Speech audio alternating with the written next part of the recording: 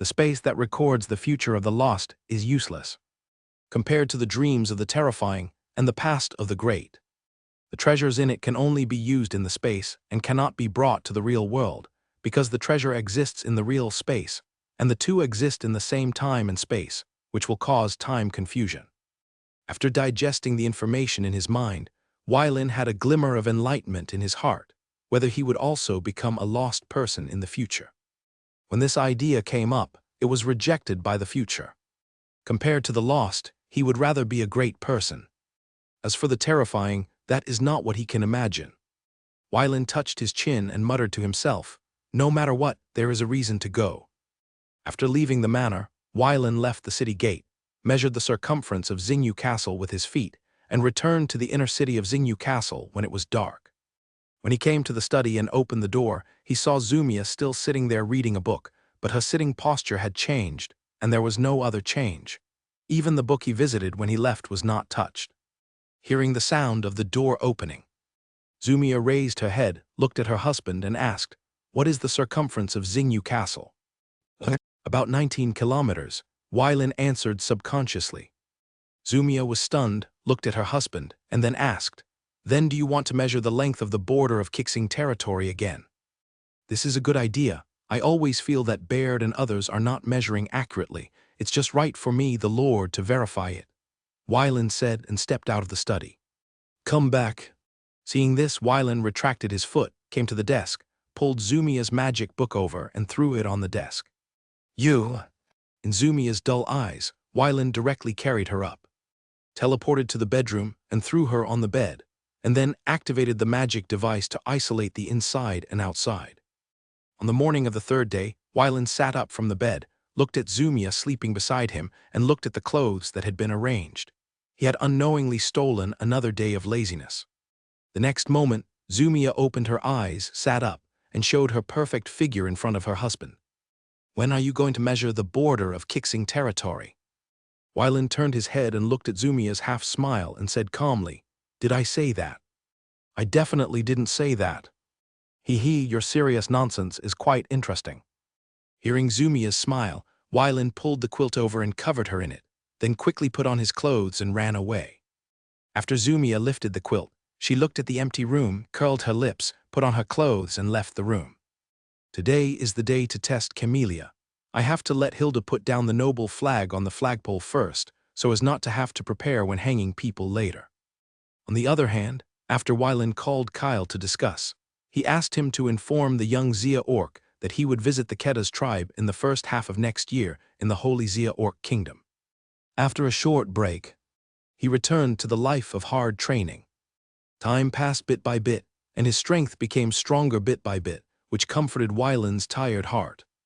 On December 15, 9765 of the glorious calendar, Wylin stopped practicing for several months and took Zumia, Kyle, and the Lord's Guard to Windsor Castle.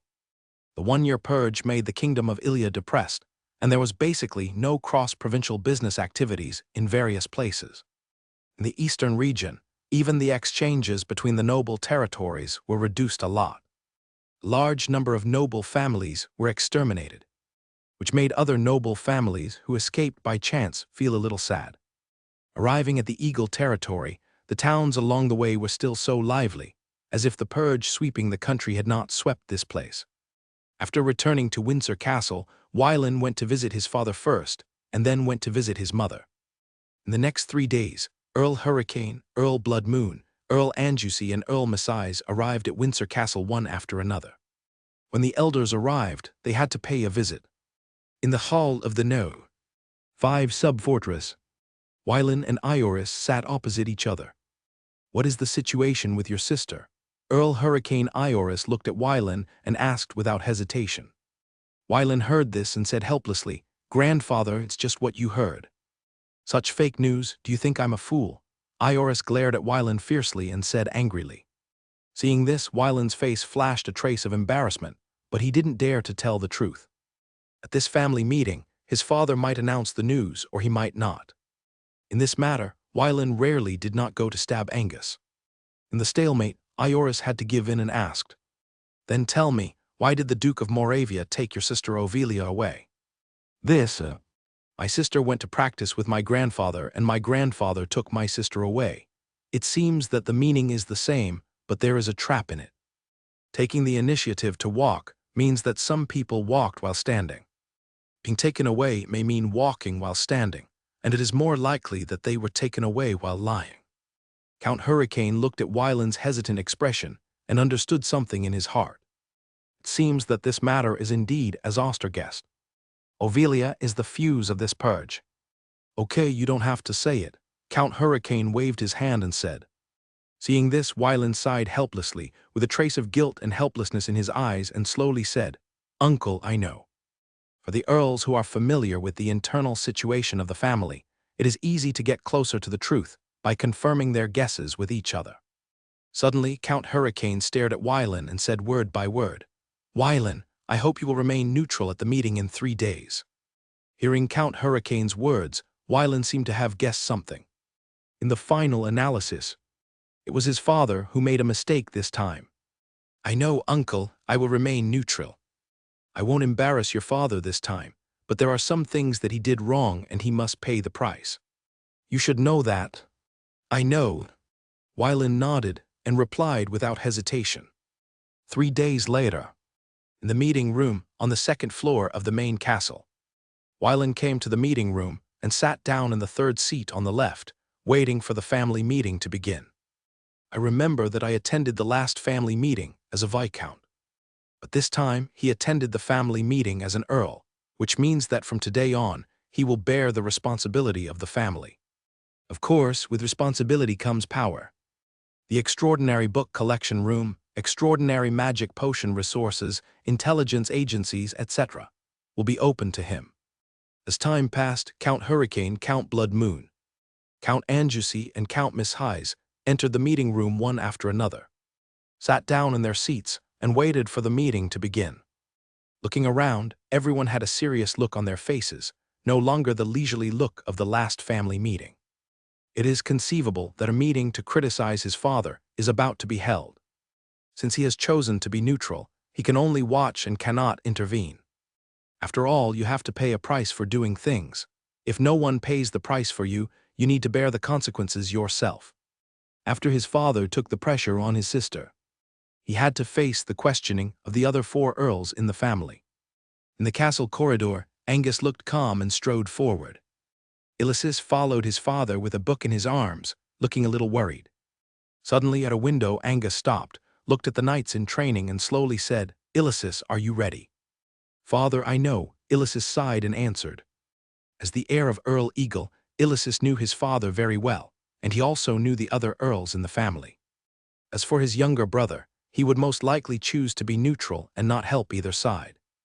After all, on the road to growth, the other elders had given him a lot of help, and he could not be ungrateful. In addition, Wyland valued family affection, but only valued the affection of relatives with whom he had a close relationship. He would help other tribesmen if he could, but if it exceeded a certain limit, he would choose to give up.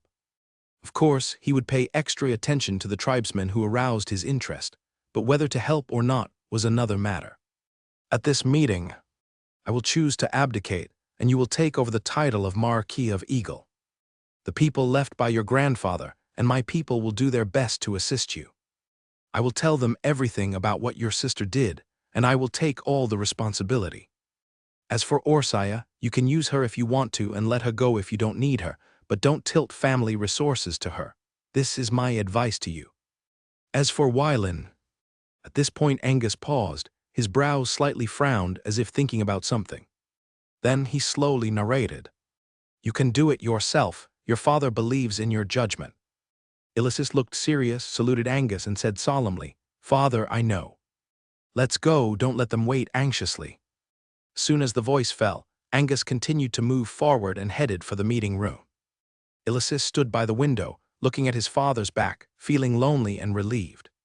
After decades of power, his father ended up with the trouble caused by his daughter instead of abdicating naturally, which was a big blow to his father. For the last sentence, Illusis knew very well that his father wanted him to use Wyland, but to a certain extent. He had to guard against Wyland. In the end, he was silent, and it was the family affection that shook his heart. Ilyssus is not clear about his own judgment now, but maybe he will see it clearly in the future. As soon as Angus entered the meeting room, he was greeted by 4 scrutinizing eyes. Facing these eyes, Angus took it calmly and sat down in the chairman's seat representing the head of the Aix family. Ilyssus followed closely, entered the meeting room, stood behind his father, opened the file, acted as a secretary, and prepared to record. As the 6th-generation head of the family, I declare that the 39th family meeting officially begins. Angus's voice fell, indicating that the meeting officially began. Earl Oster of Anjoucy had a sharp look in his eyes and spoke first. "Angus, my nephew, what do you want to say about Orthia?" The other 3 earls looked solemn, waiting for Angus's answer.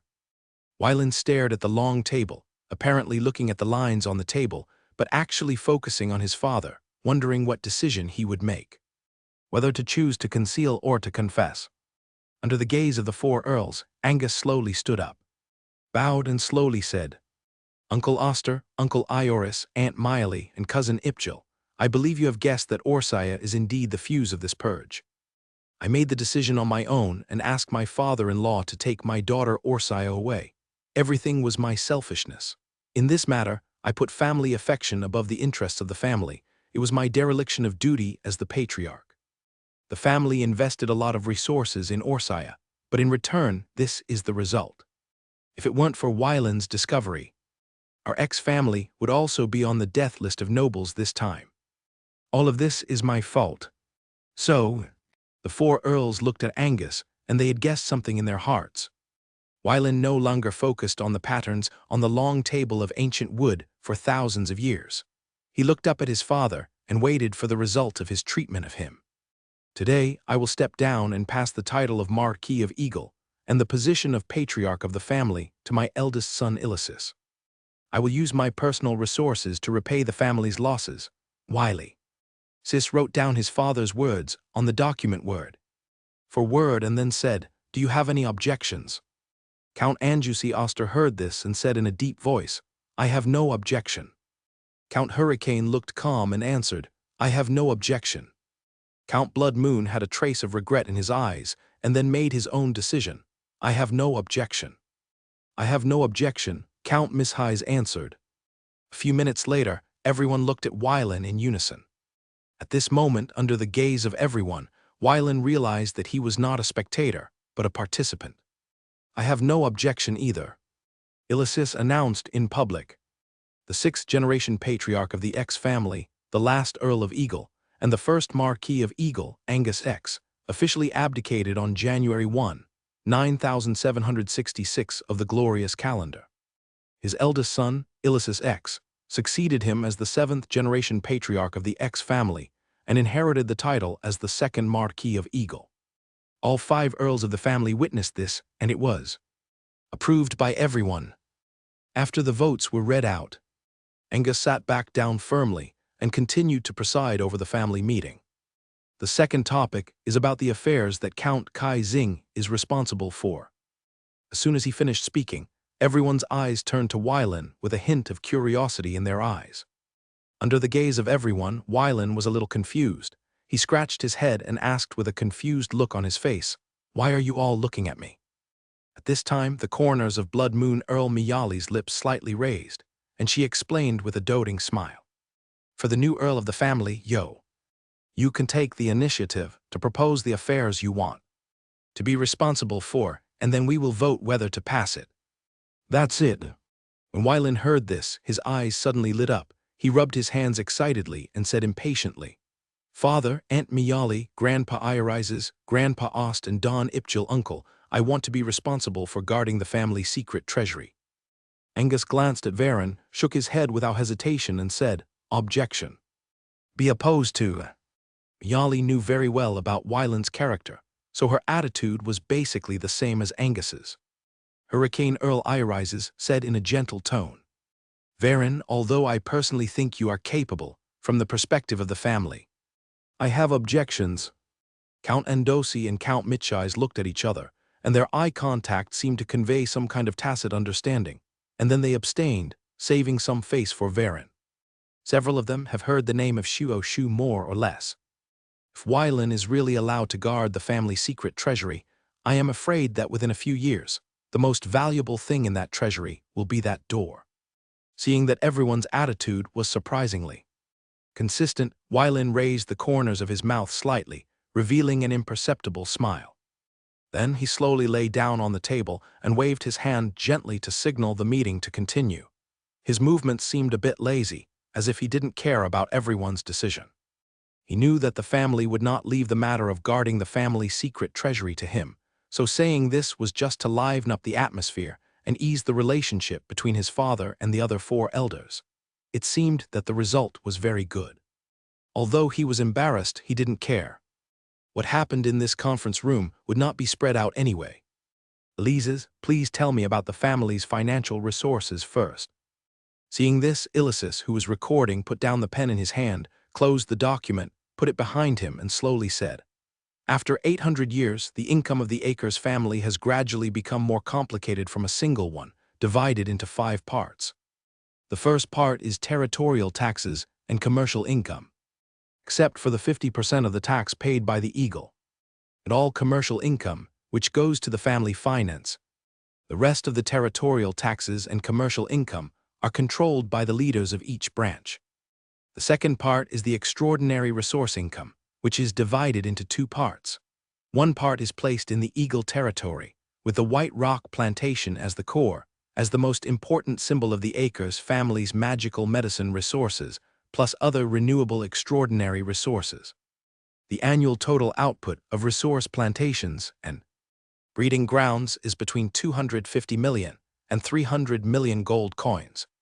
And the profit obtained from sales is about 30 million gold coins. Most of the remaining extraordinary resources are digested within the family to enhance their heritage, hide your strength. The other part is placed in the earldom of Mitchais and the dark world rich in magic crystal veins.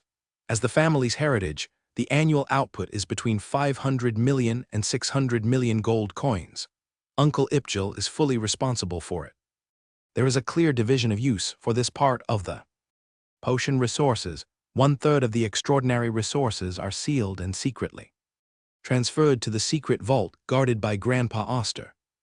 1/2 of the extraordinary resources are used to support the Eagle Knights, the Anjusi Knights, the Hurricane Knights, the Blood Moon Magic Knights, the Hurricane Legion, and the magic troops controlled by Uncle Ipjil. The last 1/6 of the extraordinary resources are used as a reserve of cultivation materials, mainly to supply the family's forces and organizations in other countries. The third part is the contribution from the vassal nobles, which is about 10 million gold coins every year, which can be ignored.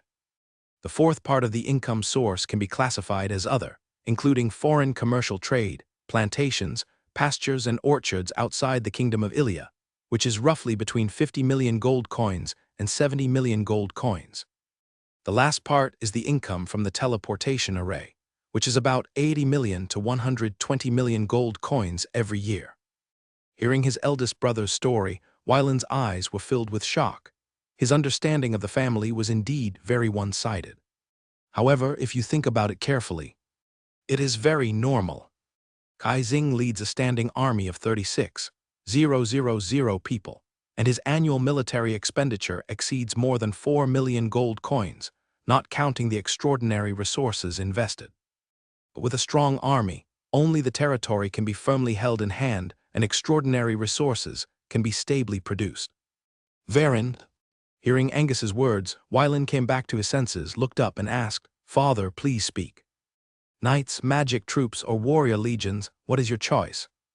Faced with this question, Wylan did not hesitate at all and answered, "Father, I want to use my own strength to build a warrior army that is famous in all countries. Then call it the Star-Praying Legion. Within 2 years, the family will provide you with 200 bronze warriors, 500 silver low-level warriors, 200 silver mid-level warriors, 100 silver high-level warriors, and 10 a golden low-level warrior. These 10,000 people are enough for you to build 2 battalions of troops. Use war to test the Legion's combat effectiveness, and if it is recognized by others, the family will expand the organization of the Star Prayer Legion for you. Every year in March, The family will send you the training materials and military pay required by the Star Prayer Legion. But they must be used for TH. Legion and are not allowed to be diverted to other places. Father, don't worry, I still have some family resources and will not covet the training materials of the Star Prayer Legion. Wylan replied with a serious face after hearing this. Regarding these words, everyone nodded unanimously, expressing their belief. With the teleportation array on his back, this kid is indeed not short of money, and can even support the Star Prayer Army by himself. But even if Varen thought so, they would not agree. The family's military strength cannot pass on the cost of training to the clan members. This is the bottom line. Correspondingly, the family also has the power to call upon the Star Prayer Legion. Okay, next is the matter that Wylan is responsible for. I hereby propose that Earl Kixing be responsible for it. Wylan saw this and said, Father, wait a minute. When Angus saw this, he stopped and looked at Varen. Could it be that this kid picked up another demoplane while walking? When everyone saw this, they also looked at Wylan, waiting for his explanation. With a serious look on his face, Wylan spoke slowly. When I went to visit my fourth brother, I accidentally discovered a dark world with a vast area. Angus heard this and asked, Have you explored it? Preliminary exploration has been carried out. Wylan did not hide anything, nodded and replied, The dark world is called Karabi, with an area of more than 1.5 million square kilometers. There are 2 legendary strong men that have been discovered. As for the existence of no more, I don't know yet. Count Oster of Anjusai said, You're doing the right thing by putting your own safety first. Hurricane Earl Iorises suppressed the surprise in his eyes and asked, Varen, what are your thoughts? Of course, it's a joint development. Wylan replied, This dark world is too big. It's difficult for me to conquer it with my strength, and it's also very difficult with the strength of my family, so I need my grandfather to join me. I want 10% of the profits from this dark world, and the remaining 90% of the profit distribution needs to be negotiated between the family and my grandfather. It just so happens that my father has resigned and can take charge of this matter. What do you elders think? Upon hearing Wylan's words, Angus' face stiffened, and he wanted to rush forward and beat up this traitor. But thinking about the duel in the royal capital, his clenched fists couldn't help but unclench. Several people present naturally felt Angus's movements, but they chose not to see it. They knew the relationship between Angus and Varen very well. I like to educate my son, and my son likes to stab me in the back. These 2 people must have been enemies in their previous lives. However, Wylan was right about this. Now that Angus has resigned, he should be responsible for contacting the Duke of Moravia and presiding over the development of this dark world. As for the fact that there are no figures running away like the old master, Angus should wait for 50 years. Father, what do you think? Wylan raised his eyebrows and asked with a sincere smile on his face. Cough, cough, this matter. Well, very good, I agree. Angus coughed lightly, and under the gaze of everyone he slowly replied, After this family meeting is over, I will take the initiative to go contact the Duke of Moravia. Then let's move on to the next topic, about the family affairs that Earl Kixing's lineage needs to be responsible for. Wellington felt bad when he saw Angus's eyes, but when he thought about it carefully, even if there were family matters, he didn't seem to have to use his own brain. Kyle and Baird were there for everything. Thinking of this, Wylan felt very good. He cheated his old father, but he couldn't take revenge on himself. It was wonderful to think about it. Although I am the father of Earl Kixing, I am also the 6th-generation patriarch of the Aches family. Therefore, I propose that Earl Kixing be responsible for taking charge of the family's affairs in the Holy Third Dawn Kingdom, the Principality of Dawn, the Kingdom of Belfaz, and the industry and power of the Holy Shia Beastman Kingdom. Do you have any objections? Before the other 4 earls could react, Varen took the lead and said, I have no objection. Count Oster of Anjusai looked at the father and son, raised the corners of his mouth slightly, and voted, I have no objection. No objection. No objection. I have no objection. After completing the record, Illises recited, from January 1, 9766, in the glorious calendar. The Earl of Blood Moon lineage will no longer be in charge of the family in the Holy Kingdom of the Third Dawn, the Principality of Dawn, the Kingdom of Belfaz, and Holy Shia. The industry and power of the Orc Kingdom will be taken over by the lineage of Earl Kai Xing. This resolution was passed unanimously. Varen, follow me after the meeting. I will give you the family tokens responsible for these areas. Blood Moon Count Miyali said to Varen in a gentle voice with a smile on her face. I understand, Auntie. Wylan nodded in response. 2 hours later, the family meeting ended and everyone left. Miyali and Varen walked side by side, talking while walking towards the third deputy fort. Wylan, relatively speaking, the family has the largest properties in the Kingdom of the Holy Third Dawn and the Kingdom of Belfaz. The total value is about 150 million gold coins, and the annual output is about 40 million gold coins. The industry in the Holy Shia Beastman Kingdom is about 30 million gold coins, and the annual output is between 2 million gold coins and 3.5 million gold coins. As for the Principality of Dawn, its territory is small and military control is implemented. There is basically no room for commercial activities. After all, this country is essentially a buffer zone between the Holy Third Dawn Kingdom and the United Kingdom of Coals. It may become a battlefield at any time, so the family is not involved in much, and the industry involved is only about 1 million gold coins. After you take it all in, you can optimize the industries in this area, but it won't matter anyway. Regarding Aunt Miyali's proposal, Varen kept it in mind. When he was preparing to go to the Holy Orc Kingdom of Shia, he stopped by the Principality of Dawn to inspect it. If he didn't like it, he would sell all those properties. In this way, Baird will only be responsible for managing the family's industry and influence in 3 countries. Unknowingly, the two of them came to a room. Wait here. Seeing this situation, Wylan had no choice but to give up the idea of following in and went to the side window. He opened the window and leaned against it, admiring the night attendants who were sweating in training and passing the time. I think his greatest pleasure back then was lying under the big tree and watching them train. Unfortunately, he can never go back to days like this. Not long after, Count Blood Moon came out of the room, came to Wylan and handed him an eagle badge token. Wylan took the eagle badge and felt it a little bit, and he could feel the huge magic power inside.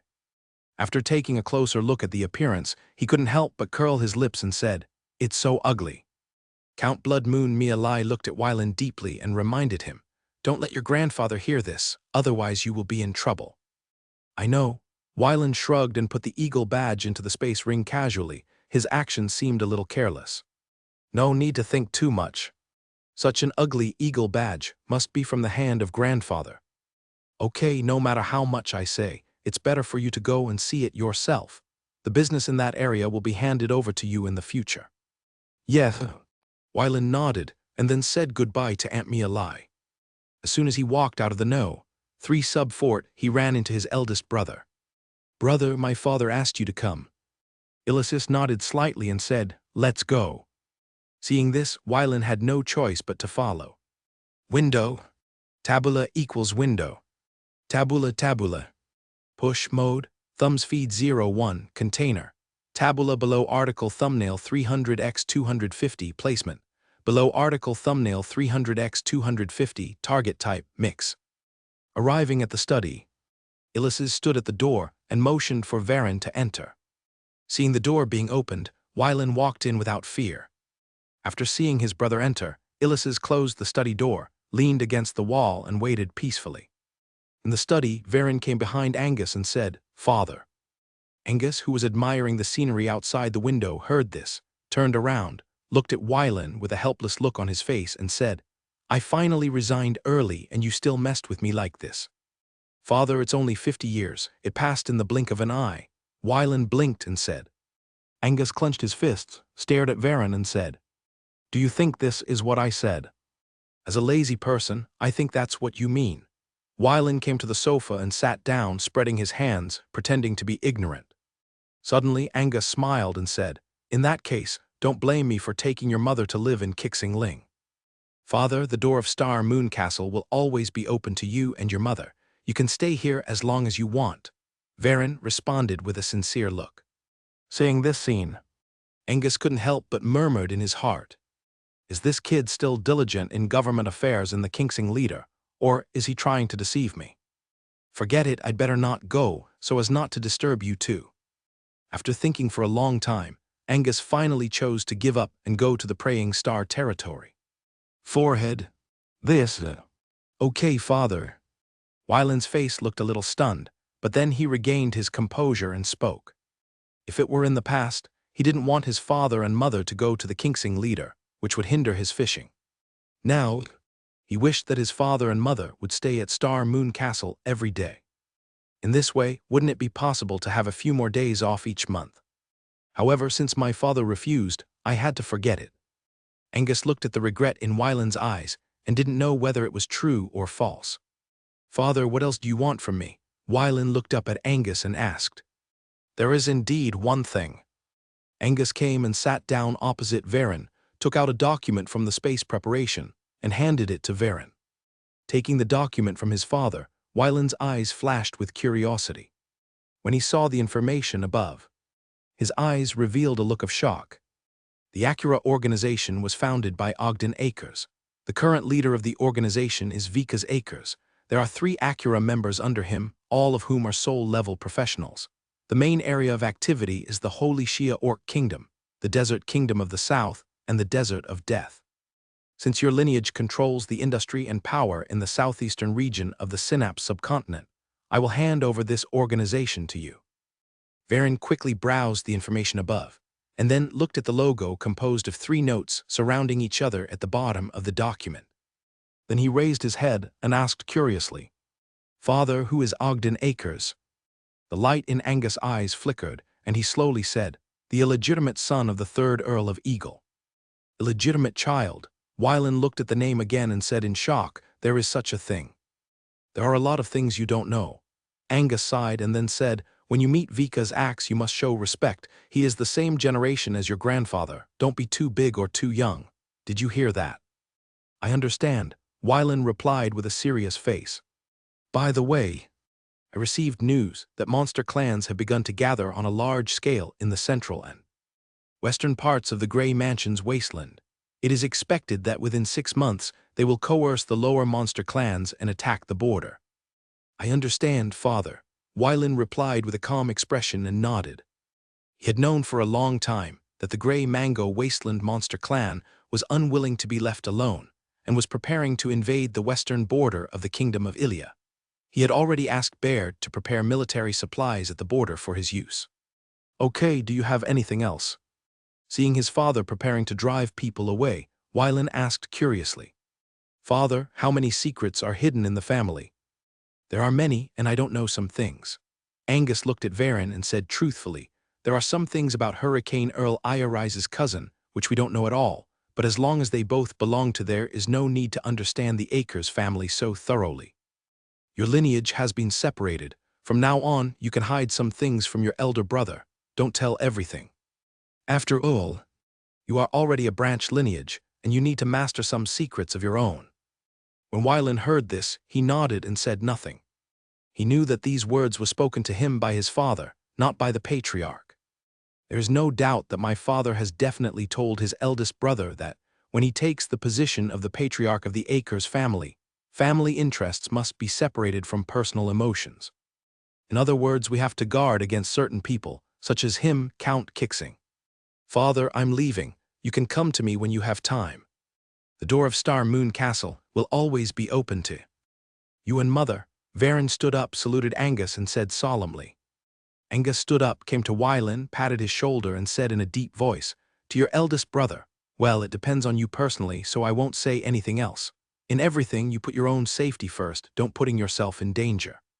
Also, stop being lazy, you could be better, but you have such a character. Okay, take everything seriously. Yes. Wyland nodded. He only listened to half of his father's words. As for the other half, forget it. Leaving the study, Wyland looked at Illusis leaning against the wall and invited him, brother. Let's go for a walk together. It just so happens that we haven't talked for a long time. Illusis responded with a smile. Under the big tree next to the castle training ground, Wyland put his hands behind his head, feeling the sunlight shining through the leaves, with a comfortable expression on his face. "Brother, you will be the head of the family soon. Are you ready?" To be honest, it was very sudden but also expected. When the incident with Orthia broke out, I had a hunch that my father would take all the responsibilities by resigning. "Why, Lin, when you just left Windsor Castle, did you feel that your father was very cold?" Hearing his brother's words, Wai Lin responded, "I have had this feeling since I was a child. I always feel that my father usually looks serious. In addition to you and the second sister, he pays some attention to the third sister and the fourth brother. As for me, I am like a transparent figure with no sense of existence. In fact, my father has a book growth record of offspring in his hand." "Really?" Wai Lin sat up and looked at his eldest brother, asking in shock. Seeing this, Illusis smiled and replied, "I have secretly read it. In addition to you and the third sister, I, the second sister, and the fourth brother have all recorded it in great detail. The third sister also has records, she is not." "I know." Wai Lin suddenly remembered the conversation with his father just now. He must have some power in his hands, so he can get the clues of the aimless third sister. "So, in fact, father has been watching us behind the scenes." "Yes, father has been watching us silently behind the scenes.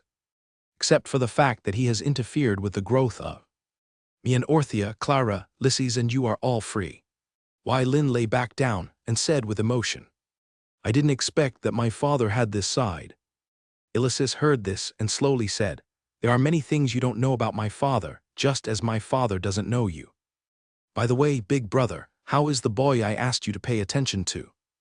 "Haysidon is very hardworking and diligent, but he is very competitive and wants to be the first in everything. He is not very popular."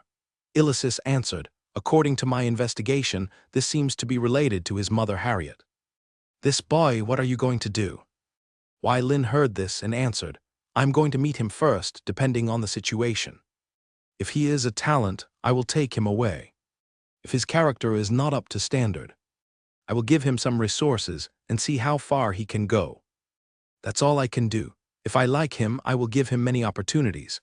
If I don't like him, I will also give him some gifts, but he has to walk his own way in the future." Illusis looked at Wai Lin, his eyes revealed reminiscing. He slowly said, "You have really grown up. Brother, you are the same. You are already the second Marquis of the Eagle." Wai Lin tilted his head to look at Illusis, with a hint of nostalgia in his eyes, and said, "From now on, you are the main branch and I am the branch. We must start to consider the interests of our descendants. A few decades later, I will not show mercy to your heirs. It is easy to get my approval, but it is difficult to get the approval of Earl Kixing." Illusis looked at the serious look on Wai Lin's face and laughed loudly. "Ha ha ha, you don't have to show mercy to my heirs for my sake. Just do what you should do. Heirs who have not experienced the training of blood and fire are unqualified. Grandpa came this way, my father came this way, I also came this way, and my heirs are no exception. I will wait for you at the No. 7 training ground tonight. Remember to bring your wife with you." After that, Illusis got up and left. Looking at his elder brother's back, Wai Lin shouted, "Remember to bring a few bottles of my father's collection of wine." Seeing this, Illusis waved his hand to show that he knew. Sitting under the tree for a while, Wai Lin got up and left. When he went to find the boy, he took a look at Windsor Castle. From now on, this is the main vein of Windsor Castle, and his real home is in Star Moon Castle. The interior structure of Windsor Castle is very compact and depressing, but it carries his entire youth memory. He has lived here from birth to adulthood. At the beginning of the development, when leaving, my mother once said, "My young eagle has grown up and is about to fly high. I have my own goals to strive for. I hope you can return with glory." Looking back now, in the past 40 years, he has indeed grown from a young eagle to an eagle, spread his wings, and gained glory and fame in the kingdom. Walking around and looking around, every time I go to a familiar place, I seem to see the secret base where I was lazy when I was a child. Unfortunately, my mother always finds it first and pretends to scold me to protect me from my father's punishment. Unconsciously, Wai Lin came to the No. 5 sub-fort. Looking up at the training ground, I saw a boy with a naked upper body, waving a knight's sword in his hand to exercise his arm strength. A young woman in black stood beside the boy with a serious look, and there was a broken wooden stick at her feet. After standing and watching for a while, Wylan did not step forward, but stretched out his hand to stop a maid. "My lord, what do you want?" The young maid put her hand on her abdomen, bowed and saluted, with a nervous look on her face. "Invite Countess Kixing to the 3rd floor of the No. 7 sub-fort, and say that her husband is looking for her." Wylan tried to speak in a gentle tone so as not to scare the little maid in front of him. "Yes, yes, Lord Earl." The maid blushed, bowed her head and saluted and said carefully, "Go." "Yes, sir." Watching the maid leave, Wylan found a stone bench and sat down, waiting for his wife to arrive. In less than a moment, an old man staggered to Wylan and looked at him quietly. Feeling the gaze of others, Wylan opened his eyes, saw the person coming, stood up, stepped forward to support him and asked, "Elder Miller, why are you here?" "If you don't come to me, then I will come to you." With Wylan's support, Miller sat down on the stone bench. As the keeper of the family archives, Miller Axe's title of living fossil is worthy of the name. For more than 300 years, he has experienced 3 generations of patriarchs, and now it can be said that he has experienced 4 generations of patriarchs. The family secrets, the contemporary patriarchs may not know as much as he does. As a low-level soul knight, he still has a few decades of life before he returns to the embrace of the gods. That kid has grown up now, and he's stronger than me, an old man. Miller stretched out his cracked hands and gently stroked Wylan's face. Wylan smiled gently and responded, "I'm not as good as you. I've been guarding the archives for the family for more than 300 years, and I've been silently contributing without asking for anything in return." "You can't say that. If it weren't for the family's healing, I would have died more than 200 years ago. Since that incident, I've lost my ability to fight, and I can only stay in Windsor Castle for the rest of my life. But I am also satisfied, watching you young people leave Windsor Castle generation after generation and slowly expand the family. I, an old man who has been guarding the archives room for many years, am proud of it. I tell you," Elder Miller told the story, and Wylan listened. "Not long after, Zumia came here and sat quietly beside her husband, listening to the story of the family told by the elder who was about to be buried. Unconsciously, the sky darkened. Looking at the sunset, Miller was still unsatisfied, but he knew he should go back. I am very happy today. The family will rely on you in the future." Watching the back of Elder Miller disappear from sight, Zumia asked, "Wylan, what do you want to talk to me about?" "This." Wylan turned around, and there was no trace of Hexiden and his mother on the training ground. "I originally wanted to ask you to test a young man, but now it seems impossible, so I will take you directly to the No. 7 training ground. My brother and his wife should be waiting for us." "Yes, sir." Zemia nodded lightly without asking any more questions and followed Wylan to the No. 7 training ground. On the training ground No. 7, Elises and Alicia sat around a campfire. Next to them was a tablecloth with prepared monster meat, fresh fruits, and wine filled with magic power. "Mother came to see me again today." Alicia leaned on Ilys's shoulder and whispered. Ilysses threw a piece of wood into the bonfire with a gentle smile on his face and asked, "What do I want from you?" Asking knowingly, Alicia said with a slightly red face and some displeasure. Seeing this, Elises reached out and touched Alicia's head, smiled and comforted. "You can't force this matter, let it take its course." Alicia touched her belly, sighed, and said, "You said it would be great if we got married 10 years earlier. Now that our strength has reached this level, it is very difficult to get pregnant. Unlike my grandfather and father, I have no idea of abdicating early, so in a short period of time, not having children actually has no impact. You can practice how you usually do, and there is no need to deliberately suppress it. The soul level only has a low probability of pregnancy, and it is not sterilization. What are you afraid of?"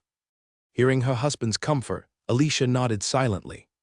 As the new matron of the Aches family, her most important thing now is to give birth to an heir for Ilysses, and then she has to think about other things. Hearing the footsteps in the distance, Ilysses pinched Alicia's cheek with her hand and whispered, "Okay, Varen and Shemia are here." "I see." Alicia patted her cheek and stood up with her husband. Wylan stepped forward and gave his eldest brother a hug, then looked at the tablecloth spread on the floor. His eyes lit up, and he said with some surprise, "Brother, you really stole my father's wine collection." What do you mean by stealing? Can't I just ask for it from my father? Ilyssus looked at her inconspicuous brother, dumbfounded. Forehead. A trace of embarrassment flashed across Wyland's face. Then he recovered and went to sit down by the campfire as if nothing was wrong. The four of them sat around the campfire, baking food and chatting. Opening the cork and smelling the wine that my father had collected for many years was an unforgettable experience. Seeing the intoxicated look on Varen's face, Ilyssus used his fighting spirit to control the wooden skewer to pass through the processed monster meat and put it on the bonfire. 18 skewers of barbecued meat are arranged in sequence around the campfire and turned over automatically. Alicia, who was chatting with Shemya, saw her husband's behavior and used magic to take over. Have a good time catching up with Wyland, just leave these to me. Thanks. I am your wife, why do you thank me? After the heart-to-heart exchange, Ilyssus removed her grudge and handed over these matters to Alicia. Brother, do you know why Yadink gave up the fight for the position of the patriarch of the Budball family? Varen took a sip of wine, turned to look at Ilyssus, and asked curiously. I don't know about this either. When he came to me, I found out that he gave up his inheritance rights. Ilyssus picked up a piece of wood and threw it into the bonfire and answered. When Wyland saw this, he had a look of regret on his face and said, I thought you knew. What do you think of me? Ilyssus looked a little helpless and said, the Budball family must have strictly blocked this kind of thing, but I have a little guess. What guess? Wyland asked impatiently. Ilyssus adjusted her sitting position, straightened her legs, stared at the flames of the bonfire, and said, You should know that Yadink is accompanied by a nature elf. Could it be the power of love? Wyland looked a little suspicious and said uncertainly. No. Ilyssus rejected it without hesitation, and then continued, according to my guess. Yadink may have some extra memories in his head. Wyland gently put down the bottle and asked with some horror, Really? I told you it was just my guess. As for whether it is true or not, I don't know. Ilyssus looked at her brother helplessly and replied. As for why there was such a guess, Varen did not ask and Ilyssus did not explain. On the other side, Alicia and Shemya had a great conversation, each sharing their own stories. As time goes by, the moon is gradually obscured by clouds. Alicia looked up, with a flash of fluctuation in her eyes, and raised her hand to cast a spell. The next moment, a powerful hurricane appeared in the sky, blowing away the clouds and revealing the bright moonlight again, restoring the brightness to the training ground. At this moment, Wyland was already a little drunk. His body was swaying slightly, and he leaned back, lying on the stone slab without any image. His eyes were blurry, looking at the starry sky as if he was remembering something. Nearing the end of the night, the bonfire party ended. Shemya carefully supported the drunken Varen, said goodbye to Ilyssus and Alicia, and walked towards the 7th Deputy Fort. Back in the room, Shemya gently placed Wyland on the bed, then leaned over him and gently poked his face with her finger. Wyland didn't react at all, his breathing was steady and deep. Shemya stared at Wyland quietly, with a gentle look in her eyes. She admired it for a while, and then began to take off Wyland's clothes, her movements gentle and meticulous. After doing all this, Zumia stuffed Wyland into the quilt, then took off her clothes and got into the quilt. The next morning, Wyland slowly opened his eyes and felt a little heavy. I'm fat again, he muttered softly. Zumia's ears moved slightly, opened his eyes, rode on Wyland, stretched out her hand to pinch his face, frowned slightly and said with some dissatisfaction, I told you not to talk nonsense. Seeing this, Wyland hurriedly begged for mercy. The two played for a while, quickly put on their clothes, left the room and prepared to do business. Under a big tree, High Zidon held a wooden sword and did morning exercises. The movements were smooth, and every swing of the sword was full of firm strength. Sweat rolled down his forehead like pearls. His eyes were focused and firm, and he was not disturbed by external objects. Beside him, a young woman held a knight's sword in her hand, without using any fighting spirit, and only relied on the strength of her body to hit the specially made training puppet. Every 10 chops would leave a shallow mark on the training puppet. This mark only lasts for 3 seconds before it is repaired by the training puppet. Behind a tree, Wyland and Zumia stood side by side. Zumia turned her head slightly, looked at Wyland, and asked softly, which one do you want to test? Wylan pointed at Hexiden and said to Zumia, "I want to see what his character is like." Zumia looked in the direction of her husband's finger and then asked, "Are there any requirements?" "Just play freely," Wylan replied with a smile. "I know." Zumia nodded and then began to cast spells with both hands. Her fingers danced flexibly, and rays of light flowed out of her hands, weaving into a gorgeous illusion. In an instant, Wylan, Hexiden and his mother were all pulled into the illusion. Wylin and Zumaya stood in the sky, overlooking the ordinary village below. The sun penetrated the light mist and sprinkled on the ground, covering the whole village with a layer of golden gauze. The streets began to get lively, and a large number of civilians gradually appeared in the town. The next moment, the two appeared on the street. Wylin walked to a small stall, leaned down slightly, sniffed gently, and could actually smell the aroma of food. "How is it? Is it very real?" Zumaya came to Wylin and asked softly. "It's really real." Wylin nodded and answered, "I am really lucky to marry a genius like you. If it was before, I would blush, but now I won't." Zumaya showed a confident smile on her face and waved gently. With her movements, the surrounding scene changed instantly, and a simple thatched house appeared in front of her. Squeak! The boy pushed open the wooden door, and with some effort he came out of the room carrying the wooden barrel. He came to the well, put the rope on the wooden barrel, and then threw it into the well. With a little curiosity, Wylin walked into the room and saw a thin woman lying on a thatched bed. She was covered with several torn clothes, barely resisting the cold. In less than a moment, the boy came in tiptoeing with a wooden barrel half full of water, came to the stove built with gravel, and poured the water into the broken pottery pot. When the water reached the edge of the hole, the boy laid the wooden barrel flat, then came to the corner of the room, took out a cloth bag from the straw pile, took out a few pieces of shriveled yam, came to the pottery pot, and carefully put it in. Wylin stood aside and watched the boy light the fire and start cooking. During the whole process, Wylin just watched quietly without communicating with Zumia. He was puzzled by the illusion designed by his wife, but it was interesting because of this. "Cough, cough, cough." The woman on the bed suddenly coughed, her voice weak and powerless. The boy hurried to the woman's side, helped her up, and patted her back gently. "Master's wife, are you feeling better?" "Master's wife?" Wylin silently recited this title and couldn't help turning his head to look at his wife, only to see her blinking her eyes, indicating that Wylin should continue to watch. After the woman spit out the blood clot in her lungs, her face became paler. She raised her head and looked coldly at the boy who supported her, her eyes full of disgust and determination. She gritted her teeth and squeezed out a sentence from her teeth. "Get out of here." "Master's wife, I." The boy looked a little flustered, but he did not put down his hands to support the woman. "I said your master is dead, you have nothing to do with our family, now get out, you are not welcome here." The woman raised her hand tremblingly and pointed at the door, saying angrily. The boy's face flushed, and he loudly retorted, "No, I won't leave." The woman slapped the boy with all her strength and shouted, "Get out of here, or I will die in front of you." Hearing the woman's threat, the boy looked a little hesitant, but his hands did not slow down, and he directly took away the bowl with a chip next to him.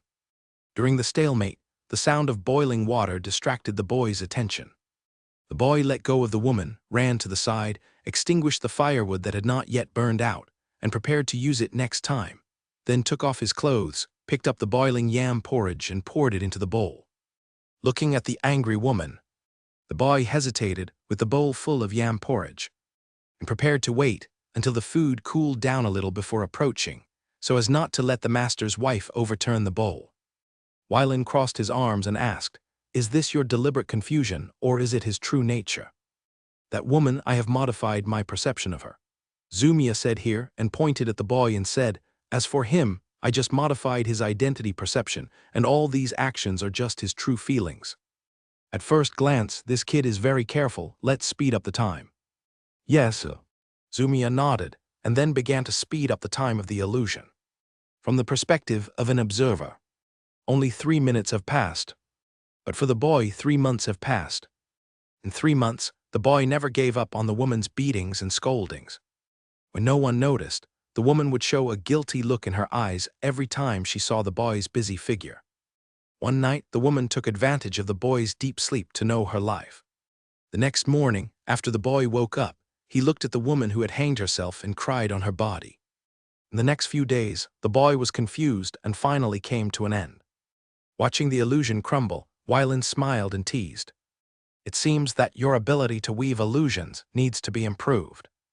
Zumia shook her head and said softly, I just set up the rules of the illusion. As for how the illusion works, I didn't interfere. What happened just now is the result of natural deduction. After the woman died, the boy could not wake up, but would only be confused until he died.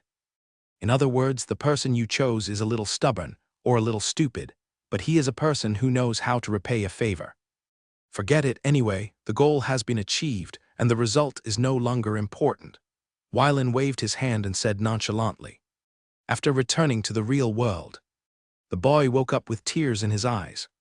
He looked at the familiar person, rushed over to hug her, buried her in her arms and said with some sobs, Master's wife. Silly child, what are you shouting? Harriet was not as stern and indifferent as before, but reached out to hug her son and said softly, Mother, I'm sorry, It's okay, but after I left, did you live well? Hearing his mother's question, Hexaiden's eyes were a little evasive, lowered his head, and dared not speak. Seeing her son's actions, Harriet had understood everything. She sighed softly, her heart full of helplessness and heartache. It seems that after she ended her life, this silly child did not see her true intention. Harriet. Suddenly, a strange voice came. Harriet raised her head and looked in the direction of the voice, only to see a figure appear in front of her. A hint of surprise appeared on her face, and then she quickly saluted and said, Good morning, Master Wylan. Hexaiden let go of his mother, turned around, widened his eyes, and showed an expression of disbelief on his face. It was the adult who appeared on the listening wind tower. Wylan looked at Hexaiden with a smile, revealing a hint of friendliness and gentleness in his eyes, and said, Hexaiden, this is the second time we meet. I said that if you can meet me again, I will tell you my name. At this point, Wylan's tone became quite formal. Wylan Aches, this is my name. After a brief panic, Hexaiden calmed himself down, straightened his body, and saluted solemnly, saying, Master Wylan, good morning. I put you through a test. In Hexaiden's anxious eyes, Wylan slowly said, I am very satisfied with your character. But I am not satisfied with your performance. I decided to give you two choices. Wylan raised two fingers and said in a deep voice, First, follow me, I will train you, and as for how far you can go, it all depends on your own efforts. Second, choose to stay in Windsor Castle. I will bear your material needs at the beginning of the expansion of the territory. But only this time, what position you will reach in the future has nothing to do with me. Hearing this, Hexaiden turned to look at his mother, wanting to seek help. Harriet saw this scene, opened her mouth, wanted to say something, but saw Wylan's warning eyes. So she had to close her mouth and said nothing. Get rid of the will of others and make your own choice. Hexaiden's confused eyes gradually became clear, raised his head and looked at Wylan with a firm face and said, Master Wylan, I choose to go with you. Have you decided? Wylan stared at Hexaiden's eyes and confirmed again. Hexaiden nodded heavily and said, It's decided. I'll wait for you at the east gate of Windsor Castle tomorrow morning. At this point, Wylan paused and then said, Don't break your promise. I know. Watching the two leave, Hexaiden turned his head to look at Harriet. Just as he was about to say something, he was hugged by her. No matter what choice you make, your mother will support you. Hexaiden looked a little confused and asked, But didn't you say that you should discuss everything with you? The past was the past and now is now. After that dream, I thought a lot. Harriet let go of Hexaiden, put her hand on his shoulder, pressed against his forehead, and said softly, I have a lot of responsibility for your character. I am not a competent teacher, let alone a competent mother. In the future, you can ask me for advice, but what I say may not be right. You need to judge everything yourself. Harriet took a deep breath and tried to keep her voice calm. Mother, Hexaiden's eyes were full of doubts and uneasiness, and his lips moved, but he didn't say the rest. Harriet smiled. She gently put her hand on Hexaiden's mouth and said gently, Okay, no training today, you have a good day, I'll go pack for you. Hexaiden was not happy in his heart, but asked suddenly, Mother, will you leave me? There was a tremor in his voice, and his hands were clenched into fists. "I won't leave you again. This time I will go to Kixingaling with you." "Thank you, mother. You are everything to me. If you leave, what's the point of me staying here?" Harriet touched High Zaiden's black hair, let him go to play and leave this to her. Looking at the back of her child, Harriet touched her face and murmured to herself, "Maybe I really did something wrong." The next morning, at the east gate of Windsor Castle, Harriet and High Zaiden were waiting here with big bags and small bags. "Mother, Master Wylan is here." Hexiden looked at the figure that appeared in the distance and reminded him. Harriet heard this and stood up straight, waiting for Wylan's arrival. In less than a moment, Wylan arrived at the east gate, looked at Harriet and Hexiden, the mother and son, waved to open the half-plane passage, and said with a smile, "Go in." The half-plane passage floated in the air, surrounded by a faint blue halo, which deeply attracted the young man's eyes. At Harriet's touch, Hexiden came back to his senses, then picked up the package and entered the half-plane. After the two entered the half-plane passage, Wylan asked the guards to enter the half-plane one by one. Although he wanted to return to Kixing territory, leisurely, Kyle was by his side, so it was obviously impossible to give him this opportunity.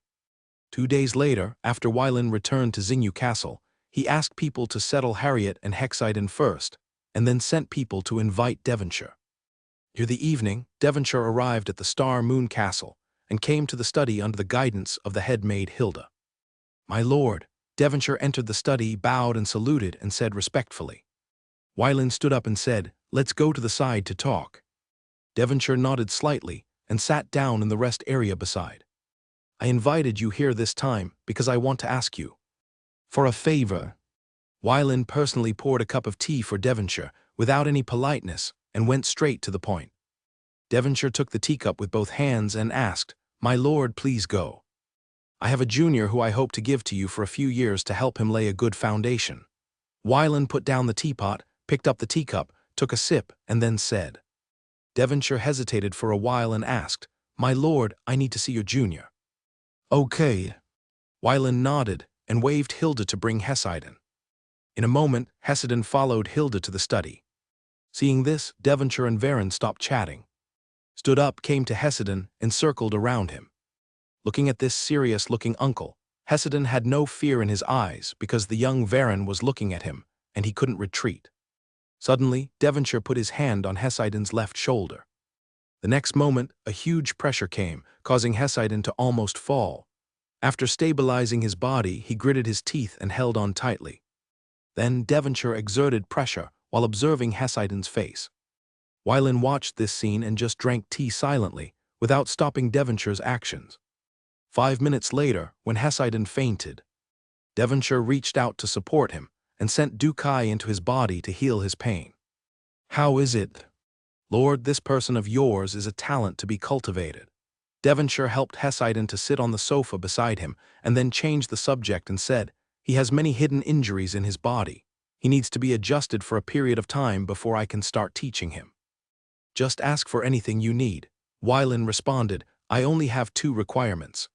The first is to lay a solid foundation for him, and the second is to change his stubborn character. Don't worry about this, I will teach him well." Beginning of March 9766 in the glorious calendar, an order document from the royal capital was delivered to Wylan's desk. In the afternoon of the same day, more than 100 knights left the Kixing territory and went to various noble houses in the Cardero province to read the kingdom's orders, summon the army, and assemble towards the western border. In less than half a month, the atmosphere in Cardero province changed. Everyone was preparing military supplies, arming troops, and heading to Loyunpo in the south of Kixing leader to gather. At the same time, the strength and number of German troops led by various noble families was sent to the Kixing territory and were handed over to Baird for summary and then sent to Varander's desk. In the study, Wylan leaned on his chair and looked at the data in his hand, with a trace of surprise in his eyes. Unknowingly, the comprehensive strength of the nobles in Cardero province more than doubled. I recall that when I first arrived, there were only 63 noble families, 7 viscount families, and 10 barons in the province of Cardero. The other barons were pitifully weak and struggling to win the title. In just 47 years, Cardero province now has 1 earl, 15 viscounts, 77 barons, and more than 100 pioneer knights.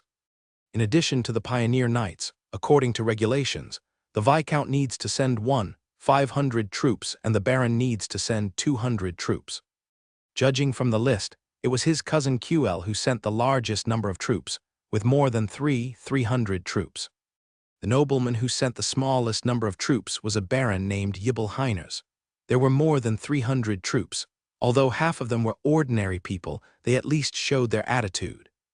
As a result, not counting the 20,000 troops he planned to mobilize, the noble coalition alone reached more than 70,000 people, which was more than the number of a standard legion during the 7 Years' War between the Kingdom of Ilia and the Iron-Forged Dwarf Mountain Kingdom.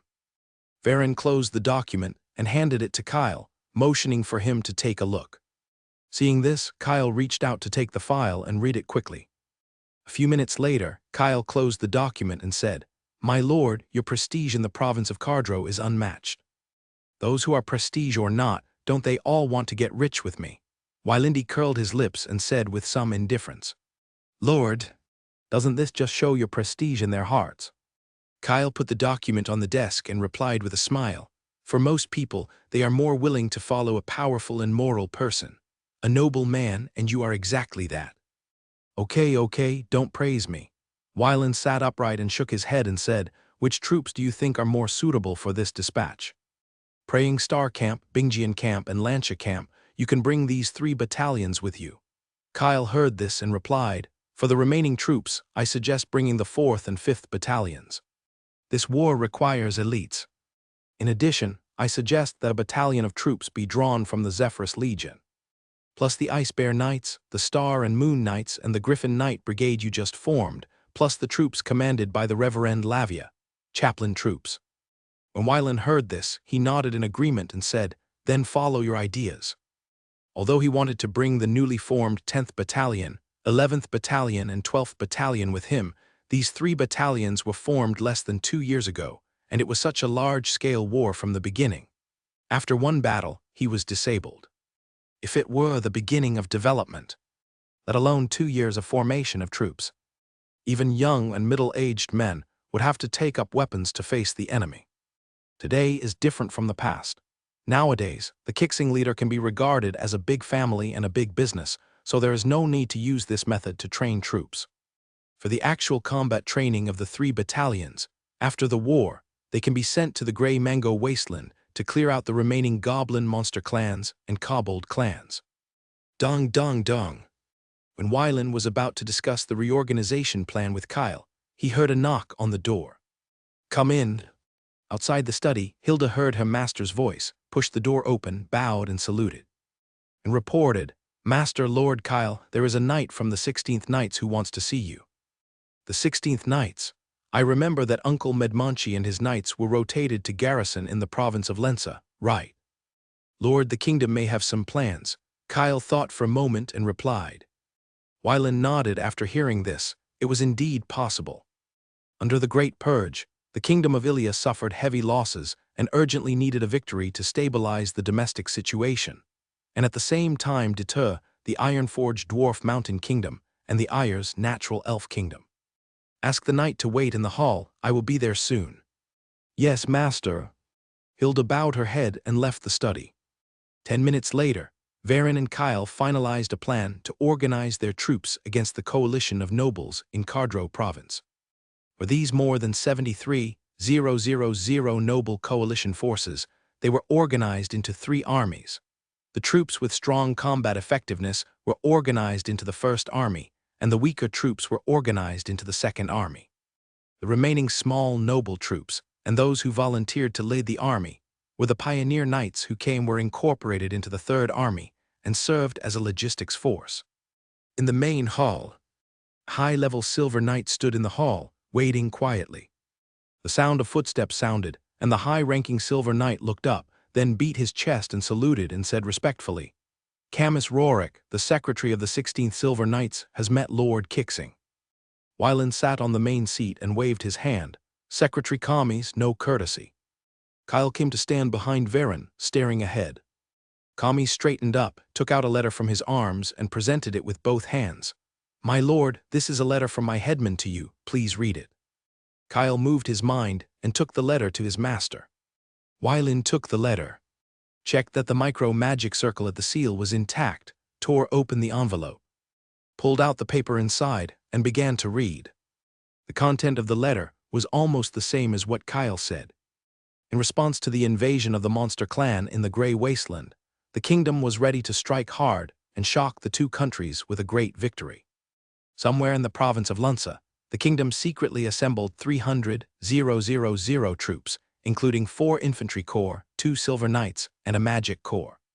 In addition, as far as Madmanchi knew, the kingdom also deployed a force, including 6 floating magic warships, a gold knight corps, 2 infantry corps, and 3 magic corps. However, Madmanchi did not know where these troops were. The most likely possibility was that they were hidden in the demiplane and not placed directly in the western border of the kingdom to prevent someone from passing on information to the monster clan in the Grey Wasteland. The second half of the letter was some homely words. According to the kingdom's transfer order, the 16th Silver Knights, led by Madmanchi, will be transferred to the Kadlo province, and its base is 130 kilometers south of Kixing territory. Secretary Kami's replied, "My Lord Earl, what do you want? Tell Uncle Madmanchi that I will hold a banquet at Loyunpo in half a month, and I hope he can come. My Lord Earl Kixing, I will convey your words. Be careful on the way back. Thank you for your concern, my lord." Kami's bowed his head and saluted, then left the castle and headed south. After Kami's left, Weilin handed the letter to Kyle and said with emotion, "It's time to fulfill the promise." Kyle took the letter with curiosity and looked at the end. He saw that Madmanchi was writing about his grandson and granddaughter. Then he looked up at his master with a somewhat alert look and said, "Master, don't think of pushing the children to me to take care of." No, Weilin's eyes were a little evasive, and he said with a double-minded tone. Under Kyle's gaze, Weilin's face flashed with embarrassment, and he teleported away from the hall. At the Blackstone Peak, in the middle of the furious Tauren clan in the Grey Wasteland, tens of thousands of Taurens built densely packed tents around the mountain. In the camp, a heavily armored Tauren warrior with a broken horn came to the fence, pointed at a dying ferocious tiger, and said to his subordinates beside him, "Kill it." "Yes, Banuko." The 2 Tauren warriors standing behind him bowed their heads and saluted, then came to the fence, opened the fence, dragged the ferocious tiger out, and chopped off its head with a giant axe. The heavily armored Tauren with a broken horn grabbed the body of the ferocious beast with his bare hands, buried his head in its neck, and crazily sucked the blood-containing elements. After a while, the Tauren with a broken horn threw the body of the ferocious tiger on the ground and ordered the 2 Tauren warriors, "Roast it and send it to the tent of the great chief." "Yes, sir." The 2 Tauren warriors suppressed their desire for flesh and blood, lifted the body of the ferocious tiger, and walked towards the kitchen. After drinking the blood-containing elements, a fierce look flashed in the eyes of the severed Tauren. Then he restrained himself and walked towards the central tent. When approaching the tent, the broken-horned Tauren heard the roar of the chieftain. 3,000 furious warriors, this is the bottom line. Zarka, you dare to disobey the order of Lord Amroth, you are looking for death. The broken-legged Tauren remained calm, opened the curtain, entered the tent, and sat down at the end. In the tent, high-level soul-minded furious Tauren stared at a mid-level soul-minded dragonman and cursed loudly, "Shabas, you bastard, you eat a *** reptile, believe it or not, I will chop off your head with a battle axe." Zarka, this is the order of Lord Amroth. The furious Tauren clan must send out 5,000 furious warriors. This is not to discuss with you, but to inform you. The mid-level soul-minded dragonman was not afraid, and looked coldly at the furious chieftain of the furious Tauren clan. "Damn ***, do you think the fury warriors are those lowly lizard men? 5,000 fury warriors. This is the bottom line of the Fury clan, and at most 30,000 Tauren warriors. Zarka, I don't care about this. You must send 5,000 Fury warriors to the mixed settlement of kobolds and goblins within a month, otherwise your entire Fury clan will be prepared to bear the wrath of Lord Amroth. I have posted it before, and I will post it again this time. After saying this, the soul-minded middle-level dragon man stood up expressionlessly and left the tent. Until the back of the dragon man disappeared, Zarka, the patriarch of the Fury Tauren clan, who looked like he was going to eat dragons, restrained his expression on his face, no longer as savage as before, looked at the more than 100 Banuko in the tent, and asked, "Tell us what to do." Many Tauren Banuko looked at each other and lowered their heads. Looking at the silent tent, Zarka felt deeply helpless.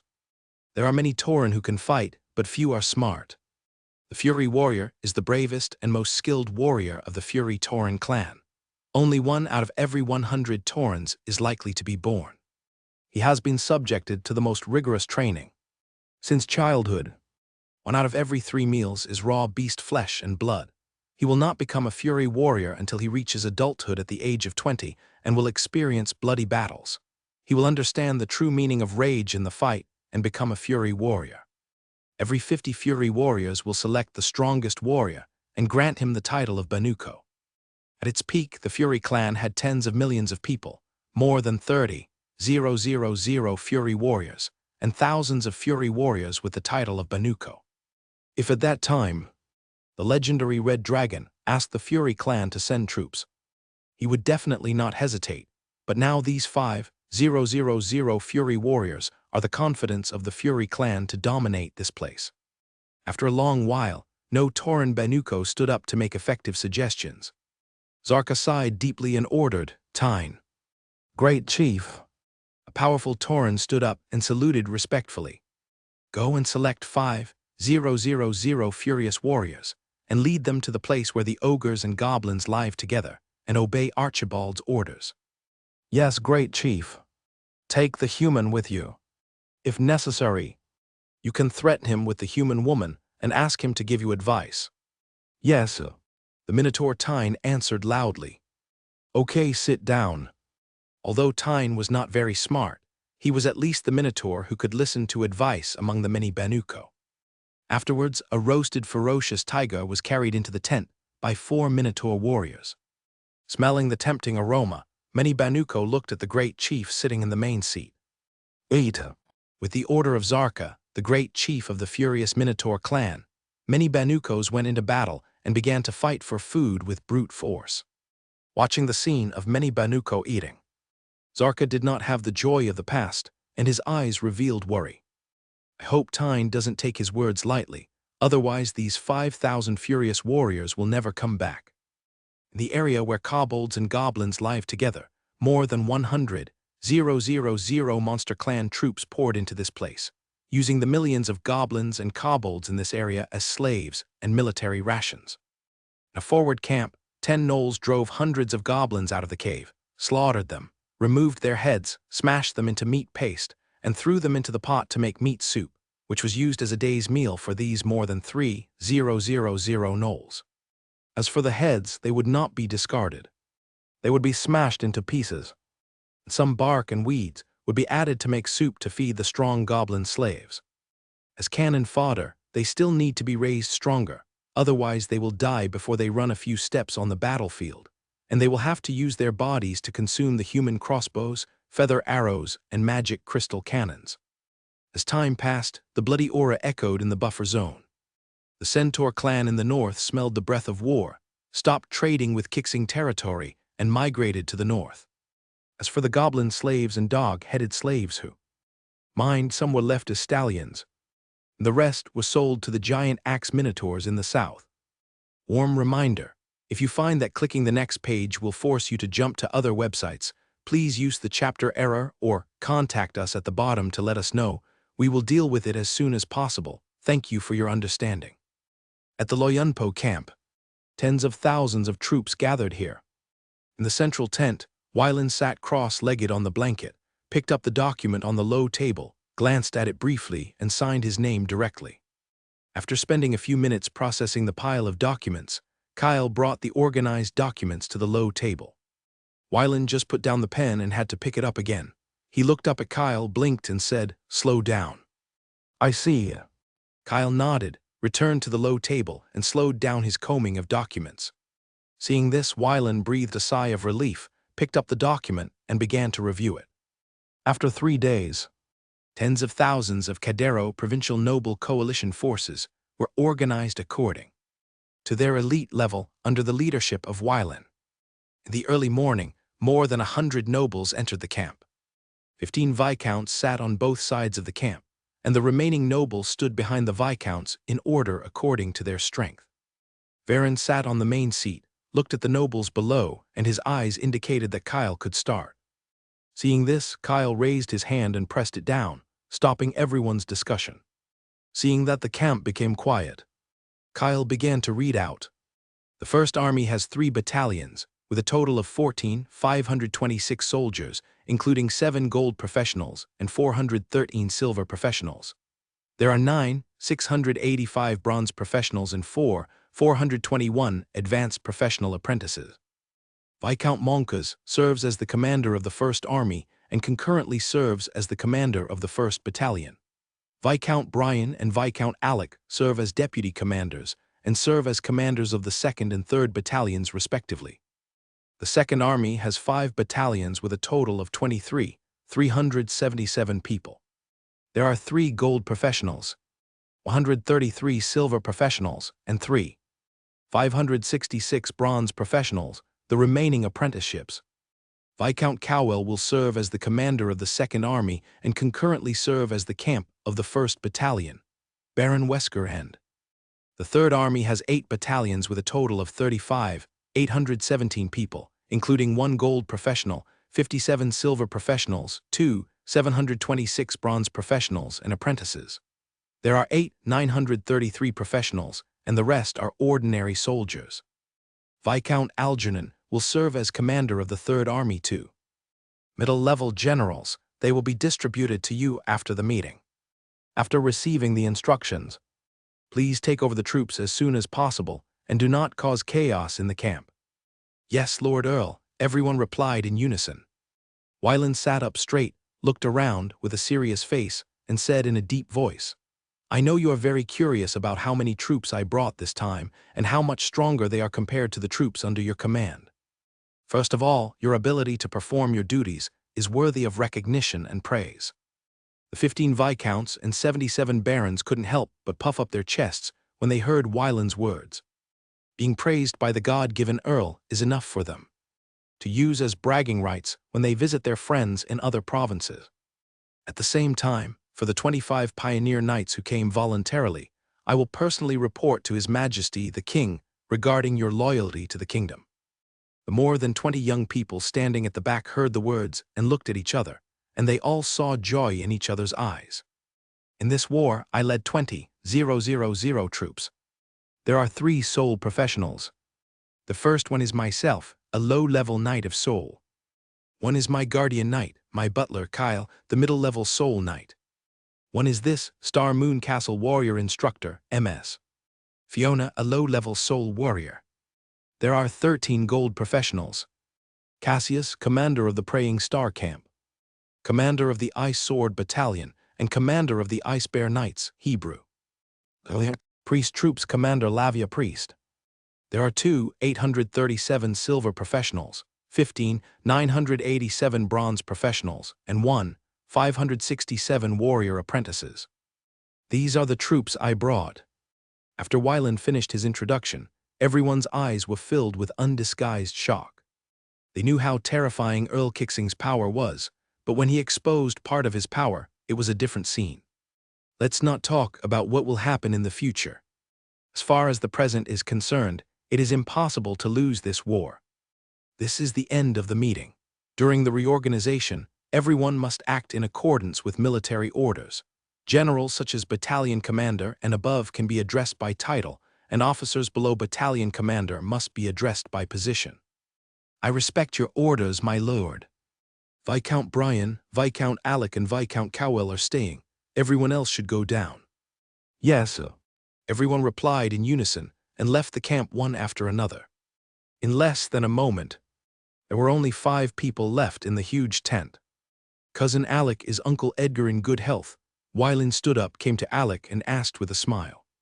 He is in good health and lives a much more relaxed life than I do. Alec replied with a hint of envy in his tone.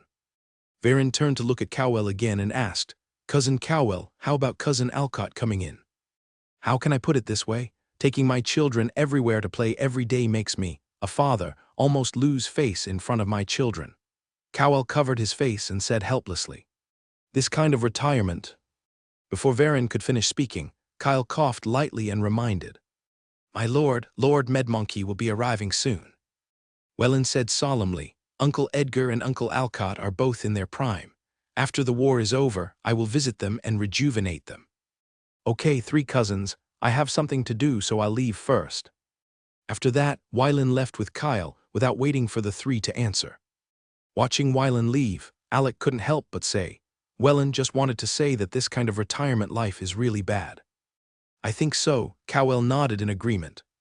Seeing this, Brian smiled helplessly and said, "You too. If Wylan really lets you visit the two uncles, you two may have a good meal." "I'm just telling the truth," Cowell pouted and said. Alec sighed and said slowly, "To be honest, I also want to retire, but my eldest son has just come of age. It will take at least 30 or 40 years for him to take over the territory."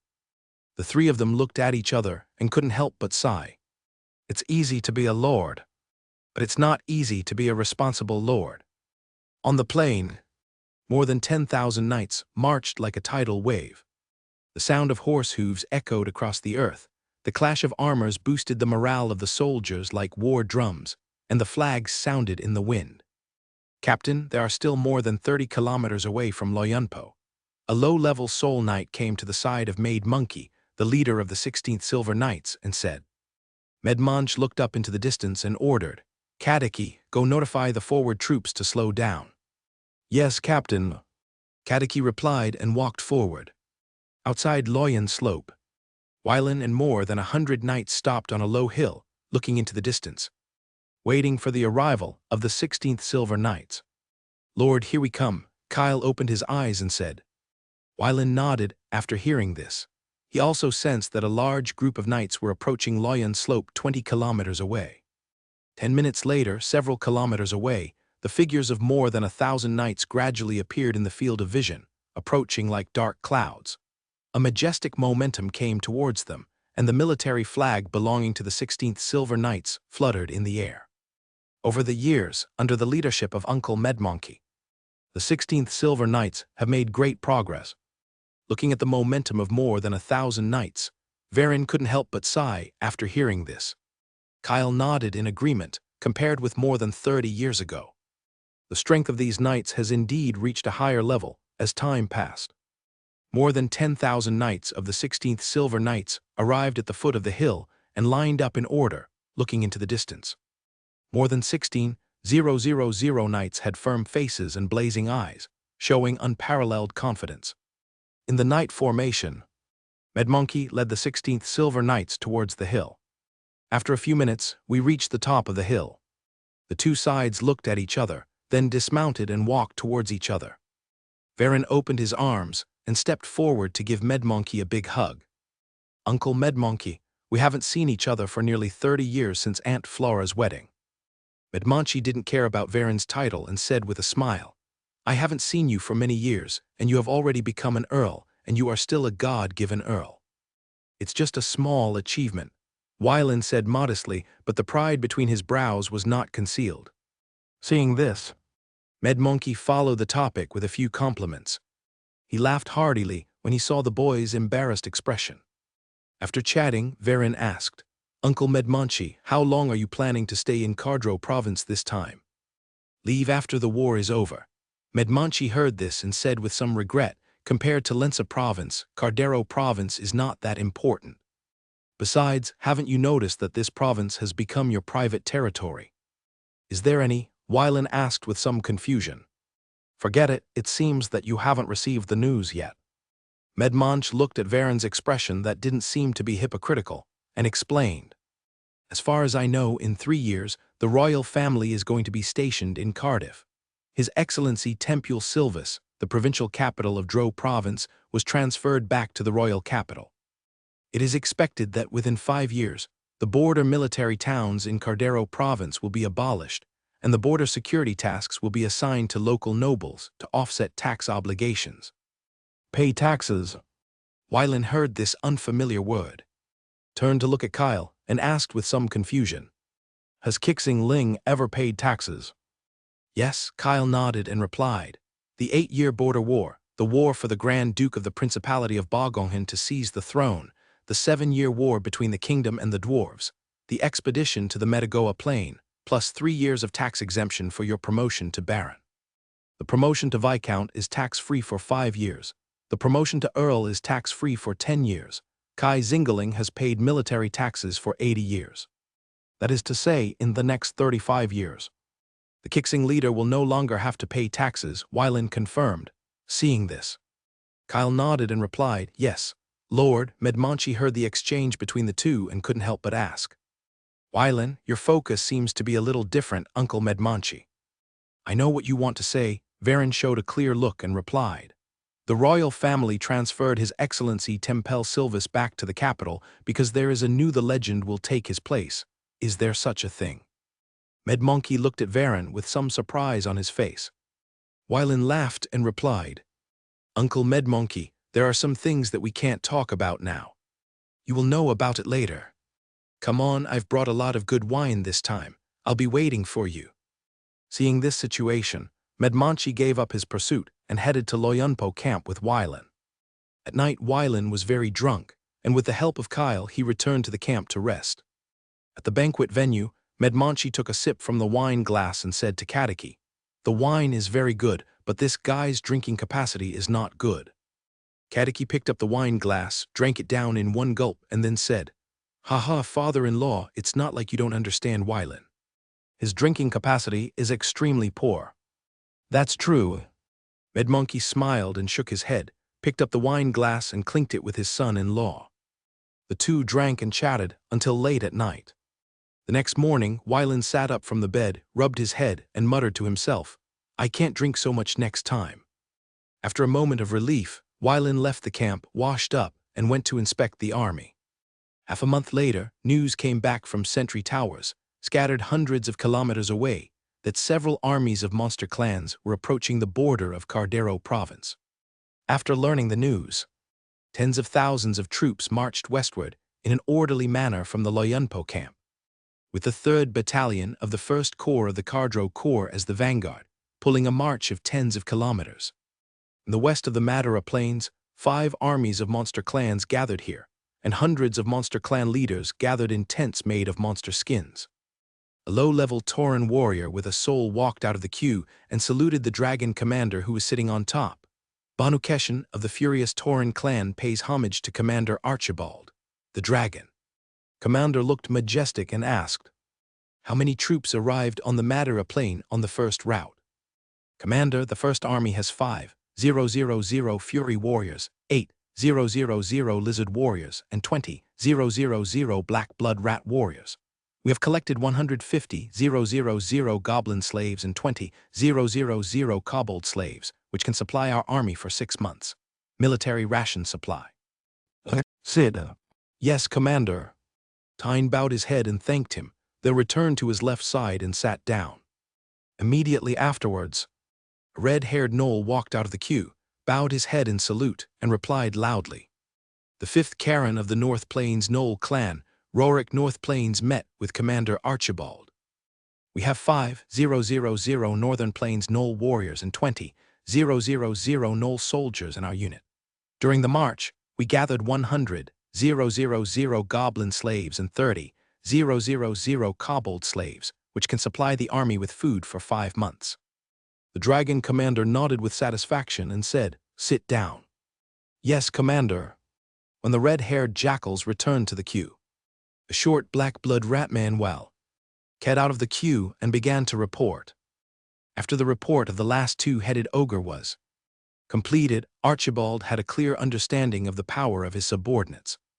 In addition to his immediate subordinates, the troops available for combat include 5,000 Furious Tauran Warriors, 5,000 Great Axe Tauran Warriors, 3,000 Blackstone Ogre Warriors, 5,000 Northern Plains Jackal Warriors, and 7,000 Black-Tooth Kobold Soldiers, 30,000 Ordinary Jackal Soldiers, 30,000 Lizard Soldiers, 50,000 Black Blood Rat Soldiers, a total of 130,000 troops.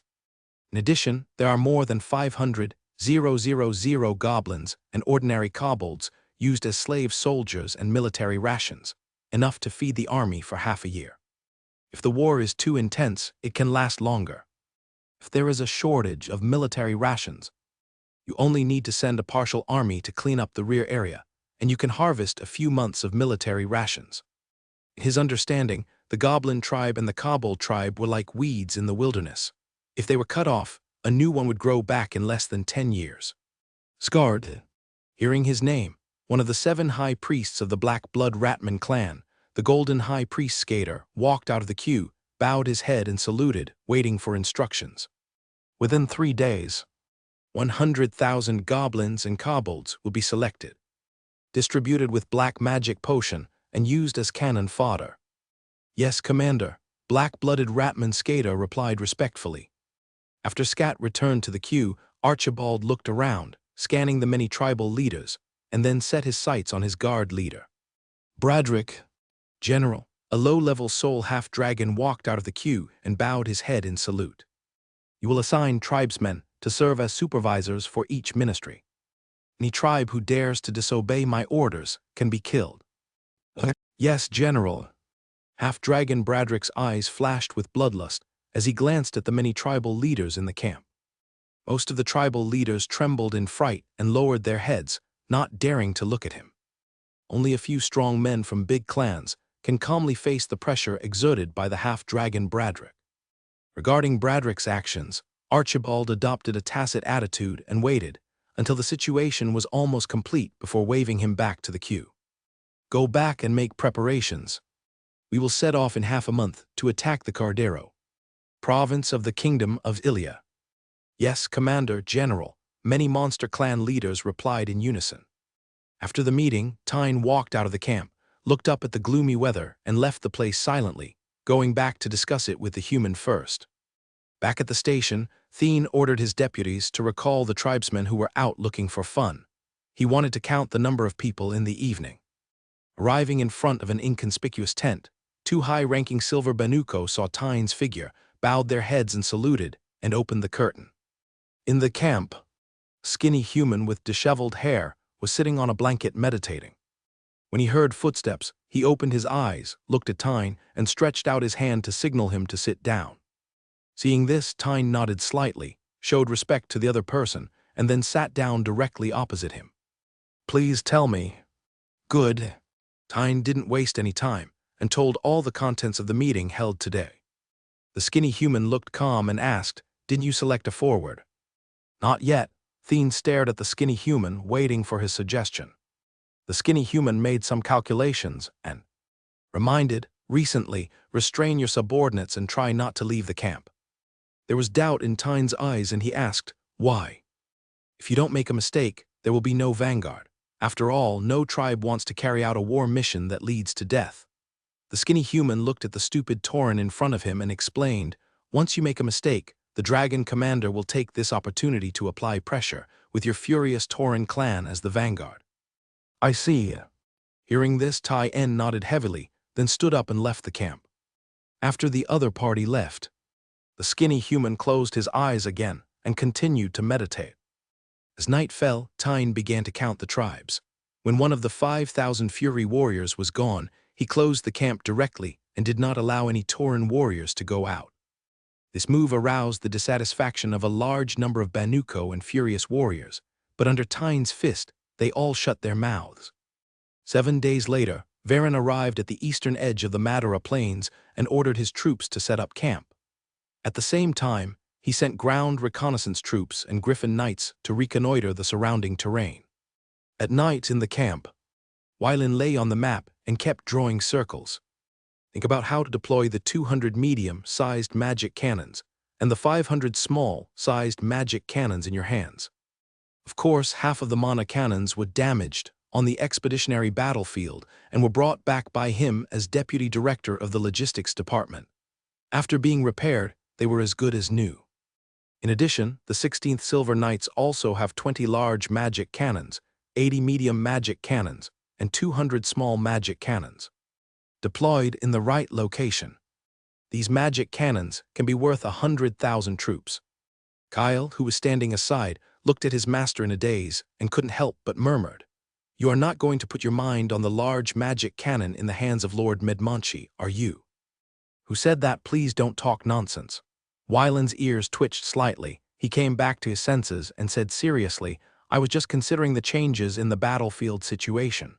The troops moved too fast, and it is normal to occasionally lose a few weapons. Besides, I can also exchange it for other things." Kyle's mouth twitched when he heard it. "And he warned, my lord, if you pay attention to those medium-sized and small magic cannons, Lord Madmonch may turn a blind eye for large magic cannons. Even if they are broken, they must be placed in the warehouse and wait for the kingdom to receive them. Forget it."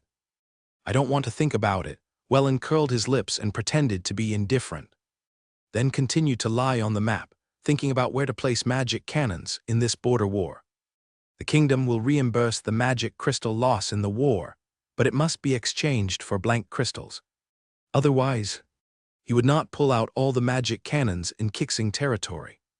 200 medium-sized magic cannons and 500 small magic cannons, one round of volleys, will consume 200 intermediate magic crystals and 500 low-level magic crystals, which is equivalent to 1.25 million gold coins, which is more than one-third of the military pay of Kixing territory's standing army. Even if he had a big family and a big business, he couldn't afford such consumption. If the kingdom was there to back him up, that would be another matter. In addition, he could mix in the old blank crystals. He seriously suspected that the royal family had mastered the magic of recycling magic crystals, but it was just a guess. After all, others had been guessing for thousands of years, so there was no shortage of skeptics like him. Window tabula equals window, tabula tabula. Push mode, thumbs feed 01, container. Tabula below article thumbnail 300x 250 placement. Below article thumbnail 300x 250 target type mix. In early August of the glorious year 9766, the Cardro Legion led by Varen and the Monster Legion led by Archibald had several small-scale battles, with both sides winning and losing. From the captives, both sides roughly knew the names and strengths of the other side, but as for the number of troops, they could only roughly guess. In the war, except for the commander and a few high-ranking officials who knew the number of their own soldiers and the names of the strong, no one else was qualified to know, and could only know the approximate number. In the tent, Varen sat in the upper seat, with Kyle standing behind him. The first person on the left was Madmonchi, the leader of the 16th Silver Knights, and the first person on the right was Count Russell Curisco, the leader of the 3rd Noble Legion of Serap. 10 days ago, the reinforcements from the Serap province arrived at the border and were incorporated into Varen's command. With 20,000 Kixing troops, 70,000 Cadero Noble Coalition troops, more than 16,000 Knights of the 16th Silver Knights, and 80,000 troops of the 3rd Noble Legion of Serap, he had nearly 200,000 troops. However, only his direct troops and the 16th Silver Knights led by Madmonchi had strong combat effectiveness. As for the Cadero Legion and the 3rd Noble Legion of Serap, only a small number of soldiers were useful, and most of the soldiers could only be used once, or even only once. In just 2 months, our army fought 33 small-scale battles with the Monster Clan, won 17 games, lost 16 games, died 637 people, injured 878 people, except for 358 disabled people. The rest of the wounded have recovered and can continue to be deployed on the battlefield. According to my judgment, the other commander is not prepared to continue to waste time like this." Everyone looked up at Wyland with a solemn expression. "Our decisive battle is coming soon. I am going to set up the battle array in the Stranraer area in the east of Madara Plains, and wait for the enemy to arrive. In the battle array, my orders are respected. Those who retreat without permission will be killed. Any objections?" "We have no objections." Everyone stood up, looked solemn, beat their chests and saluted, saying in unison, "Dismiss." "Yes." Everyone left one after another, leaving only Wyland and Kyle. "How is the preparation of the war beast puppet?" Kyle heard this and answered, "My lord, Lord Oder is finishing the war beast puppet in the Messier demiplane, and it is expected to be completely repaired in 3 days." "Enough time." Seeing this, Wyland's eyes flashed with joy and waved his fist. When this card is played, Wyland really wants to know what expression the other commander will have on his face. In the western part of Madara Plains, the wailing of countless goblins came from the monster clan camp. Archibald ordered to slaughter 200,000 goblin slaves for military rations. At this moment, even the dim-witted Tyne knew that the moment of fate had come. Defeat the human army, march eastward and plunder humans. Neither win nor lose, continue to maintain a stalemate. If he loses, he will have to run away with his people in advance. Thanks to the human's suggestion, he and his people became the reserve team in the upcoming war, located at the back of the army. As for the vanguard of the army, it fell to the ogre, the unlucky guy who was pitted by the Ratmen and Gnolls. "Lord Tyne, the commander asked you to go to the tent." A high-level silver half-dragon guard came to Wyland Tyne, bowed his head and saluted and said, "I know." Tyne gathered his thoughts and signaled the half-dragon guard to lead the way. Passing through the camp, he came to the central tent. Entering the tent, Tyne bowed his head to show respect. "Tyne, Commander, please give me your orders." Archibald looked indifferent and said, "I want to lend you 1,000 furious warriors." Hearing this, Tyne was startled and immediately remembered the human's admonition to him. "Give Archibald whatever he wants, don't hesitate, don't hesitate, don't hesitate." "Commander, my people and I are all your warriors. You just need to mobilize them, no end. Eid to say the word borrow." "Very good, the Furious clan is indeed very loyal to Lord Amroth." Archibald showed approval on his face and reminded, "Don't make this public, my guard commander will look for you late at night." "Yes, Commander." Tyne saluted again, then left the tent and returned directly to the camp. Not long after, a half-dragon wizard appeared in the tent, looked up at Archibald, and said bluntly, "You plan to use the Furious Warrior as the original body of the Dark War Beast?" "Yes," Archibald nodded and answered, "My enemy is the god-given Earl of the Kingdom of Ilia. I can't test what means he has through small-scale battles. The information collected by those human spies, so I can only prepare more cards. Not less." The half-dragon wizard's face became more and more indifferent.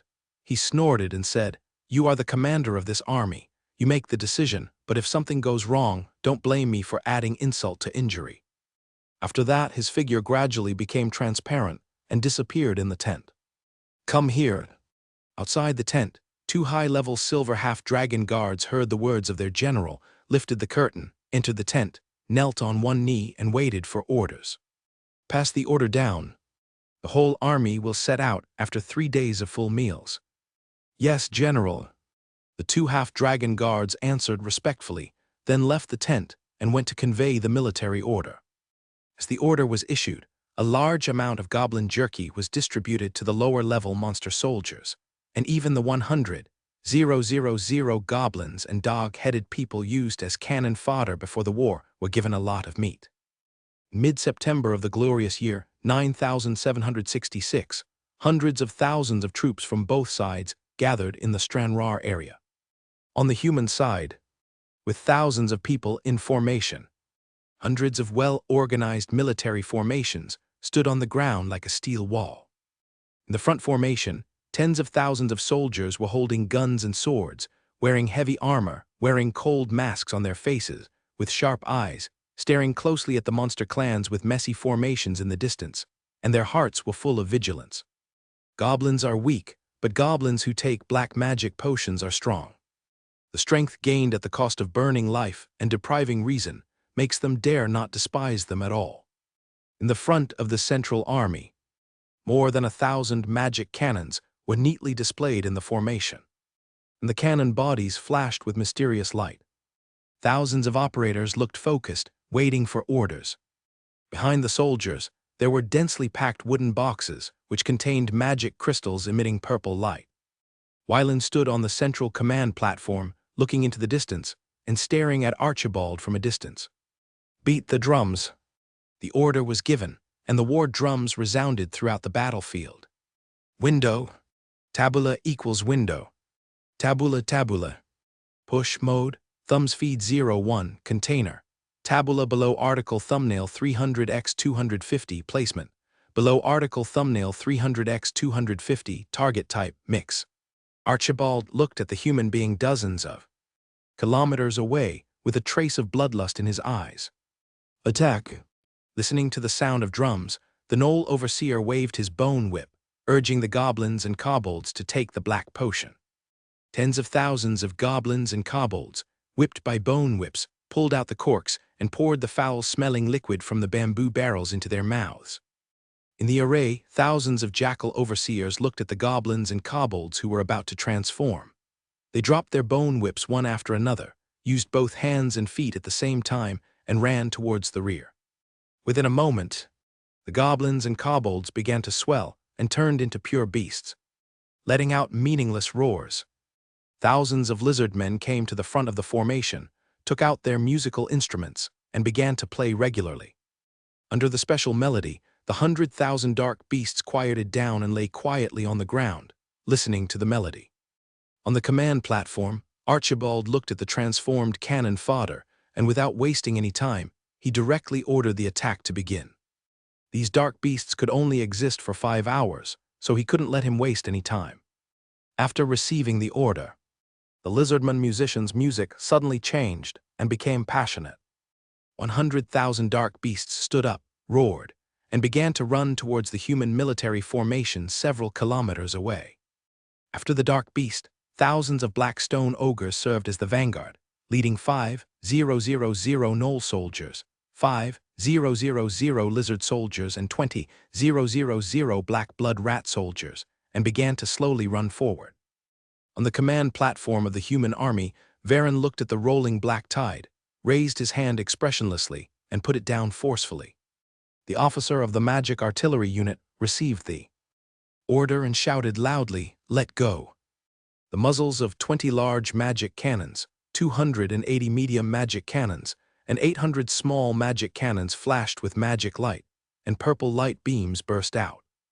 Thousands of energy bombs flew into the air, with a whistling sound of tearing the air, and poured down towards the black tide. Each energy bomb exploded the moment it touched the ground, forming small mushroom clouds that bloomed with dazzling colors and filled the battlefield with smoke. The violent power instantly swallowed up the surrounding dark beasts, leaving behind deep pits. Each explosion was accompanied by a deafening roar. The dark beasts that charged following the rhythm forgot what horror was and continued to charge forward. After 3 rounds of volleys of magic energy cannons, the dark beast was only 3 kilometers away from the front line. In the front line, Greg looked cold and ordered loudly, "Shoot!" More than 10,000 archers drew out their arrows, put them on their bowstrings, and started shooting.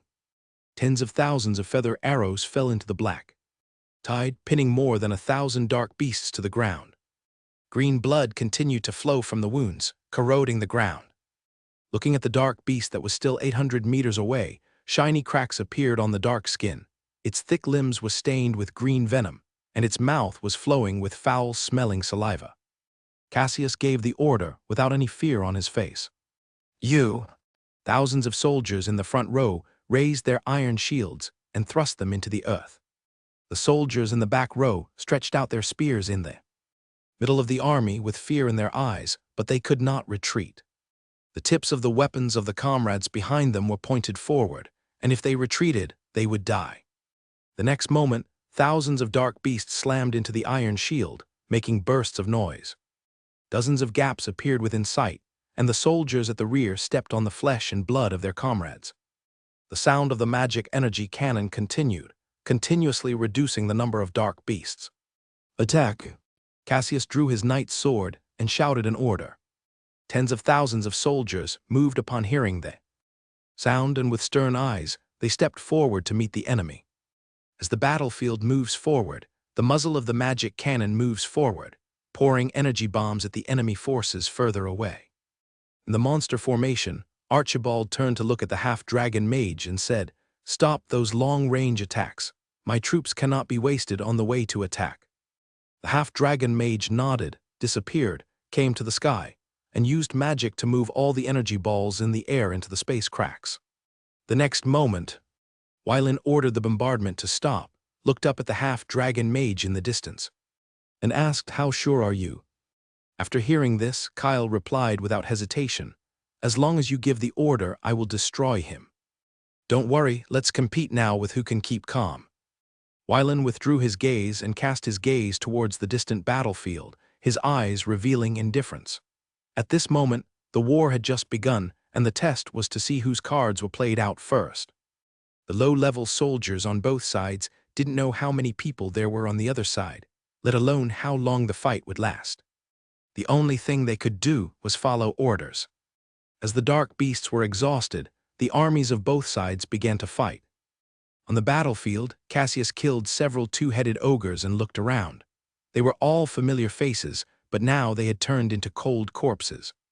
Looking at the corpse of his subordinate, his chest was penetrated, and his eyes were filled with nostalgia for life. Cassius bent down and removed the silver medal from his chest, put it into the gap in the armor, and rushed towards a gold low-level ogre. In this war, Kai Xingying was selected as the vanguard, standing in the front row. It served as the courage of the entire army and was also proof that Wylin ensured that military orders could be implemented throughout the entire army. As troops were filled into the battlefield one after another, more than 200,000 people from both sides were fighting on a land area of less than 30 square kilometers. The infantry fought for their lives in the center of the battlefield, while the knights charged at the edges. In the afternoon, Archibald looked at the situation on the battlefield, put his hands behind his back, and said in a deep voice, "Callas Bardenby." Every time a name was read, a strong soul-level person came from behind Archibald to the front. "Go and test out the enemy's last card." "Yes, Commander." The 8 soul masters bowed their heads and saluted, and flew away. On the command platform, Wylin looked at the figure in the distance and said in a deep voice, "Kyle, Fiona, Uncle Madmanchi, good friend Uncle Kadshai, it's your turn." After hearing this, the 5 people left the command platform and appeared in the sky. The next moment, Wylin summoned the Knight of Life and the Knight of Death and asked them to help. In less than a moment, 15 soul masters fought at an altitude of 10,000 meters. Kyle relied on his own strength to fight against a high-level half-dragon mage of soul, a mid-level lizardman of soul, and a mid-level half-dragon of soul, and firmly gained the upper hand, and from time to time helped Fiona deal with the low-level ogre of soul.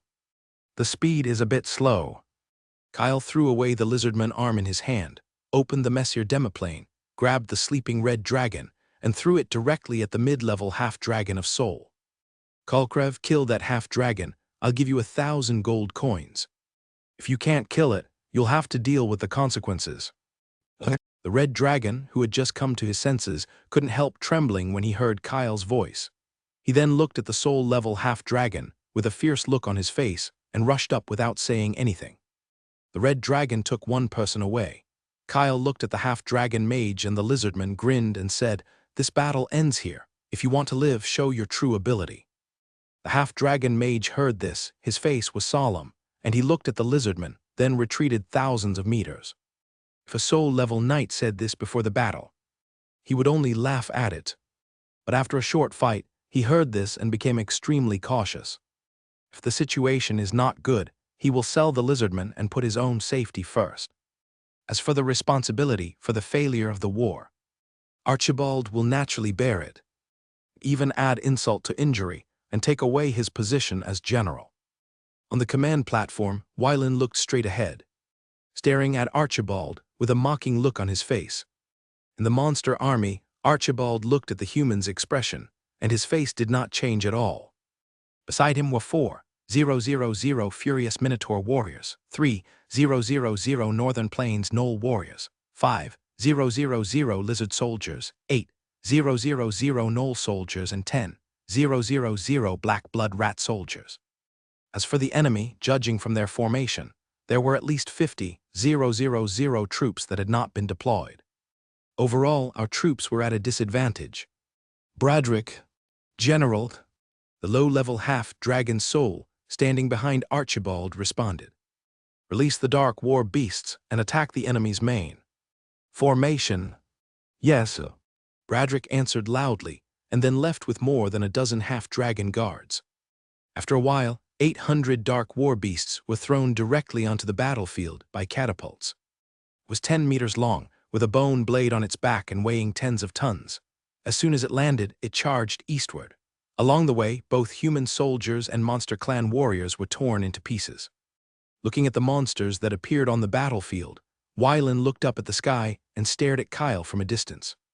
In the sky, Kyle used the holy flame to destroy half of the body of the soul-minded intermediate lizardman warrior, and took off half of the left arm of the soul-minded high-level half-dragon mage, with a look of contempt on his face. "It is your honor to fight with me for so long." After saying that, Kyle waved his hand to repel the half-dragon mage and the lizardman, and came to 1,000 meters above the sky, opening the messier half-plane. The next moment, a behemoth with a height of 113 meters and a length of 223 meters landed on the ground, causing waves and making the ground tremble. Kyle landed on the top of the war beast puppet. With 4 pairs of wings on his back, blood-red armor emerged from thin air and began to equip. In an instant, an 8-winged angel appeared on the battlefield. In the sky, the half-dragon wizard saw this scene. His eyes filled with horror, turned around without hesitation, broke through the space, and ran away directly. The battle was lost. Even if Archibald carried the legendary weapon given by Lord Amroth, he could not resist this beast that was close to the limit of legend. At this moment, it was the best opportunity to retreat. If it was too late, he might not be able to escape. As for Archibald's life or death, it had nothing to do with him. It would be best if he died, then he could wait to inherit the position of general. Feeling the disappearance of the breath of the half-dragon mage, Kyle was speechless, and then split into 2 soul-level clones, saying, "Go and get the head of the soul-level mid-level lizardman warrior back." "No problem. Just leave it to me." Blue-haired Kyle and red-haired Kyle answered, and then flew into the sky.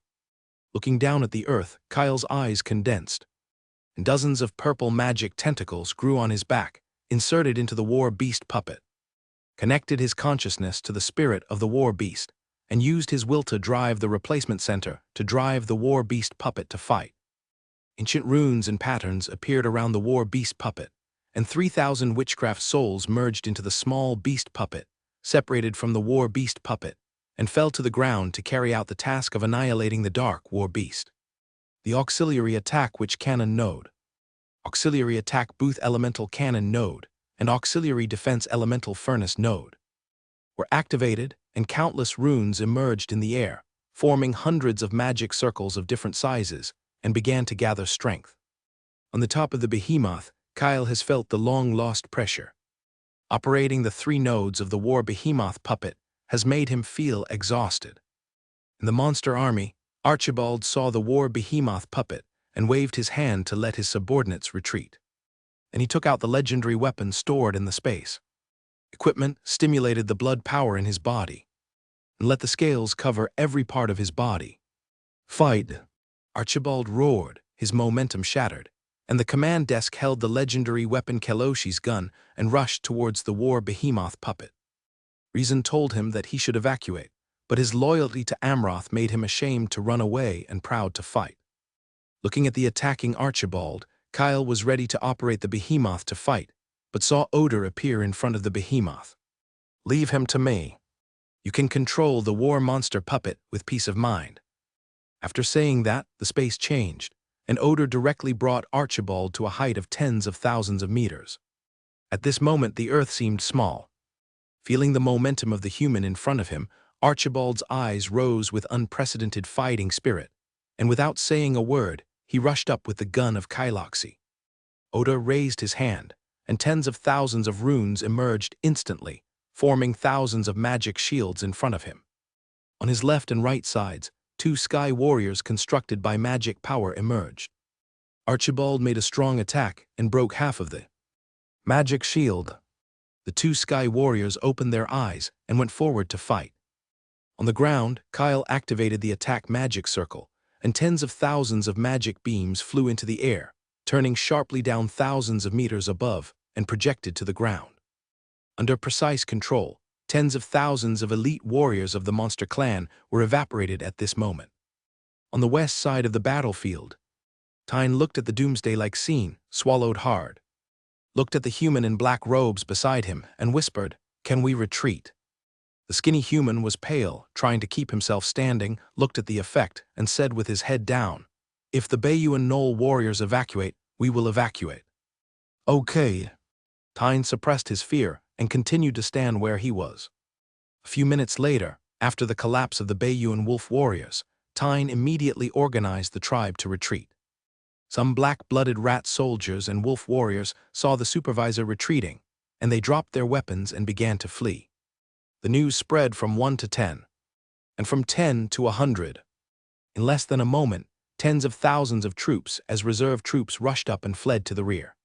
"Sir, we—" Before a half-dragon warrior finished speaking, he was interrupted by Bradrick. "Pass the order, we retreat. But the general is still. The general will defend the glory of Lord Amroth with his death, and now we must evacuate." Bradrick glanced at the sky, his expression solemn, and then turned and left. Many half-dragon guards looked at each other, hesitated for a moment, and followed Bradrick to leave. "This battle has been lost. Even the general cannot reverse the situation. Retreating now is the last chance, and it will be too late if it is too late. Window tabula equals window, tabula tabula. Push mode, thumbs feed 01, container. Tabula below article thumbnail 300x 250 placement. Below article thumbnail 300x 250 target type mix. Under the extreme terror, many Monster Clan warriors woke up and began to flee to the rear. In the center of the battlefield, Cassius looked at the defeated monster army, his bloodthirsty eyes gradually faded. He looked down at the cracked knight's sword, his face full of silence. The old friend who had been with him for more than 20 years had to be remade after all. "General." Hearing the hoarse voice, Cassius raised his head. It was his adjutant. "How many people do we have left?" The officer laughed bitterly. "General, I have 5 silver medals and 26 bronze medals on me." Hearing this answer, Cassius's body trembled slightly, his eyes became dim, and he tried to restrain his inner grief. After this battle, it would be good if half of the people in the Kixing camp were left. At this moment, he could not feel the joy of victory. The next moment, Cassius took a deep breath, reached into the armor and groped. His movements were a little slow, as if every movement required all his strength. Finally, he found 8 silver medals from the gaps in the armor, which represented 8 silver warriors. "Try to find their silver and bronze medals." "Yes, sir." The officer perked up, looked serious, and answered loudly. Watching the officer leave, Cassius took off his helmet, sat on the ground, leaned his body against the body of a low-level golden ogre. With the 8 silver medals on his chest, closed his eyes, and recalled those familiar faces. A tear flowed down the corner of his eye and dripped on the ground. A young bud emerged from the soil to greet the morning sun. On the command platform, Wylan looked at the monster army that was in a state of collapse, and then looked at the battle between Oder and the dragon commander in the sky, and his tense nerves relaxed. In this war, the opponent was one step behind. In the sky, Oder controlled 8 sky warriors to encircle and kill Archibald. He had countless combat experience. This high-level dragon warrior of soul was not worth using those means. This low-intensity combat method is just to keep the legendary weapon and prevent it from breaking through space. At this moment, Archibald saw Odora's purpose, and his reason gradually returned after being devoured by the will to fight. Facing the hunting of 8 soul-minded mid-level sky warriors, he knew that he could not leave alive, but this spear of Kailoshi was the treasure of Lord Amrose, and he had to send it away. Archibald looked down at the legendary weapon emitting red fierce light, directly burned his life and the power of the red dragon blood in his body, and threw it far away. Odora's figure flashed and came tens of thousands of meters away, blocking the space and disrupting the way in and out. The spear of Kailoshi was still powerful and penetrated the space, but left a palm-sized fragment. Flashing to the fragment of the legendary weapon, Odora reached out to catch it, annihilated the legendary spirit fragment in it, and put it into the space equipment. He wanted to leave this legendary weapon directly, but he still underestimated the power of this weapon and the autonomous consciousness of the legendary spirit. He had to leave this place even if his body was damaged. However, with this fragment as the core and some other materials added, it was enough to make a semi-legendary knight sword for his teacher. On the other side, Archibald, whose strength had greatly decreased, was quickly defeated by the siege of the 8 Sky Warriors. His body was chopped into pieces and turned into a blood mist, wandering in the sky 100,000 meters above the sky. After completing the mission, the 8 Sky Warriors saluted Oder. "Thank you, old friends." Oder put his right hand on his chest, bowed slightly, and thanked the 8 Sky Warriors. The 8 Sky Warriors began to disintegrate, turning into the purest magic power and returning to Oda's body. On the morning of the 3rd day, in the eastern camp of the Ured Plain, in a central tent, everyone stood according to their status. Wylan sat in the main seat and looked around. There were fewer people. "Let's get started." Kyle heard this, opened the file, and began to report. "In this battle, our army lost 21,326 people, 13,788 people were missing, and 59,893 people were injured. The Monster Clan army killed 69,875 and buried 13,956. The enemy's strong men, from Archibald, the commander of the Monster Clan, killed 7 soul-level extraordinary people, killed 86 gold-level extraordinary people, and killed 6,537 silver-level extraordinary people. The list of our nobles who died is as follows: Baron Bartlett Caban, Baron Sullivan Walpole." As Kyle read out, everyone looked solemn. 10 minutes later, Kyle stopped reading, closed the file, and retreated behind his master. "We won this battle, but we also lost many lives. They used their flesh and blood to break the Monster Clan's intention to move eastward. Under the witness of the Goddess of Life, let us mourn for them for 3 minutes." Led by Wylan, everyone closed their eyes and prayed for the dead. This battle was the most tragic one for Wylan and Kixingaling.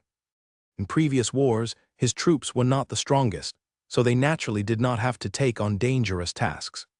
But in this war, his troops were the main force and the backbone of the entire army. There are 367 soldiers on the list of the Kixing camp.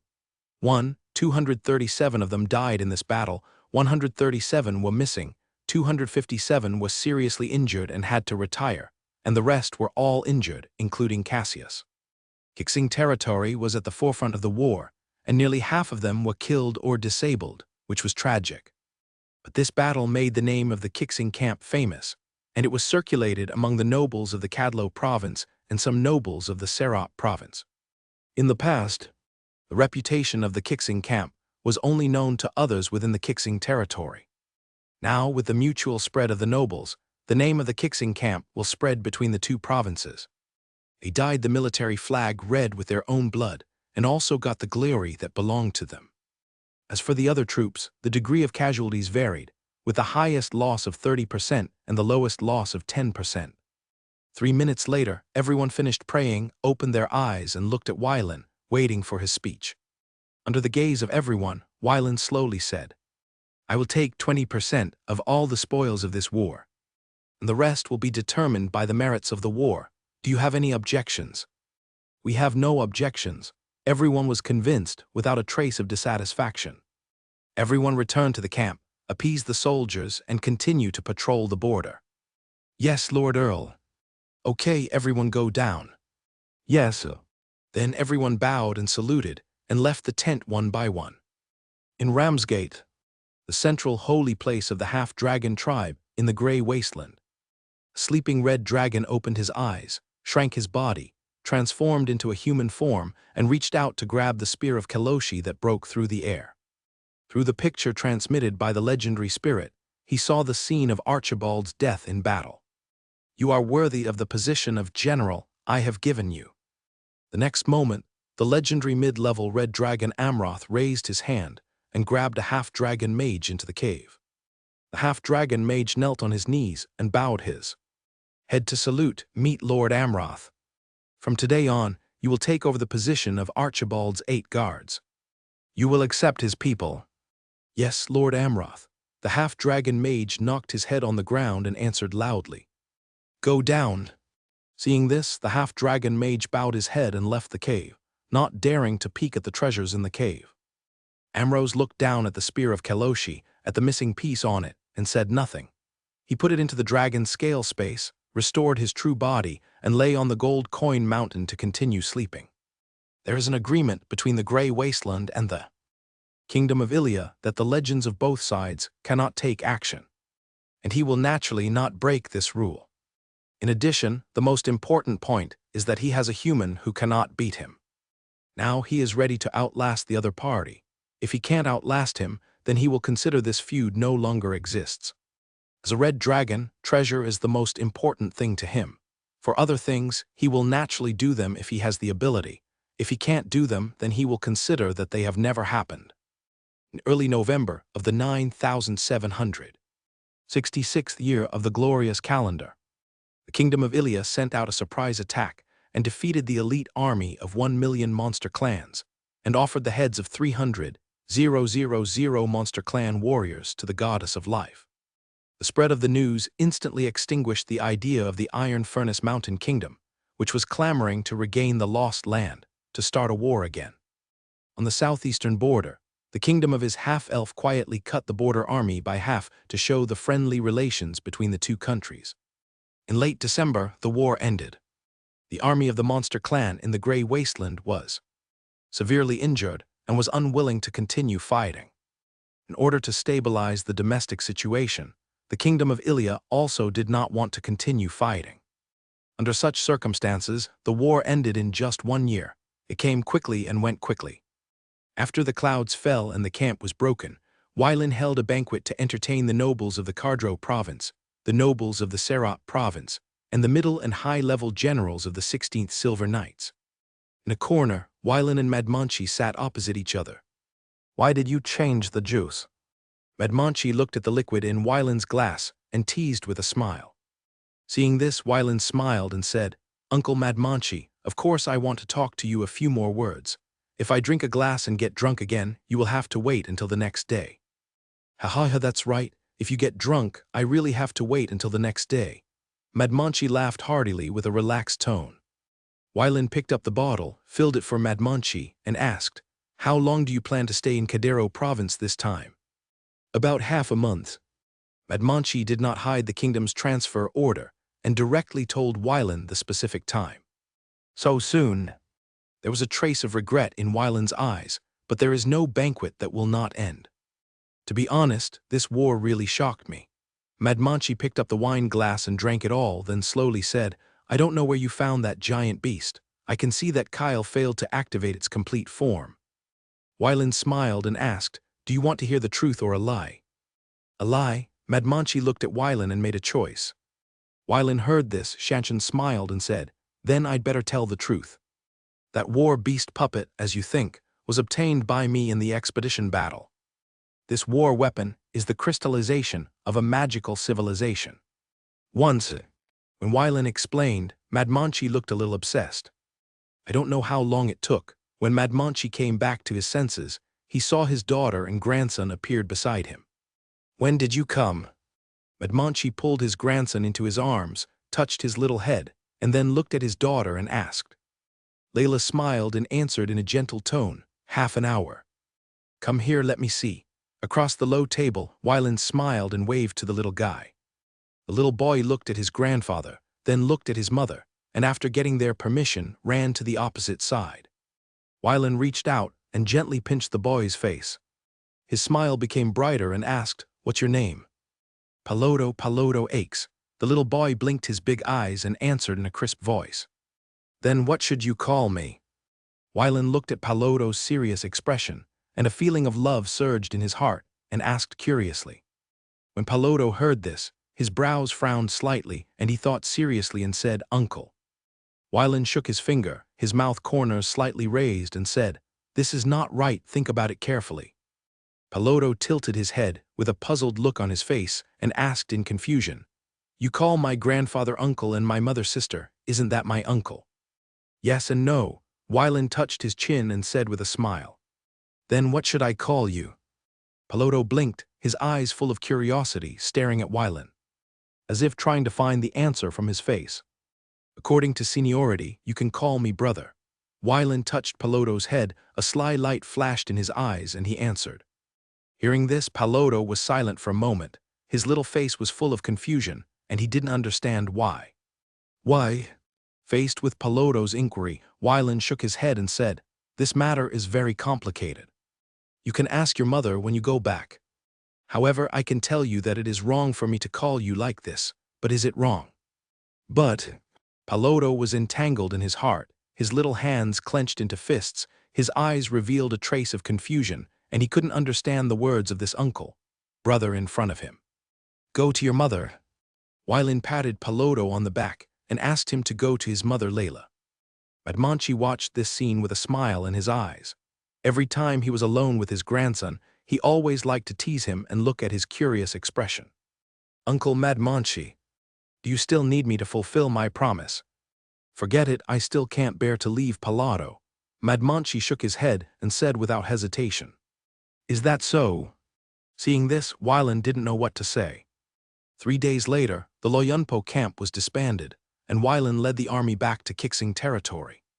Madmanchi asked Kadshai and Layla to take Palodo to Kixing territory to visit Flora, while he stayed in the 16th Silver Knights to deal with the army affairs.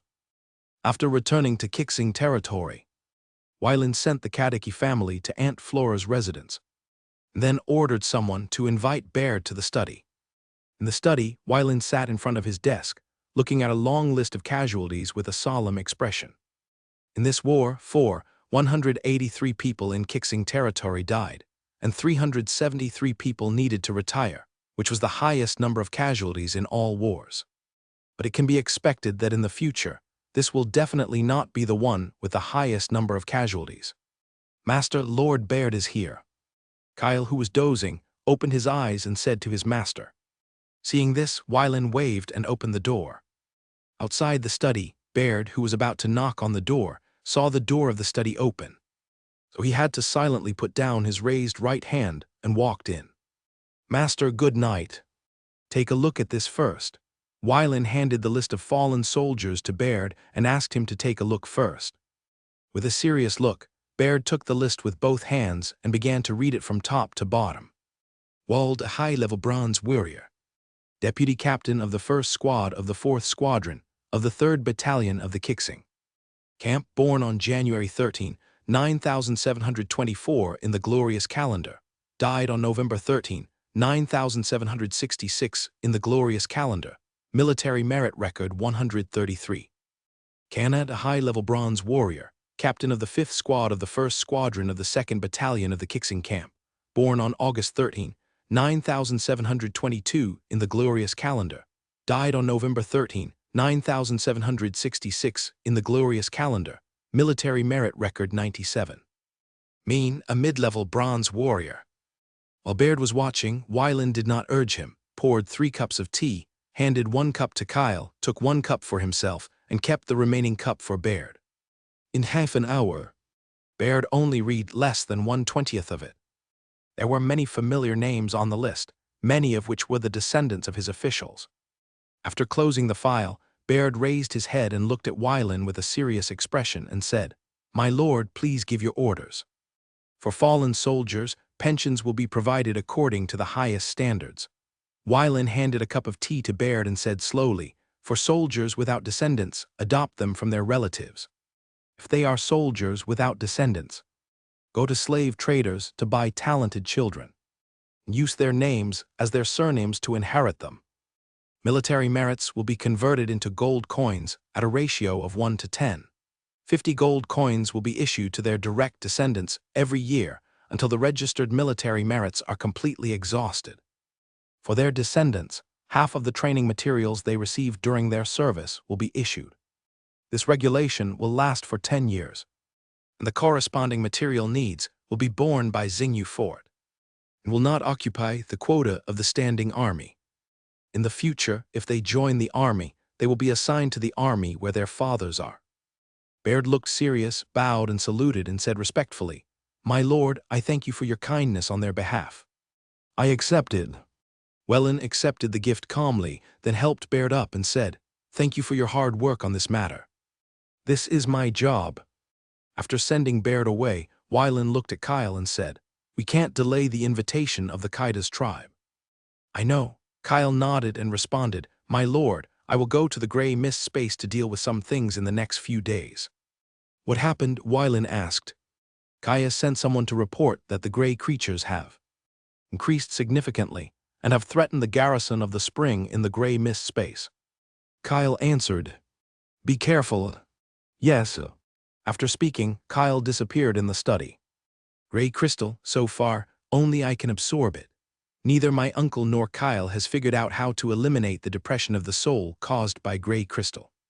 However, it cannot be solved now, but it cannot be solved in the future."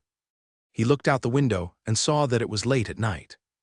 After a while, Wylan left the study, came to the bedroom and lay in his wife's arms. Seeing her husband's tired look, Zumia put down the book in her hand and massaged his head. "After some time, you will go to comfort the families of the fallen soldiers for me." Wylan closed his eyes and said while enjoying it. Zumia replied softly, "Leave it to me." Not long after, Wylan fell asleep in Zumia's arms.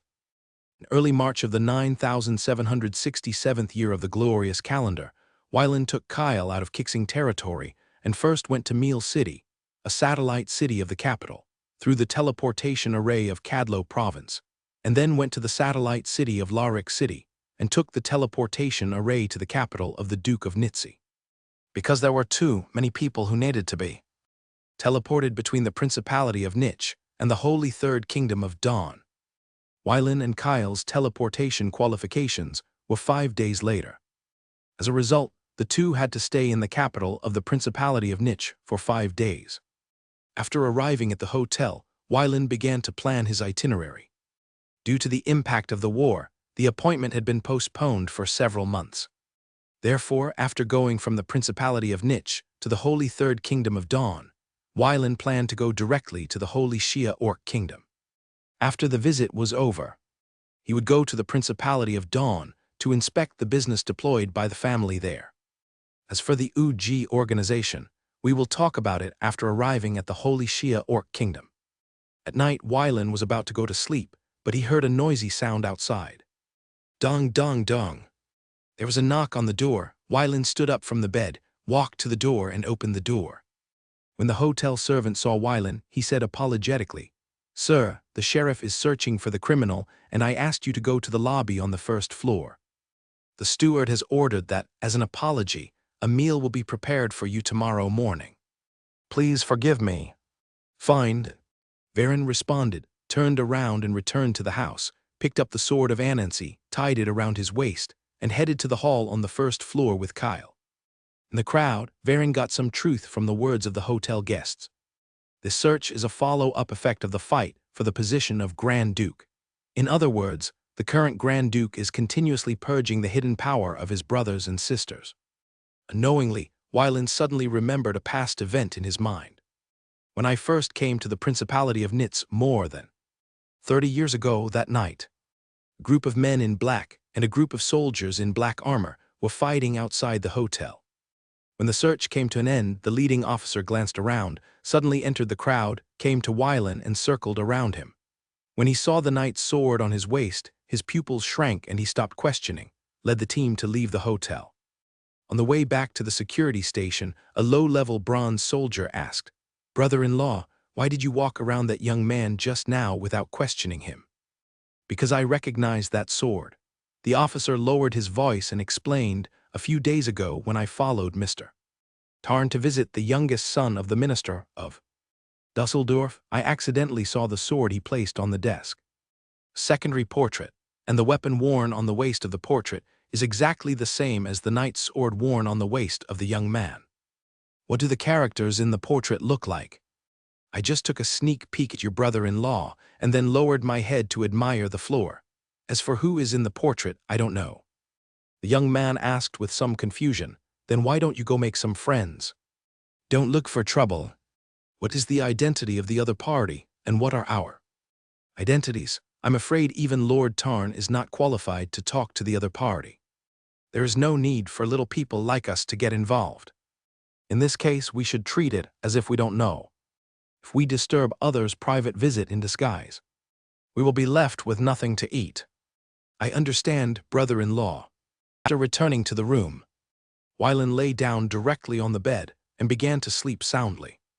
On the other side, Kyle stood on the roof of the hotel, watching the sneaky blue-haired girl in the dark alley, teleporting behind her and taking her to his room. The scene changed. The blue-haired girl looked a little confused. She looked at the blond young man standing in the distance and opened her mouth, but no sound came out. With a thought, Kyle unlocked the restriction. Before the blue-haired girl could speak, he directly warned, "Don't make such a scene. If you wake up the people next door, you won't have to live in this world." The cold eyes frightened the blue-haired girl for a moment. Then she came to her senses and nodded quickly to show that she understood. "Tell me your origins." "Yes, yes," the blue-haired girl replied in a low voice with her head pounding. My name is Maxie, and I am a junior spy of the Hessley organization. Our organization was wiped out by the Archduke half a month ago. I was out there trying to find information and escaped." The anxious voice of the blue-haired girl gradually returned to normal. Seeing that there was no trace of impatience on the blonde young man's face, she couldn't help but become bolder. "Do you want to be loyal to your organization?" Kyle asked abruptly. Hearing this, the blue-haired girl nodded subconsciously, then shook her head hurriedly. No, I don't want to." His voice became quieter and lower, his head lowered. In the silent room, Kyle could hear the heartbeat of the blue-haired girl. "I give you two choices. One is to become my dependent, the other is." "I choose the first one." Before Kyle could finish speaking, the blue-haired girl quickly made a choice, fearing that if she was one step too late, she would be loyal to the organization. She was fully prepared to join the organization only. Half a month ago, she was wiped out by the city defense army before she even recognized her team members. Kyle nodded and did not say the second choice. Instead, he pointed to the wooden floor beside him and said expressionlessly, "You will sleep here tonight." "Yes, sir." After glancing at the timid blue-haired girl, Kyle ignored her and lay on the bed, meditating instead of sleeping. He secretly glanced at the blond young man lying on the bed and then saw that there was no wooden door. He swallowed, walked to the corner, and lay down on the floor to rest. In less than a moment, the blue-haired girl fell into a deep sleep. Hiding here and there for half a month, her energy was exhausted. The next morning, Kyle sat up from the bed and came to the blue-haired girl who was curled up in a ball. After a while, the blue-haired girl opened her eyes, sat up in a daze, and looked at the blond man standing next to her, trembling with fear. "Are you awake?" "Awake," the blue-haired girl lowered her head and replied softly. "Follow me." Looking at the blond boy's back, the blue-haired girl didn't dare to delay and hurriedly followed him. In another room, Wylan held the quilt in his arms and fell asleep. Dong, dong, dong. Hearing the knock on the door, Wylan opened his eyes, looked at the sunlight coming in from the window, shook his head, yawned, got off the bed, came to the door and opened it. A few minutes later, Varen woke up and looked at the strange blue-haired girl in front of him. He turned to look at Kyle and asked curiously, "New dependents?" "Yes," Kyle nodded and replied, "but now she is on the wrong path. Her career path as an assassin needs to be abandoned before she can be introduced into the special career path of a soul painter." A trace of surprise flashed in Wylan's eyes, and he confirmed, "Soul painter, is he the soul painter I know well?" "My lord, I am the soul painter you are familiar with." Kyle saw this and replied, "Using the soul as the pen and ink, he draws characters on the paper. When fighting, he uses magic power to transform into shapes for his own use. As long as the magic power is exhausted, the painted soldiers will not be extinguished." Wylan couldn't help but muttered. He couldn't help but look at the blue-haired girl and asked, "Would you like to come with us?" "I do." After finishing speaking, the blue-haired girl secretly glanced at the blond young man and couldn't help but breathed a sigh of relief when she saw that there was no emotion on his face. She didn't know what she was afraid of, but she was afraid.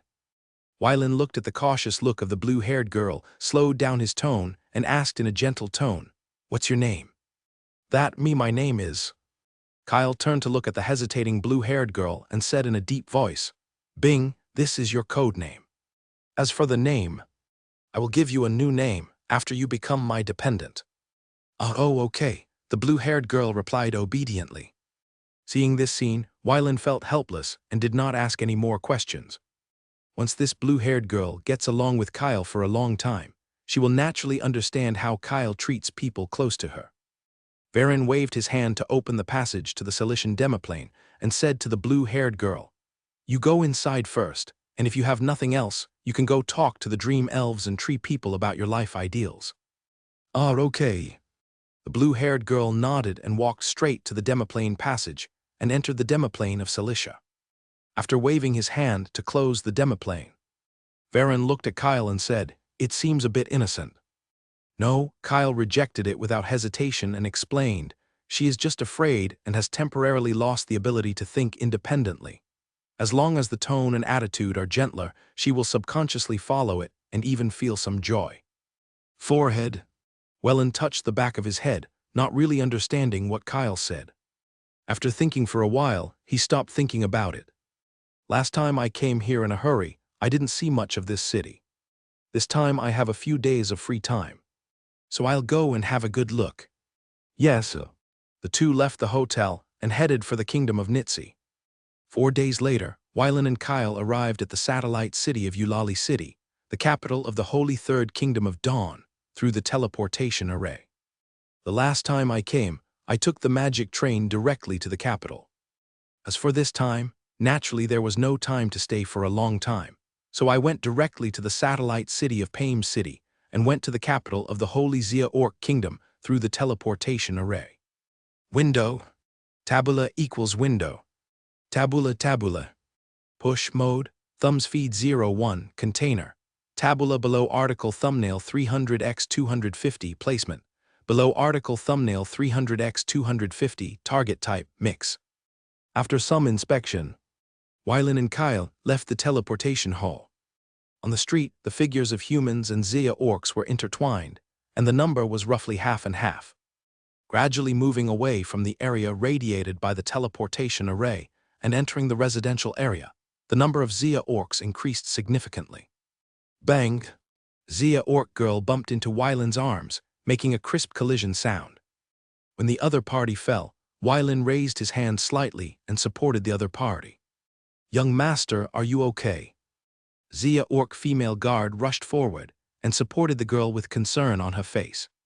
The Zia orc girl patted the back of the female guard's hand, gave her a reassuring look, then looked up at Wylan, bowed and apologized, and then said, "Sir, I have seen you." "Oh?" Wylan showed curiosity on his face. "I have never been to the Holy Zia Orc Kingdom. Where have you seen me?"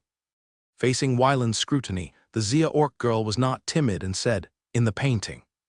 "Painting?" Wylan pondered for a moment and seemed to understand something. "Sir, can I invite you to be my guest?" The Zia orc girl's eyes were full of hope, her hands were slightly clenched, as if trying to restrain the tension in her heart. Looking at the eyes of the Zia orc girl, Wylan nodded slightly and said, "I agree. Sir, please follow me." Seeing this, Wylan looked at the Zia orc girl's etiquette, nodded slightly, and then followed. Passing through the bustling streets, a quaint courtyard appeared in front of him. Looking up, I saw the plaque read Bezeayun. Pushing open the door, the Zia orc girl shouted loudly, "Father, I brought you a distinguished guest." In the inner courtyard, a Zia orc youth slowly opened his eyes that were originally tightly closed, stood up, waved to the butler beside him, asked him to prepare the meal, and then walked to the front yard. Entering the courtyard, there was no expensive decoration. All the furnishings were like the small courtyard of an ordinary family. "Ibrahimovic, you have worked hard today, go down and rest." The Zia orc girl looked at the female guard, waved to her, and said quite kindly, "Yes, young master." The female guard bowed her head and saluted, and walked towards the side yard. "Sir, please follow me." Wylan retracted his gaze and followed the girl into the inner courtyard.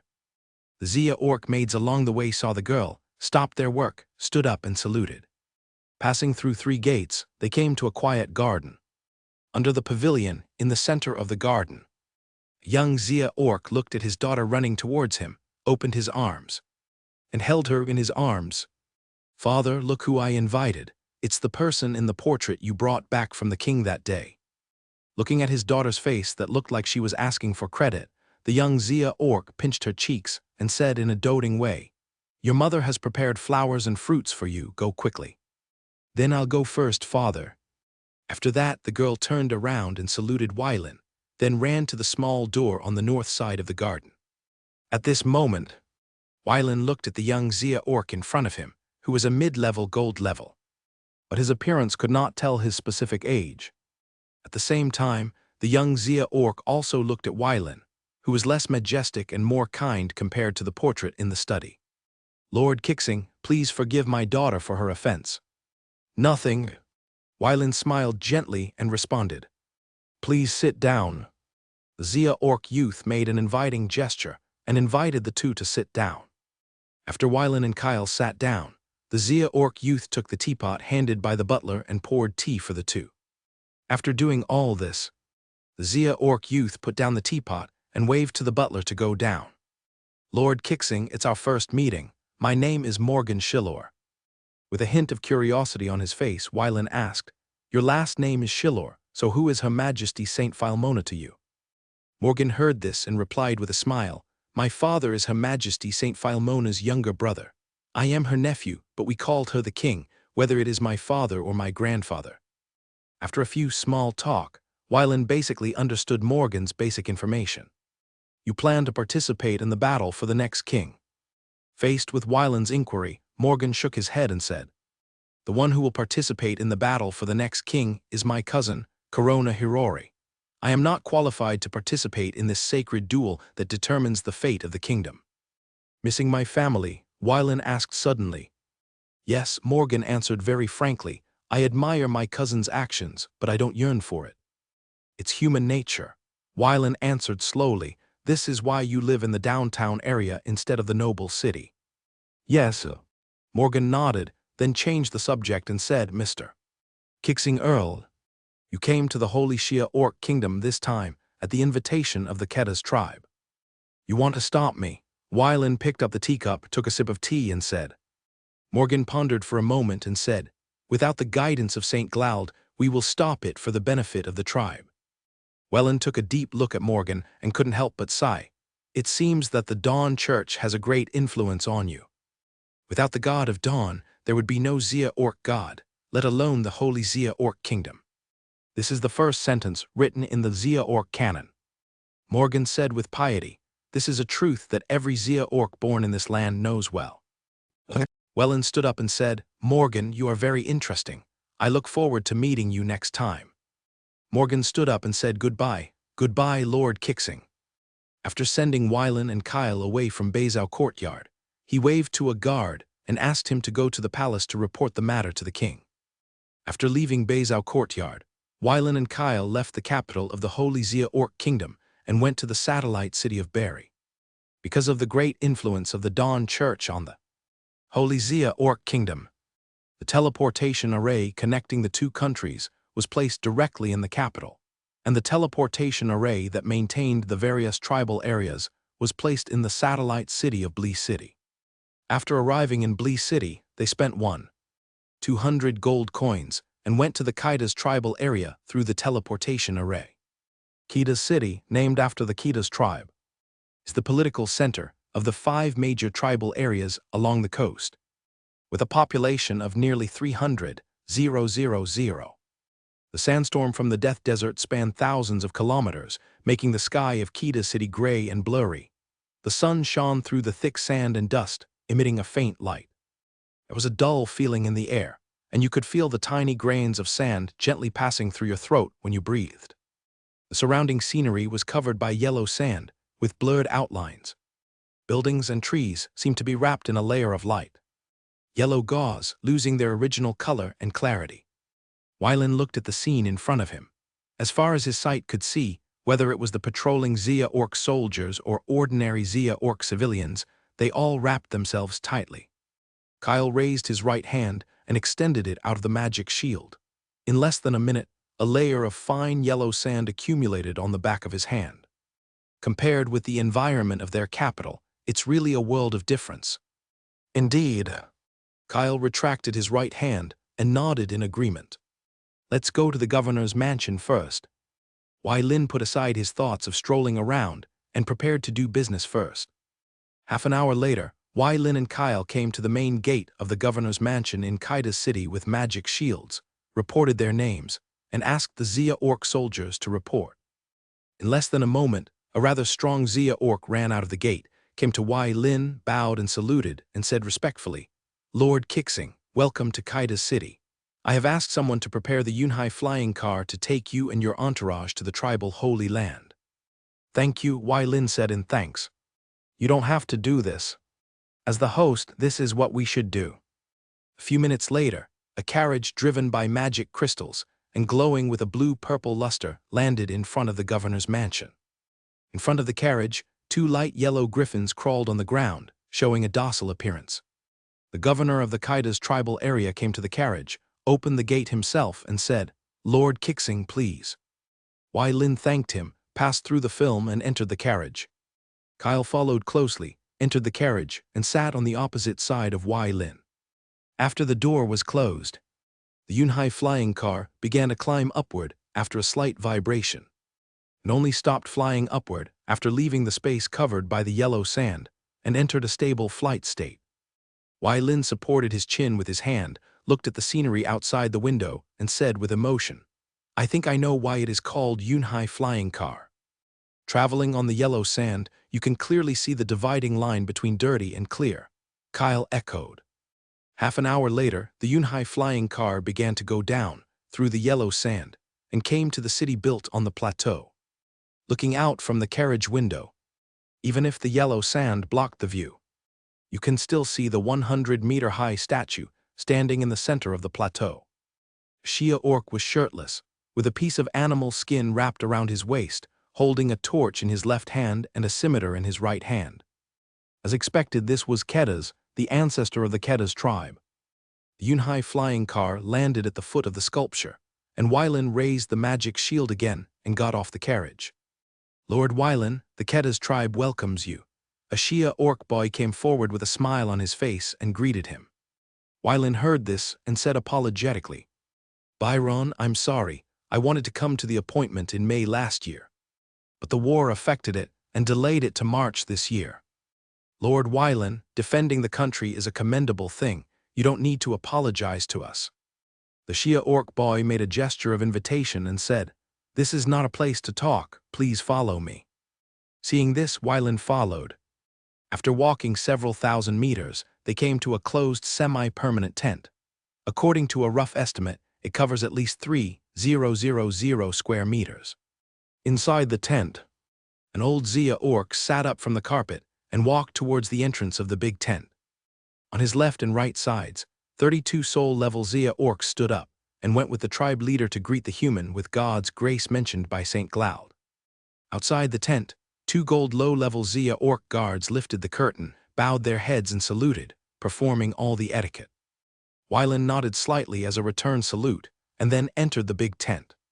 Standing on the carpet, Lin looked at the old Xia Orc who was coming, with a gentle smile on his face, and took the lead to say, "Sir Osvid Kedas, it's my honor to meet you for the first time." Osvid placed his remaining right hand on his chest, returned the salute solemnly, and said, "Respected God-given Earl, on behalf of the Kedas tribe, I welcome your arrival." The 32 soul-level Xia Orcs followed the tribe leader to salute, to express their respect for the God-given Earl. After some pleasantries, Lin sat down in the guest area at Osvid's invitation. "Elder Osvid, I don't know why there is yellow sand all over the sky. I remember that the Death Desert is more than 4,000 kilometers away from here." "God-given Earl," Lin said, "you can call me Lin or Kixing." Seeing this, Osvid smiled kindly and said, "Then I will call you Lin." From October to May of the following year, the 6 tribal areas in the western part of the kingdom will be covered by yellow sand. According to your understanding, we are 300 kilometers away from the Death Desert and will not be affected by sandstorms. But the land between the Holy Xia Orc Kingdom and the Death Desert, which we call the Kali's Corridor, is controlled by the Black Asian Orcs. They destroyed all the trees in the Kali's Corridor, flattened the mountains, and built a sand diversion ring to divert the yellow sandstorms from the Death Desert to us, destroying the normal food production in the western region, thereby reducing our population. For thousands of years, they have indeed done it. The food self-sufficiency rate in the western region of the kingdom is only 15%, and the gap is as high as 85%. It is with the assistance of the Dawn Church that the prosperity and population of the western region can be maintained. Every time there is a war, we want.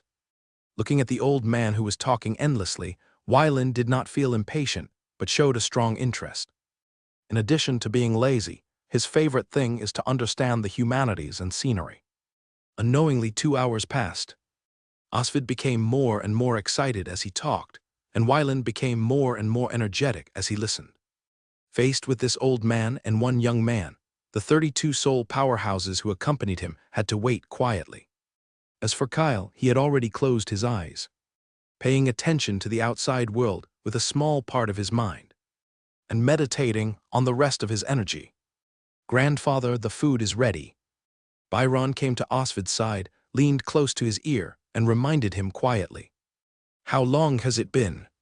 "5 hours. Osvid came back to his senses, looked at Wyland and smiled. "If you are interested, let's find a time to have a good chat next time." "Thank you very much, Elder," Wyland said after hearing this. "There is no need to thank me. I am very happy that you can listen to these stories told by an old man like me. In the dense forest, in front of a deep pool, more than 1,000 Zia Orc soldiers are stationed here. In the morning, 3 Cloud Sea-flying cars landed in the camp. Accompanied by Osvid, Wyland came to the intersection of virtual and real space. Standing next to the pool and looking towards the center, he saw a town reflected in the water. "Wellen, that is the entrance to the space between virtual and real." Osvid raised his right hand, pointed to the center of the lake, and explained, "At the beginning, some tribesmen discovered the town reflected in the pool and wanted to enter it, but Hay couldn't find a way. After I learned about this, I sent tribesmen to explore, but none of them could enter the town. Half a month later, the tribe's guardian Lord Hakak came here to explore, but the result was still the same, and he couldn't find a way to enter the town. 3 months after the pool was discovered, St. Cloud traveled here, and as for what happened later, Wyland had already learned about it in the previous projection. The space between illusion and reality, according to St. Cloud, is waiting for your arrival, and he has ordered Lord Hakak not to leak this matter. After you did not come, all the tribesmen who knew about it were taken into the demiplane by Lord Hakak, and they will be allowed to return to their normal lives only after the situation is resolved. Elder Osvid, please leave it to me." Wyland nodded and said in a deep voice, then looked at Kyle and motioned him to follow. Seeing this, Kyle nodded, stepped on the lake, and rushed to the center of the deep pool. On the shore, more than 100 Zia Orcs watched this scene intently. On the high mountains in the distance, a Zia Orc sat cross-legged on the top of the mountain, watching the scene hundreds of kilometers away. A few minutes later, Wyland came to the center of the deep pool and looked down at the reflection of the town in the lake, a scene of a magic city. As the reflection changed, he came to a magic academy, where a group of boys and girls was sitting in the classroom and listening carefully to the lectures of a teacher with a huge thing. "How to get in?" Wyland asked curiously, looking at the image in the reflection. Kyle shrugged and said helplessly, "My lord, according to the guidance of St. Cloud, it seems that you should know the entrance." Hearing this, Wyland had no way to refute. However, he really didn't know how to get in. Just as the two were chatting, the wizard in the reflection was seen waving his magic wand and casting spells. As time passed, a pentagram array appeared on the podium. The next moment, 2 holes appeared on the lake's surface, sucking the 2 in. By the pool, a group of Zia Orcs looked confused and looked at each other, feeling that the scene of this divine person entering that space was really dramatic. They had seen that scene and had tried it before, but no hole appeared. "Okay, let's get busy." Osvid looked at the reflection in the lake disappearing, retracted his gaze, and instructed everyone. "Yes, Patriarch." Everyone withdrew their doubts and dispersed. As for the more than 1,000 Zia Orc guards stationed by the pond, they are still guarding here, waiting for the 2 to return. "Everyone watch out, there will be a furry little animal coming out soon." The female magician clapped her hands, asking some students not to focus on her, but on the summoning ceremony. Seeing this, some mage apprentices looked a little embarrassed. They all cast their eyes on the summoning magic circle, but there was no interest in their eyes. For them, this spell is so familiar to them, but they don't have the strength to perform it yet. After all, to summon a pet from another space, you need at least the strength of a second ring magician. In an instant, the dazzling light filled the entire classroom, making everyone unable to help but cover their sight with their hands. Seeing this scene, the female magician looked a little confused. She didn't remember that summoning a harmless pet would make such a big noise. The light dissipated. Wylan opened his eyes and looked at the surrounding scene in a daze. The last moment he was still discussing with Kyle how to find the way, and the next moment he entered this space. Teacher, isn't it a furry little animal? A mage apprentice stood up, pointed at the two people, and asked with some confusion. The female magician heard this and came back to her senses, looking at the two people wearing some retro clothes with some vigilance. Wylan looked at the conversation between the two people, which was a language he couldn't understand, and then turned to look at Kyle, only to see that he was also shaking his head, not knowing what the mage apprentice was talking about. You go out first. The female magician picked up the magic wand and stared at the two people. Everyone got up and left the classroom after hearing this. During the whole process, Wylan just watched this scene quietly without taking action. These people are pitifully weak. As long as he wants, as long as he reveals a little momentum, he can crush them into meat paste. As for the female mage, she is a high-level bronze. Pitifully weak. The only thing worth him taking a second look is her appearance, but compared with his wife, it is not a little bit worse. Talk to her. Yes, sir. Kyle raised his hand and used language to know.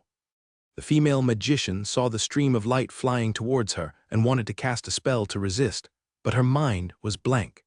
The 6 spell slots on the magic net were all auxiliary magic, and she had no idea how to resist. The next moment, the stream of light flew into the female magician's body. Where is this place? The familiar language sounded in her ears. The female magician swallowed her saliva and pretended to be calm. This is the White Knight Magic Academy of Hamina Star City. There's a 6-ring master in charge. Don't mess around.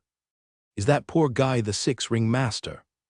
Without waiting for the female magician to respond, Kyle grabbed an old man who was secretly watching from the space. Seeing this scene, Wylan stretched out his hand and shattered the space with a little force. Very weak. Is this the dream of the terrifying, the past of the great, or the future of the lost? Comparing with the information given by his uncle, Wylan began to analyze the situation. But based on the current information alone, it is impossible to determine which kind of space this space between illusion and reality belongs to. On the other side, the old man captured by Kyle looked at the ordinary medieval-dressed young man in front of him with fear and disbelief. But as the strongest man in Hamina Star City, he cannot show his cowardly side.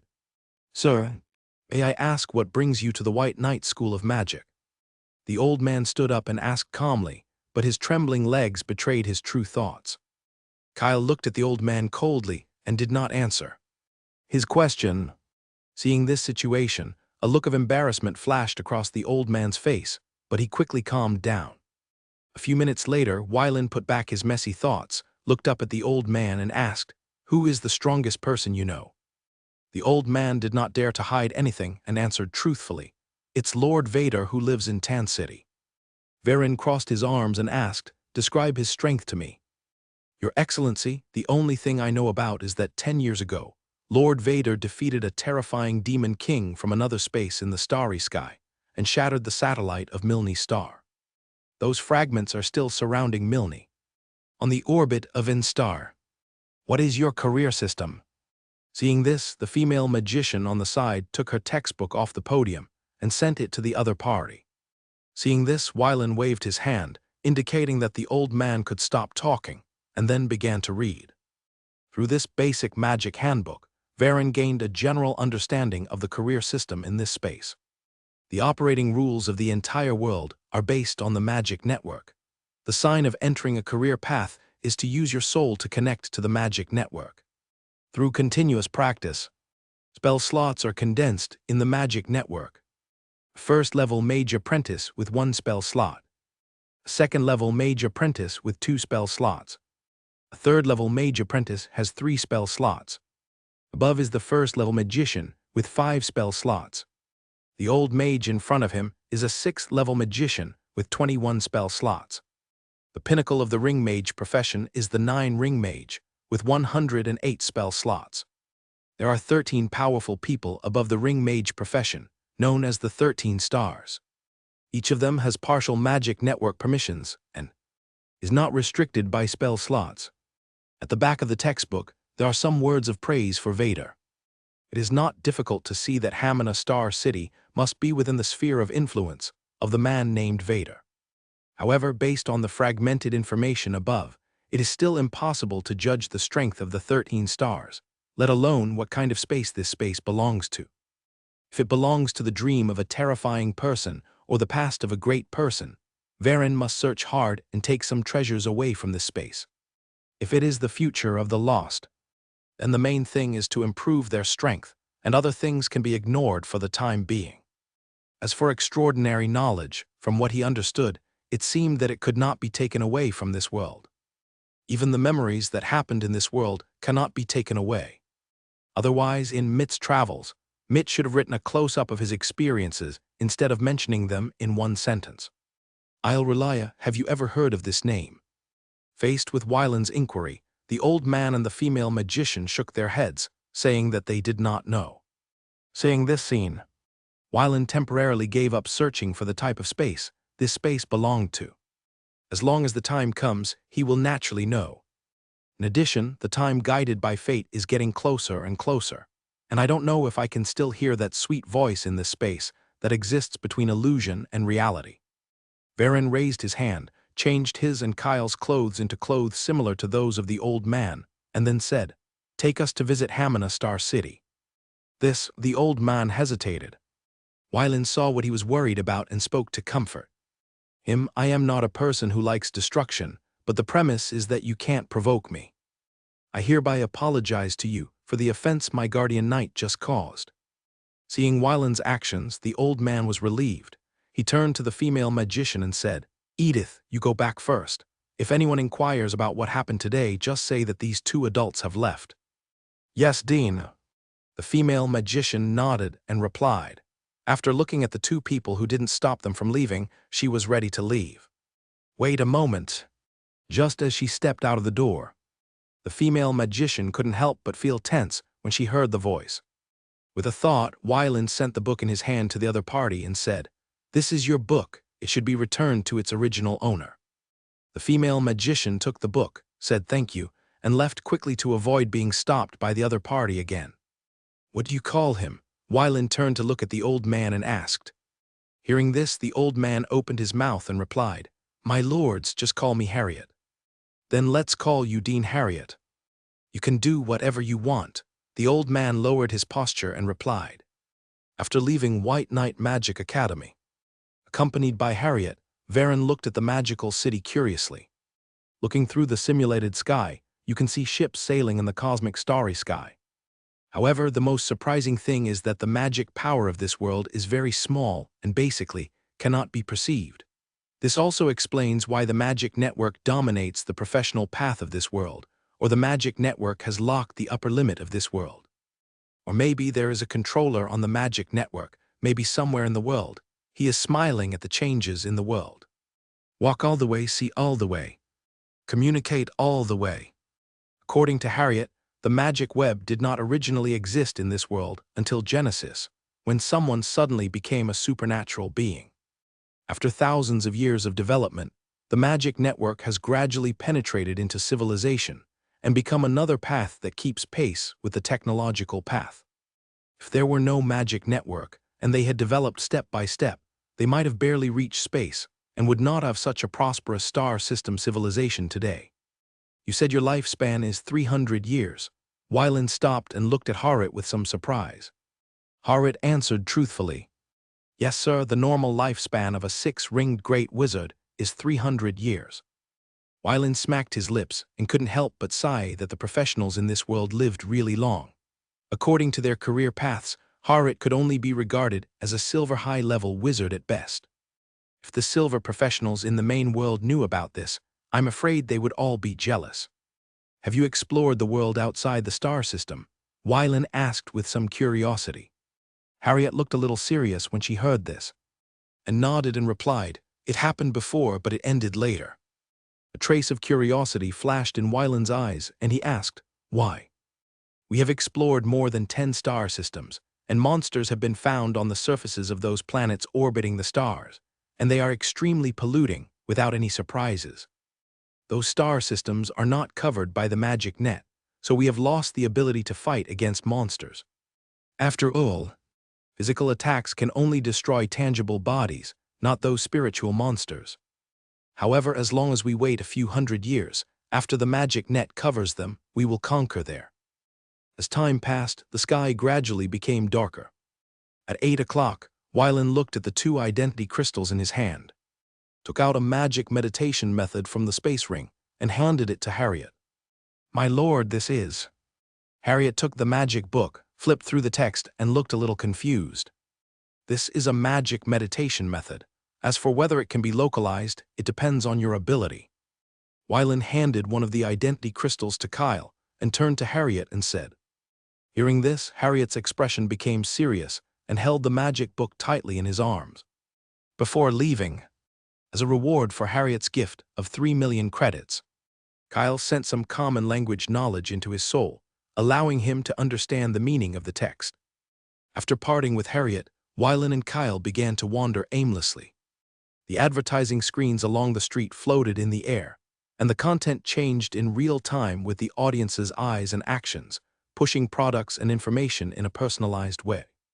Tens of meters in the sky, between high-rise buildings, hundreds of thousands of flying cars blocked the air roads tightly. "What a nice world." Wylan put his hands behind his head, sat on a leisure chair in the wetland park, and sighed. Kyle heard this and said, "It's a pity that this is a space between fantasy and reality. In a sense, this world exists because of a certain creature. Without him, this world would have no need to exist." "Haha, that's true." Wylan nodded and replied, "I once heard that the world can turn without anyone, but it doesn't apply to this world, because without that person, this world is really gone." "My lord, what should we do next?" Kyle looked at Wylan and asked. Seeing this, Wylan thought for a moment, then spread his hands and said helplessly, "To be honest, I don't know either. After all, this world is so big that I don't know where to start. How about going to Milne Star Ring, the battlefield site where Vader, known as one of the 13 stars, repelled the terrifying Demon King from another space? Maybe we can find some useful information," Kyle suggested. Wylan clenched his right fist, hit the palm of his left hand, and said, "This is a good idea, let's go to Milne Star Ring." 2 days later, an interstellar spaceship from Hamina Star City, in the 1,000-star region, to Milne Star Ring, left the port from Port No. 3. On the seat, Wylan activated the virtual screen on the right armrest and projected the navigation route. With the direction of his sitting as the north, the 1,000-star region is located in a fan-shaped ring of 30 degrees northwest, between the 5th and 6th planets in the Dresser star system. In this area, there are thousands of star cities distributed at various gravitational balance points, pulled by the Dresser star. Hamina Star City is located at a gravitational balance point in the south. It is a star city that is outside the mainstream route. As for the Milne Star Ring, it is located on the orbit of Milne, the 4th planet in the Dresser star system. It is the remnant of the original satellite Hanas.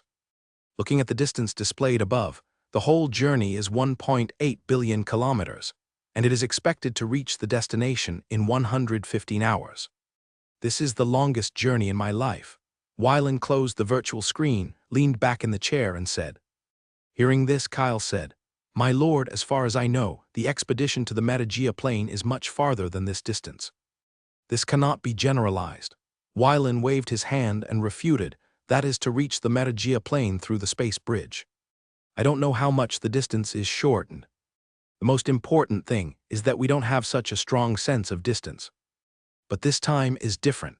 We are going to fly these 1.8 billion kilometers." After a debate, Kyle gave up the theory. Seeing this, Wylan stopped the topic. From a different perspective, Kyle was right, and so was he. Around them, other passengers watched the two speak an unknown language, with curiosity flashing in their eyes, but no one took the initiative to ask. 5 days later, the starship arrived at the northern port of Milne Star Ring. Leaving the ship and renting a ship, the two began to fly around in the star ring. At least that was the trajectory displayed on the internal information network node of the rental company. After drifting aimlessly for 7 days, Wyland put his legs on the command desk, looking at the gravel on the projection screen with a hint of boredom on his face. Because he was in the space between fantasy and reality, he lost contact with the Celicia demiplane, and even the druid's book fell into a dead silence, making it impossible for him to take out his beloved things. As for those virtual games, they were cleared in a few hours. After all, as a soul-level knight, his perception strength was unmatched. "My lord, I have made some discoveries." Kyle stared at the 9 screens projected in front of him and said. Upon hearing this, Wyland immediately put his legs down, stood up, and came to Kyle's side. He looked in the direction of his finger and saw a black spot gathering. A very familiar picture. Wyland frowned and said to himself. The next moment, Wyland suddenly remembered and said, "It is the precursor of the formation of the Demon Gate. I remember it was recorded in the Book of Myth. Yes, it is the precursor of the formation of the Demon Gate." Kyle nodded and confirmed, "But there is no blood sacrifice here, and there is no so-called guide party. Why did this Demon Gate form here?" "I don't know." Wyland shook his head and answered very straightforwardly. In an instant, the black spot suddenly began to expand, and a huge crack appeared in the space, like a hideous scar, with a suffocating cold blue light around it. The next moment, countless demons emerged from it and began to spread around. In a trance, several space cracks appeared, and on the other side were prosperous city streets. The space in this world is as fragile as thin paper. Even silver-level demons can easily tear it apart, not to mention those gold-level demons. "So weak." Wyland looked at the projection on the light screen and said. Kyle nodded in agreement after hearing this. Among this group of demons, the strongest is the high-level gold demon, and there is no higher. "My lord, here we come." After chatting for a while, tens of thousands of demons appeared around the small spaceship. Wyland waved his hand and said to Kyle, "Destroy it." Seeing this, Kyle nodded, disappeared, and appeared in front of the spaceship. The golden holy flame flew out from Kyle's hand and burned the space. Within a few breaths, tens of thousands of demons were turned into ashes under the burning of the golden holy flame, leaving them no chance of escape. After destroying these tens of thousands of demons, Kyle teleported to the Demon Gate. The holy flame swept around, burning the starry sky with the demon's flesh and soul as fuel. Standing in front of the Demon Gate, Kyle raised his hands, accumulated strength, and prepared to smash the Demon Gate. On the spaceship, Wyland looked at the scene of the Demon Gate being broken and suddenly felt that the space had fluctuated, but it soon subsided. Suddenly, there was a loud bang. The space was shattered, and a giant beast emerged from the space crack, began to devour the surrounding meteorites, and gradually approached Milne Star. Wyland looked up at the scene in the distance with confusion. In his eyes, on the other side, after breaking the Demon Gate, Kyle looked at the red crystal floating in the starry sky, which was very strange. He reached out to touch it and saw that the blood-colored crystal turned into a pure force and merged into his body. Kyle closed his eyes and looked inward at his body and soul. In a few breaths, his strength has increased significantly. This progress of improvement is probably equivalent to his half-year hard training. If I destroy the Demon Gate before it is formed, will this blood-colored crystal be formed? With this doubt, Kyle left this place and returned to the spaceship. As soon as he returned to the spaceship, he saw the figure of his master appear tens of thousands of kilometers away. In front of him was a huge monster that was several kilometers long. When Kyle saw this scene, his expression condensed, and he directly tore open the broken space and stepped forward. The next moment he appeared beside Wyland.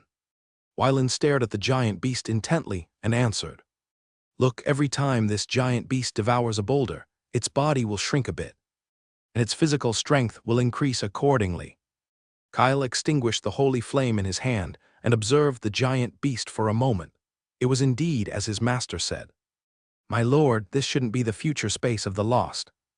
Wyland nodded and replied, It's true. According to my guess, this is most likely the dream of the terrorist, and this giant beast is likely a gift.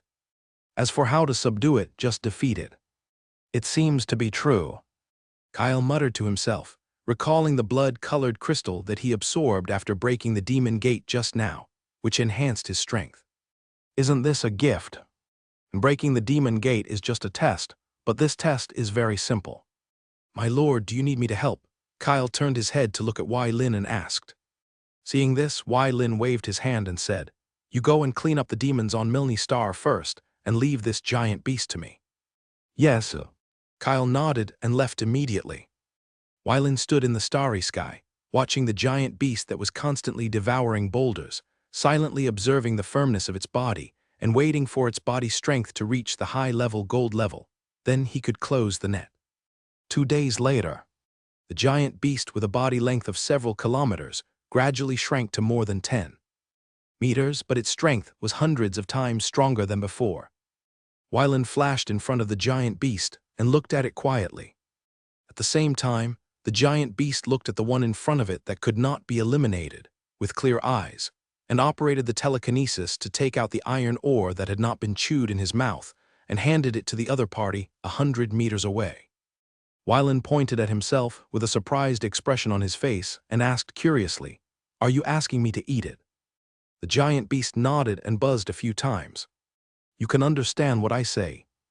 Buzz, buzz, buzz. The giant beast nodded again and made a sound. Seeing this, Wai Lin temporarily gave up the idea of using tough measures and asked, Then can you come with me? Buzz, buzz, buzz. The giant beast nodded first, then shook its head, turned around and pointed its butt at Wai Lin. The next moment, a crystal separated from the giant beast and floated towards Wai Lin. Looking at the excrement getting closer and closer, Wai Lin did not leave, but reached out to catch the crystal with a diameter of 10 meters. Such a large intermediate magic crystal is equivalent to 500 normal-sized intermediate magic crystals. Wai Lin stopped the crystal in the air, and a look of surprise appeared on his face. Buzz, buzz. The giant beast called a few times, then slowly floated to a boulder, dug out the metal with telekinesis, and ate it. Putting the crystal into the space ring, Wai Lin slowly followed the giant beast, watching it eat, as if grazing in the starry sky. The giant beast didn't care about the terrifying little guy following him, and continued to eat slowly. 6 hours later, Kyle returned to the Milne Star ring and watched his master's actions. He and the giant beast got along very well. One behind and one in front. A few minutes later, after understanding the whole story, Kyle suddenly said, Master, does this giant beast eat energy minerals in addition to metal? It shouldn't be possible. Wai Lin touched his chin and said uncertainly. In a sense, the giant beast excretes energy minerals, so will it eat something similar to its own excrement? Seeing this, Kyle took out a large piece of gray crystal from the space ring. The next moment, the giant beast suddenly stopped eating metal, turned around abruptly and swam towards Kyle. At this moment, the 6-meter-long giant beast came to Kyle's side, staring at the gray crystal in his hand with 2 eyes. Want to eat? Buzz, buzz. Seeing the giant beast that kept nodding, Kyle gestured for him to open his mouth and threw the gray crystal in. After swallowing the gray crystal in one gulp, the giant beast stared at Kyle again, its clear eyes showing a trace of desire. Seeing this scene, Varen stopped Kyle from continuing to feed and said in a seductive tone, As long as you follow me, there will be endless amounts of these gray crystals in the future. How about it? Do you want to think about it? Buzz, buzz. The giant beast nodded without hesitation and barked at the same time. Seeing this, Wai Lin took more than 10 gray crystal stones from Kyle's hand and threw them into the giant beast's mouth. The giant beast chewed the food, showed an expression of enjoyment, and further shrunk in size until it stopped at 3 meters in length and then stopped shrinking. In this case, it seems that it can no longer be called a giant beast. How about I give you a name? Buzz, buzz. The giant beast made a cry while chewing the gray color. Wai Lin said tentatively, How about Zio Huey? Upon hearing this, the giant beast immediately turned around and pointed its round butt towards Wai Lin, as if to express its dissatisfaction. How about calling me Ziobai? Wai Lin changed his name again. However, the giant beast remained unmoved and continued to chew its food. Zio Huang. Small. Window tabula equals window, tabula tabula. Push mode, thumbs feed 01 container. Tabula below article feed placement, below article feed target type, mix. How is Lan Y? The beast's ears moved slightly, and it turned its body. Its two big eyes stared at Wylan, nodding its head and making noises. Okay, from now on, you'll be called Lan Y. Lin came to the beast and touched the top of his head with his hand. The light white hair felt very good. Buzz. Lan Y stepped back a few steps and made a noise to protest. Okay, I won't touch him anymore. Seeing this, Lin took his hand back and promised. Seeing this, Lan Y turned around and pointed his butt at Lin. A minute later, a crystal emitting colorful light was expelled from Lance's body. With a thought, he took the colorful crystal into his hand. Instantly, Lin's soul revealed a desire to absorb this colorful crystal. Such a pure soul power. Lin restrained his inner desire and sent the colorful crystal to Kyle. Looking at the colorful crystal stone so close at hand, Kyle felt a desire in his heart, wanting to integrate the thing in front of him into his soul. Is this the product of swallowing the gray crystal stone? Kyle reached out and held the colorful crystal stone, feeling the extremely pure soul power inside, with a look of surprise in his eyes and face. Wylan looked at Kyle's expression and suggested, "Try it." Yes. After receiving the instructions, Kyle let go of his mind and took the initiative to absorb the soul power in the colorful crystal stone.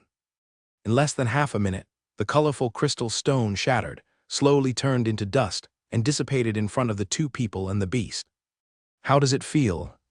No interference from the melancholy aura. Kyle slowly answered under Wylan's expectant gaze. After absorbing the 7-colored crystal, my soul has grown a little stronger. Probably equivalent to the full soul power of a S. Ilvar intermediate demon soul. So, with the help of Lance, we can remove the melancholy aura inside the gray crystal and obtain pure soul power. Wylan said excitedly, turning to look at Lance, his eyes shining. Lance met Wylan's eyes, buzzed a few times, and pointed his butt at Wylan to express his dissatisfaction. Seeing this scene, Wylan covered his forehead helplessly and said, "This guy is really sensitive." Kyle took out several gray crystals and attracted Lance's attention. Looking at the food floating in the starry sky, Lance bypassed Wylan, came to the gray crystal, swallowed it in one gulp, chewed slowly and showed a look of enjoyment. While Lance was eating, Kyle said, "My lord, the central government of Milne Star wants to invite you to be their guest to express our assistance to them." "Then go," Wylan nodded and replied. This time, Lance is the biggest gain from entering this space. As long as he is taken away from this space, the half-dead gray fog space can really start to be developed. In addition, I don't know whether Lance eats the flesh and blood of those gray creatures. However, seeing that this guy only eats ore, it is highly likely that he will not eat the flesh and blood of those gray creatures. After waiting for Lance to finish eating, Wylan harvested another 7-color crystal. Compared with the first 7-color crystal, this 7-color crystal is a little bigger and stores more soul power. As for the unit measurement of the 7-color crystal, he plans to consider it after returning. It is meaningless to think about these things now. After eating, Wylan reached out and hugged Lance, passed through the space torn open by Kyle, and came to Milne Star. After landing on the ground, Lance broke free from Wylan's arms, floated in the air, controlled his body with telekinesis, came to a statue, bit off its head, and began to chew. Not far away, dozens of humans in formal attire saw this scene, looked at each other, and then looked at the 9-ringed great wizard standing in the front. "Let's go, don't let the guests wait anxiously." The young man tidied his clothes, with a calm expression on his face, and strode towards Wylan. Seeing this, everyone followed him. The owner of the statue was not angry, so why should they worry about it? On the other side, Wylan looked at the person who came, used the magician's hand, grabbed Lance back, and said with a stern face, "Be quiet for a while, don't eat anything." Lance turned around and pointed his butt at Wylan, but he didn't eat those delicious statues again. Seeing this, Wylan showed a helpless look on his face. This really found an ancestor for himself. Seeing this, Kyle's mouth curled up slightly, and then he restrained his emotions and returned to a calm face. Your Excellencies, I am the current governor of Milne Star, named Lai Zhenking. Thank you for destroying the conspiracy of the Terror Demon King, closing the space gate, and saving the 2 billion people of Milne Star. On behalf of the central government of Milne Star, I thank you for your help. As the young man bowed, the people standing behind him bowed to express their gratitude. Weilin reached out to help everyone up and said with a smile, "It's just a little effort. As a wise creature, I can't bear to see those evil, the army of the Terror Demon King ravaging Milne Star. Your Excellency, I admire your noble character," the young man said with a look of shame on his face. Hearing this, Weilin still kept a gentle smile on his face and said, "My pet destroyed your statue. I apologize to you here. If you need compensation, please tell me." "Don't worry about it," the young man responded. "The statue is broken, so we can just carve it again. As for compensation, there is no need for that. I have ordered people to prepare a dinner. Please move." "Please." Seeing the young man's gesture of invitation, Weilin slightly bent over to return the gift, exchanged some polite words, and walked side by side with the other party to the auditorium. At the dinner, Weilin was at ease. Although he was forced to drink a lot of wine, he solved it by cheating. 3 days later, the central government of Milne Star gave Weilin an interstellar exploration spacecraft to express gratitude, and rewarded him with 2 billion star yuan and the title of honorary governor of Milne Star. With the honorary governor of Milne Star, except for some highly confidential research institutes, even the ruling government of the star system can enter and exit freely. As for the 13 stars, although he could not meet them in person due to his identity as the honorary governor of Milne Star, he was more than enough to meet those stars with his strength. After staying on Milne Star for half a month, Weilin met several star seekers who came here for the sake of fame. After exchanging some questions about spells with them, he and Kyle boarded the interstellar exploration spacecraft and headed to other areas. In the past half-month, the guidance of fate did not come. It seemed that in this space that existed between illusion and reality, except for one's own strength and space ring, other items could not be used, and even the Sword of Anansi temporarily lost its function. In the star region, between the 7th and 8th planets, on the interstellar exploration spacecraft, Weilin held a gray crystal in his hand and teased Lance. Kyle stood on the command platform with his arms folded across his chest, looking at hundreds of light screens at the same time, exploring suspicious locations. In this star region, there are thousands of small space stations, some hidden in meteorites, some hidden in the dark side or around the only channel. In the Comal meteorite belt, there are millions of explorers, desperados, and gold diggers. People die every moment, and new people arrive every moment. Since entering this area, Weilin has wiped out at least 2-digit pirate forces. The large pirate group has thousands of people, driving several obsolete warships, which was smashed by his slap. The small pirate group has only a dozen people, operating a backward merchant ship that is about to explode, which was blown out by Kyle in one breath. It's not that they are too strong, but that the space of this world is too fragile. A slight touch will cause a space crack, so that before they can really do anything, the space crack will swallow them up. Master, a large space station is found ahead, and we have to approach it. Weilin threw the gray crystal in his hand to Lance, and looked up, only to see a light curtain peeled off by Kyle and sent to him. Reaching out to enlarge the light curtain, looking at the space station built on the meteorite, a hint of fun flashed in his eyes. We have been floating in space for more than 4 months, and it's time to relax. Kyle nodded silently after hearing this, and controlled the spacecraft to approach the large space station. This excuse is very poor, but since the master wants to rest, let's go. Leave the spacecraft and enter the space station. No matter who you are, no matter what you have done, please do not violate the rules of Lord Gas when you come here, otherwise please be prepared to become a space mummy. Looking up, a warning in red font was thrown on the top of the port. Retracting his gaze, looking around, whether they were cowards, desperate criminals, or people who came with other purposes, they were all very honest and did not dare to make trouble. Around the port, there were dozens of mechas placed on both sides to intimidate powerful mages. For himself, these things were just toys at best. But for those 6 ring mages, they were a great deterrent. After stopping for a moment, Wylan and Kyle began to wander around and ask for information. As for Lance, he was locked in the spaceship. In order to prevent this guy from eating a hole in the spaceship, Wylan also made a shield to cover it. Of course, he definitely did not retaliate against Lance for pointing his butt at him. 3 days later, the two who had nothing got on the spaceship and left the large space station. Boom! A wave of energy came and hit the spaceship that had just left the port. Kyle stretched out his hand to block the wave and stabilize the spaceship. Looking back, only half of the large space station was left. There was silence all around, and a lot of space junk was floating in the darkness. In the center of the space station ruins, a fiery red light flew out and flew towards Wylan's location, holding a head in his hand. Roar! A roar sounded in his ears, and Wylan's figure flashed and appeared in the space, asking, "Who are you?" Roar!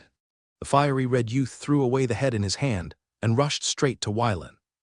Looking at this youth, whose strength reached the low level of soul, Wylan directly summoned the Life Knight and the Death Knight, and began to beat up this uncommunicative youth. In less than a moment, the fiery red youth only had half of his right arm left, and his entire left arm and 2 legs were cut off. Wylan came to the fiery red youth who was bound by the Death Knight and asked, "Who are you?"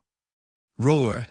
Seeing this, Wylan's expression condensed, and he put his hand on his head, carefully sensing, and found that his soul was in chaos, mixed with various unspeakable things. Kill him! The Death Knight raised the knight's lance and pierced the fiery red youth.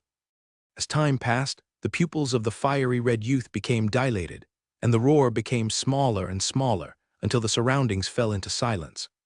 Wylan looked at the dead fiery red youth, took back the Life Knight and the Death Knight, and prepared to return to the spaceship. The next moment, a beam of light shone through the body of the fiery red youth, poured into Wylan's body, and formed a red petal on his forehead.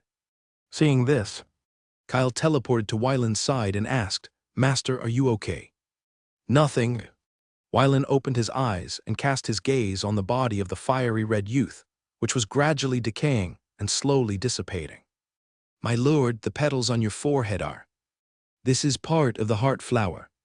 Wylan stroked the red petals on his forehead, read the information that suddenly appeared in his mind, and explained, "The red petals represent blood, which is born from the flesh and blood, but will suppress the host's will and soul, that is, the fiery red young man just now, who has no reso, and then can only act on instinct. The blue petals represent will, which exists in the person with the strongest will in this space. The purple petals represent the soul, which does not exist in the space we think of, and does not exist in the space we imagine. The 3 combined can form the heart flower. When the heart flower takes shape, at the moment of withering, it can upgrade all my professions by 1 level." "All professions?" Kyle asked with a hint of curiosity in his eyes. Yes, Wylan heard this and answered, "All professions.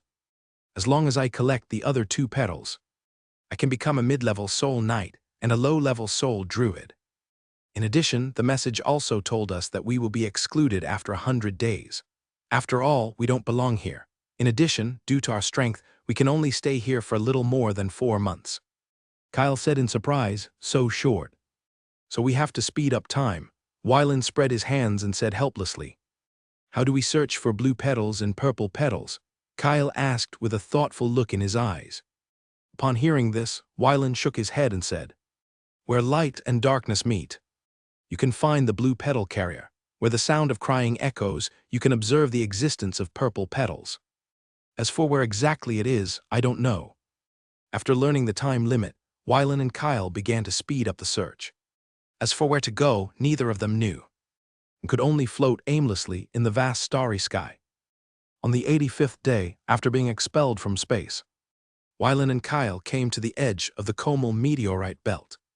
In these short 15 days, the two encountered 7 Demon Gate events, but they were all easily destroyed by Kyle, and they received some gifts. Where will the intersection of light and darkness be? Wylan lay on the console, looking at the unchanging picture on the light screen, and said weakly, "My lord, I suggest that we can go to the Wheatgrain Library to see if we can find some clues by checking the history." Kyle heard the words and suggested, "Then let's go." After that, Wylan came to the starry sky and opened the space channel to the fifth planet Rost.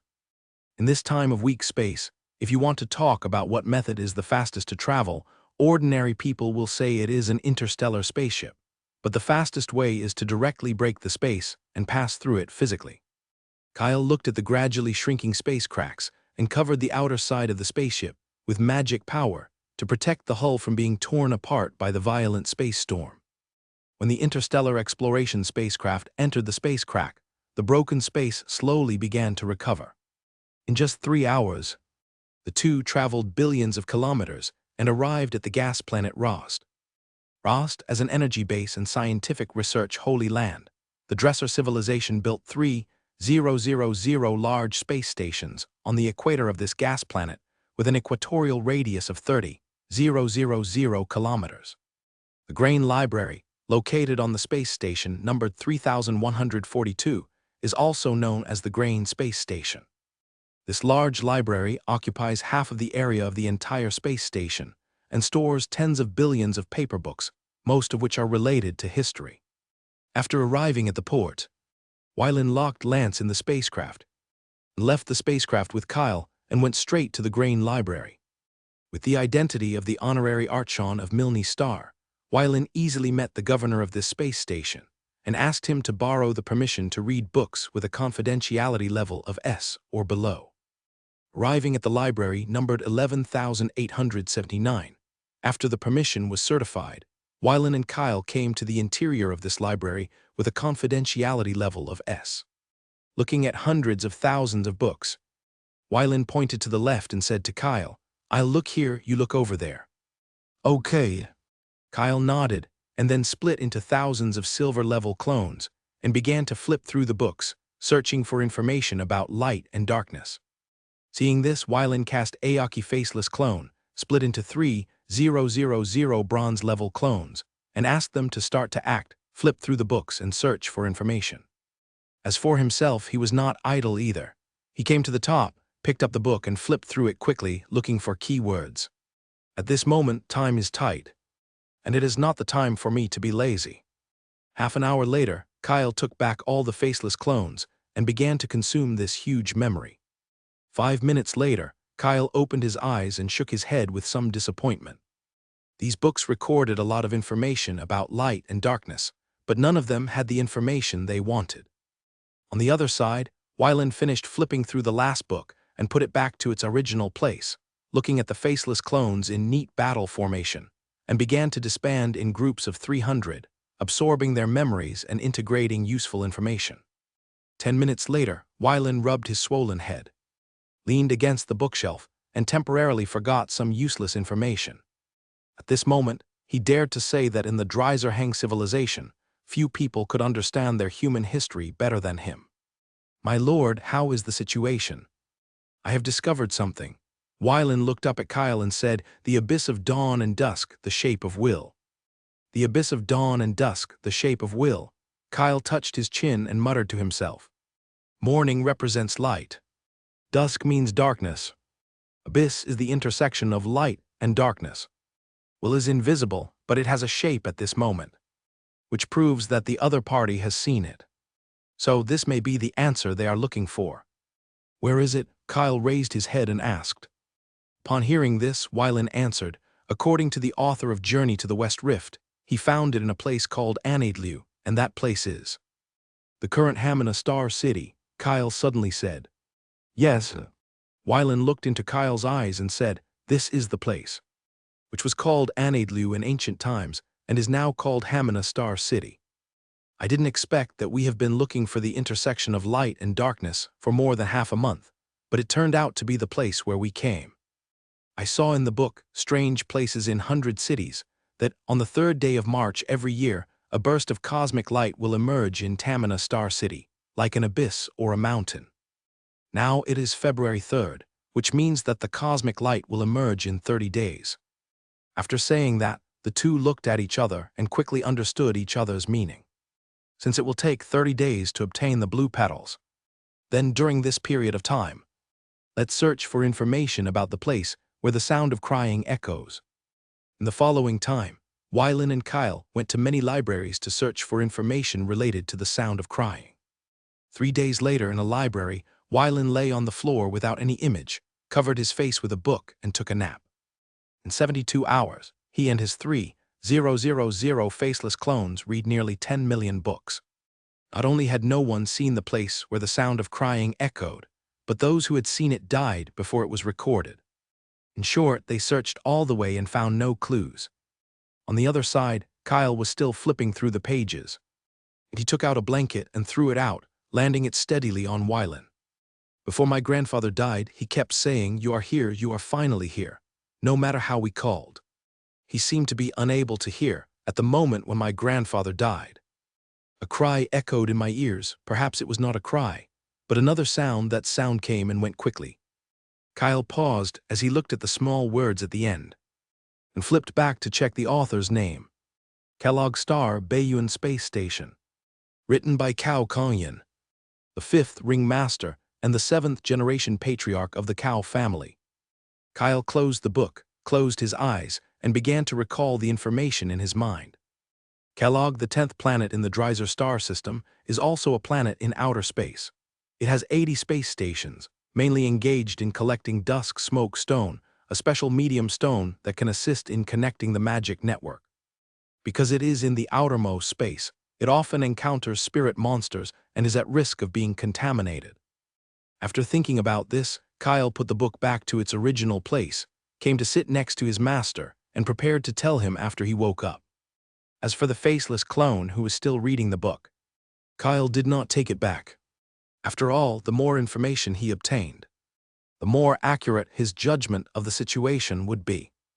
2 hours later, Varen and Kyle left the library, headed to the port, and piloted the interstellar exploration spacecraft to the planet Kellogg to find the place where the sound of crying echoed.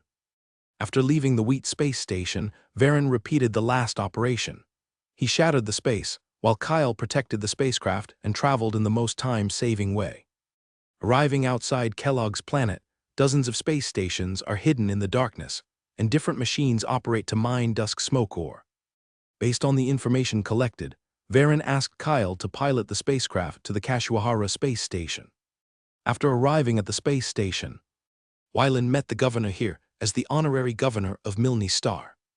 And with the help of his relationship, he contacted Cao Fujin, the current head of the Cao family. Looking at the middle-aged man in front of him, the 4th ring mage, he was pitifully weak, but Wylan did not have a condescending attitude, but communicated with him on an equal footing. He had only bullied the weak a few times. One was when he first came to Cardero province to apply for a development certificate. As for the other times, it was all when he was a child. "Your Excellency, please follow me." The current head of the Cao family bowed slightly and saluted and said, "Trouble?" Wylan glanced at Kyle, signaled him to handle the follow-up matters with the consul, and followed Cao Fujin to leave. Seeing this, Kyle nodded slightly, and after the two left, he took out a colored soul stone from the space ring and handed it to the governor of Kashiwara Space Station. Looking at the 3 glowing crystals in the hands of the blond young man in front of him, the governor of Kashiwara Space Station felt an unknown heartbeat in his heart, but he was quickly suppressed. As the 5th ring archmage, he cannot show his gaff side. Consul Boyat, this object is called the colorful soul stone, which has the effect of soothing the soul. Kyle did not pay attention to the other party's momentary embarrassment and explained with a smile, "This is the reward, please accept it." The governor of Kashiwahara Space Station swallowed a mouthful of saliva, suppressed the greed in his heart, and said righteously, "You two are the heroes who saved Milne Star. For your help, as a member of the Dresser Federation, I should provide whatever help you can." Quoting what my master said, "We have to discuss the matter on a case-by-case basis.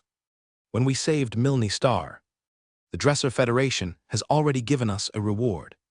But the help you provided is another matter, and we should get help. After all, our meeting with the head of the Cao family through your relationship is a private matter and cannot be confused with official matters." Under Kyle's persuasion, the governor of Kashiwara Space Station was heartbroken. He took the colored soul stone with both hands and put it in his arms. Then he said, "Sir Kyle, I, Boyat, am still a bit weak in the surrounding space stations. If you want any help from me, just ask." After hearing this, Kyle responded in a gentle tone, "Consul, thank you very much." The governor of Kashiwahara Space Station said with a smile, "It's a small thing, a small thing." On the other side, Wylin came to a secret room. "Your Excellency Wylin, here are the things left by my grandfather. Please don't damage them." Cao Fujin unlocked the entrance with his pupils, opened the 3 iron doors, made a gesture of invitation and said. Wylin took a look at the internal arrangements and then said, "Don't worry, I won't damage your grandfather's belongings." After saying that, Wylin entered the secret room, went straight to the place where the books were stacked and started to read. Electronic information is easily tampered with, so important information is stored on paper. In addition, for mages, personal biographies and diaries are also often carried on paper. When he flipped through the diary, Wylin started reading with half curiosity and half exploration. "After my grandfather passed away, I followed my father's instructions and started sorting out his belongings, in my impression. My grandfather rarely smiled, even though my father and several uncles and aunts were very strict. The law does not punish everyone. So it does not apply here if one of his children makes a mistake. Everyone will be punished, but in the middle of a diary. I found some texts that seemed to be ancient texts, but my grandfather had never been interested in history, which made me very puzzled therefore. I transcribed those words and kept the originals. I did not tell my father about it, and he did not know about it until his death. After research, I found that the words came from 5,000 years ago, and the combination is, "It's good to be alive. Eternal life curse." I don't understand why my grandfather wrote this. Could it be that he is an immortal person? Or that he is in the dimension we are in, similar to a spirit creature, but he cannot interfere with reality and can only observe? The research is discontinued, and I can't continue. That's the end of the matter. Perhaps the sentence should be combined like this: to live, damn. To live forever, so good, turning the page backwards. Another thing is recorded. Wylin quickly flipped through the contents at the back, put the book back to its original place, leaned against the bookshelf, and began to think, according to live and damn. Eternal life is so good to understand.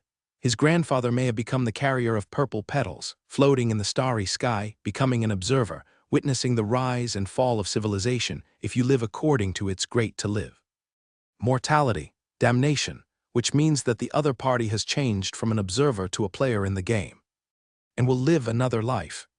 As for what he said when he died, he should say goodbye to those observers.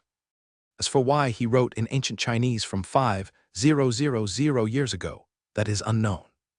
After stopping to think, Wylin continued to read other books, but he did not gain much. Or it was really as the other party wrote in his diary, "The research is interrupted and I can't continue." In the following years, the other party did not mention this matter in this way. Where should we search for the place where the sound of crying echoes? No.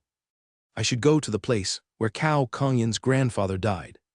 Maybe that is where the sound of crying echoes.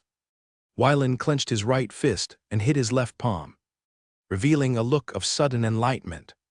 As soon as he said it, Wylin left the secret room and looked at Cao Fujin, who was waiting outside the secret room, and asked, "Can you take me to the place where your grandfather's grandfather died?" When Cao Fujin heard Wylin's words, his face looked a little strange, but he still agreed. In recent years, their family's power has weakened a little. If they can get the friendship of the Archon, they will have a chance to return to their peak. "Sir, please follow me." Seeing this, Wylin followed without further ado. Window tabula equals window, tabula tabula. Push mode, thumbs feed 01, container. Tabula below article thumbnail 300x 250 placement. Below article thumbnail 300x 250 target type mix. Half an hour later, the two came to a courtyard made of wood. In this space station, he was used to seeing steel jungles, and suddenly seeing this rather strange building made Varen feel curious. "Your Excellency, this is the place where my great-great-grandfather died." Cao Fujin opened the courtyard door, entered the courtyard, pointed to the surrounding arrangements, and introduced, "This place still maintains the style of the medieval period, except for basic electrical equipment. Other objects are made by carpenters using naturally grown century-old wood. Every 10 years, We spend hundreds of thousands of stars to hire master craftsmen to maintain this place. Wylan looked at the surrounding furnishings, nodded involuntarily and praised. An elegant place. Sir, I'm waiting outside.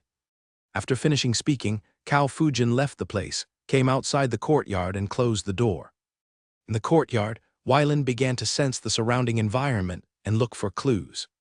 Where the sound of weeping echoes, the sound of weeping must first be heard. After spending half an hour, Varen wandered around but found no clues. Is my guess wrong? Knowingly, Wylan came to the main room, looked at the bed. His mind became more and more active. He came to the bed and lay down on it. Look at the top of the house and take in the movement around you. 3 minutes later, just as Wylan was about to stand up, a sound of crying was heard. In an instant, Varen became alert and ready to fight. The next moment, Wylan felt that his surroundings suddenly became blurry and his perception was blocked.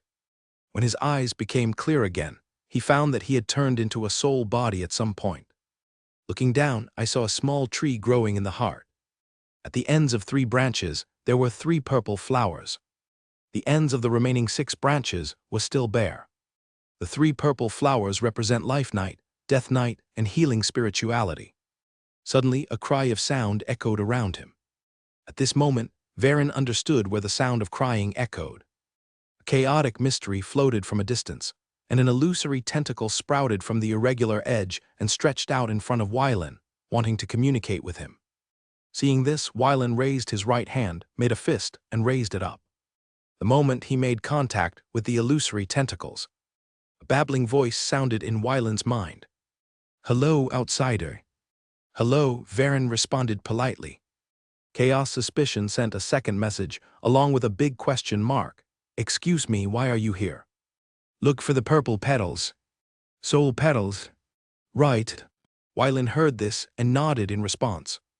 Presumably, in the observer's perception, soul petals should be another name for purple petals. What a coincidence that you came here. The flower of soul will bloom soon. "Where is it?" Wylan asked excitedly.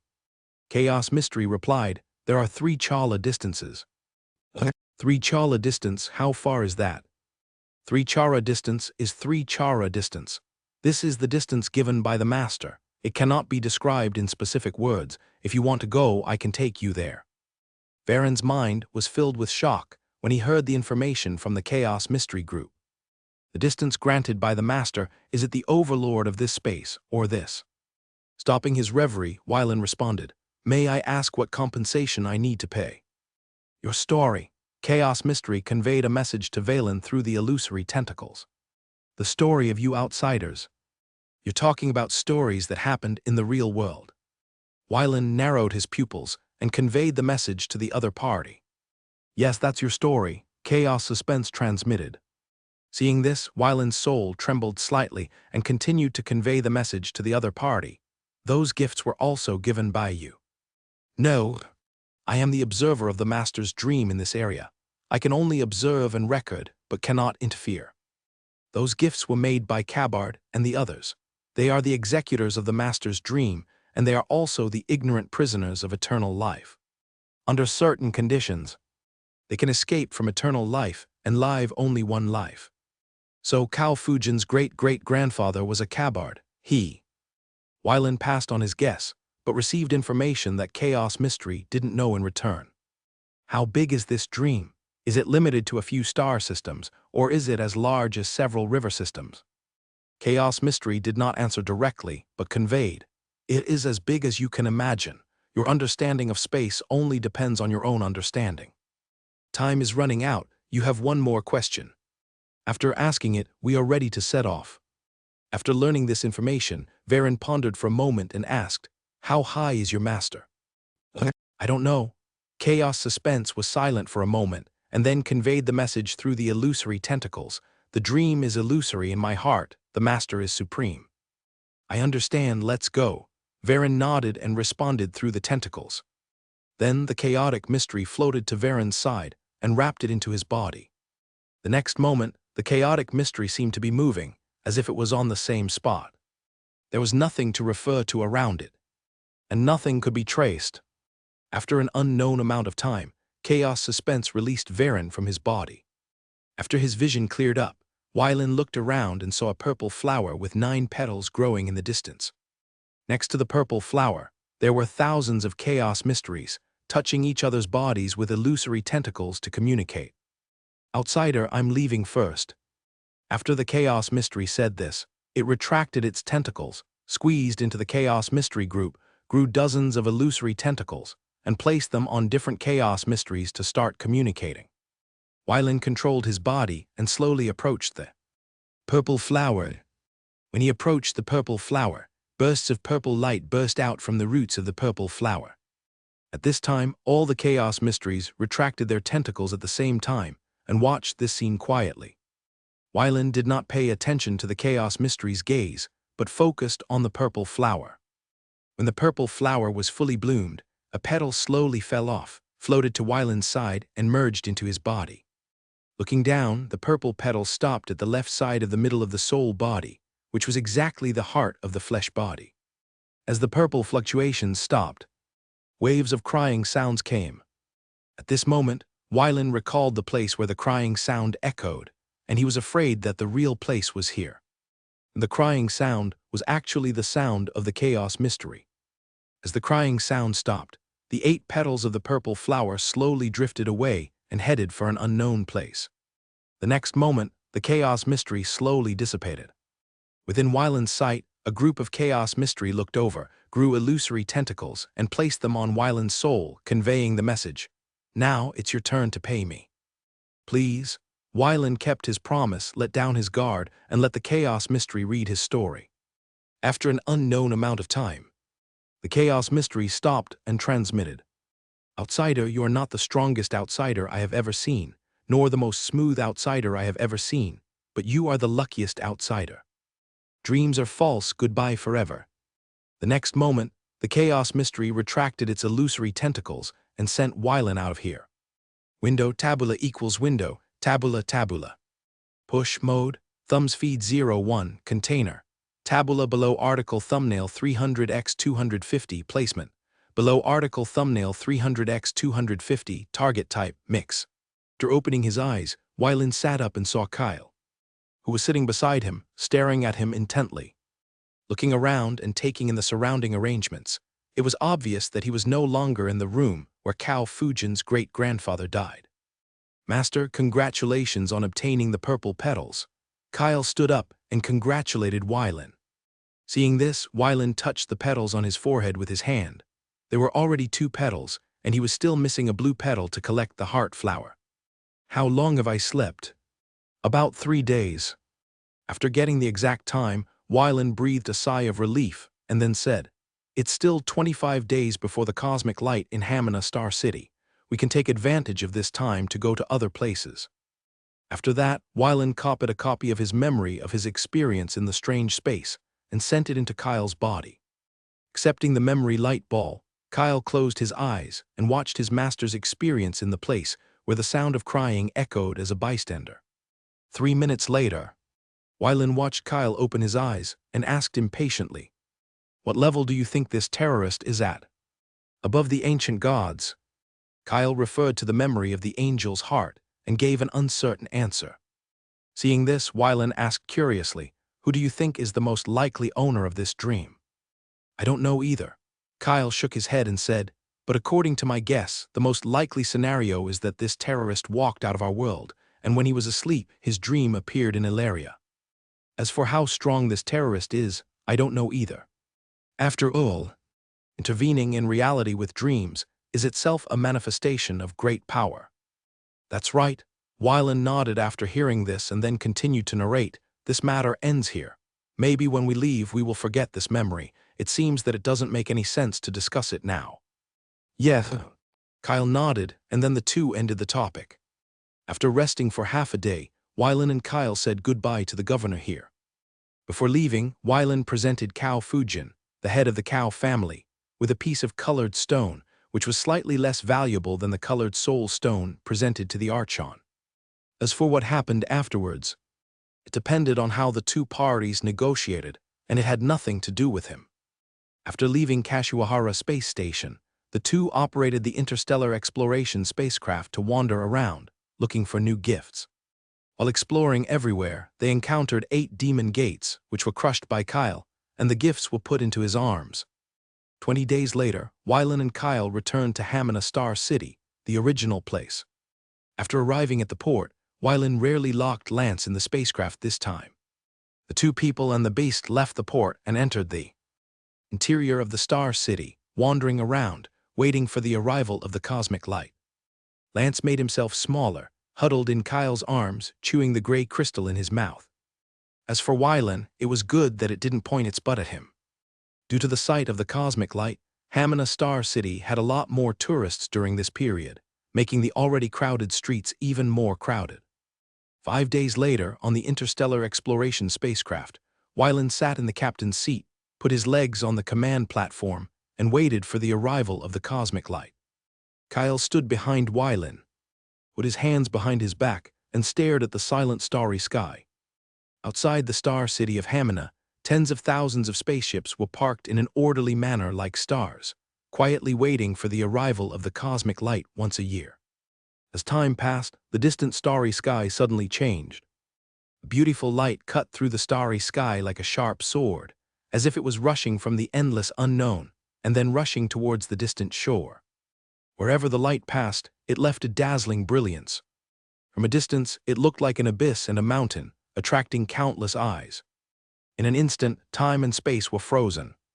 Wylan raised his hand, looked at the blue petals close at hand, and wanted to reach out to touch it, but found that it was just a phantom. Suddenly, a blue light flew out from the center of Kyle's brow and merged into the frozen picture. The next moment, the blue petals condensed and flew into the center of Wylan's brow. The red petals, purple petals, and blue petals surrounded each other and gradually merged to form a heart flower. A message emerged in his mind, and finally converged into a sentence. When you leave, when the heart flower withers, it is the basis for promotion. Wylan came back to his senses, touched the heart flower on his forehead with his hand, and murmured to himself. Before entering this place, there was someone else with the strongest will, but after entering, the person with the strongest will was Kyle. When merging, he saw the picture of Kyle practicing hard through the blue petals. At this moment, Wylan recalled the words said by Chaos Doubt and couldn't help whispering. You are not the strongest outsider, nor the smoothest outsider, but you are the luckiest. Perhaps with Kyle, he is indeed the luckiest. Time and space recovered, Wylan looked at the strange light of the universe, and soon immersed in the beauty of the strange light. Kyle also watched with great interest. The beauty of the cosmic light was second to none. The strange scenes recorded in the angel's heart were rarely comparable to this. It must be said that this strange light must have impressed the terrifying person, otherwise he would not have repeated this scene in his dream. 3 hours later, the cosmic light dissipated in the starry sky. Wylan reluctantly withdrew his gaze, turned to look at Kyle and said, "Let's go." "Yes, sir." Kyle nodded, and then controlled the interstellar exploration spacecraft to leave this place. There are still 52 days left to leave this space between illusion and reality. In the remaining time, we need to go to more places to trigger the gifts. For nearly 2 months, Wylan and Kyle have not encountered any new adventures, except for the 21 Demon Gate incident. Lance swallowed the gray crystal, the heart flower on his forehead, and Kyle's century-long hard work, which seemed to be all the gifts of the dream to them. Standing outside the Hamina Star City, Wylan felt the repulsive force and realized that he was about to leave. In a lecture theater, a female magician was demonstrating summoning magic. "Everyone, please don't look at me. Please look at the summoning circle." When the magic apprentices sitting below heard this, they all looked at the summoning magic array. In an instant, light emerged, and 2 one-horned rabbits appeared in the magic circle. In the starry sky, the figures of Varen and Kyle gradually disappeared and left this world. On the water pool, the figures of the 2 people gradually turned from virtual to real, triggering vortexes of magic power. In Kyle's arms, a furry white cub appeared in his arms, with clear eyes in his light blue eyes, looking at the surrounding environment curiously. The flower of the heart and... Wylan touched the flowers on his forehead with his hand and wanted to say something, but he had no relevant memory. Kyle felt his strength growing, but didn't know why. "Lance." Hearing the call, The white cub lying in Kyle's arms made a buzzing sound in response. In its mind, it only remembered that the black-haired young man was its master and the blonde-haired young man was its breeder. There was no other information. Varen looked up to the sky and said, "We seem to have forgotten something." Kyle didn't speak, and there was no relevant memory in his mind. Maybe they experienced some thrilling adventure, or maybe they just stayed in that space that existed between illusion and reality for a moment. Everything cannot be studied and will never be known. This feels so bad. Wylan straightened his hair, turned to look at Kyle and said helplessly, "Kindness." Kyle nodded in agreement, hating the feeling as well. "Let's go ashore first." After saying that, the two of them walked towards the pool. Arriving at the water hole, two golden low-level Shia orc warriors came up to them.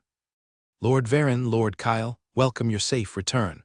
I have sent my men to inform the clan leader. Please wait for a moment." The red-haired Shia orc warrior beat his chest and saluted and said respectfully. Wylan looked calm and asked, "How long have we been gone?" 125 days. The blue-haired Shia orc warrior standing on the right replied. "More than 4 months, Wylan whispered softly. In other words, more than 100 days have passed in the real world, but how long have they experienced in that world? 125 hours, 125 days, or 125 years.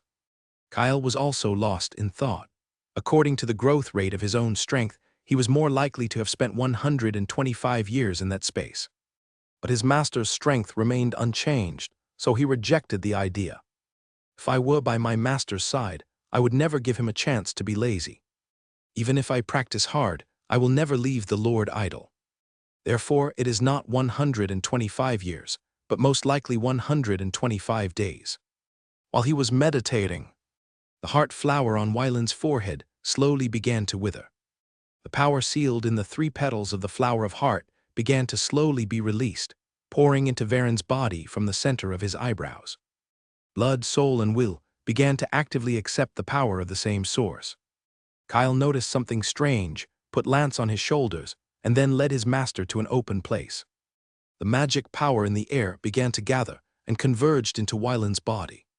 In the soul, the 4th branch of the big tree formed by the soul's original skill reincarnation of life. Death began to grow, with buds growing from the end, bright flowers blooming, fruits growing and then falling off. The purple fruit floated to the illusory 4th layer of soul rings and blended into it, transforming it into reality and forming its foundation. Healing life, the information about the 4th soul skill was known to Varen.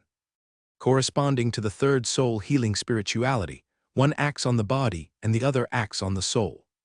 Seizing the life foundation of others can heal physical injuries such as limb regeneration and can also extend one's own lifespan. Healing spirituality, repair the damaged soul. Healing life, repair the missing limbs. With a blink of an eye, Varen suddenly felt as if he was approaching the law of life. When the promotion is successful, a new flower grows on the 4th branch and no longer withers. At the same moment, a small green sapling sprouted from the roots of the big tree, transformed by the soul's original skill reincarnation of life and death, and grew rapidly, reaching half the height of the purple sapling. At the end of the green tree, a bud grew. At this moment, the low-level druid of soul is promoted, and the water channel is formed. Spirit of change, the information of the 1st natal spell appeared in Wylan's mind. All living things you see can be recorded in form and integrated into the all-changing spirit.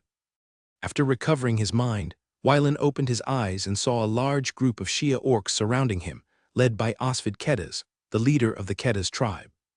Without thinking too much, I knew that several days must have passed, otherwise so many people would not have gathered. After exchanging pleasantries, everyone walked towards the camp. Entering the camp, Varen and Osvid sat on the main seats, while many other Shia orcs sat in 2 rows. A few minutes later, after listening to Wylan's story, everyone looked at each other, but they were all convinced. In the past history, there have been only a few records of such events, without exception, only a few sentences and a single stroke. It turns out that they don't want to write about this past, but they don't have these memories. "Sir Osvid, I can heal your broken arm." Hearing Wylan's words, Osvid was shocked. He looked at his missing left arm and slowly said, "The reason why my arm remains broken is because a part of my soul is missing. I have a way to repair the soul." Wylan heard this and replied with a smile. Seeing this, Osvid asked, "Sir Wylan, what reward do you need?" "I have already received the reward. Repairing your left arm is my return gift," Wylan replied. "Your arrival was guided by St. Glauld, and you solved the entrance to this space that exists between illusion and reality, which also helped our Keda's tribe. In this way, you and the Keda's tribe are even." Osvid looked at Wylan and said, "This time you repaired my left arm, which is another matter. You should accept the reward." Hearing this, Wylan reluctantly accepted it and said, "How about letting me pick something in the Keda's tribal area after I repair your left arm? The good things are all in the tribal treasury. After I recover from my injury, you can go to the tribal treasury to choose." "Thank you." Wylan thanked him politely. Afterwards, everyone ended their chat and returned to the holy land of the Keda's tribe. Window. Tabula equals window. Tabula tabula. Push mode. Thumbs feed 01. Container. Tabula below article thumbnail 300x 250 placement. Below article thumbnail 300x 250 target type mix. After arriving at a permanent tent, Wylan let Osvid lie on the bed, took out 10 gold level demon soul light balls, and let them float in the air. Wylan signaled Osvid to relax his guard and then put his hand on his chest. Soul power was extracted from the gold-level demon soul sealed in the soul light ball, and under the influence of healing spirituality, it formed a thread that surrounded Wylan's body. As a repairer for the second time, Wylan used his thoughts as a needle and soul power as a thread to start mending along the broken part of Osvid's soul. Because the right half of his body was missing, he could only sew layer by layer to sew the shape of the entire arm. As time passed, Wylan's technique became faster and faster, and he controlled hundreds of soul threads to repair the work at the same time. At his feet, there were 30 blank soul light balls, representing 30 gold-level demons who had given up their entire souls. After an unknown amount of time, Wylan looked at the formed left arm, withdrew his will, and took out 30 gold-level demon soul light balls. He extracted soul power in the most violent way and poured it into Osvid's soul body. Under the impact of soul power, the crack between the left arm and the body was filled, allowing the two to gradually merge together. As the soul power of the 30 gold-level demon soul light balls was exhausted, the gap between Osvid's left arm and the body was completely eliminated. After doing all this, Wylan stood up and stretched. 3 consecutive days and nights made him very tired. After the end, he must have a good sleep. At the same time, Osvid, who had fallen into a deep sleep, woke up and looked inside his soul. The missing part had been repaired. With a thought, flesh and blood sprouts began to grow on the left side of his body. In less than a moment, a brand new arm grew out again. For a soul-minded strongman, regenerating a broken limb is a very simple matter. Even if only a head is left, the body can be regrown. But once the soul is incomplete, the corresponding limbs of the flesh and blood body will be lost forever, unless the soul can be repaired. Osvid sat up and waved his left arm, with an unconcealable joy on his face.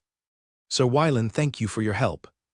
Looking at Osvid, who saluted him, Wylan stepped forward to help him up and said, "Sir Osvid, what do you think of the new arm?" Osvid laughed and said, "Ha, it's exactly the same as the left arm I lost." After finishing the chat, the two left the tent. Outside the tent, in the yellow sand, there were many Shia orcs, including Osvid's direct descendants, governors of various regions, elders, and chiefs of vassal tribes. Seeing Osvid's lost left arm, their faces showed joy. No matter what these people thought in their hearts, they all showed their attitudes at this moment and congratulated Osvid on his recovery of strength. Byron, a young Shia orc squeezed out of the crowd, came to Osvid and greeted him, "Grandfather. Prepare a banquet, dig out the fine wine that has been buried for 500 years. I want to thank Lord Wylan." Osvid ordered his grandson. Yes. In the afternoon, the banquet was held. Wylan and Osvid sat in the upper seats and toasted each other. Osvid filled the wine glass and drank it all, with a melancholy look on his face. "I thought this arm would never come back in this life, but I didn't expect it to be lost and recovered in the past few days. The young man in front of him is really a human. God's grace, as St. Cloud said. After the banquet, Wyland said goodbye to Osvid, came to the rest tent, threw himself directly on the bed, and began to rest. At this moment, Kyle came to a quiet place alone, began to be promoted to a high-level Knight of Soul, and at the same time activated the sealed things in the heart of angels, the first gift from his grandfather. 2 days later, Wyland sat up from the bed and saw Kyle sitting beside him waiting. After careful observation, his guardian knight, butler, assistant, and brother seemed to be a little different, but he couldn't tell what was different for a while. After Wyland put on his clothes, he came to Kyle and asked, "How long have you been here?" Kyle stood up and replied, "Only half an hour." "Let's go, we should go get our rewards." After that, Wyland left the tent first and walked towards the central tent. In the central tent, Osvid learned of Wyland's arrival and stood up to greet him.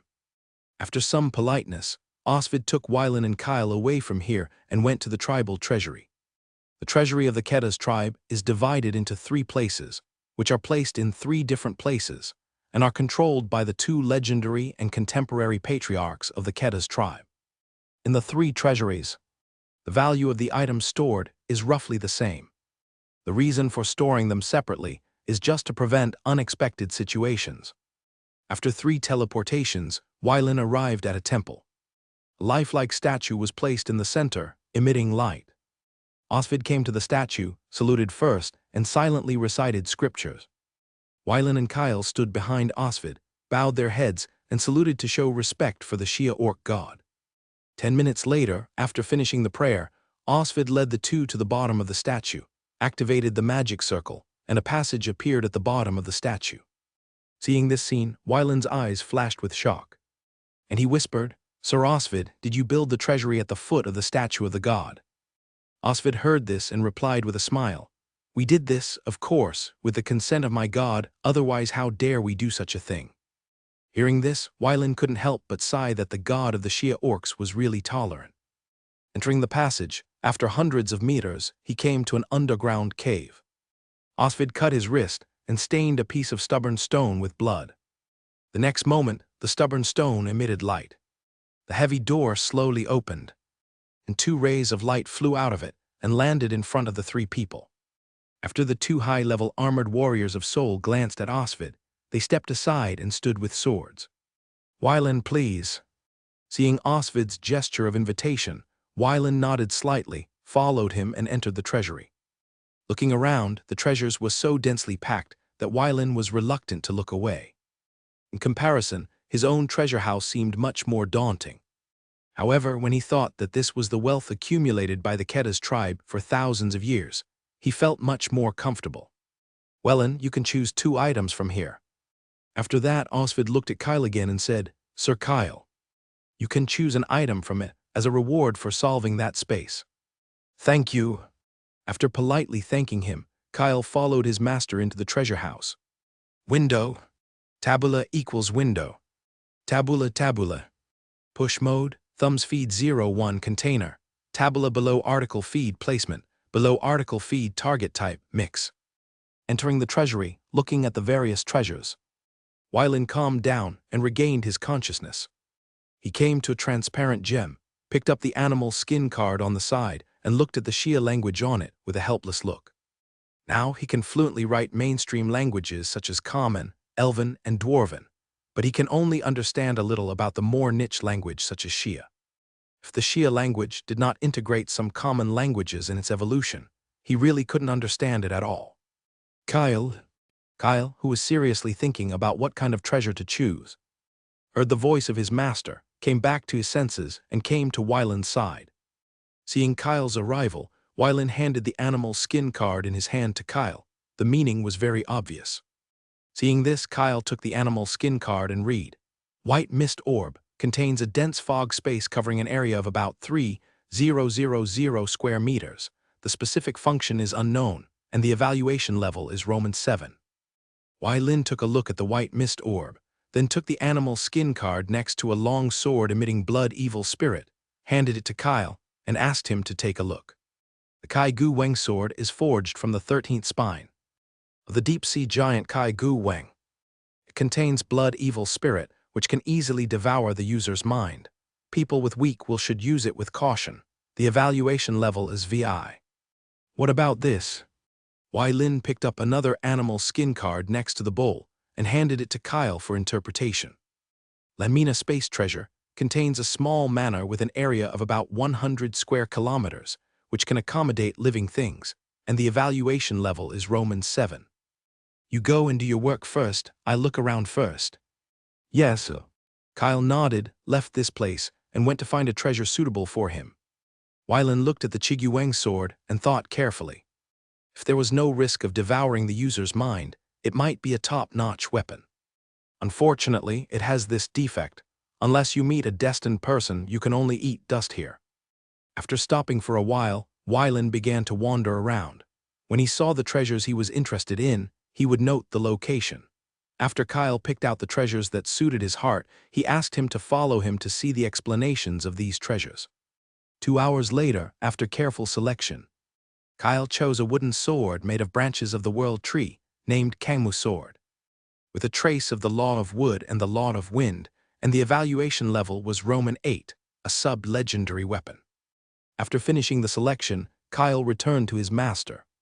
Wai Lin looked at the wooden sword in Kyle's hand and asked curiously, "Have you finished choosing?" "I've finished choosing," Kyle nodded and replied. "I chose it for Lan."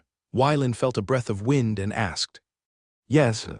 Kyle did not hide anything, his expression was calm, and he answered, "This weapon is very suitable for her."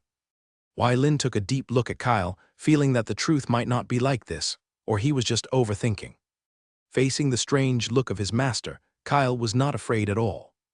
He did not do anything wrong, so he was not afraid at all. "I have my eyes on 133 treasures. Let's go and see them one by one." "Okay." For the next 3 hours, Kyle explained, Wai Lin memorized, and compared them in his mind to see which 2 treasures were more suitable. In the end, Wai Lin chose the Winter-Spring Gem and the Book of Wind Music. The Winter-Spring Gem enhances the spellcasting ability of the Psychic Arcanist. The specific function is not written on the animal skin card, so he does not know. The evaluation level is Roman 7. The Book of Wind Music plays a magnificent music with the spirit of wind, which can increase fighting spirit and magic power. Playing 1 piece can double the power, playing 2 pieces can triple the power, and playing 3 pieces can increase the power 9 times. However, it has high requirements for the performer. It can be used in the military formation, but it is only suitable for extraordinary people with wind, attributed fighting spirit, or magic power, and the evaluation level is level Roman 8. After the selection, Wai Lin and Kyle left the treasure house. Outside the gate, Osvid looked at the 2 people who came out. After learning the information of the 3 treasures, he told the 2 high-level armored warriors in secret. The 2 armored warriors glanced at it, turned into streams of light, and entered the treasure house. Bang! The gate closed, and the stubborn stone returned to its ordinary appearance. After leaving the underground cave, the 2 people and the Shia Orc stopped in front of the statue of the Shia Orc god again, and saluted solemnly to show respect. After 3 teleportations, everyone returned to the holy land of the Kedas tribe. After staying in the holy land of the Kedas tribe for half a month, Wai Lin and Kyle set off to leave. After arriving in Kedas city, the 2 did not return directly to the capital of the Holy Xia Orc Kingdom, but turned to the White Blade tribe area to meet the people of the Uji organization. The White Blade tribe area, under the jurisdiction of the Mist Hunter tribe, has more than 30 million Xia orcs, isolated overseas and less affected by the yellow sand. In addition, this place is very rich as a trade transit area between the Southern Desert Kingdom and the Holy Xia Orc Kingdom. According to incomplete statistics, there are nearly 100,000 Southerners living in the White Blade tribe area, and there are no less than 300,000 hybrids with the blood of Southerners and Xia orcs. White Blade City, located on the southwest coast of the White Blade tribe area, is also the 5th largest port city in the Holy Xia Orc Kingdom. Leaving the teleportation hall, standing on the steps, looking down, the clothes are all kinds of, with scarves wrapped around their heads, half-shaved heads, tattoos on their arms. The first impression of this city is tolerance. Based on the rough judgment of clothing, Wylan can see Ilia people, Cube people, Basio people, and even people from the Ash Magic Kingdom in the crowd. Of course, the most people among humans are the Southlanders. Entering the crowd, Wylan took Kyle to the tavern called The Singer on the 137th Street of the 13th District of White Blade City, according to the information recorded in the document given by his father. Standing on this street, hidden in the downtown area, looking at the rusty sign, coupled with the noise coming from inside, it is difficult to associate this place with the headquarters of the Ode organization in the Holy Zia Orc Kingdom. Hiding in the wild, hiding in the world. Entering the tavern, a strong smell of alcohol hits the face. In the Singer Tavern, hundreds of adventurers gathered according to their respective circles, bragging and chatting, and talking about the situation in the surrounding countries. In some corners, some lone adventurers wore cloaks or masks, drinking alone, enjoying the noisy atmosphere. Arriving at the counter, Wylan looked at the charming Zia Orc girl, tapped the wooden table 3 times with his fingers, and then said, "Please give me a glass of Balehua wine, add 3 ice cubes, let it stand for 3 minutes, and prepare room 333 for me." "Dear guest, our store does not have room 333, so I will prepare room 9 for you. Are you satisfied?" the Zia Orc girl said with a gentle smile on her face. "Okay," Wylan nodded in response. After handing over the counter reception task to another companion, the Zia Orc girl said to Wylan, "Guest, please follow me." Outside the No. 9 private room, the Zia Orc girl took out the key and opened the door. An ordinary wooden table was placed in the center of the room, and 4 long benches were placed around the wooden table. As for other furnishings, there were none. When Wylan and Kyle entered the room, the Zia Orc girl closed the wooden door and locked it from the inside, then came to the west wall and pressed the 3rd wall brick with her hand. The ground shook slightly, and then the 2 floors sank. Under the gaze of the 2, a lifting platform rose from the gap in the floor. 2 masked silver low-level assassins appeared in the room, holding daggers in their hands and vigilant in their eyes. The Zia Orc girl came to the assassin wearing a white wolf mask on the left, attached to his ear, and reported in a low voice. A few minutes later, the white wolf mask assassin told the Zia Orc girl a few words, asked her to wait for them in this room, and then made a gesture of invitation and said, "You too, please." Seeing this, Wylan came to the lifting platform without saying a word. Kyle followed closely and came to the lift platform. The 2 assassins looked at each other, then looked at the Zia Orc girl, motioned the other to step back, and then started the lift platform. As the lift platform descended, the Zia Orc girl came to the wall, restored the hole, then sat on the bench, took out the book in the animal skin waist bag and slowly read. Sensing the speed of descent, Wylan silently estimated the height of descent in his heart. When it reached 800 meters underground, the lift platform stopped descending and stopped in front of a cave. The assassin wearing the white wolf mask walked down the lift platform, raised his right hand, and put it into the mouth of the toad statue. The magic circle emerged in the mouth of the statue, bringing a little starlight to the dark environment. A minute later, the heavy stone door began to slowly lift up, revealing the teleportation array hidden in it. "Please enter the teleportation array." The assassin wearing the white cat mask on the side put his right hand behind his back and made a gesture of invitation with his left hand. Seeing this, Wylan and Kyle's faces did not change at all. They came to the center of the teleportation array and waited for the teleportation. After the 2 were in place, the white cat-masked assassin came to the rock wall, activated the magic circle, opened the teleportation array control center, put his hands on it, and started the teleportation. Both Wylan and Kyle, after watching, were familiar with the operating principle of this process to the branch of the Auric organization. The switch in the mouth of the toad statue needs to identify the soul of the white wolf masked assassin. The operation of the teleportation array requires the identification of the soul of the white cat masked assassin. During the identification process, the soul cannot have the slightest resistance, nor can it be mixed with other unknown magic and fighting spirit. As for the consequences of failed identification, the 2 did not know. However, it is certain that these 2 assassins are not only the guides of the Auric organization, but also 2 keys. Encountering uncontrollable factors, As long as one of them commits suicide, the road to the Auric organization branch will be blocked. A flash of light appeared, and the two disappeared in the teleportation array. 3 minutes later, the white cat masked assassin withdrew his hand, closed the teleportation array control center, and exited the cave. The white wolf assassin saw his companion coming out and retracted his right hand. The heavy stone door fell down with a bang, completely closing the teleportation array.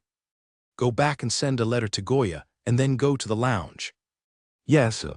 The two boarded the lift platform and began to rise. The light shone, Wylan opened his eyes, and saw a middle-aged man staring at him intently. Behind him, there were 6 silver-level low-level assassins wearing masks, with their hands behind their backs, standing in 2 rows. Dear guest, please state your identity. The middle-aged man asked with a serious face. I am the descendant of the eagle. From today on, I will also be the nominal leader of the UG organization. Wylan looked at the gold-level low-level professional in front of him and transmitted to the other party's heart with a secret voice. The middle-aged man heard the words, and his expression on his face did not change at all. He asked in a majestic voice, please show the token. Seeing this, Wylan took out the token that his father gave him. A palm-sized disc with 3 musical notes engraved on it surrounding each other, wrapping the word UG in it. Seeing the token in Wylan's hand, the middle-aged man put his right hand on his chest, bowed his head and saluted, saying, Chief, please follow me. Wylan nodded, put the token into the space ring, followed the middle-aged man and went forward. As he expected, this was not the branch of the singers in the Holy Shia Orc Kingdom, but a transit station.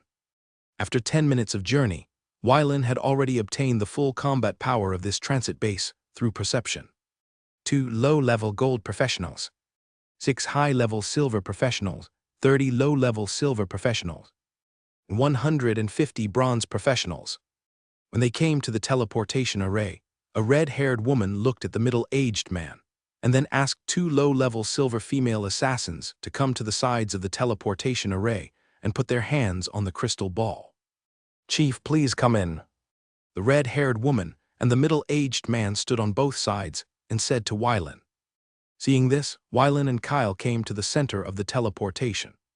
The light shone, and the two disappeared into the cave. Fengnaz, can the leader's arrival solve the dispute between us and the Ilroji organization? The middle-aged man asked in a low voice as he looked at the teleportation array that gradually fell into silence. According to the adults, the Ilroji organization has been assigned to the royal court of the Holy Xia Orc Kingdom and is under the control of the Ziluori tribe. The red-haired woman replied expressionlessly, that is to say, the enemy we are facing now is the Ziluori tribe.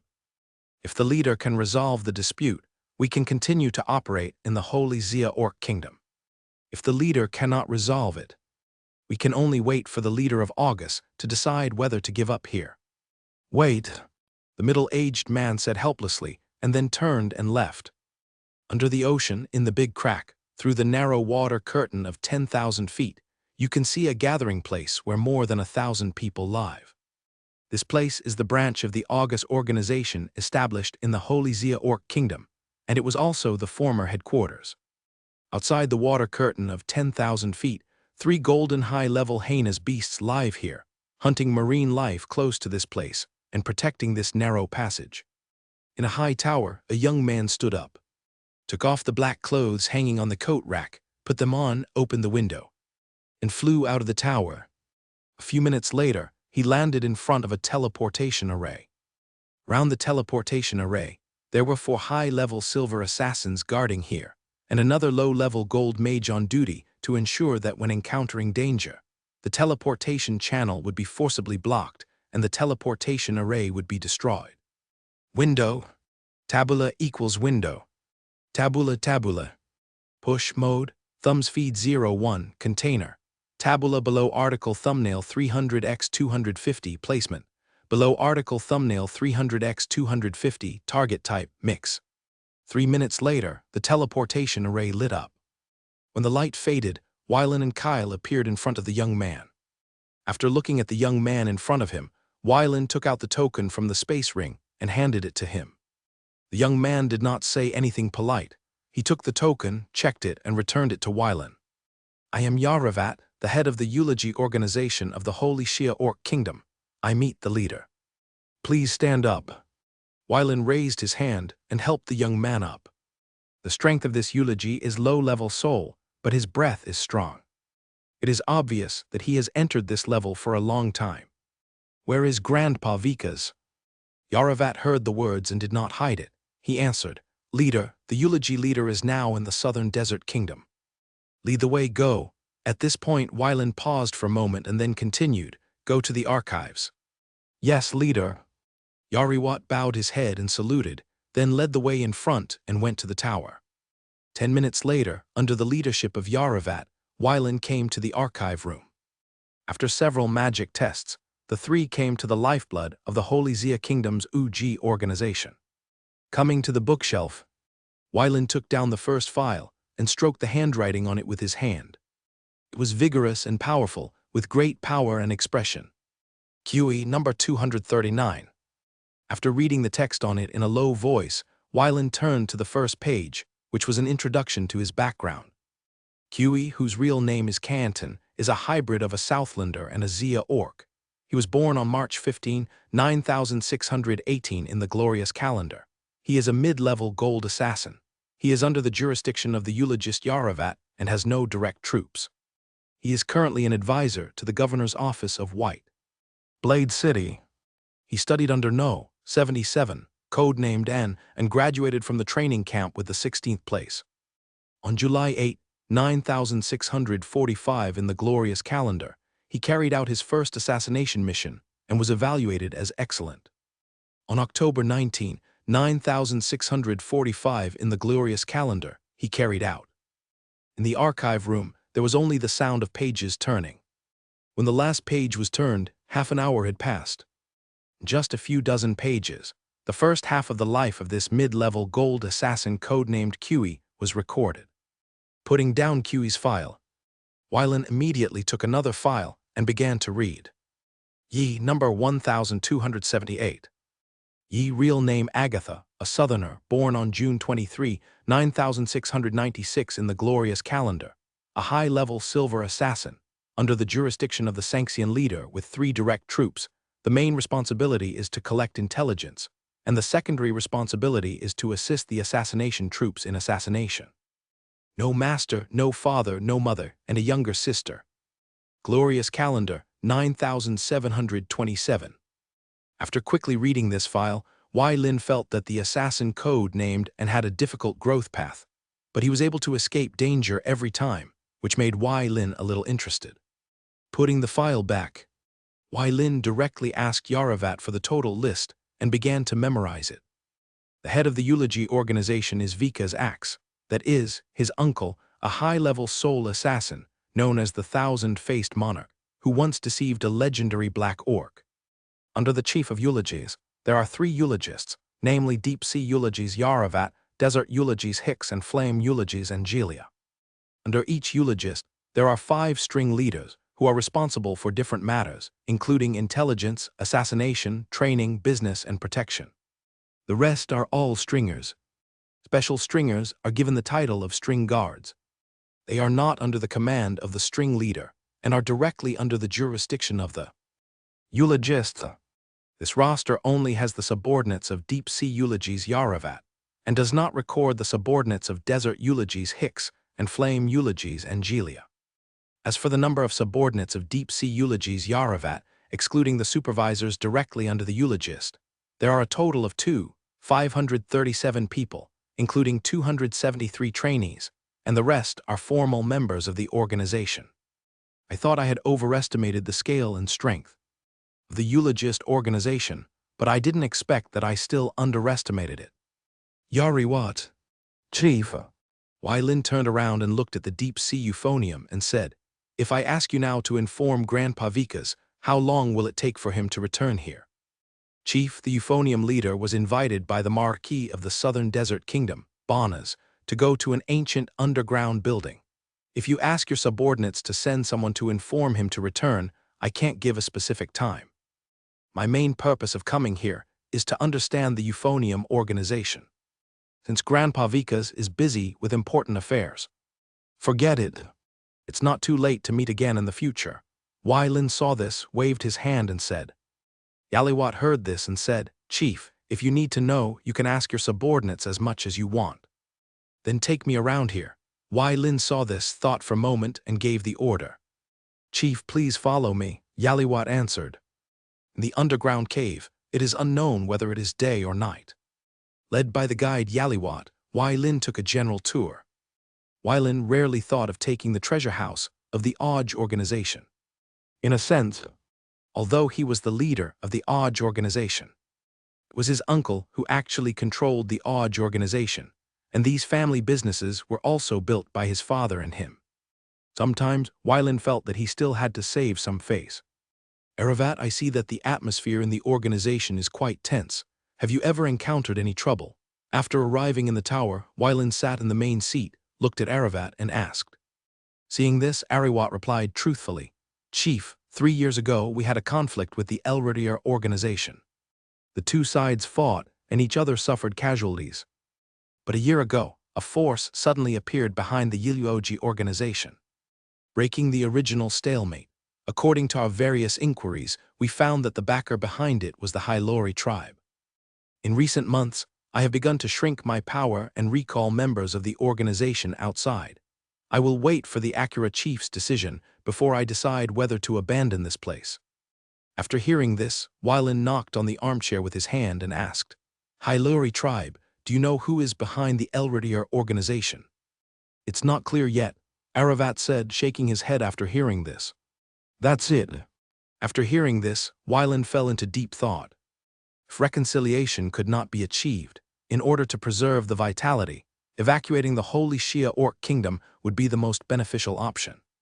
But giving up such a large piece of territory is undoubtedly a huge loss. Leave this matter to me first. If it doesn't work, we will discuss it separately. Yes, leader. Aravat lowered his head and replied. After staying in the Oj organization for 3 days, Wai Lin and Kyle set off for the capital of the Holy Shia Orc Kingdom. Through the White Blade City teleportation array, they arrived at the satellite city of Blee City. After entering Shia City, Wai Lin rested in the city for half a month, and then went to visit the Shia Orc youth living in the civilian area after the news spread. If the matter cannot be resolved through Morgan Shillor, then he can only go to the Holy Third Dawn Kingdom first, meet the Pope through the token left by the Dawn Saint Gerard, and put pressure on the Shillor tribe through the Dawn Church to resolve the dispute. As for why the Oj organization and the Ilroji organization broke out in conflict, Wai Lin has already understood the whole picture of the matter. The cause of the conflict between the two sides was the assassination and protection of a wealthy businessman. The Oj organization was in charge of defense, and the Ilroji organization carried out the assassination. During the confrontation between the two sides, the youngest daughter of the leader of the Ilroji organization died in this conflict. With this as the cause, small-scale conflicts began to break out between the two sides. The final result of the all-out war was the death of the successor cultivated by the leader of the Ilroji organization at the hands of the former second-string leader Albert, a high-level gold assassin who was only 1 step away from the soul level. However, in less than half a month, Albert was killed, and 2 low-level gold assassin string guards also died. As the situation escalated, in the dark side of the Holy Shia Orc Kingdom, the two sides began to fight fiercely, both aiming to destroy each other. But facing the Eulogy organization, the Ilroji organization was not strong enough in terms of strength and power. It soon fell into a disadvantage, and elite members and backbones died one after another. Therefore, it is not difficult to guess that at the moment of life and death, the leader of the Ilroji organization paid a certain price to exchange the support of the other side for his loyalty to the Ziluori tribe. As for who stood behind the Eulogy organization, no one knew, except the Eulogy leader and the 3 Eulogy singers. In half a month, Kyle took advantage of this free time to introduce special career paths for soldiers, soul painters. 15 days passed in a flash. Wai Lin estimated the time, prepared some gifts, and went to visit Morgan Hirori according to the route in his memory. In the quaint courtyard, a young Xia orc sat on a wooden chair, holding a book in his hand and reading silently, and occasionally raised his head to look at his wife and daughter. A family of 3, everything is so harmonious. The clouds dispersed, and the sun was in the sky. Zia Orc housekeeper came to the inner courtyard, walked quickly to the side of the Zia Orc young man, and whispered in his ear, "Master Earl Kicksing is visiting." Hearing this, Morgan put away the book in his hand and whispered, "Please ask him to sit in the front hall, prepare the best tea and cakes, I will go there later." "Yes, master." Zia Orc housekeeper bowed his head and retreated. Standing up from the wooden chair, Morgan put down the book and came to his wife and daughter. Seeing her husband coming, the Zia Orc woman in red threw the long sword in her hand to the weapon rack, inserted it steadily into the scabbard, raised her head and asked, "He is here?" "Yeah," Morgan nodded and responded. "He entered the city half a month ago but did not make any moves. He must be waiting for me to receive news from the Keda's tribe. But I don't know why he wants to visit me." The Zia Orc woman frowned and asked, "Morgan, I know your plan, but I still say that if you fail, don't blame me for being heartless." "I know, cousin, don't worry. When the matter is exposed, I'll take the initiative to assume all responsibilities and let you end my life with your own hands. And will not implicate cousin Corona. You take care of yourself." The Zia Orc woman looked at her husband, opened her mouth, and finally did not say anything. She picked up her daughter, left a word, and left here. Watching his wife leave, the tenderness in Morgan's eyes dissipated, and he returned to a gentle appearance and walked to the front hall.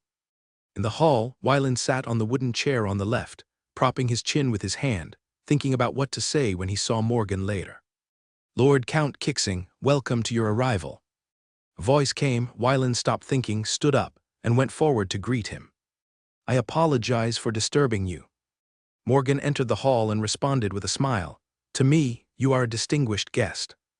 The two sides exchanged politeness and sat down on the left and right sides. As for the main seat, Wyland was a guest, and it was not easy for him to sit down. Although Morgan had a status, he was not qualified compared to Wyland and could not sit in the main seat. In this way, the two had to sit on the left and right, which not only showed etiquette, but also eased the communication barriers between the two sides. "Lord Count Kicksing, I wonder why you came to visit me this time." After a few simple conversations, Morgan introduced the topic to the point. Seeing this, Wyland pondered for a moment and asked, "Mr. Morgan, have you heard of the name of the Ilroji organization?" "I have heard of it," Morgan answered without hesitation. "A year ago, the Ilroji organization belonged to the Shilori tribe and was led by the elder of the tribe, Bloomfield Shilori."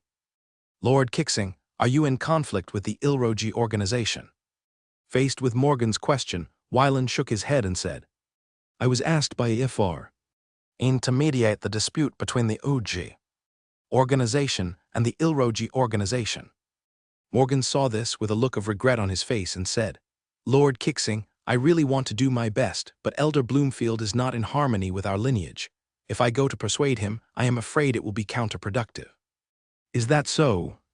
Wyland saw this with a look of regret on his face. After a few words, Wyland said goodbye. After leaving the courtyard, Wyland and Kyle returned to the hotel, packed up their things, and went straight to the teleportation array to prepare to leave the Holy Zia Orc Kingdom.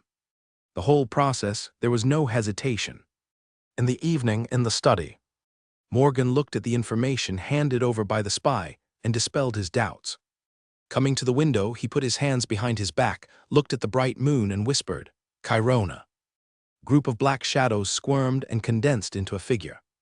"Morgan, what are you calling me for?" the low-level assassin of Soul asked, without any emotion in his eyes. "Notify the Ilroji organization and ask them to expel the Uji organization from the kingdom as soon as possible," Morgan said in a low voice with a gleam in his eyes. "I know." After that, the shadow moved and disappeared into the darkness. Dark clouds gathered and the wind howled. Morgan had a hunch that the Ilroji organization might soon be destroyed, even by themselves. However, it would not be a big deal if this tool was gone. In this matter, the Kaida's tribe and the Wooly tribe obstructed, and the legend could not take action. Otherwise, there would be no need to go through all these twists and turns. In the satellite city of Parms, the capital of the Holy Third Dawn Kingdom, Varen stood on the steps, opening his arms to welcome the first ray of rising sun. Kyle stood beside Varen and whispered, "Lord Morgan is lying." "I know." Wylin lowered his arms and said with a smile, "I have expected this result. By helping the Keda's tribe, we are already opposing the Hylori tribe. I went to see him this time just to see the attitude of the Hylori tribe. The result is obvious. The other party does not want to get close to us. So there is no need to put any psychological burden on the other party with the help of the Dawn Church." When Kyle heard this, he nodded slightly in agreement. Although it is too one-sided to treat this matter with Morgan alone, the Elridir organization loyal to the Hylori tribe does have a hostile relationship with the Acura organization. From a macro perspective, there is a conflict between the master of his family and the Hylori tribe. Let's go to the capital first."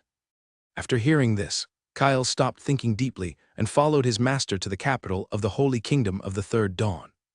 Take the magic train and arrive in the 18th district.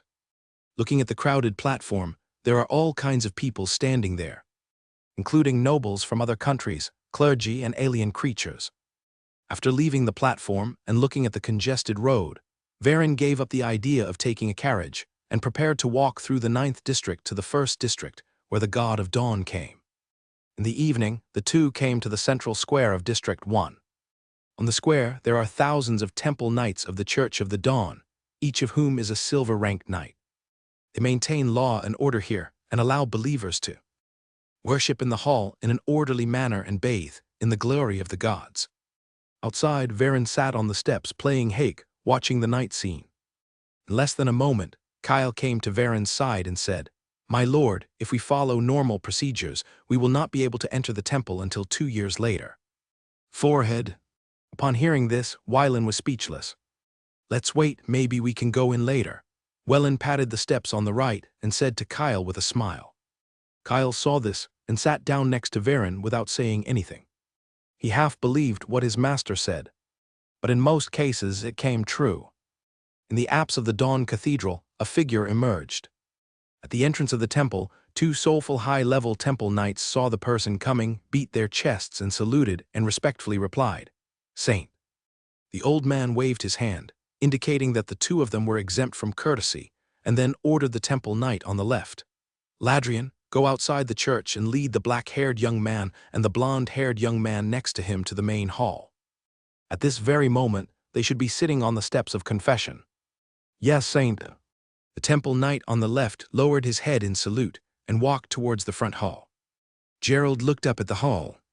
To be honest, he was unwilling to go in. To him, the old woman of the Pope was very difficult to get along with, but to other members of the church, she was a kind guide. But it involves some secret matters, and it won't work if he doesn't come back. After hesitating for a moment, Gerard let his expression become natural and strode into the temple. On the main seat of the main hall stands a majestic statue of God. Under the statue, a woman in gorgeous clothes and a triple crown is kneeling on the ground, silently reciting the Morning Bible. Looking at the familiar figure 1,000 meters away, Gerald slowed down his pace. When she reached the foot of the statue, the woman just finished her prayer. "Gerald, you are back." Hearing the words with a hint of complaint, Gerald said without changing his expression, "Your Highness." Pope Dawn looked directly into Gerald's eyes, interrupted him rudely, and said in a cold voice, "Amicilia, you should still remember my name." "I remember." Gerald looked a little helpless, then changed his title and said, "Amicilia, long time no see. As a saint, you actually know how to come back. Wah. El King outside is also to complete the important tasks assigned by my God." Pope Dawn stared at Gerald and said expressionlessly, "You know that's not what I meant." The atmosphere froze in an instant, and Gerald didn't know what to say. He couldn't help but recall the first half of his life in his mind. Thousands of years ago, he had not become a temple knight, and Amicilia had not yet become a priest of the dawn. The two were engaged to be engaged. After entering the church, the two also maintained a close relationship. But things changed too quickly. He was selected as a paladin, entered the Inquisition, and later served as a missionary knight. Then he starred the trial, succeeded, and was canonized as a Knight of the Dawn. By that time, Amicilia had also become a bishop, controlling a secondary diocese.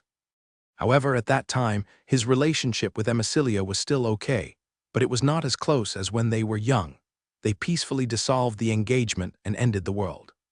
After that, he embarked on the trial path of the Paladin of the Dawn, proclaimed himself a career path, stepped into the unknown world, and started from scratch, spreading faith for the gods, doing enlightenment, and understanding the path of the dawn. When you succeed, with the blessing of the God of Dawn and the gift of world consciousness, you will ascend to legend and become a Paladin of the Dawn, promoted to the mid-level legendary Dawn Paladin, and can be called the Apostle of God. Promote to a high-level legendary Dawn Paladin and be called a saint. As for the next level, you can plan the world, spread faith, and become a god of the dawn. Or you can choose to continue along the extraordinary path and become. In the Dawn Church, the Pope has more power than the Dawn Paladin, but in terms of future achievements, the Dawn Paladin is higher than the Pope. Outside the world, half of the gods belonging to the God of the Dawn are transformed from the Dawn Paladin. And among all the gods transformed from the Dawn Paladin are more loyal to the Dawn God. How long are you going to stay? 3. Before Glaude finished speaking, the Dawn Pope Celestrina took the lead and said, 3 months. 3 months is 3 months. Facing the gaze of the Dawn Pope Emilia, Glaude said helplessly, wait a moment, you go to see a person. Let's call him a person of God's grace.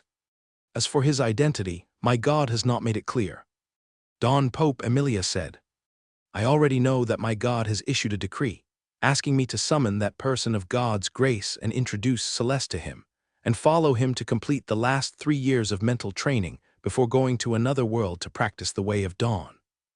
On the shame stairs, Wylan and Kyle looked at the central square decorated with magic lights, which not only demonstrated the majesty of the church, but also showed the vastness of the Dawn Cathedral.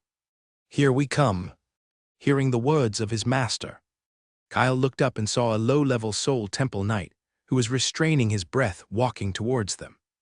In the square, everyone stepped aside to make way for the sudden arrival of the Soul low-level temple Knight and bent down to salute to show their respect. Ladrian ignored the people who were saluting and walked straight towards the stairs of confession. Normally, he would have returned the favor to these believers, but now he had the order of the saint and could not waste time. When he saw the temple knight approaching the penitent stairs, Varen stood up, walked down the stairs, came to the edge of the square and looked at him quietly. Ladrian looked at the black-haired young man a few meters away and then at the blonde-haired young man standing behind him. They matched the saint's description one by one. Your Excellency, please follow me. Please lead the way. Wylan heard this and responded politely. At this moment, everyone turned their attention to this place and whispered among themselves. Without exception, everyone present silently took note of the appearance of the black-haired young man, so as to prevent conflicts with him when they met him by chance, which would bring undue disaster to them. To be personally invited by a low-level soul temple knight, one must either have a profound background or be powerful. No matter what the situation is, they cannot afford to offend. Following the low-level temple knight of soul, under the attention of everyone, he entered the Cathedral of the Dawn from the central staircase. After entering the cathedral, Ladrian saluted the statue of the God of Dawn, waited for the prayer to end, and then led Varen and Kyle through the front hall and towards the main hall. From the front hall to the main hall, you pass through 3 corridors and walk several kilometers. On the way, I met more than 100 clergy, including more than 30 soul-level clergy, including 5 priests, 6 battle nuns, 11 temple knights, 6 trial knights, 2 paladins, and a dawn knight. A glimpse of the leopard through the tube shows the strength of the Holy Third Dawn Kingdom. Arriving outside the main hall, Wylan looked up and saw the name of Dawn written on the plaque above. Bathed in the sunshine, warmth, and comfort, hope and rebirth arise spontaneously, dispelling the haze deep in the heart. Please come in. Ladrian stepped back to the left, made a gesture of invitation, and said to Varen.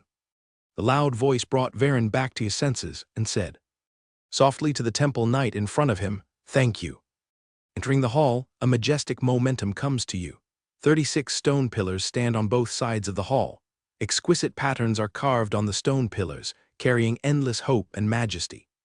The throne in the center of the hall stood steadily, with a woman wearing a triple crown and gorgeous and solemn clothes sitting on it.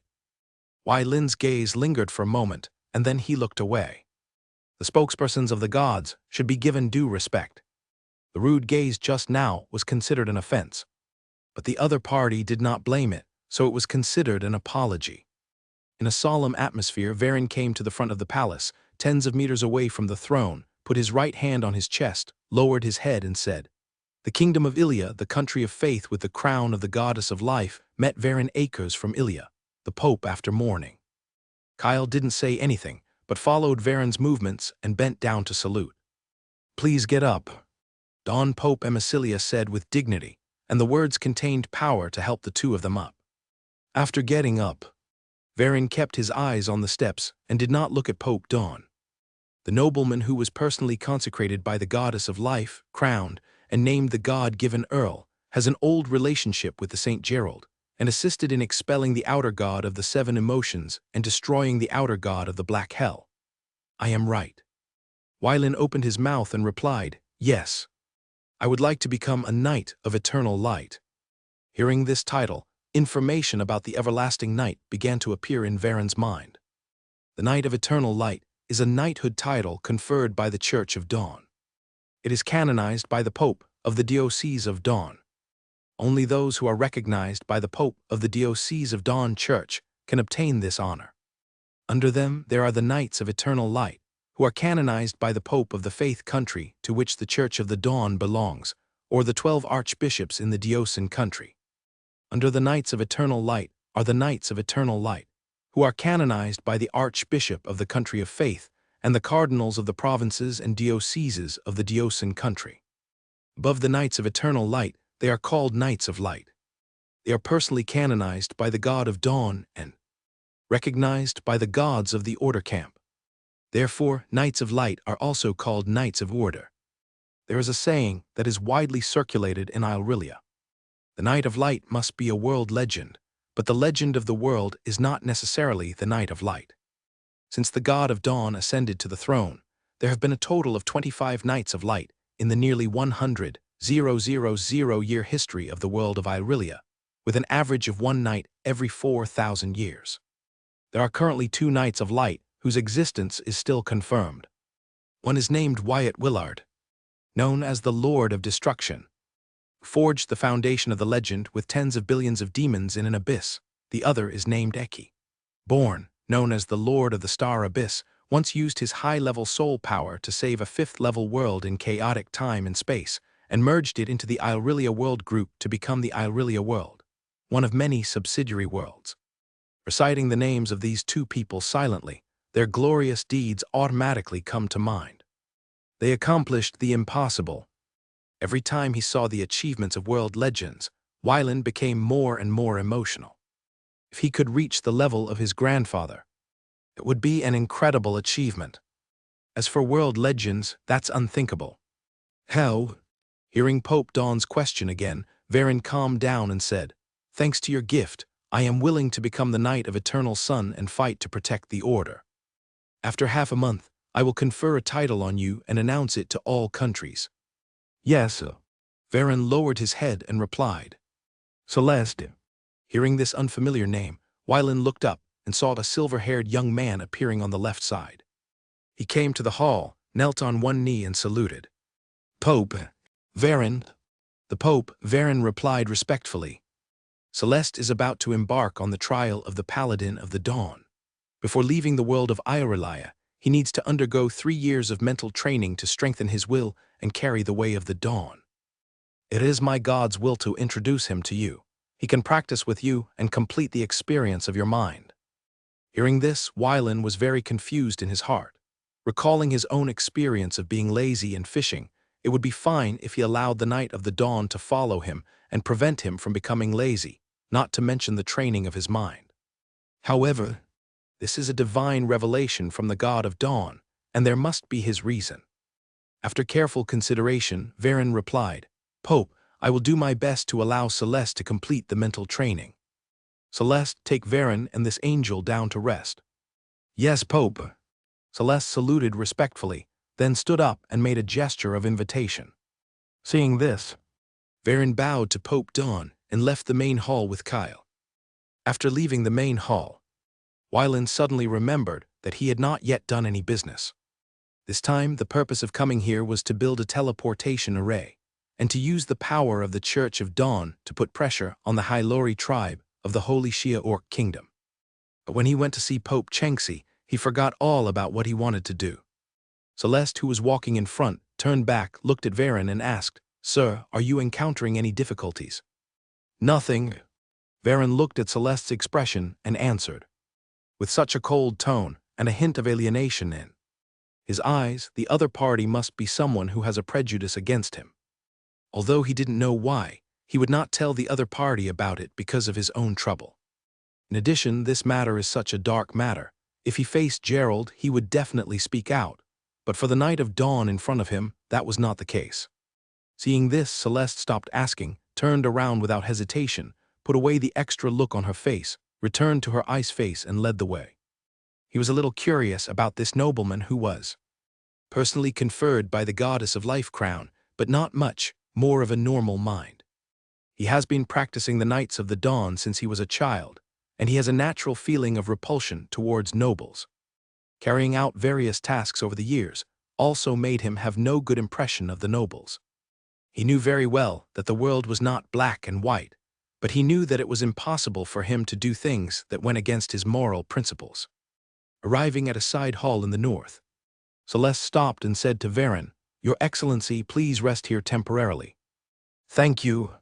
After thanking each other, Wylan and Kyle entered the palace. After watching the two people go in, Celeste turned and left, preparing to complete the training tasks that had not been carried out today, and took a look at the children. In the palace, all facilities are available. Varen came to the bed, threw himself on the bed, rolled around a few times, then sat up, looked at Kyle standing beside him and asked, "What do you think of Celeste?"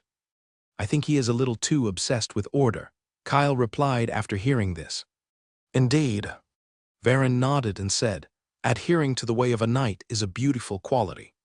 But when it comes to handling affairs, it can become an obstacle." Kyle saw this and said, "Human nature is complex. I maintain my heart of justice, but I cannot let everyone maintain it." After chatting for a few words, Wylan began to get down to business. "What do you think the Pope of the Dawn can learn from letting Celeste stay with me?" Being lazy and taking advantage of the situation, Kyle thought for a moment, tilted his head and replied. When Wylan heard this, he covered his forehead and said helplessly, "Can't we just say yes?" "Lord, please let me think about it carefully."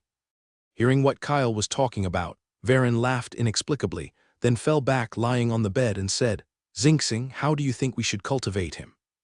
You can first let him hunt for Lance's food rations for 3 months, then let him follow the Grand Controller to observe and learn for half a year, and finally let him learn from Pastor Lavia. What do you think?" Kyle suggested. "Road." Wylan suddenly remembered something and asked, "By the way, can you beat him?" Kyle thought for a moment and answered, "In angel form I can defeat him. In normal state I can't defeat him." "That's good, lest he gets irritable, and no one can control him." Cough, cough, cough. Hearing the sound of a slight cough, the two of them closed their mouths and followed the sound, only to see Gerald standing aside. Seeing the other party's figure, a trace of embarrassment flashed across Varen's face, and then he quickly calmed down and asked, "Your Excellency Gerald, how long have you been here?" With a kind smile on his face, Gerald said slowly, "I was here when you were discussing what to let Celeste learn." Before Varen could say anything, Gerald continued, "What you discussed is actually correct. Celeste is stubborn and firmly believes that he can solve all matters with his own beliefs and the sword in his hand. This is the thought of a qualified Knight of the Dawn, but not the thought of a qualified Paladin of the Dawn. Preaching, protecting religion, balancing the interests among believers, using moral character and strength to coerce secular power, and making subordinates feel awe and love for you are all very complicated things.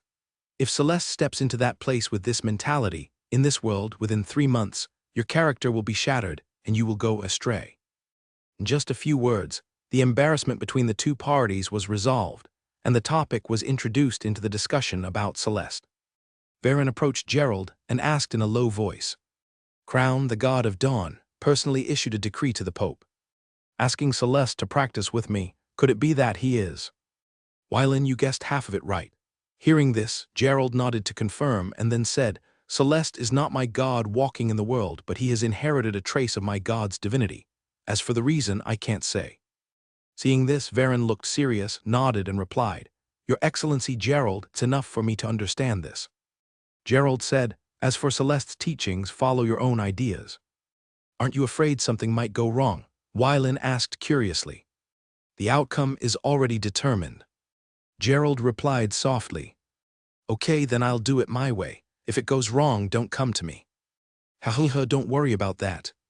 After chatting for a while, Wylin suddenly got down to business and took the opportunity to say, Sir Gerard, I would like to ask you. After listening to Wylin's story, Gerard said calmly, This matter is very simple. I'll ask Beylikian to go there. Thank you, Sir Gerard. It's just a small matter. Gerard said with a smile and then asked, Do you still want to build the teleportation array? Yes, Wylin answered without hesitation when he heard this. Well, now that I'm here, there's no need to use the token. I'll instruct an archbishop to go to the Life Church of the Kingdom of Ilia to discuss this matter. All the materials will be borne by the Dawn Church. Just as Wylin was about to say something, he saw Gerard interrupt him with a wave of his hand and said, This is it. It's a compensation for the last siege of the god of 7 emotions. After all, I messed up that thing. Seeing this, Wylin said, Thank you for your help. After leaving the side hall, Gerald put away the smile on his face. His figure flickered and disappeared into the Cathedral of the Dawn. In the Dawn Church of Eulalie City, the satellite city of the Holy Third Dawn Kingdom, an old man knelt down under the statue of the god and led his 2 disciples in prayer. At the gate, a figure appeared, watching the scene quietly without disturbing him. Half an hour later, the prayer ended. The old man opened his eyes, stood up, turned to look at Gerald, bowed slightly and saluted, Holy One. Gerald calmly accepted the salute of the legendary high-level priest in front of him, and then slowly said, Gerald, I need you to do something. Please give me your orders. Go to the Holy Shia Orc Kingdom to patrol the borders, and clean up an assassin organization named Elradia by the way. Gerald looked calm and said unhurriedly, The evil ones will die, the neutral ones will be punished, and the kind ones will be let go. Ken. After saying that, Gerald's figure disappeared into the temple. After Gerald watched Gerald leave, he looked at the disciple standing on the left and said, Moon. Teacher. The senior priest of Soul Spirit said respectfully, Go to the 3rd Dawn Knights to recruit 300 gold-level knights. Yes, teacher. Moon bowed his head and saluted, then left the temple and headed to the headquarters of the 3rd Knights of the Dawn. The god of the morning belongs to 6 Diosan countries, and each Diosan country has only 1 Knights of the Dawn, with a full strength of 209 people, divided into 2 parts. The upper part is Zai, composed of Golden Knights, a total of 6,000 people. The lower part is Huey, composed of Silver Knights, with a total of 17,000 people. 200 soul-level knights are high-level generals, commanding the upper and lower divisions. There are 9 legendary knights, with a Dawn Knight as the leader and 8 paladins as deputy leaders. Tane. The priest standing on Gerald's right lowered his head and responded, Teacher. While I'm away, you will be in charge of the affairs of the Dawn Church in Eula Belvedere. If you don't understand, you can ask Archbishop Adams and he will tell you. Yes, teacher. Early the next morning, Varen got up from bed, washed briefly, and then met Kyle and left the Cathedral of the Dawn, preparing to go out to take a look at the family property and take a stroll. At the entrance of the Dawn Cathedral, a young man in casual clothes wore a knight's sword on his waist, folded his hands on his chest, opened his eyes on the railing of the steps, closed his eyes and meditated. Hearing the subtle footsteps, Celeste opened her eyes and looked at the 2 people who appeared in sight quietly. After walking out of the cathedral, Varen saw Celeste standing not far away, with a flash of surprise in his eyes. Yesterday he was so cold and distant, but today he took the initiative to wait for me here. Could it be that Lord Gerald gave him an education? Putting away the distracting thoughts in his heart, Varen came to Celeste with a gentle smile on his face, bowed slightly and saluted, and politely greeted, "Good morning, Knight Celeste." "Good morning, Lord Varen." Celeste bowed her head and saluted, her movements meticulous, but the coldness in her words was not concealed at all. Varen didn't care at all about Celeste's indifference, and then asked, "Knight Celeste, you came here specifically to wait for the two of us. The saint has ordered that I will accompany you too when you are in the kingdom." Celeste answered bluntly, without any concealment. Varen was surprised by this rather frank knight of the morning, but he was also expected. "Thank you to Knight Celeste for this journey." "You're welcome." After a few simple words, the three of them walked together and left the Cathedral of the Dawn. After leaving the central district and walking for 2 hours, the three of them came to an unknown vault in the 33rd district. The DeWitt Treasury covers an area of 30,000 square meters and is the largest property of the Akers family in the Kingdom of the Holy Third Dawn. However, this vault is a bit underwhelming when placed in front of those large vaults. However, even if DeWitt's treasury is only marginal, it can still bring tens of millions of gold coins to the family every year. After stopping for a moment, Wylan climbed up the steps and walked up. Kyle and Celeste were more than 10 meters behind and looked at each other. "Angel, you are powerful. You are not weak either," Kyle said coldly, "but you only deserve the evaluation of not being weak." Celeste didn't take Kyle's sarcastic words to heart but asked, "How about a competition? You set the time." "Okay," Celeste replied. "I have never fought against an angel, so let me see if you can let me use my full strength." "We'll see." After saying that, Kyle climbed up the stairs and walked towards the vault hole. Celeste repeated in a low voice and then followed. As soon as Wylan stepped into the vault, a young woman dressed solemnly came forward and asked, "Your Excellency, what services do you need?" "I want to store an extraordinary knight's sword in the vault. How much does it cost to keep it every year? If my treasure is lost, how will you compensate me for the loss?" Wylan did not reveal his identity directly, but pretended to as a customer. He started to ask. The young woman asked, "Your Excellency, have you brought the extraordinary knight's sword?" "No, just give it to me according to normal standards," Wylan replied. Seeing this, the young woman replied, "Your Excellency, according to the regulations of our DeWitt Treasury, if an extraordinary knight's long sword is of standard quality, the annual storage fee is 120 gold coins, which is 10 per month. Gold. If your treasure is lost due to our fault, we will compensate you at 120% of the price paid by both parties during the storage period." "It's not bad," Wylan nodded and praised. Hearing this, the young woman asked, "Sir, are you willing to keep your belongings in our DeWitt treasury?" Wylan smiled slightly, took out the eagle badge token from the space ring, and said to the young woman, "You can recognize this."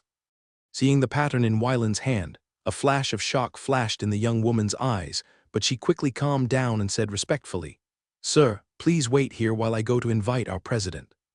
"Go ahead." Wylan waved his hand and said to him. After the young woman left, Wylan began to look at the surrounding arrangements. It was very luxurious. He didn't like it, but there must be a reason for its existence. It was better not to change it rashly. In less than a moment, a middle-aged man quickly walked down from the second floor, came to Varen, knelt down on one knee and said, "President of the Eagle Chamber of Commerce Branch, manager of DeWitt Treasury, Berkeley Baru." "Yes, sir." "Varen Akers, you should know what this name means." Varen looked at Berkeley Barun and said, "I know, sir." Berkeley Barun replied respectfully and then made a gesture of invitation, "Sir, please follow me upstairs." Seeing this, Wylan followed the other person towards the second floor. Kyle and Celeste saw this and followed him. In the most luxurious room on the second floor of the DeWitt Treasury, Varen came to the main seat and sat down, while Berkeley stood in front of the desk waiting for instructions.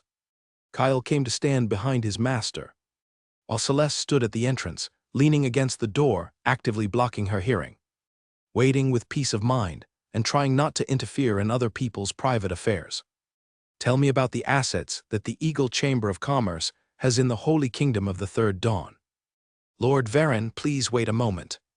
After finishing speaking, Berkeley came to a corner, unlocked the magic protection, took out the account book stored in the cabinet, came to Varen, and placed it on the desk for him to read. Upon seeing this, Wylan picked up the account book and began to read it, while signaling that Berkeley could report. Lord Wylan, the total assets of the Eagle Chamber of Commerce in the Holy Kingdom of the Third Dawn are 87.39 million gold coins, involving 5 major aspects: treasury, shops, manors, wineries, and the cultivation of extraordinary resources. Among them, the DeWitt treasury industry accounts for the largest share, accounting for 35% of total assets. In the capital of the Holy Third Dawn Kingdom, there are 3 treasury buildings, 1 headquarters, and 2 branches. Rel. Ying on these 3 treasury.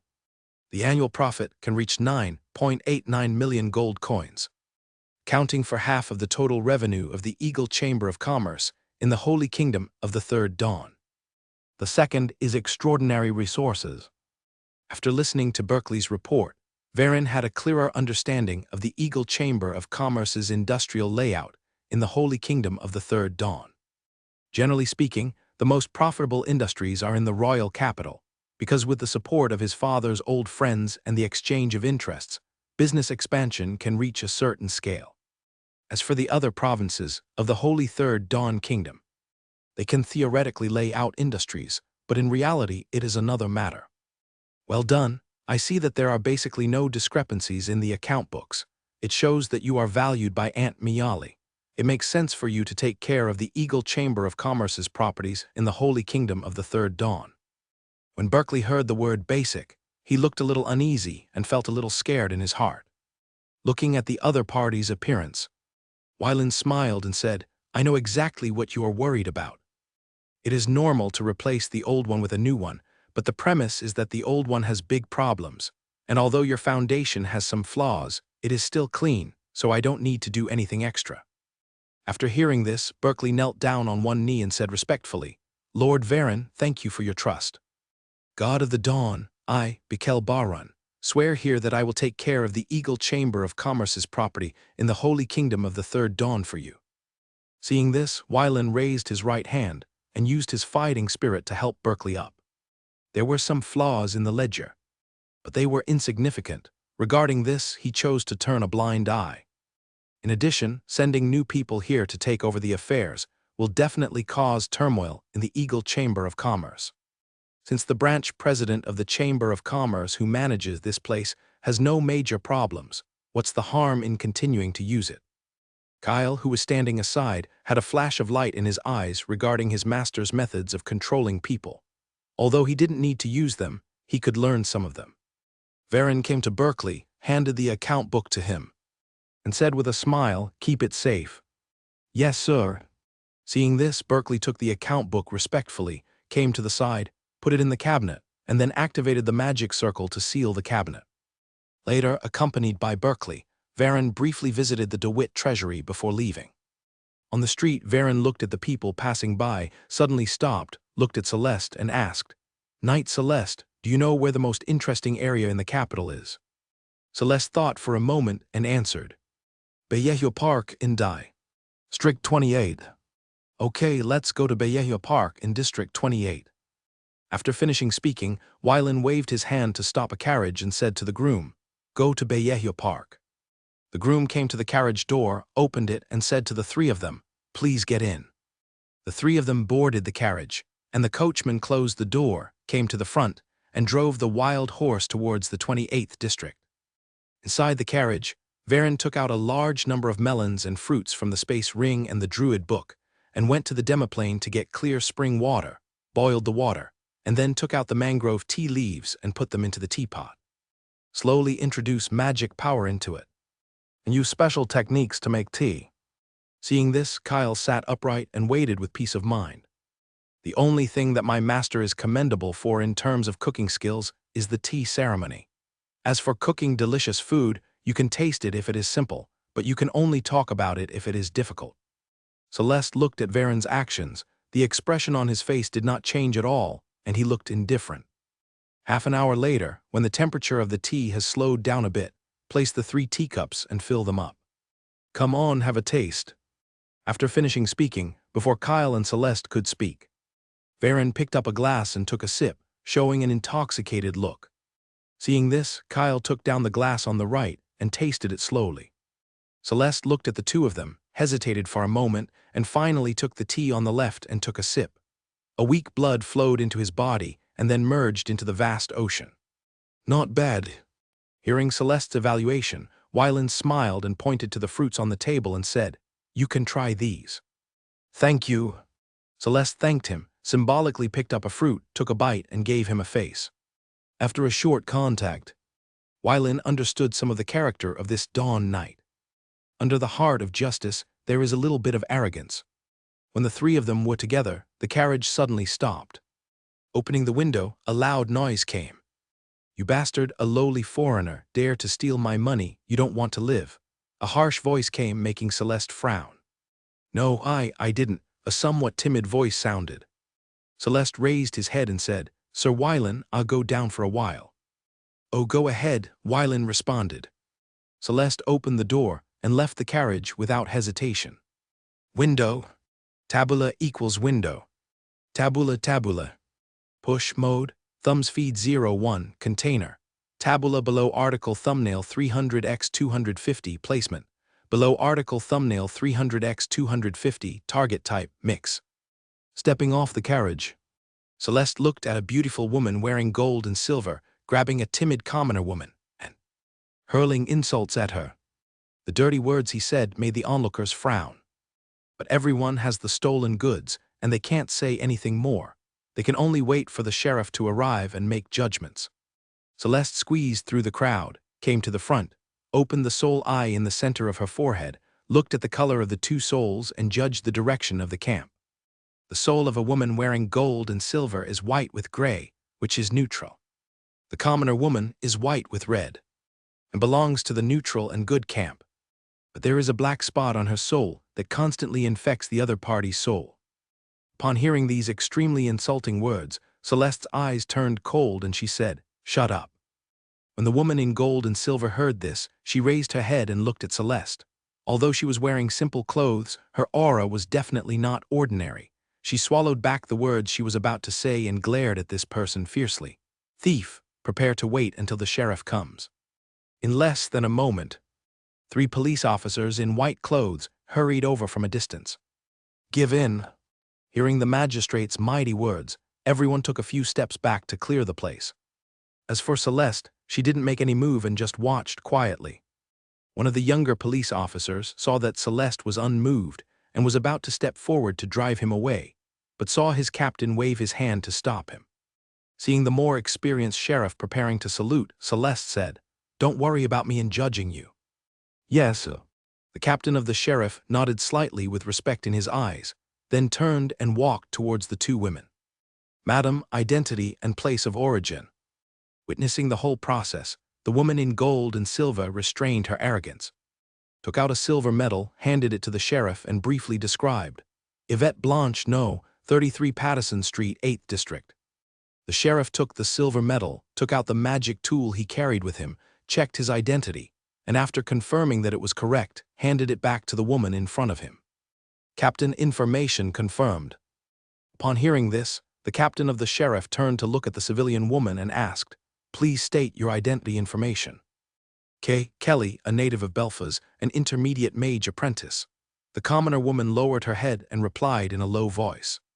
After confirming the information from both parties, the captain of the sheriff looked at the sheriff on the left, indicating with his eyes that the other party was ready. After receiving the instructions, the sheriff standing on the left took out 2 magic props, assembled them together, and then used his own fighting spirit as energy to activate the magic props. The next moment, a lie-detecting magic circle appeared at the feet of Yvette and Kelly. "I ask you, Miss Kelly, whether it is true that Miss Yvette accused you of stealing." Under questioning from the sheriff's captain, Kelly shook her head and whispered, "I didn't. I don't know why that thing appeared in my pocket." After the words fell, both the sheriff and the crowd looked at the lie detection magic circle. It was still white and did not turn black, which meant that the commoner girl in front of him did not lie. Seeing this scene, Yvette's face turned red and she felt a little ashamed. Seeing this, the sheriff captain turned to look at Yvette and said, "Miss Yvette, would you like to ask whether you are framing this Miss Kelly in front of you?" "I don't." After Yvette finished speaking, everyone looked at the lie detection circle at her feet, which was as white as ever. In this way, things become much simpler. As for escaping the lie detection circle, you have to blind your own soul first. But it is obviously impossible for a high-level bronze swordsman or a mid-level mage apprentice to have this ability. By the God of Dawn, Captain Antoine Temak of the 17th Public Security Team of 9th Street in the 28th District hereby declares that Miss Kelly is not guilty of the theft incident. At the same time, Miss Yvette does not constitute a frame-up. Not guilty, but Miss Yvette was innocent of discriminating against Miss Kelly and was fined 6 gold coins and compensated 2 gold coins to Ms. Kelly. Both parties may have objections. I have no objection.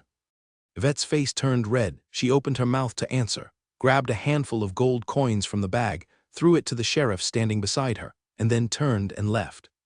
She had made a big mistake, which made her lose face. She didn't want to stay here for a second now. Upon seeing this, the captain of the sheriff ignored the other party and left. He took the gold coins from the team members' hands, counted out 6, asked his subordinates to file them, and then handed the remaining 17 gold coins to Kelly. Please accept your compensation. Thank you, Kelly replied softly. After doing all this, the captain of the sheriff came to Celeste, bent down and saluted and said, "My lord, please leave first." "Go ahead." Celeste waved her hand indifferently, then looked at the girl who had always buried her head, came to her, lifted her hair that covered the right side of her face, revealing her festering face. When everyone around them saw it, they were startled. The timid ones covered their eyes one after another, and the bold ones also looked away. The left side of Kelly's face was pale and frightened. Celeste ignored the actions of the people around her and asked, "Do you need me to treat you?" But this is the pollution of the evil god. It can only be suppressed, cannot be expelled. Kelly said cautiously with fear in her eyes. "I asked you if you are willing to receive treatment," Celeste repeated without any change in her expression. I do." "Okay, then follow me first." After saying that, Celeste walked toward the carriage without stopping. Seeing this, the commoner girl Kelly hesitated for a moment and followed. In the carriage, the two of them witnessed Celeste's actions. Indeed, as St. Gerald said, "He is a true knight of the morning." When Kyle heard this, he nodded slightly and said, "Celeste is indeed a true knight of the dawn, helping others without any interest. But becoming a paladin of the dawn with such a kind heart is not enough." After a few brief sentences, Varen and Kyle stopped the topic. Arriving in front of the carriage, Celeste stood outside the door, looked at Kelly who was following her, and said to her, "Go in." Seeing this, Kelly carefully boarded the carriage, but saw that the two people in the carriage were a little at a loss. Celeste boarded the carriage and said, "Sit." After hearing Celeste's words, Kelly came to the corner and sat down. Seeing this, Wylan picked up a melon and fruit, held it up with fighting energy, and brought it to the other party. He said in a gentle tone, "Don't be afraid, relax. He is the Knight of the Dawn, and he will not let the two of us harm you." Hearing this, Kelly glanced at Celeste secretly, then took the fruit with both hands and started eating it in small bites. The door closed and the carriage moved on. Half an hour later, outside Bayehue Park, 4 people left the carriage and stood at the entrance. Wylan looked at the surrounding environment curiously. It was a bit desolate, and there was not much atmosphere of human life. "Knight Celeste, is this here?" Hearing this, Celeste nodded and said, "This is it." Forehead. After receiving Celeste's affirmative answer, Varen was speechless for a moment and didn't know what to say. To put it nicely, it could be called a park, but to put it worse, it could be called a wilderness. We've come here, we can't all go back now. With this mentality, Wylan walked towards the overgrown Bayehue Park. Seeing this, Celeste looked calm and followed. Seeing this, Kyle looked at Kelly, who was standing nearby and was a little nervous, and said softly, "I'll go last." Oh. Kelly responded, lowered her head and followed. In the park, Wylan finally found some man-made traces. Standing in front of a long abandoned fountain, Varen raised his hand and whispered, "Wither." The green magic wave was centered on Wylan and spread to all directions. In an instant, the vigorous weeds quickly withered, decayed, and turned into soil. After clearing away weeds in a radius of several 100 meters, Wylan used cleaning spells to drive away the dirt. After doing all this, I felt very good looking at the relatively clean environment. On the other side, Celeste came to a crooked-necked tree alone and looked at the buds on it quietly, not knowing what she was thinking. Kyle, who was walking behind, glanced out of the corner of his eye and saw Celeste's longing eyes for the first time, and recorded this scene in his heart. It seems that this Knight of the Dawn also has his own unknown past. Within a few minutes, Varen took out a large number of items from the inner space of the Druid's book, placed them near the fountain, took out the lounge chair and lay down on it comfortably. Since there is nothing interesting to see in Bayehua Park, let's just bask in the sun here. Come and sit here. When Kelly heard the words of the blonde young man, she turned around and looked at Celeste's back, then slowly walked over, sat down on the edge, looked down at her trouser legs and began to wait. Seeing this, Kyle brought a few fruits and handed them to the other party. Then he came to the side, took out a magic book, and started reading. After becoming a high-level soul knight, combined with the unsealed memories of Angel Heart, I once again looked at the combat skills and mages I had created, and found many flaws and many areas for improvement. In addition, the gift that his grandfather left for him also requires concentration to accept. The crooked-necked tree, the light in Celeste's eyes flickered on and off, and the memory sealed in the deepest part of her heart resurfaced. Hundreds of years ago, he and Lucia loved to come to this deserted park to tell each other what was in their hearts. They left the countryside together and came to the capital. With their talent and hard work, they entered the 13th Temple Knight Academy of the Church of the Dawn and graduated together and became a Temple Knight. Over the next 100 years, he and Lucia went through trials and became paladins, and finally embarked on the trials of the Knights of the Dawn together. In the end, she used her own life to forge her own path as a Knight of the Dawn. Every year since Lucia's death, 135 years ago, he would come here to stop for a moment and recall her voice and appearance. Sage Gerald said that I am too stubborn. The Pope also said that my character is not good enough, and I need to train with that noble. For 3 years before starting the Paladin of the Dawn trial. So what would you say if you were still alive, my best brother?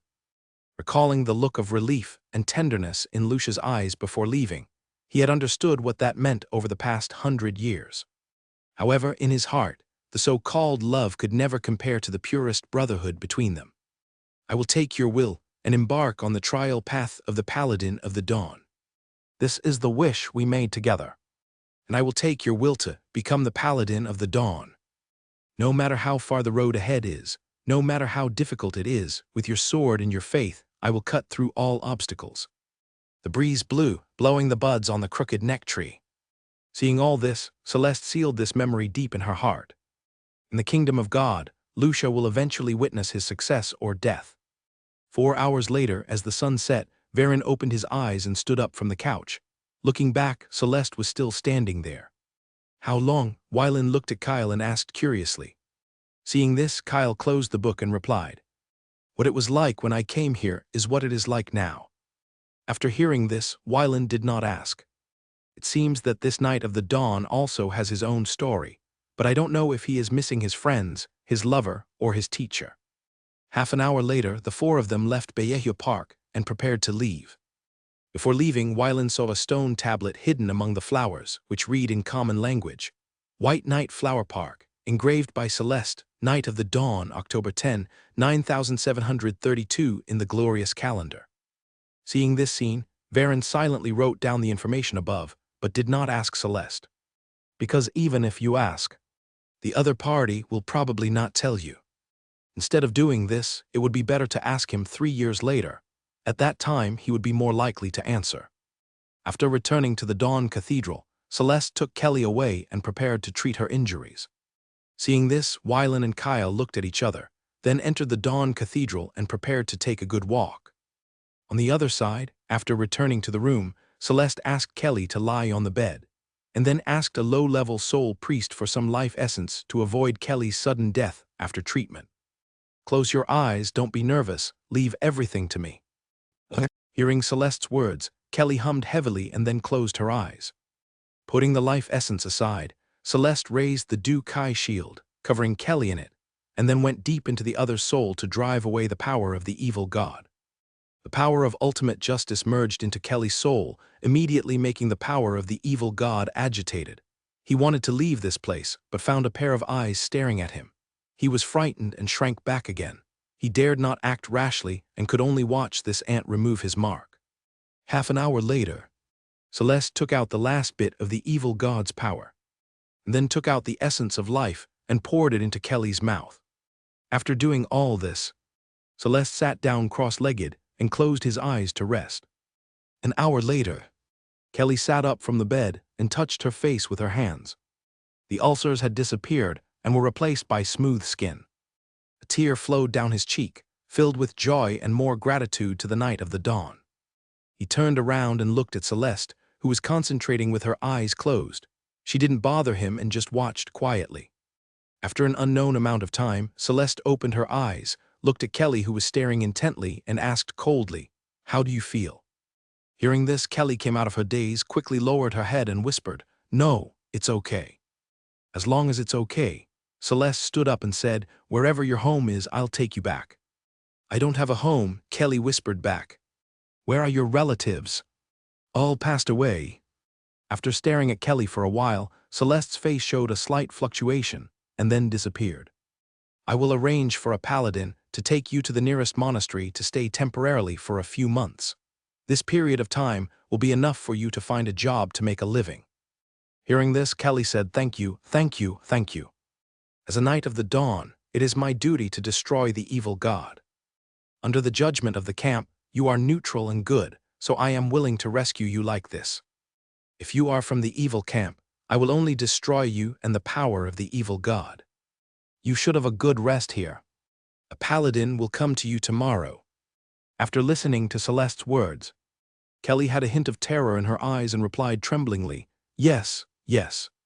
Seeing this situation, Celeste said nothing, picked up the knight's sword beside him and left his room neatly. When I walked out of the room, it was already dark. In the room, Kelly raised her head and looked at Celeste's back. The fear in her eyes slowly faded away, replaced by gratitude. There was no aura to intimidate her, and she reacted quickly with her delicate mind. In order to make himself give up his fantasy, this adult warned himself with these words to pay attention to the present. One day she must repay him. With firm belief, the magic power in the girl's body began to expand. She became a high-level mage apprentice in the blink of an eye. Early the next morning, Kelly was taken away by a paladin. After Varen learned the news, he sent a letter to Berkeley Baron, the steward of the Vitry Treasury in District 33, and then stopped paying attention to the matter. On November 15, 9767, in the glorious calendar, in the main hall of the Cathedral of the Dawn, Pope Emicilia of the Dawn stood under the statue of the God of Dawn and prayed. On the left side of the main hall, there are 11 archbishops wearing red robes with golden silk threads inlaid on the edges, their respective names embroidered on the chests, looking solemn and solemn. Next are 4 priests, wearing white priest robes and holding staffs in their hands, very simple. Finally, there is a nun, dressed simply, but giving people a sense of holiness. On the right side of the hall at the front, there are 3 presiding judges, wearing blood-colored armor and surrounded by a murderous aura, which makes people feel fearful. 4 knights of the dawn stand one after another, with silver-white knight armor and the name of the god of dawn engraved on the left chest. At the end stood 8 paladins, with serious faces and whispering prayers. On both sides of the Dawn Pope, the 2 church chiefs stood facing each other, holding the morning Bible in their right hands, making ethereal sounds, and using the magic curtain of All Souls to project the scene in the main hall through the Dawn churches everywhere, every corner of the Holy Third Morning Kingdom. 33 legendary strong men. Plus the Pope of Dawn, there are a total of 34 legendary strong men in this hall. Thousands of meters away, Varen stood quietly wearing a silver-white armor. Beside the white jade avenue leading to the main hall, thousands of golden knights stood one after another, standing with swords and pestles, serving as the welcome team. 800 meters away from the main hall, more than 100 soul-level temple knights stood proudly. There are probably only a few countries in the West Napa subcontinent that can bring so many strong men over to act as a guard of honor, and the Holy Kingdom of the Third Dawn is one of them. Thinking of this, Wylan was filled with emotion. In comparison, the number of golden experts in his own territory had not even exceeded 30. Within the kingdom of the Holy Third Dawn, billions of people stopped what they were doing and looked up at the scene in the sky. In the main hall, Pope Emilia of Dawn stopped praying and turned around to face the entrance of the hall, with a majestic look on her face. Start. As the voices of the two priests spread throughout the country through the spirit of 10,000 screens, the ceremony of canonizing the Knights of Eternal Light officially began.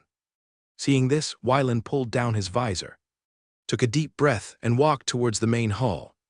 He was sure that after this battle, the title of Knight of Eternal Light would definitely overshadow the titles of God-given Earl and Knight of Zephyrus. From now on, when I say my name, my first impression will be the title Knight of Eternal Light.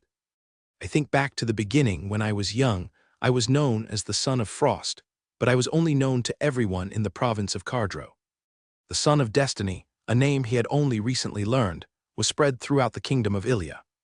Knight Zephyrus is known in the three kingdoms of Ilia Kingdom, Silver Dragon Burke Kingdom, and Moon Elf Kingdom. The God-given Earl is sung in parts of the eastern part of the Sinapis subcontinent. Today's title of Knight of Eternal Light will definitely be known throughout the subcontinent. After all, the fact that the Goddess of Life had conferred him the title of God-given Earl was only known to the upper nobles of the kingdom of Ilia. Several nearby countries and friendly countries would believe it, but the rest would not take it seriously. Now, this conferring ceremony will be held for the entire Holy Third Kingdom of Dawn. Nearly 3 billion lives. In less than 10 years, the name of the Eternal Knight will spread throughout the entire Synapse subcontinent through the mouths of merchants, bards, and adventurers. Wallen crossed the threshold and entered the temple after passing through the welcoming team. Under the gaze of more than 30 legendary strongmen, he came to the Dawn Pope Amicilia, knelt on one knee, lowered his head, and waited for the conferment. There was no complicated ceremony. Dawn Pope Amicilia took the cloak representing the Eternal Knight and tied it on Wylan, and then took a legendary knight's long sword and gave it to him. Under the witness of my God, I, as the 28th Pope of the Holy Third Kingdom of Dawn, declare that the Iliad, Varen Aix, is the Knight of the Eternal Dawn to demonstrate his contribution in helping to expel the 7 emotions of the outer gods and destroy the plans of the outer gods of the Black Prison. Under the divine art Venetian of all souls, Varen's 2 hidden merits were known to billions of creatures. Countless jealous people could not help but feel ashamed, asking themselves, they did not have such courage in the face of the outer gods.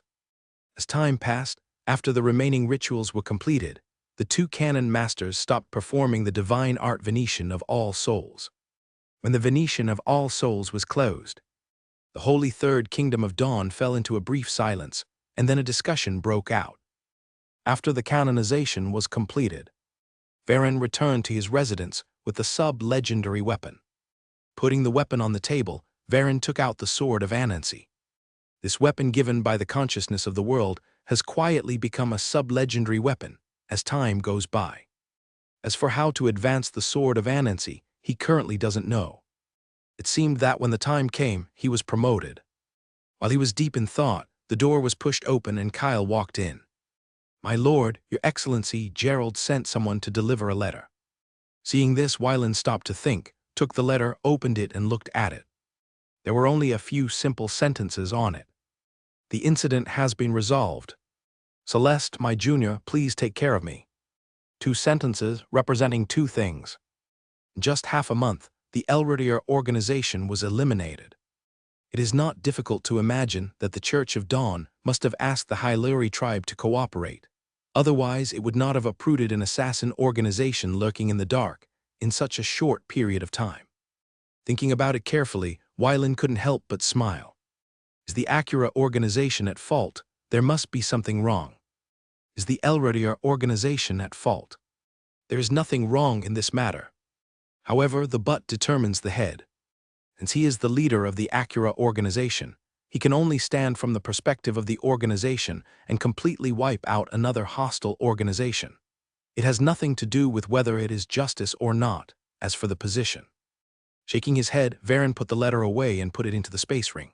He looked up at the opening and said, "Go and inform Celeste that we will leave the day after tomorrow, first to the Principality of Dawn, and then to the Kingdom of Belfaz." After returning, go directly to the satellite city of Eulalie City and return directly to the kingdom of Ilia. As for the capital, we may not come back and let him take care of things. I know, Lord. The western border province of the Holy Third Dawn Kingdom, the Chant province, is at the junction with the kingdom of Belfaz, in a border town called Gracie. The only adventurer tavern in the town, 5 adventurers, 2 men, 3 women, sat around a wooden table, looking at each other with a hint of surprise and confusion in their eyes. Compared with the lively discussions at other tables, they didn't know what to say. Do you think that's Zillin? The blonde girl couldn't hold back and spoke first. The brown-haired boy looked at his brother, touched his head, and said with some uncertainty, "It should be." Armand, what do you think? The blue-haired girl looked at the captain and asked. I don't know, Armand replied vaguely, recalling that contact many years ago, and combining his experiences over the years.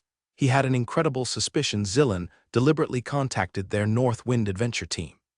But the 5 of them were so weak at that time. Was there anything worthy of Zillin's concern?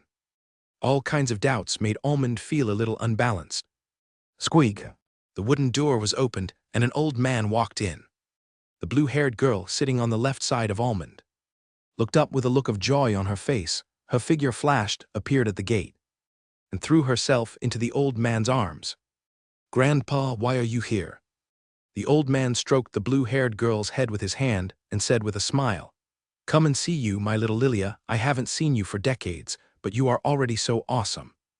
Where is it? Grandpa, I think you are amazing. You can find us so accurately every time. Cough, cough, cough. Hearing this, the old man coughed slightly to cover up his embarrassment. When Armand saw the old man, he stood up and saluted. Elder Geraint. Upon seeing this, the other 3 people stood up and saluted, expressing their respect for the elder. Yes, you have all grown up and become mature. At this point, the old man looked at the blue-haired girl and added in a low voice, except for Lilia. Hearing this, the blue-haired girl looked at her grandfather with a little complaint in her eyes, but more if she was happy. After a few words of conversation, the old man sat down. Seeing the unnatural smile on Almond's face, he asked, I have something on my mind. Seeing this, Almond hesitated for a moment, then nodded. Tell me about it and see if I, an old man like me, can tell anything. The old man touched his beard and asked with a smile. When the blue-haired girl heard this, she immediately began to preach, asking her grandfather not to call her, because if he really died over there, she would be sad. Seeing this situation, the old man had no choice but to compromise and only promised on the surface that he would change. After Lilia finished preaching, Almond told his conjecture about Zillin. Seeing this, the old man touched his beard and said with a smile, Amond, you think like this means you have grown up. But did your friend ever ask for anything from you? Seeing this, Almond shook his head and said, No. Then do your friends know what you have achieved now? No, Almond replied again. Then let me ask you again, if you met your friend, how would you get along with him? Hearing this question, Almond fell into silence and finally shook his head, indicating that he didn't know. Hearing this, the other 4 people lowered their heads one after another, with confusion in their eyes. To them, Zillin has a special meaning to the Beifeng adventure team. He is a person who selflessly helps them and allows their team to successfully survive the first crisis. If this is the case, you can ask them face to face when you meet him in the future. The old man looked at the 5 people and said with a smile. The blue-haired girl looked up at her grandfather and asked curiously, Grandpa, do you know where Zillin will go next? It takes 2 days to use the teleportation array from the Holy Song province to the Dawn province. And it takes another period of time to enter the capital. By that time, Zillin might have left long ago. Hearing this, the old man looked at his granddaughter deeply and said, How should I know? Then how can you find us so accurately every time? Because you are my granddaughter, so I can find you. The blue-haired girl curled her lips and said, Liar, I am your adopted granddaughter, not your biological granddaughter. Because it is the revelation of my God. Grandpa who loves to lie. Looking at the bickering grandfather and grandson, the other 4 covered their mouths and laughed, and the things that were tangled in their hearts was solved. Why did Zillin conceal his identity to meet them? Why did he come to meet them at that time, and why did he help them? When you meet him in the future, Ask him directly in person. No matter what the reason is, Zillan is always their friend, and this will never change. Because they are the North Wind Adventure Team, and they will definitely be famous all over the world. Watching the 5 people resolve their confusion, the old man smiled, and now it was time to leave. As the captain, Yamand has become a low-level magic swordsman of soul, and has comprehended the sword of life. As for what else is hidden, he did not explore. His granddaughter Lilia, a high-level golden priest of the dawn, is deeply favored by the god of the dawn. The brown-haired boy Cairns, a high-level golden ranger, comprehends the meaning of nature, which is really strange. The red-haired girl Yali, a mid-level golden arcanist, masters 2 different paths of mind and spell. Finally, it is Yaman's fiancée Yuna, a low-level golden fire elemental mage, but the road seems to have gone astray, rushing all the way in the direction of big and explosive, abandoning fine control.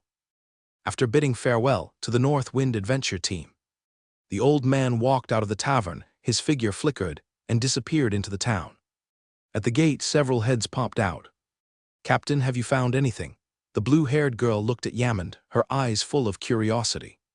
Yamand shook his head helplessly and said, "I can't tell. It seems that Grandpa is really not simple, and I don't know who he is."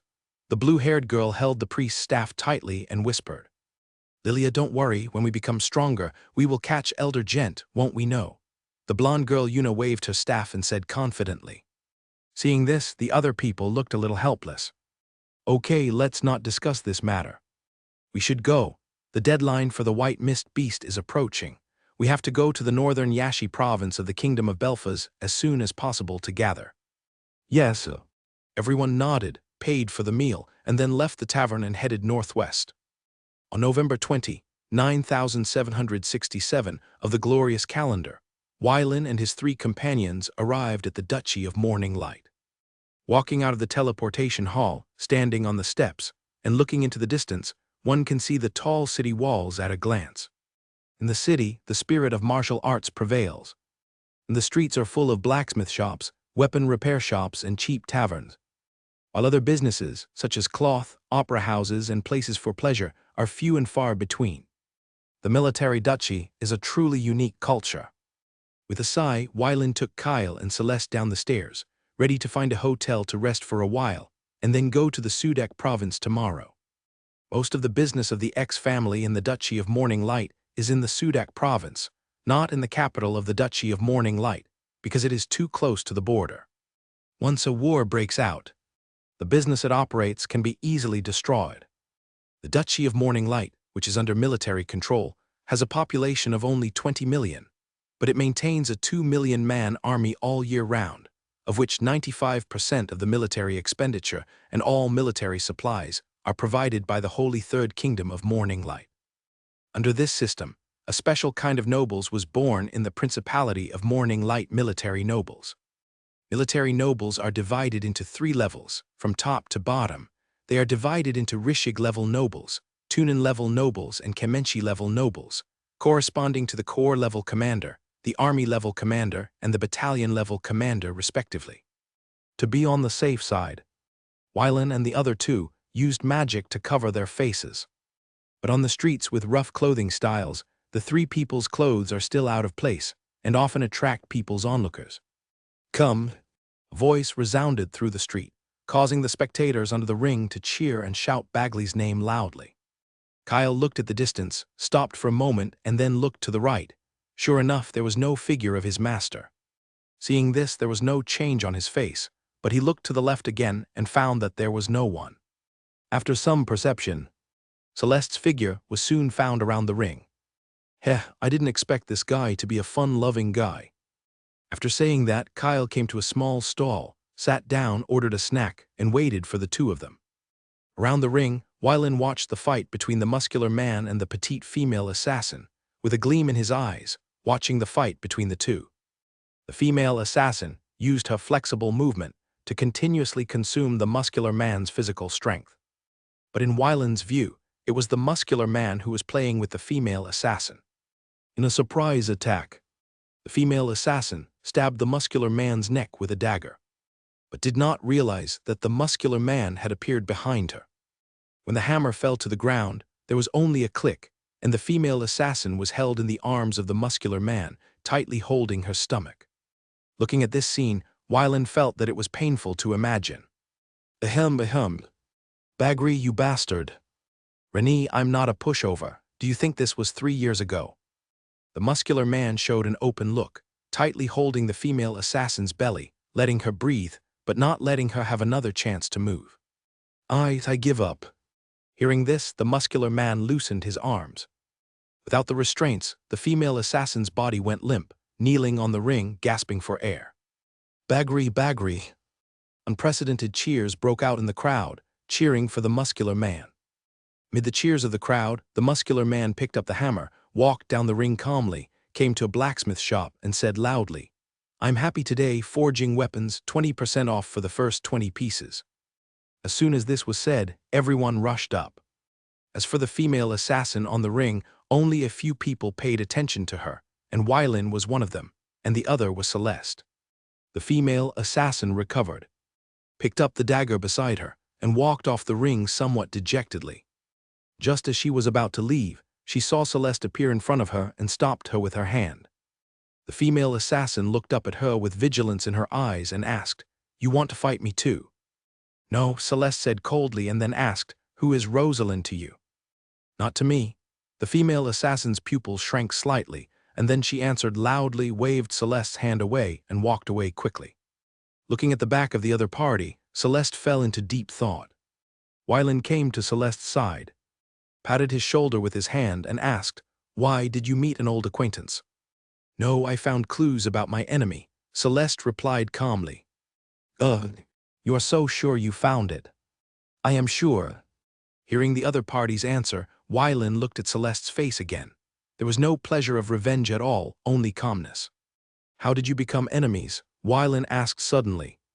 Rosalind killed my only disciple, and I killed her husband's family, her parents and her 2 sisters. Wylan was filled with strong curiosity and couldn't wait to ask, Tell me in detail. Celeste glanced at Wylan, said nothing, turned around and walked towards where Kyle was. Seeing this, Wylan had to hide his curiosity in his heart and followed. At night, Celeste left the hotel quietly. At the same time, Wylan woke up from the bed, called Kyle, and followed quietly. In order to prevent Celeste from finding out, Wylan and Kyle chose to move on the ground and follow secretly. In the sky, Celeste found the movement of the mark, flew out of the city, and rushed into the jungle. In the forest, 2 people, one big and one small, ran wildly. Suddenly there was a sound in the air. The old woman looked up at the sky, her face turned pale, and she wanted to continue running, but found a sword flying over, floating in the air, blocking the way. Rosalind. Celeste landed on the ground, stretched out his hand to hold the knight's sword, looked at the other party coldly and said, Today, you have no way to escape. Celeste, you killed my husband, killed my father, killed my mother, and killed my sister. Isn't it enough? Rosalind stared at the man in front of her and roared hysterically. Not enough. Celeste replied expressionlessly, All members of the cult must die. I didn't find you back then, but today I will understand this. Rosalind pulled the female assassin next to her backhand. Her nails turned into a sharp blade and placed it on her neck, saying coldly, Let me go or I will kill her. Mother, you. The female assassin saw this scene with disbelief in her eyes. Celeste, you should already know who she is. Let me go. Or I will kill her. Don't act rashly. I have swallowed a piece of her soul. As long as I am killed and my soul is destroyed, she will definitely die within 3 days. Kajiasha, now it's time for you to pay. At this moment, the female assassin understood why her mother became panicked when she asked her to describe the face of the person in front of her, and took her away from Morning Light City overnight. What was even more unexpected was that her mother didn't really want to take her away, but took her with her as a life-saving card. Seeing Celeste stop, Rosalind pleaded on her face and said, Celeste, why can't you let me go? I have already severed contact with the famine cult. Why can't you let me live the rest of my life in peace? My relatives are all dead. I am the only one left in this world. Why can't I spend the remaining 10 years? Why? Celeste's eyes did not change at all. He said coldly, The cult members must die. Ha, what do you mean by the cult members must die? You just want to avenge your disciple. Now your disciple's daughter is in my hands. If you have the guts, kill me now." Rosalind's face changed, revealing a rampant smile. She pinched the female assassin Kagasha's neck tightly and said loudly. In the jungle, Wylin watched this scene, looked at Kyle and asked, "Can you keep the soul fragment of the female assassin after killing that woman?" Kyle shook his head and replied, "If I capture that woman alive, I am sure I can take out the soul fragment of the female assassin in her body. If I kill her, it is impossible. Find the right time and capture her alive." Before Kyle took action, Wylin reminded him, "By the way, don't let her commit suicide." "Yes, sir." Kyle nodded, his figure flashed and disappeared on the tree. In the stalemate, Celeste began to weigh whether to let the woman go or kill her and her disciple's daughter together. The conflict between belief and emotion made it difficult for Celeste to make a decision. At this moment, Rosalind saw the hesitation in Celeste's eyes, stopped mocking, and retreated with the female assassin hostage. In an instant, time and space changed. When Rosalind came to her senses, her body was flying backwards, but her limbs remained in place. Kyle pushed the stunned female assassin towards Celeste, and then pulled out the soul of the old woman in front of him. Without the soul, the body with only the trunk was twitching. Celeste hugged the assassin who was pushed over, looked up at Kyle and said softly, "Thank you." Kyle held the black and purple soul in his hand, raised his eyebrows and said, "It's rare to hear this word from your mouth. Now you protect the soul of this female assassin, and when I dissect the soul of this old woman later, there will be no chain reaction." "I know." Celeste nodded and covered the girl with the power of morning light. The light, full of hope, lit up the entire jungle. On the earth, countless seeds began to sprout. Pull out branches and enjoy the morning light. Seeing this, Kyle began to dissect Rosalind's soul and took out the soul fragment of the female assassin. On the other side, Wylin came to the open space, looked at Celeste, and asked, "Knight Celeste, can you tell me a curious person about this during this time?" "Yes, sir." Celeste nodded after hearing this. 85 years ago, in the 50th year of my crazy hunting of cults, I followed the advice of St. Glaud and went to the Temple Knights Academy to select a student. Tavia, a girl with a somewhat cowardly personality. Since then under the cover of the holy light of the morning sun, the female assassin stared at Celeste and listened to the story of the real mother. In the year 9728 of the glorious calendar, Tavia got married to a priest. The young man was very good. A few years later, I joined the expeditionary force and participated in the expedition to the world of Grantham. When I returned, my disciple was already dead. I spent 10 years killing all the relatives of that old woman and all the people from the hungry cult that I found. But my actions also made her alert. I once asked Archbishop Gerard to help me predict her location, but I didn't find any trace of her. Gradually, I gave up this idea. Maybe the old woman is dead. Until today, I actually found someone who is very similar to my disciple in Morning Light City. You may have found her location because of this thing. Kyle took out a black core from Rosalind's body and sent it to Celeste. Looking at the black core in front of him, Celeste reached out and grabbed it in his hand. After a careful inspection, he did not find any useful information. Seeing this, Wylin asked for the black core and checked it, but found nothing. However, since it can interfere with the prediction of the legendary strongman, it must be a good thing, but I don't know what it is. On the other side, Kyle took out 3 soul fragments and searched several times again. After seeing that there was nothing missing, he prepared to destroy the old woman's soul directly. "Please let me end her." Hearing Celeste's words, Kyle extinguished the holy flame and sent Rosalind's soul back into her body. After the 3 soul fragments merged into the female assassin's body, Celeste retracted his power, picked up the knight's sword in his hand, and came to Rosalind. Rosalind, who had woken up, stared at Celeste with hatred in her eyes. "The cult must die." After saying that, Celeste stabbed the knight's sword into Rosalind's body. Under the purification of the holy light of dawn, Rosalind's soul was burned inch by inch, and her body slowly decayed and turned into dust. Watching the death of his enemy, Celeste's face flashed a wave, and then he returned to calm. Coming to the female assassin, Celeste looked at her, was silent for a moment and said, Are you willing to come with me? The female assassin had confusion in her eyes and a trance, and she obviously had not recovered from the blow just now. Let's talk about it tomorrow morning. Celeste took back the knight's sword, picked up the female assassin, and flew towards Morning Light City. Wylan looked at Celeste's figure going away, handed the black core in his hand to Kyle and said, "Study it first, and return it to Celeste if he wants it." "Yes, sir."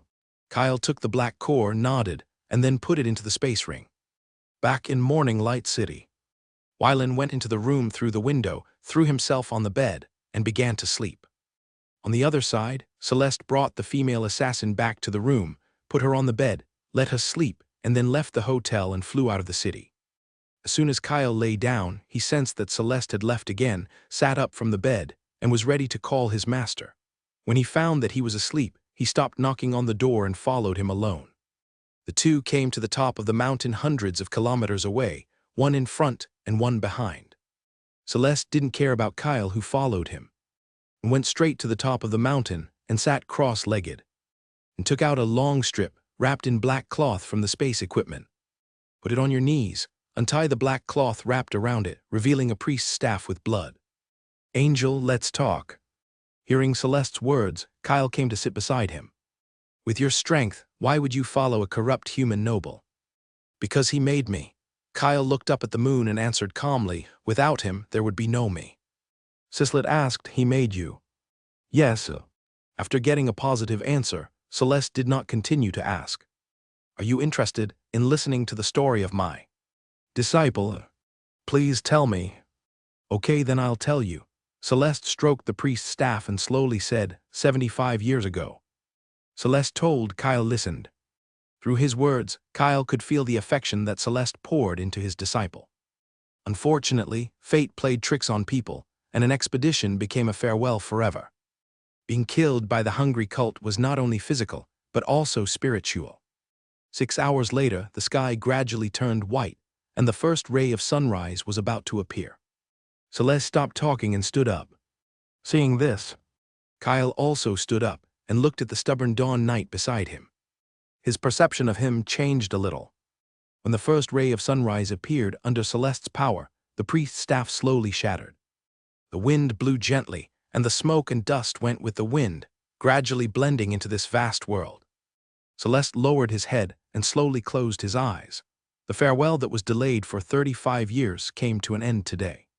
Half an hour later, Celeste raised his head, looked at the world shrouded in light, stopped for a moment, turned around and said to Kyle, "Go back." "Let's go." Kyle responded softly, and then flew to Dawn City with Celeste. In the hotel, the female assassin sat up from the bed, looking at the unfamiliar environment around her, with horror in her eyes, hugging her knees. Immersed in the scene of yesterday, those warm moments always hurt her heart, making it difficult for her to regard her kind mother as her enemy. She didn't understand why her mother didn't kill her at that time but kept her. Squeak. The wooden door was pushed open, making a sound. The female assassin raised her head, her eyes still dull. Celeste came to her side, stared at her quietly, and asked in a calm tone, "Are you willing to go with me?" The female assassin pursed her lips and whispered, "I do." "Milna, this is your future name." Celeste reached out and stroked the female assassin's head, saying softly, "When your mother was not married, she kept saying that her future daughter would be called Milna." "What if I were a man?" Milna asked in a low voice with some light in her eyes.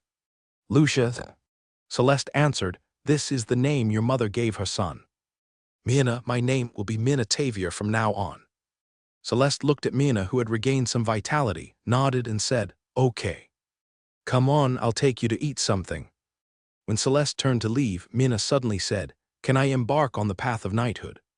"Yes, sir." After saying that, Celeste left the room and went downstairs to wait for her.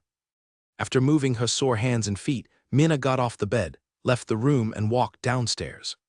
2 hours later, Kyle opened the Messier Demiplane and let Mina enter it to temporarily accompany the soldiers.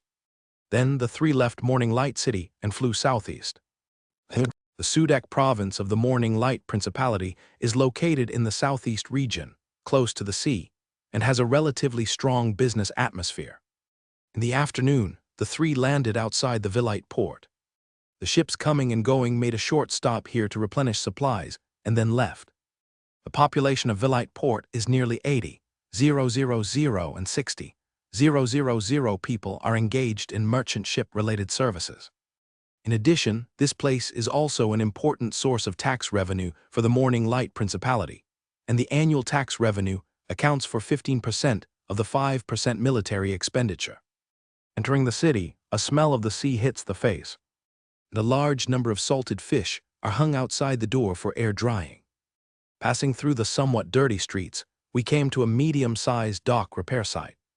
The Pitman shipyard covers an area of 300,000 square meters, has 800 employees, and has a total asset of 600,000 gold coins.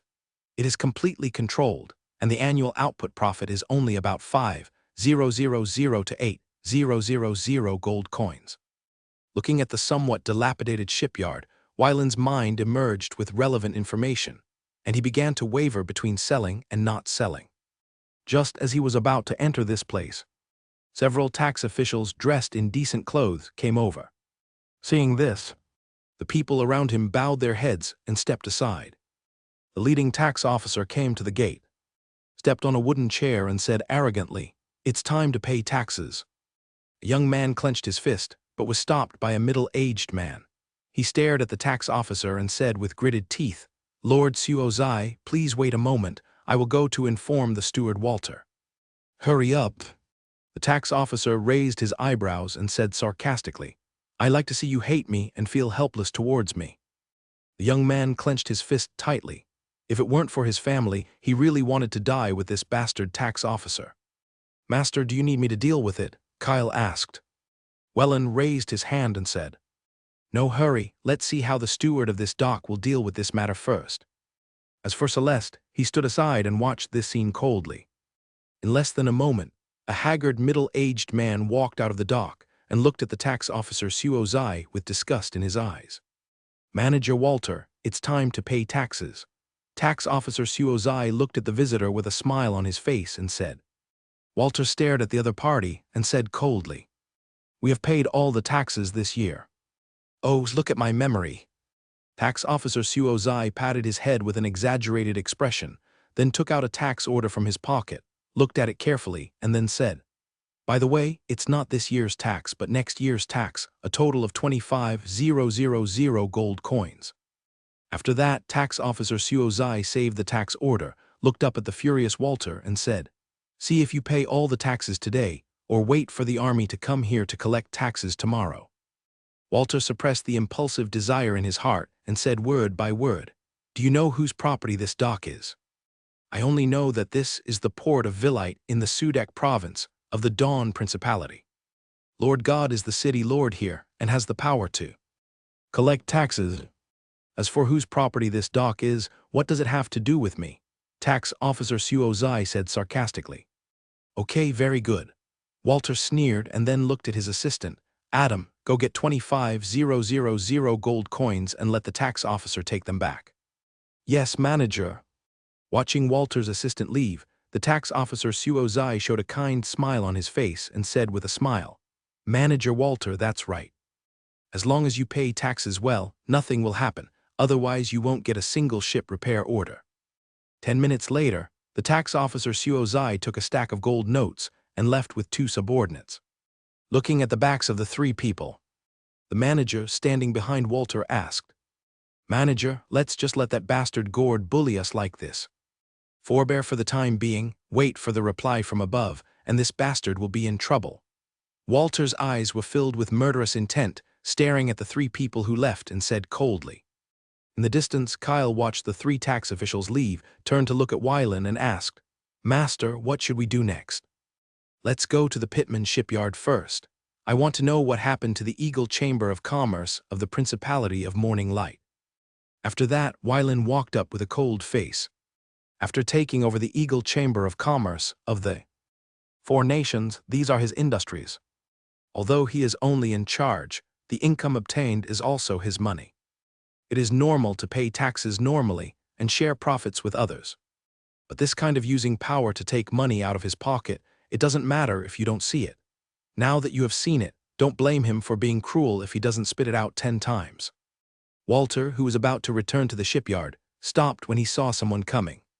Sir, do you need to repair the ship? Hearing this, Wyland took out the eagle badge from the space ring slowly and showed it to the other party. Seeing the somewhat abstract eagle badge, Walter's face changed drastically. He knelt down in front of everyone and bowed his head to salute, saying, "The manager of the Pitman shipyard greets you, sir." "Get up." Welland put away the eagle badge and said. After getting permission, Walter stood up and said with his head down, "Sir, please follow me." Under the gaze of everyone, the three followed Walter and walked towards the stone building. On the way, Wyland did not ask, and Walter did not speak. When they arrived at the office, Wyland sat in the main seat, Kyle stood behind him, Celeste leaned against the door, and Walter stood in the lower seat, waiting to be questioned. "Where is Robin?" "To answer your lord, President Robin should be in the provincial capital of Sudak province now." "When did you last see him?" 8 months ago." Walter did not dare to lie and answered truthfully. Wyland tapped the table, looked at Walter, and asked in a deep voice, "That means you haven't seen Robin for 8 months?" "Yes, sir." Under Wyland's pressure, Walter's legs softened and he knelt down, with cold sweat on his forehead. "So you don't know whether Robin is real or fake, or whether he is a thief?" Yes, sir. Every time we send a letter, the reply always asks us to be patient. As long as someone from the Eagle Chamber of Commerce of the Holy Third Kingdom of Dawn comes, the matter can be resolved." Wyland stared at Walter and asked word by word, 8 months, don't you wonder why no one came to solve this matter?" Under great pressure, Walter touched the sweat on his forehead and answered with some difficulty. "President Luo," President Robin said that the Eagle Chamber of Commerce of the Holy Third Dawn Kingdom is busy with business and will send someone in May next year. Besides, I don't want to look for him casually. Let me ask you again, how much profit does the Pitman shipyard make every year?" Excluding all expenses, it can make a profit of 5,000,030,000 gold coins every year. Walter knocked his head on the floor and answered tremblingly. At this moment, he has realized that something is wrong. I said that the annual profit here is only 30,000 gold coins, and the shipyard that occupies half of the assets has not even accounted for half of the profit. It turns out that it was eaten by thieves. "Kyle." "My lord, please give your orders," Kyle answered with a serious face. "Take Walter with you and go to the capital of Sudak province to bring Robin back to me." "Yes, sir." Kyle bowed his head and came behind Walter, picked him up, left the office and flew northwest. Welland put his hand on the table, supported his chin, and began to recall Robin's information. Robin, an Alea native, a mid-level gold warrior, was originally the deputy captain of the Blood Moon Count's Guard. During the 5-year war between the kingdom and the half-elf kingdom, he was seriously injured. After being injured, he was demoted to the Eagle Chamber of Commerce of the Morning Light Principality as the branch president responsible for managing the industry here. For most people, money is the most corrupting thing, especially in unregulated places. Although Berkeley Baron, the president of the Eagle Chamber of Commerce in the Holy Kingdom of the Third Dawn, was a little greedy, he was able to keep the accounts basically consistent, and Varen acquiesced in allowing him to continue to serve as president. After this beating, he knew where the bottom line was, and he would definitely have some concerns about doing things in the future. If you check the accounts a few years later and find that the accounts are inconsistent, you can just kill them, which is not a big deal. As for Robin, the president of the Eagle Chamber of Commerce in the Principality of Dawn, no matter what the outcome, Varen will use his head to scare some people. The only difference is whether he does it himself or lets Aunt Miyali execute him. At night in the provincial capital of Sudak province, Kyle entered the city, threw Walter on the ground and asked, "Lead the way." "Yes, sir." Walter got up from the ground, replied respectfully, and then walked to the right side of the road. Following Walter, Kyle disappeared. 10 minutes later, Walter came to a hotel and turned around to report, but found that there was no one behind him. "Go in and inquire about Robin's whereabouts." "Yes, sir." After hearing Kyle's words, Walter did not dare to disobey and quickly entered the high-end hotel. In the hotel, a middle-aged man was settling accounts with his head lowered. When he heard the footsteps, he asked without raising his head, "Guest, would you like to stay in the hotel?" Durut. Hearing the familiar voice, the middle-aged man raised his head, looked at Walter, and asked with some surprise, "Walter, why are you here?" "Come to President Robin. Do you know where he is?" "I don't know about this. I haven't seen President Robin for 2 months." A trace of uneasiness flashed in the middle-aged man's eyes, and he replied helplessly. "That." Walter was about to say something when he saw Kyle's figure emerge. With a thought, invisible hands grabbed the middle-aged man's neck and lifted him up. "Tell me where Robin is." Feeling the pressure from the life level makes the middle-aged man with only low-level silver level feel great fear. I don't know," the middle-aged man said with difficulty, with a trace of determination in his eyes. "Loyal but in the wrong place." Without waiting for the middle-aged man to answer again, Kyle withdrew his soul and began searching for the information he wanted.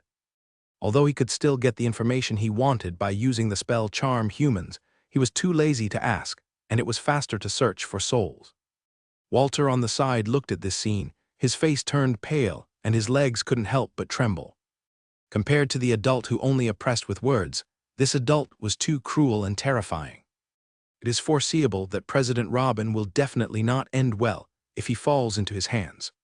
3 minutes later, Kyle stuffed his weak soul back into the middle-aged man's body, turned to look at Walter, and said coldly, "Kill him and then wait for me here." Yes, sir." After respectfully sending this terrifying man away, Walter took off the long sword hanging on the wall, came to the middle-aged man, looked at his dull eyes, and whispered, "Durut, I'm sorry." After finishing speaking, Walter stabbed the long sword into the middle-aged man's heart.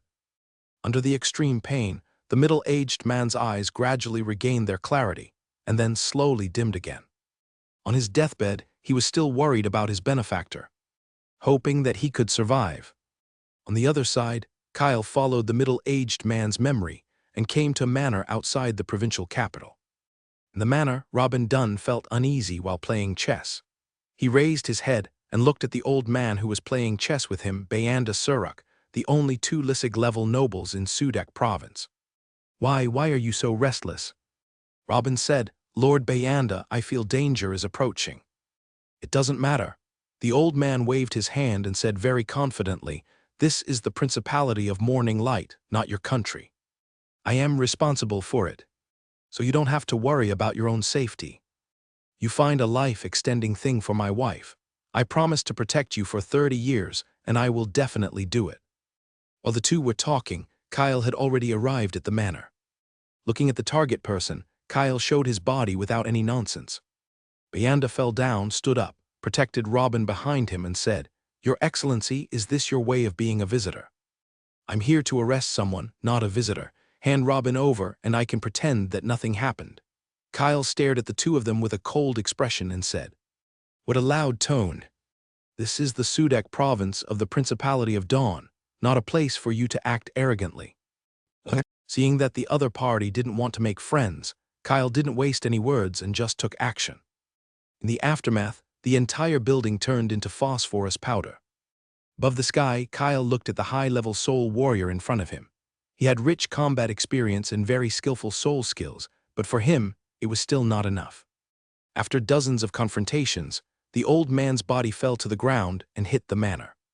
Robin saw this, but did not run away and stepped forward to help the old man. Kyle fell from the sky and stepped on the ruins. He put his hands behind his back and looked at the old man who was vomiting blood. His eyes were full of indifference. "You are very strong, but you are not my opponent." Cough, cough, cough. The old man calmed down the shock in his soul and looked at the blond young man, his eyes full of loneliness and a hint of unwillingness. "Robin, it seems that I can't fulfill my promise." Robin's expression changed, and finally he sighed and said, "Lord Bayanda, you have tried your best. This matter was ultimately caused by my greed. The crime I committed in the past has been punished today. I should have expected it long ago. Lord Bayanda, I hope you can help me take care of my family." Don't worry, I will definitely take care of your family. If the other party is unreasonable, I will just lose face and ask the Grand Duke to come forward." The old man's tone revealed loneliness, looking at Robin, a little ashamed. Kyle watched the two finish their conversation, and with a thought, he grabbed Robin and flew into the city. Looking at the backs of the two leaving, the old man lay on the ground, recalling the scene of the battle just now, and muttered to himself, "I am really old. Since I broke my promise once, I can't break it again." Standing up, the old man found a guard and asked him to take Robin's family to the castle. During this time, he was prepared to stay awake all night to wait. Back in the city, Kyle found Walter, and then took the two of them away from the capital of Sudak province and returned to Villite port. In the early morning, the sun shines brightly on the earth. Wylan got up from the bed, washed up, tied the knight's sword around his waist, opened the door and left. There was silence in the Pitman shipyard, and all the large machinery was at a standstill.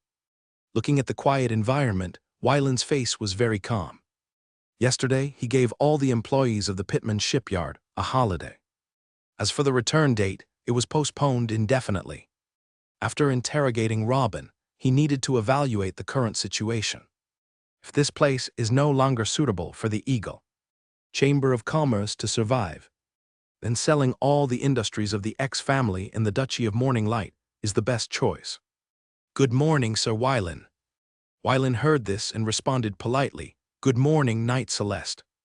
At present, it seems that the fact that this Knight of Dawn can take the initiative to greet him shows that he is gradually accepting himself in his heart. As for whether there can be a deep friendship, it depends on how they get along in the past 3 years. While thinking, Wylan sensed Kyle's breath and turned to look into the distance. He saw Kyle carrying 2 people and descending rapidly, landing steadily dozens of meters away. Kyle threw Walter to the ground, carried a blue-haired man to Wylan, threw him to the ground and said, "Master, Robin is back." Wylan looked down and saw that his face was decent. If you judge a person by his appearance, he must be an upright person, but unfortunately the result was not the case. "Get up." Robin felt that the restraints on his body were released, and he got up from the ground, looked up at the black-haired man, and his face was calm. In the face of certain death, he was not afraid of anything. Wylan stared at Robin and asked in a calm tone, "Robin, you used to be the deputy captain of my aunt's guard team. So you must have extraordinary qualities, and there is absolutely no problem with your will. So I want to know why you did such a thing. Did you get bewitched, lose your fighting spirit, or fall into a cult?" Faced with Wylan's question, Robin's eyes did not fluctuate at all, and he answered, "Everything was caused by my greed. When I saw the mountains of gold coins piled in front of me, I forgot my previous oath and became the person I hated the most. For more than 70 years, I relied on the trust of Lord Blood Moon to deceive my superiors and subordinates and steal. I should bear all the responsibilities, including the death of the former supervisor Khan, which was also done by me." After hearing Robin's words, Wylan did not speak. He looked through the records of Supervisor Khan's death last night and found many doubts, but since Robin took the initiative to take responsibility, there was no need to investigate. He is a lord, not a sheriff. The truth is not very important to him. What is important is the means of dealing with things. Gord, the lord of Villette Port, has repeatedly extorted taxes, and it is also your conspiracy. "Yes, sir," Robin answered without hesitation. "In a month, I will end your life with my own hands. Or Count Blood Moon will send you off for the last time, and then make a final decision." After that, Wylan came behind Robin, sealed his professional level, and then looked at Walter and said, "Take him down and lock him up." "Yes, Lord Wylan." Walter heard the words and replied respectfully, then helped Robin up and walked towards the underground secret room. Walter felt a little pity for his old boss, but more hatred. After Walter left, Kyle told the story of what happened in the process of capturing Robin, including Robin's entrustment of his family to a Rishig-level noble in the Duchy of Morning Light. It seems that this Robin is a talent. He is an outsider who clings to a local high-level soul master. Unfortunately, he does not understand the strength of the X family. Even without me, a high-level soul master cannot save his life. Seeing this, Kyle asked, "Master, what do you mean?" "Robin has 3 wives, who gave birth to 7 sons and 3 daughters, and their children gave birth to 15 children. The whole family, excluding Robin, has 38 people. Give the Orange organization an order to assassinate Robin's family, leaving only the three youngest ones, as a way to give the Grand Duke of the Morning Light Principality some face. Also, let them recover all the lost property the families and forces without soul-level masters, exterminate them, and recover all their property. For the families and forces with soul-level masters, negotiate and recover the losses. At this point, Wylan looked up at the sky, shielded his eyes from the dazzling sunlight, and said softly, "If you do something wrong, you have to pay the price. If no one pays for you, you have to pay it yourself. Tell Yaravat to act in the name of the Eternal Light Knight, and don't worry about it." "Yes, my lord."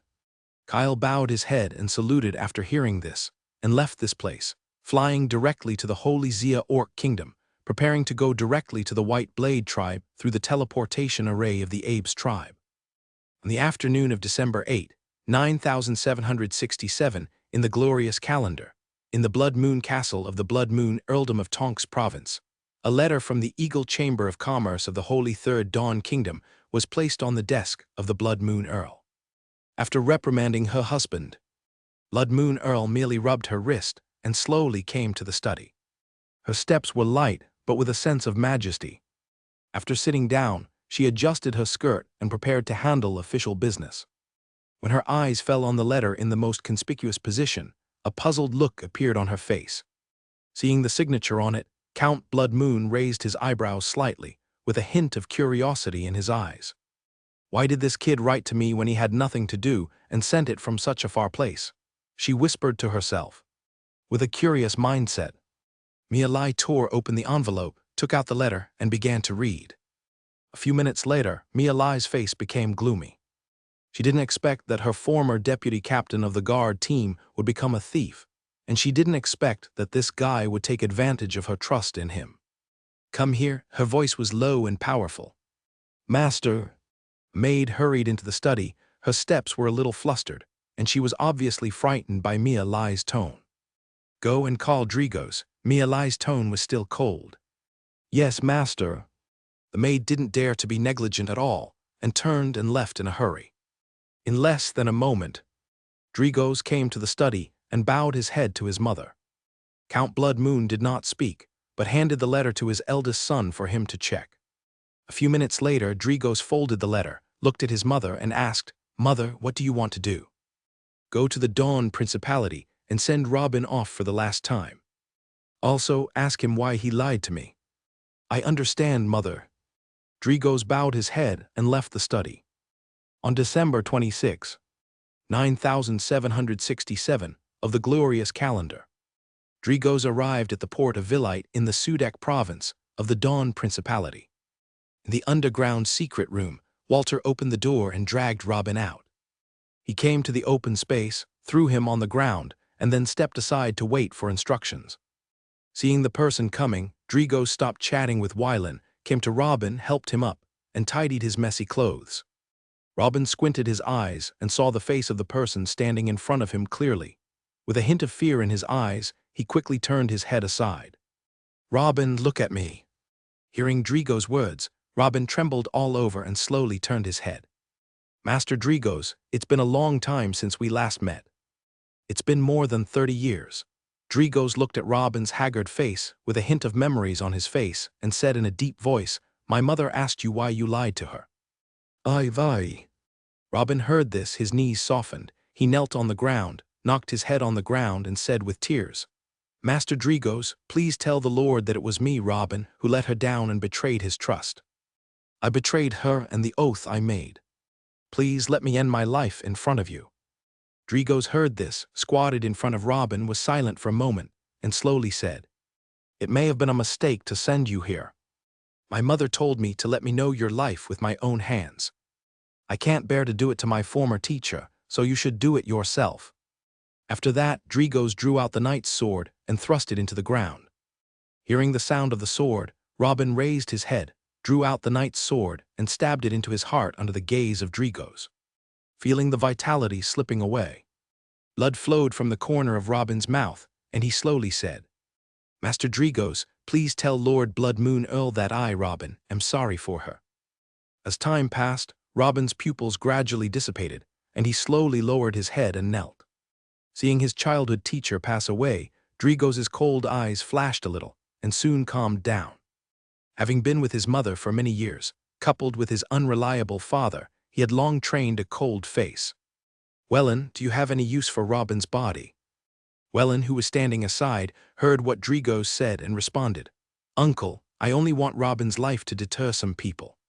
Since the purpose has been achieved, his body is of no use to me." Drigos nodded slightly and asked, "What are you going to do with Robin's family?" "Leave 3. Drigos was silent for a while, sighed, and said, "Cut the grass and wipe it out." "I know." After that, Drigos took back the knight's sword, flattened Robin's body, tidied up his face, and then ordered Walter to get a bottle of wine. Arriving at the seaside, Drigos poured the wine into the sea, then shattered Robin's body, turned it into dust, floated into the sea, and went away with the waves. The next morning, after Wieland sent Drigos away, he was ready to deal with the affairs here, and then set off to return to Kixing territory. "I haven't seen Zumia for a few months, and I miss her very much." "My lord, do you want to do what Lord Drigos said?" "No need." Wieland waved his hand and ordered, "Follow the previous order, leave the 3 youngest ones, send people to monitor the 3 generations, forget the hatred and treat it as nothing happened. If they still hold grudges, then exterminate the clan. The care of a Rishig-level noble is at most 50 years. In this way, it can be regarded as leaving enough face for the Grand Duke of Morning Light." "I understand, my lord." In the next few days, Wieland began to sell most of the Eagle Chamber of Commerce's industries to local forces, and sold some hotels, taverns, and orchards in remote areas to the Sea Eagle Chamber of Commerce, which is the apparent subsidiary of the UG organization. As for the staff of the Eagle Chamber of Commerce of the Principality of Morning Light, those who are willing to leave will be merged into the Eagle Chamber of Commerce of the Holy Third Kingdom of Dawn, and those who are unwilling to leave will be compensated according to their years of service, and they will be even from then on. After finishing many affairs, Wieland took the 2 to the Kingdom of Belfast and briefly inspected the Eagle Chamber of Commerce there. After seeing that there was no problem, he went directly to the satellite city of Eulalie City, the capital of the Holy Third Kingdom of Dawn, and arrived at the Principality of Nitsi through the teleportation array, then went to the capital of the Kingdom of Ilia, and finally returned to the province of Cadero. After leaving the teleportation hall of the provincial capital of Cadero province, Wieland couldn't wait to rush home.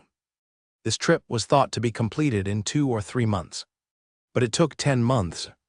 Arriving above the Kixing territory, Celeste looked at the golden rice fields and the smiles from the heart on the faces of the working civilians, looked at Wieland's back, and his impression of the noble in front of him improved a little bit. Wieland didn't care what Celeste was thinking.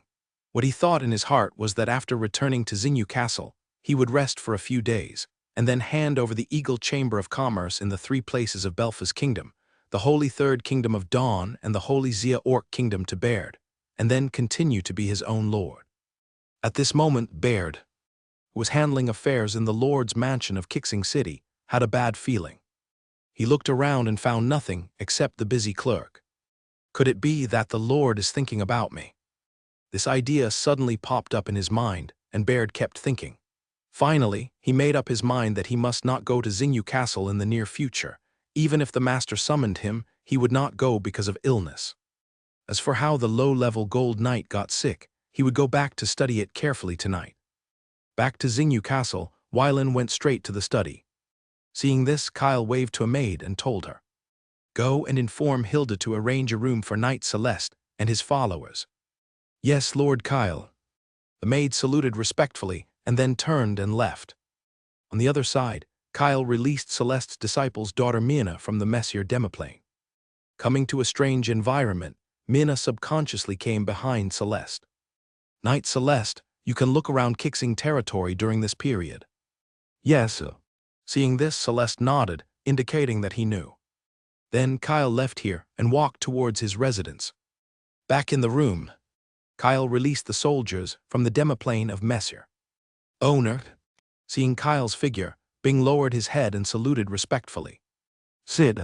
Kyle pointed to the bed beside him and said to Bing. Seeing this, Bing quietly came to the bedside and smelled it carefully. He could smell a delicate fragrance and couldn't help but think in his heart, could it be the mistress? With doubts, Bing sat down by the bed and waited for his master to assign tasks.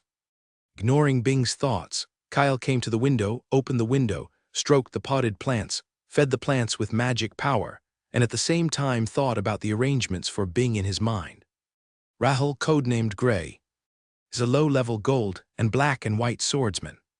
Now he controls the extraordinary resource production base of the Kixing leader. He is busy with work and basically has no time. Lan, he had promised her that he would not accept new maids, and he would certainly not accept the task of training new people. Even if he forced it, he would only achieve little in the end. Green, gold, low-level natural warlock, currently focusing on potion cultivation, not suitable for bringing in newcomers. Yuan and Yin are now stationed in the gray fog space. If they had a lot of free time in the past. But now with Lance, the large-scale development of the gray fog space is coming. Which means that the two of them have no extra time. Sin, he was thrown into the hidden assassin army.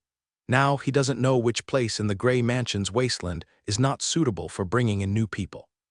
As for the two sisters, Light and Wind, for some unknown reason, they have become too competitive in comparison with each other in recent years. If the troops were handed over to them, given her personality, she would probably fall into internal strife. I don't have a suitable candidate here, so I can only temporarily give her to Katerina and let the dragon maid head her. After finalizing the arrangement for the soldiers, Kyle stopped feeding the green plants and turned around. Just as he was about to speak, he saw the door being opened. Lan opened the door and saw the woman sitting on the master's bed. The smile on her face instantly froze, and she exuded a dangerous aura. Facing Lan's pressure, the soldier, whose strength was only that of a mage apprentice, turned pale with fright. His legs trembled, and he looked at Kyle with pitiful eyes. Seeing this, Kyle touched his forehead and said helplessly, "Okay, Lan, you wait here for me to come back, and I will lead the troops out to do some things." After saying that, Kyle came to Bing, put his hand on her shoulder and left the room. Seeing his master disappearing, Lan put away the angry expression on his face, came to the bedside, expressionlessly pulled off the quilt and threw it to the ground, pulled out his long sword and chopped it into pieces. After doing all this, Lan collected the fragments, burned them after leaving the room, and then took a new quilt and spread it on the bed. On the right side of the inner city of Star Moon Castle, Kyle led his soldiers here and walked towards the training ground. The soldier followed his master, secretly observing the surrounding arrangements, and found that not only the inner fort guards, but also some maids were practicing martial arts on the training ground in front of a large arena. The two people stopped. Bing stood on the left side of Kyle and looked up at the ring. He saw a blue-haired woman in a corset holding a giant sword and swinging it rapidly, leaving dozens of afterimages in the air. Feeling the storm of sword energy, Bing subconsciously hid behind his master. After a while, the blue-haired woman on the ring stopped, put the giant sword back into the distance, walked down the ring, came to Kyle, lowered her head and saluted, "Lord Kyle." Kyle looked at the head maid Katerina and said softly, "The strength is enough and the skills are enough. What you lack now is the refined use of magic power." "Thank you for your advice, sir." Katerina lowered her head and thanked her with a hint of joy on her face. Seeing this, Kyle nodded and said, "Katerina, I have something to ask you, so come with me first." "Yes, sir." While walking along, Katerina looked at the blue-haired girl who always lowered her head. Her hair color was very similar to Lan's, but neither her walking posture nor her strength and aura matched her. Could it be Lord Kyle's new retinue, or maybe it's the master's new head maid? With some doubts, Katerina followed Kyle to a pavilion. Kyle came to sit due east and motioned for Katerina and Bing to sit down. After the two of them sat down, Kyle turned to look at Katerina and said, "In recent years, I need you to take care of her, my 9th dependent. You can call her Bing, or you can call her she's Nora. During her time with you, she mainly learned painting skills and strengthened her body." "Lord Kyle, I understand," Katerina responded. After hearing this, Kyle turned to look at Bing and said, "While following Katerina, study hard and don't be lazy. If you have nothing to do, you can go to the library and have a look. I will instruct the steward there to open the permission for you." "Yes, master," Bing nodded heavily and said, "I'll leave it to you. I have something else to do, so I'll leave first." After saying that, Kyle's figure disappeared in front of the two people. After watching Kyle leave, Katarina turned to look at Bing. Under the gaze of this powerful female warrior, Bing lowered his head uneasily, not daring to look at her. "How old are you this year?" Bing answered cautiously, 10, 17 years old. "So small," Katarina whispered, then stood up, came behind Bing, raised her head and said softly, "The first thing I learned from me today is to raise your head, do you hear me?" I know." "Yeah." After adjusting Bing's sitting position, he looked at her face and said in a gentle tone, "I'll take you to see her when Madam comes back." "Oh." Looking at Bing's face, Katarina put her hand on her shoulder and said, "Don't worry, Madam is very kind, much kinder than Lord Kyle." Is that so? Can I still lie to you?"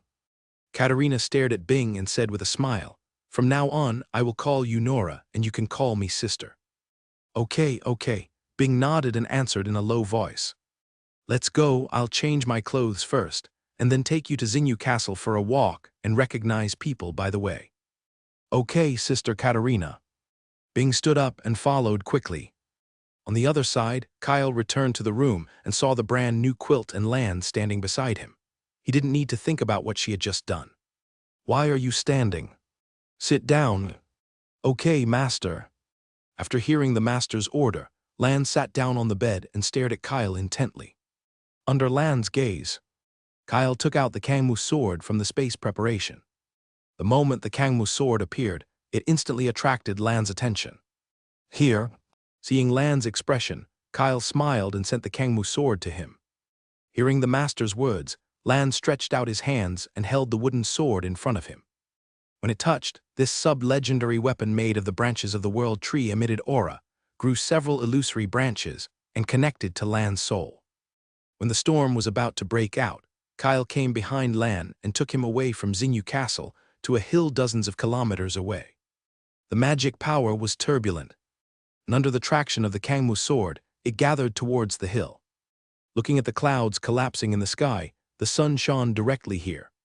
Kyle retreated hundreds of meters away, looking at the followers in the magic storm, waiting for the other party to establish contact with the Kangmu sword. A huge amount of magic power was swallowed by the Kangmu sword, and through the illusory branches, the gentle power was poured into Lan's body. In a flash, the barrier between silver and gold was broken. In just a few minutes, several years of hard training passed. From the perspective of the spiritual eye, the Kangmu sword and Lan began to conclude a spiritual contract. Countless Sun characters emerged, writing contracts and carrying power. Relying on the laws on the Kangmu sword, Lan may become the first among the 9 to become a soul professional. Kyle looked at Lan in the center of the magic storm and whispered, "However, I still need to warn you not to rely too much on the Kangmu sword, otherwise you won't go very far." More than 10 minutes later, the contract was concluded, and the contract written in the Sun script began to disintegrate, gathering into 2 forces, respectively merging into Lan's soul and the Kangmu sword. The next moment, the Kangmu sword shook slightly, then pierced into Lan's body and hid in his soul. The magic storm slowly dissipated and eventually dissipated into nothingness. Kyle came to Lan's side, stood a few meters away, waiting for her to wake up. After a while, Lan opened her eyes, felt the changes in her body, and a look of joy appeared on her face. She rushed forward and hugged Kyle. "Master, I finally became a gold-level Phoenix dancer."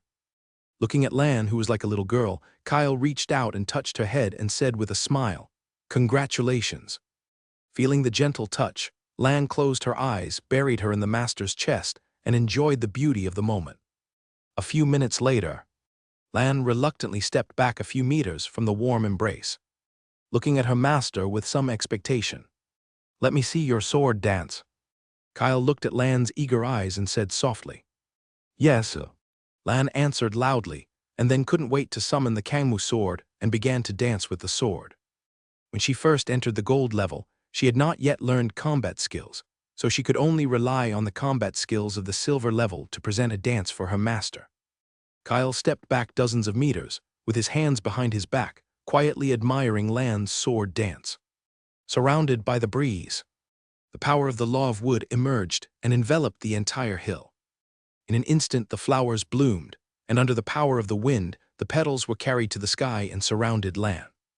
Half an hour later, Lan stopped the sword dance, and the petals dancing in the wind slowly fell to the ground. "Master, how is it?" Insufficient strength, slow movements, and insufficient control of magic. Kyle landed in front of Lan and commented mercilessly. Then, Lan's face was a little frustrated, looking at his master, wanting to say something but couldn't say it.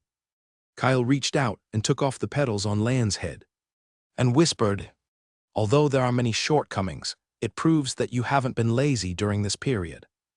Also, it's very beautiful, I like it very much." "Master, really?" Lan's eyes lit up and he opened his mouth to confirm. "Really?" After getting Kyle's affirmative answer, Lan took the Kangmu sword back into his body and ran down the sand dune, happy like a child. Kyle looked down at the petals in his hand, and with a thought, he gathered the petals around him and condensed a blue petal puppet in his palm. Under his control, the petal puppet began to dance the sword in his hand. Compared with the real sword dance, each step of the petal puppet's sword dance was very standard, but it lacked some natural and agile feeling. A few minutes later, Kyle stopped controlling the petal puppet, froze it in a favorite posture, and put it into the space equipment. Half an hour later, Kyle took Lan away and returned to Xingyu Castle. In the study, Wylan sorted out the list of industries of the Eagle Chamber of Commerce in the Kingdom of Belfaz, the Holy Third Kingdom of Dawn, and the Holy Zia Orc Kingdom, and directly asked Hilda to send someone to Kixing City to invite Baird. Leaning back on the armchair, Wylan sighed about how hard he was working, stood up, took a book from the bookshelf, and walked towards the bedroom. It was still afternoon, and Zumia was educating her sister-in-law at the Kixing Magic Academy. It would not be too late to give her the winter-spring gem in the evening. As for the Book of Wind Music, there was no suitable candidate yet, so it could only be put into the treasury to collect dust, waiting for its destined person. Coming to the room, Wylan threw himself on the bed, then opened an adventurous story and began to read. Immersed in the world of the book, time passed by bit. The sun set and the night fell. Zumia returned to the Star Moon Castle, watching the magic lamp in her room light up. The corners of her mouth curled up slightly, and then she entered the hall and asked someone to call the head maid Zisina. After handling some affairs, she went straight to the bedroom. Pushing the door open, Zumia came to the bedside, looked at Wylan who was concentrating, and took the book from his hand. Seeing the book disappear, Wylan showed a helpless look on his face, turned over, hugged Zumia, and took the book back while the other party was distracted. "How long did it take to come back?" Zumia lay on Wylan and asked softly. "This morning." Wylan put the book into the space ring, stroked his wife's silver hair, and replied with a smile. "You are so good, you said it would be a month or two, but you were gone for 11 or 12 months. Looking at his wife's somewhat resentful eyes, Wylan smiled awkwardly, then took out the winter-spring gem and said, "How about this reward?" Zumia stared at the winter-spring gem in Wylan's hand, snatched it, probed his mental power into it, and began to explore. Seeing this, Wylan put his hand behind his head and quietly looked at Zumia, who was thinking. After a long time, Zumia came back to her senses, looked at Wylan and asked, "Where did you get this thing?" "It's a long story, I'll tell you tomorrow." Hearing this, Zumia rolled her eyes at Wylan and slowly said, "You probably don't know either, let me study it myself." Then, Zumia put the winter-spring gem into the space equipment, then turned off the magic lamp and began. The next morning, Wylan sat up from the bed and looked at Zumia, who was getting dressed. Suddenly, he remembered something and asked, "How is Teresa?" Zumia turned around and looked at her husband with some surprise. "You can still remember that you have an apprentice." Wylan coughed lightly and said awkwardly, "Why can't I remember it? After all, I only have this one apprentice." Seeing this, Zumia stopped teasing Wylan and replied with a smile, "Teresa is now learning how to cultivate magic potions from green. You don't have to worry about her education in the next few years." After chatting for a few words, Wylan dressed up with Zumia's help, picked up the adventure book, and walked to the study. Arriving in the study, Wylan sat on the soft leather sofa, looked at the scenery outside the window, and waited at ease. Half an hour later, the door of the study was knocked. Wylan retracted his gaze and said, "Come in." After receiving the consent, Hilda, the head maid standing outside the study, pushed open the door, came to Wylan, bowed and saluted, and said, Master, the messenger knight reported that Lord Baird is seriously ill and needs to rest for a while. He cannot come to Xinyu Castle for the time being. He will get sick again. Thinking of this, Wylan looked up at Hilda and asked, I remember I didn't tell you why you invited Baird. Hilda answered truthfully, Master, you only ordered me to send someone to Kixing City to invite Lord Baird and did not reveal other information. When Wylan heard this, he thought to himself that it was indeed the case. In the past, only Baird came to block him, but today it might be the other way around. Hilda, tell Kyle to prepare some supplements. Come with me to Kixing City to visit the chief steward Baird. He works hard day and night and is seriously ill.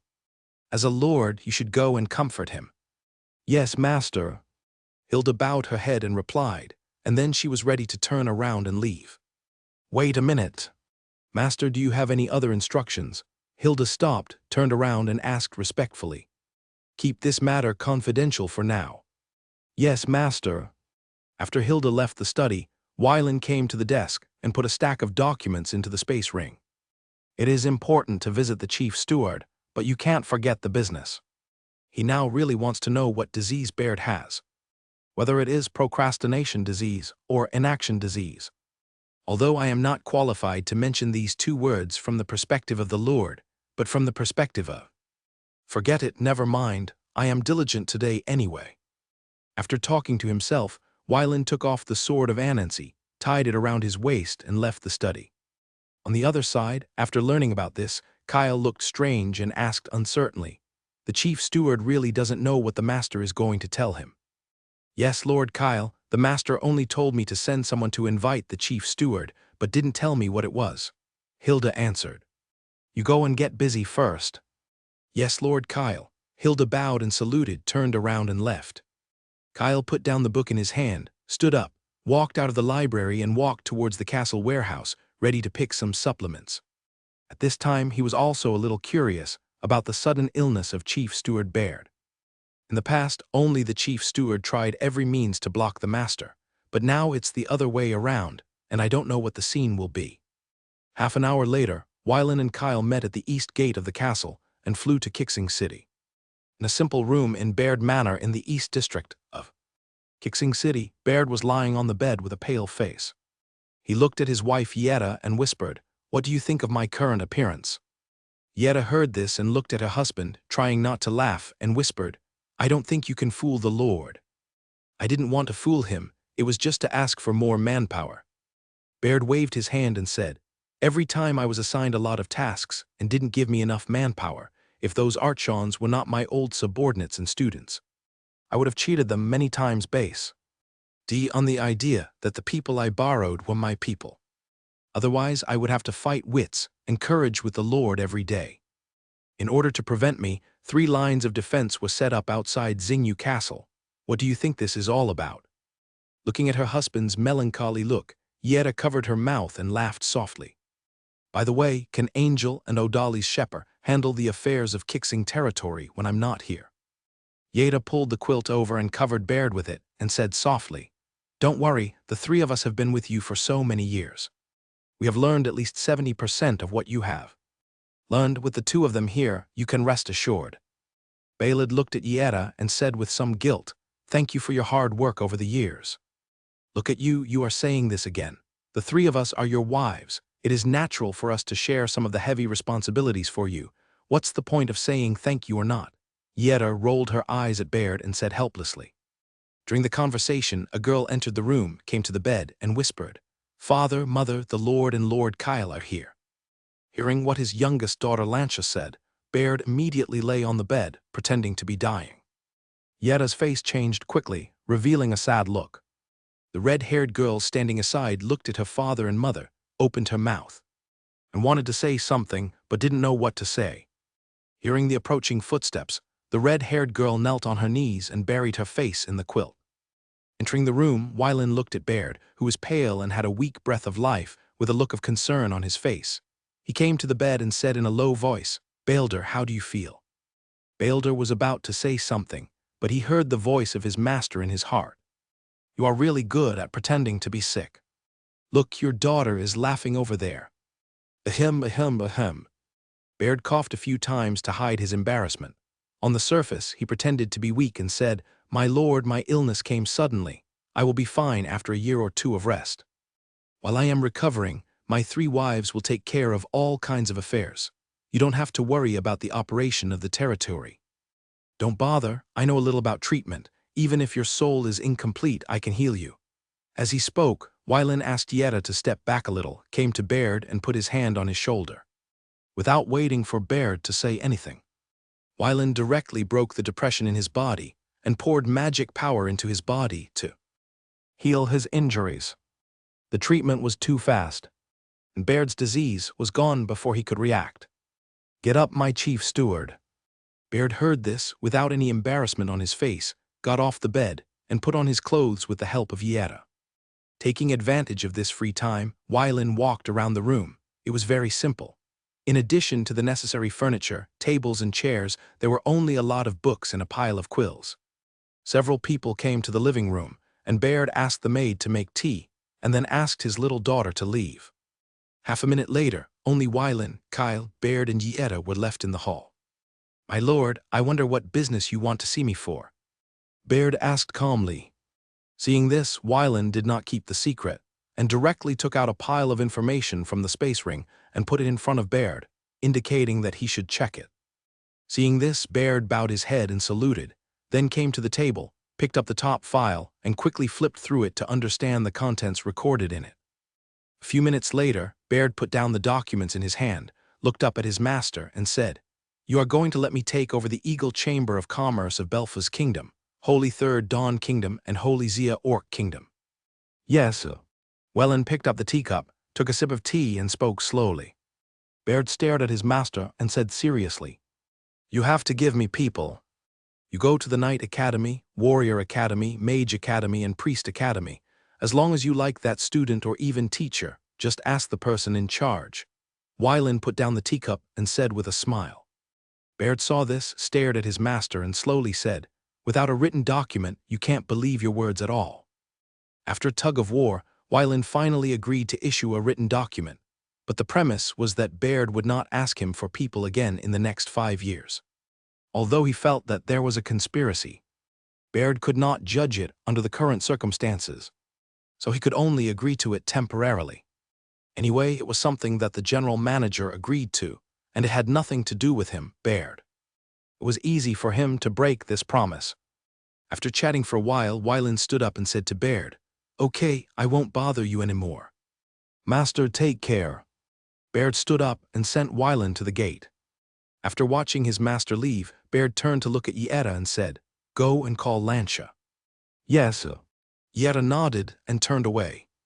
After leaving Baird Manor, Wylan and Kyle did not return directly to Xinyu Castle, but prepared to go to the old castle to take a look. Climbing the hill, Wylan stood on the inner wall of the old castle, looking at the scenery below the mountain, with a hint of reminiscence in his eyes.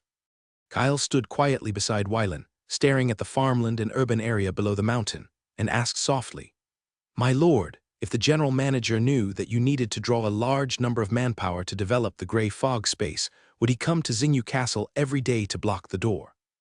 "Why do you ask that?" Wylan asked curiously. Seeing this, Kyle said slowly, "My lord, what the general manager promised with his position has nothing to do with him personally." "Can he do such a thing?"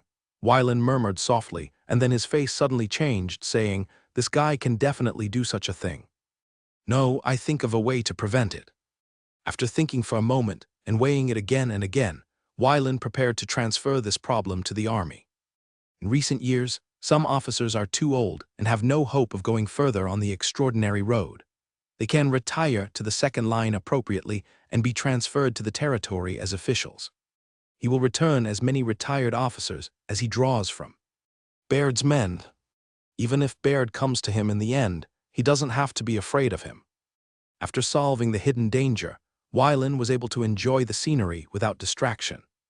In Beilang Village, a village under Menjia Town, Tarn County, Kixinglingjiang, Celeste brought Mina to this small village on the border. Looking at the bleak scene around him, he had a thoughtful look on his face. To see the true face of a lord, it is not to see how prosperous the big city in his territory is, but to see what the small border village looks like. Let's go. Oh, okay, master. Mina stopped observing the flowers and plants on the roadside, stood up, and quickly followed. Passing through the low earth wall, the two entered the village. Looking around, except for pregnant women and children a few years old, basically no other young men and women can be seen. Scattered except for warehouses and livestock sheds, there are 32 independent houses, roughly estimated to be 32 households. According to 3 to 5 people per household, the population of this village is between 96 and 160. After obtaining the approximate data, Celeste took Mina deep into the village. After passing several houses, the doors were all closed. But Celeste could get the whole picture with just a little perception. Each household stored at least 300 kilograms of food, several iron weapons and some books, as well as some ephedra paper and a feather pen.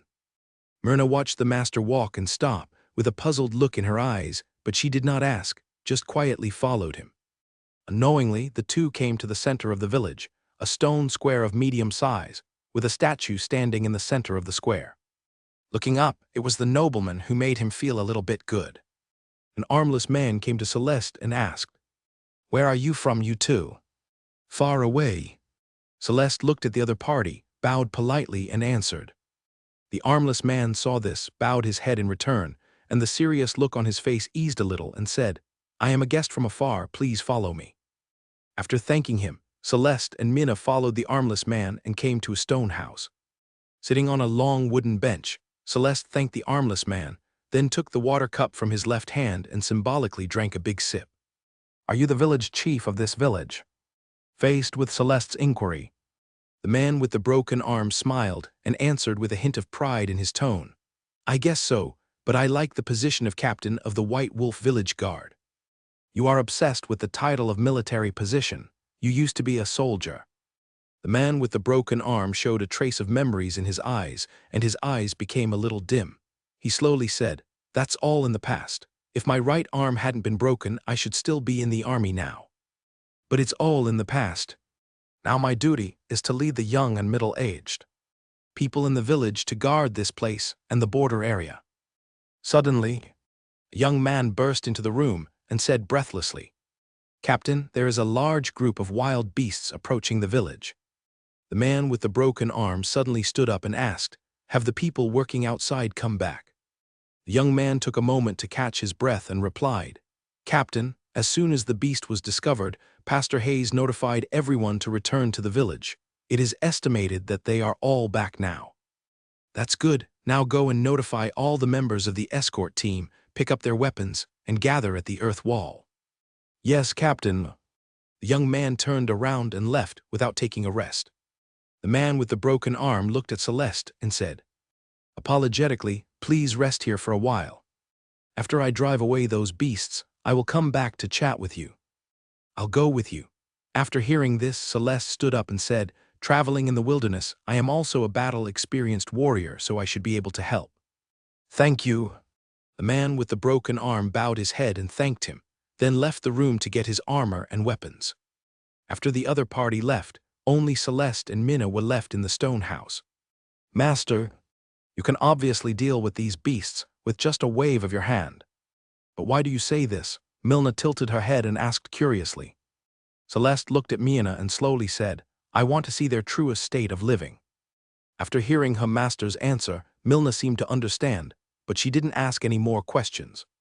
On the earthen wall on the east side of Balang village, dozens of young and middle-aged men and women, armed with iron weapons, gathered around a young priest apprentice, listening to the Life Bible to calm their inner restlessness. A few minutes later, a man with a broken arm wearing iron armor led several shooters to the low wall on the east side of the village. "Team leader, team leader." When many young men and women saw the visitor, they all bowed and gave way. When the priest's apprentice saw the man with a broken arm coming towards him, he stopped reciting the Bible of Life and said, "Captain Yamings, you are here. Pastor Hayes, after the battle, I need to trouble you to treat the wounded." The man with the broken arm bowed his head slightly and saluted the priest's apprentice and said. The priest's apprentice looked serious and replied, "This is my duty." Seeing this, the man with the broken arm nodded and then shouted an order, gather. The order was given, and in less than a minute the queue was completed. The archer stands on the left, the warrior stands in the middle, and the strong woman stands on the right. Celeste, who was standing at the back, watched carefully and quickly figured out the number of White Wolf village guards. There were 43 young and middle-aged men and 21 women with some strength, for a total of 64 people. Among them, there are 2 high-level warrior apprentices, 5 mid-level warrior apprentices, 16 low-level warrior apprentices, and the rest are ordinary people. The most powerful man present was undoubtedly the man with a broken arm, a high-level bronze warrior. Next is the high-level priest apprentice named Hayes, who wears gray priest robes and holds an iron priest scepter. He has strong muscles and has even more exaggerated physical strength than the 2 high-level warrior apprentices. We are short of meat, and these stupid beasts appear on the borders of White Wolf Village. Under the protection of the goddess of life, kill them. Kill them, the crowd roared. A few short words aroused everyone's fighting spirit. Archers go up to the wall, warriors fight with me, women heal the wounded.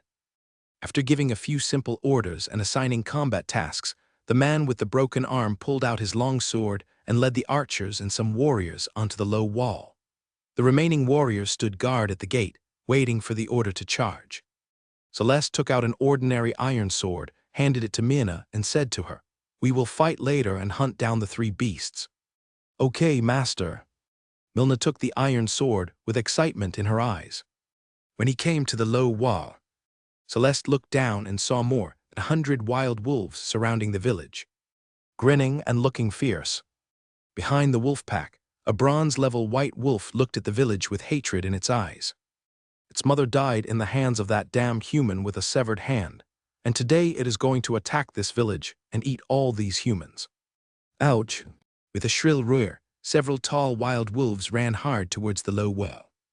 Behind him, dozens of wild wolves followed. Shoot the wolf that reaches the front.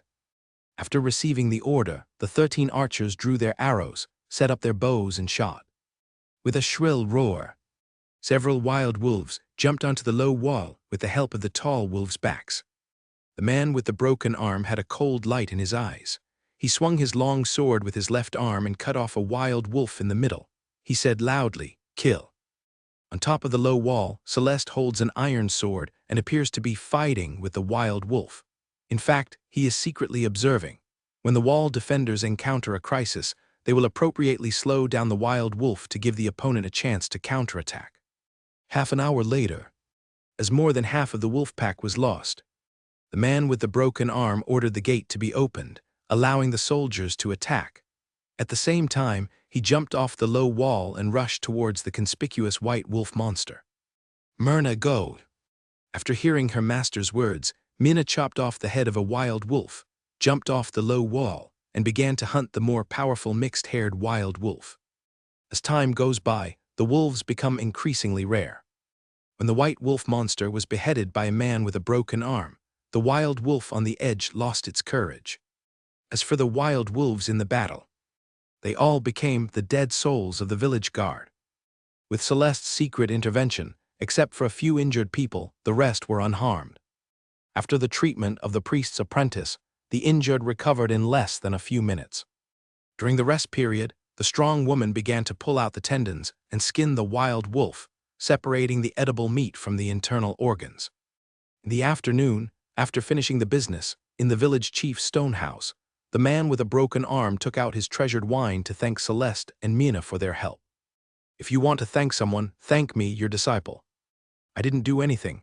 Celeste sat on the stone bench and said slowly. Seeing this, the man with a broken arm replied, "Sir, if it weren't for you, we wouldn't be as relaxed as today." "Why isn't it the result of your efforts?" Celeste asked back. "Because of intuition and my many years of military experience." The man with the broken arm poured a glass of wine for Celeste and answered, "In the army, although I am only the adjutant of the squadron leader, I am very good at analyzing the battle situation of less than 500 people. Without the help of others, at least 5 people in the village guards would be seriously injured, but now only 3 are slightly injured. The result is self-evident. Beasts are different from intelligent creatures. They will not feel afraid when driven by the white wolf monster. The only unexpected factors in this battle are you and your apprentice. The lady has clear eyes and a simple mind. In this case, you must have provided help. Celeste looked at the man with the broken arm and said in a calm tone, "You are very smart. It's just the result of many years of military service." The man with the broken arm picked up the wine glass, made a toasting gesture, and then took a sip, showing an intoxicated look. Seeing this, Celeste laughed, picked up the wine glass, took the initiative to hold the glass with the man with the broken arm, and then drank half of the glass. "Do you want your broken arm repaired?" Hearing these words, the man with the broken arm was stunned on the spot and asked with some uncertainty, "Can you repair my missing right arm?" "I think I still have some ability." The man with the broken arm sat upright and asked, "Sir, I don't know what price I have to pay." "How's your story?" "My story." The man with the broken arm repeated softly, nodded, and agreed. "Milna, you go out to play first." "Okay, master," Milna said with some joy and quickly left the stone house. "Sir, what do you need me to do?" The man with the broken arm looked at Celeste and asked. "Just sit down and leave the rest to me." Celeste stood up and came to the side of the man with the broken arm. He closed his fingertips slightly and used the power of the morning light to transform into a small light blade, cutting off the blockage of the broken arm. The man with the broken arm looked at his flesh and blood that had fallen to the ground, but no blood flowed out from the wound, and he also didn't feel any pain. Under the gentle morning light, the flesh and blood of the broken arm began to squirm and grow rapidly. Pieces of flesh and blood adhere to the white bones and extend downward. The meridians attached to the flesh and blood are clearly visible, and blood flows through them. In less than 3 minutes, a brand new arm grew back. Yamins, a man with a broken arm, waved his right arm, his face full of joy, and tears flowed out of the corners of his eyes unknowingly. During the initial period when he lost his right arm, he regretted why he did not die on the battlefield and why he survived. As time faded, he gradually forgot the pain of the past and came to Bailang village to become the village chief. He guarded this small area behind the border and became an insignificant figure in the grassroots ruling network of the Kixing leader, Node. Seeing Yamins immersed in joy, Celeste did not disturb him, returned to the stone bench and waited quietly. He adheres to the belief that people who are lawful and good should be treated with kindness. 10 minutes later, Yamins came out of the joy of regaining his right arm. He stood up, bowed his head, and saluted Celeste, and said, "Thank you, sir. Please sit down. I want to hear your story and your truest opinion of your lord." Celeste pointed to the stone bench and said to Yamins. Hearing this, Yamins came to sit on the stone bench, spent some time organizing his words, and then said, "Yamins is my name, and it is also the name given to me by Lord Orlando. Back then, the Lord purchased a group of slave boys in Bagamoyo, the slave city of Cardero province, for Lord Orlando and Lord Hebrew to form a knighthood, and I was one of them. At that time, I was assigned to train under Lord Orlando. The day before training, Mr. Orlando gave each of us a name. This was the first time I had a name other than a number. Unfortunately, due to the limitations of my talent, I failed. After leaving the training camp, I became a free man, but unwilling to accept it, I chose to join the army. It turns out that my talent is really poor, but with hard work, I have achieved some results. I made a lot of friends, some living and some dead, but that's a normal thing in the military. We send our blessings to the deceased and hope that they can spend their lives happily in the kingdom of the goddess of life." Yamin spoke slowly, and Celeste listened carefully. There is no magnificent story, and there is no epic love, but only the boring military career and the beautiful days of getting along with comrades. On August 15, 9738, in the glorious calendar, in the middle of the Battle of Wind, I lost my right arm in a battle. Having said this, Yamings turned to look at his brand new right arm with a hint of pain in his eyes and said, "In that battle, my squadron suffered heavy losses and only half of the people survived. In the military, there is a joke that as long as you do not die on the battlefield, no matter how many kinds of injuries you receive, you will not die. Because behind us are Pastor Lavia and his disciples." Celeste recalled the muscle priest and asked curiously, Is the life priest named Hayes also the apprentice of the Lavia priest? He can be regarded as the successor of Pastor Lavia. Yaming stopped explaining his story for a moment and replied, I am ashamed to say that in White Wolf Village, no one can compare with Hayes in terms of farming. Priest, even the last life priest who came to White Wolf Village was not that good at farming. Celeste asked again, so the life pastor is self-sufficient in his daily needs and does not accept your offerings. Not only does he not accept offerings, but he sometimes shares the fruits of his labor for free. Yamings replied, in the Praying Star territory, the tax on the Life Church is merged into the territorial tax, and there is only one tax, accounting for about 1/10 of each household's total income. At the end of each year, Grand Steward Baird will hand over part of the territory's tax revenue to Reverend Lavia, the bishop of the Kixing Church, a secondary parish of the Life Church.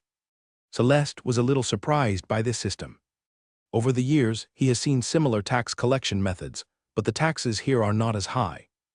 There are tax-free places in some remote places in the Holy Third Kingdom of Dawn, but that is based on the fact that there are enough taxes in wealthy areas. In this small territory, the full implementation of this tax system is a bit surprising. After wasting some time, when Kixing territory was opened up for the 4th time, I resigned from my position as sheriff and came to the remote area to open up Wasteland. Originally, this place was called White Wolf Village, but it was a numbered village until I killed a white wolf monster and it was named after it. Most of the villagers here are slaves, and their experiences are similar to mine. Here, I found a new meaning in life. Time passed slowly, and after Celeste listened to Yaman's story, she felt a little enlightened in her heart. This is an ordinary person who has received some blessings from fate. Being born a slave, he was unfortunate. But he was lucky again when he met the noble named Wai Lin. At least from the perspective of this ordinary village official, this land called Kixing territory is a paradise where there are no slaves or serfs. Your lord, what do you think? After hearing this, Yamings was silent for a while and then slowly said, I have respect for the Lord, although from my personal point of view he has many shortcomings, but as a lord he is much nobler than those nobles. Shortcoming, seeing the confusion on the face of this guest. From afar, Yaming showed a kind smile and slowly answered, when you travel here, you can get to know our Lord, Lord Kyle, and a wonderful fight between the 3 Lord Baird. I took note of it. Celeste looked at Yamins, nodded and responded, it's getting late. Please take a rest here. I'll have someone prepare some food for you, Trouble. Celeste thanked him, and after watching Yamins leave, she closed her eyes and began to feel the changes deep in her heart. A few minutes later, Milna ran in with a toy in her arms. When she saw her master, who was concentrating with his eyes closed, he slowed down and did not dare to make any noise. 10 minutes later, several women brought some steaming meals, placed them on the stone table, and then left the room respectfully. Smelling the aroma of food, Celeste opened her eyes, looked at Milna who was drooling at the corner of her mouth, and said with a smile, Why are you standing there, eat? Oh, okay. Milna glanced at her master and began to enjoy the food. Compared with a few hours ago, Master seemed a little different, but he couldn't tell what was different. However, the food here is really delicious. But it is much worse than the steak in the castle, but it is still delicious. Seeing Mina devouring her food, Celeste pushed her portion of food in front of her. Eat slowly, don't rush. Okay, master. Milna unceremoniously put the steak on her plate.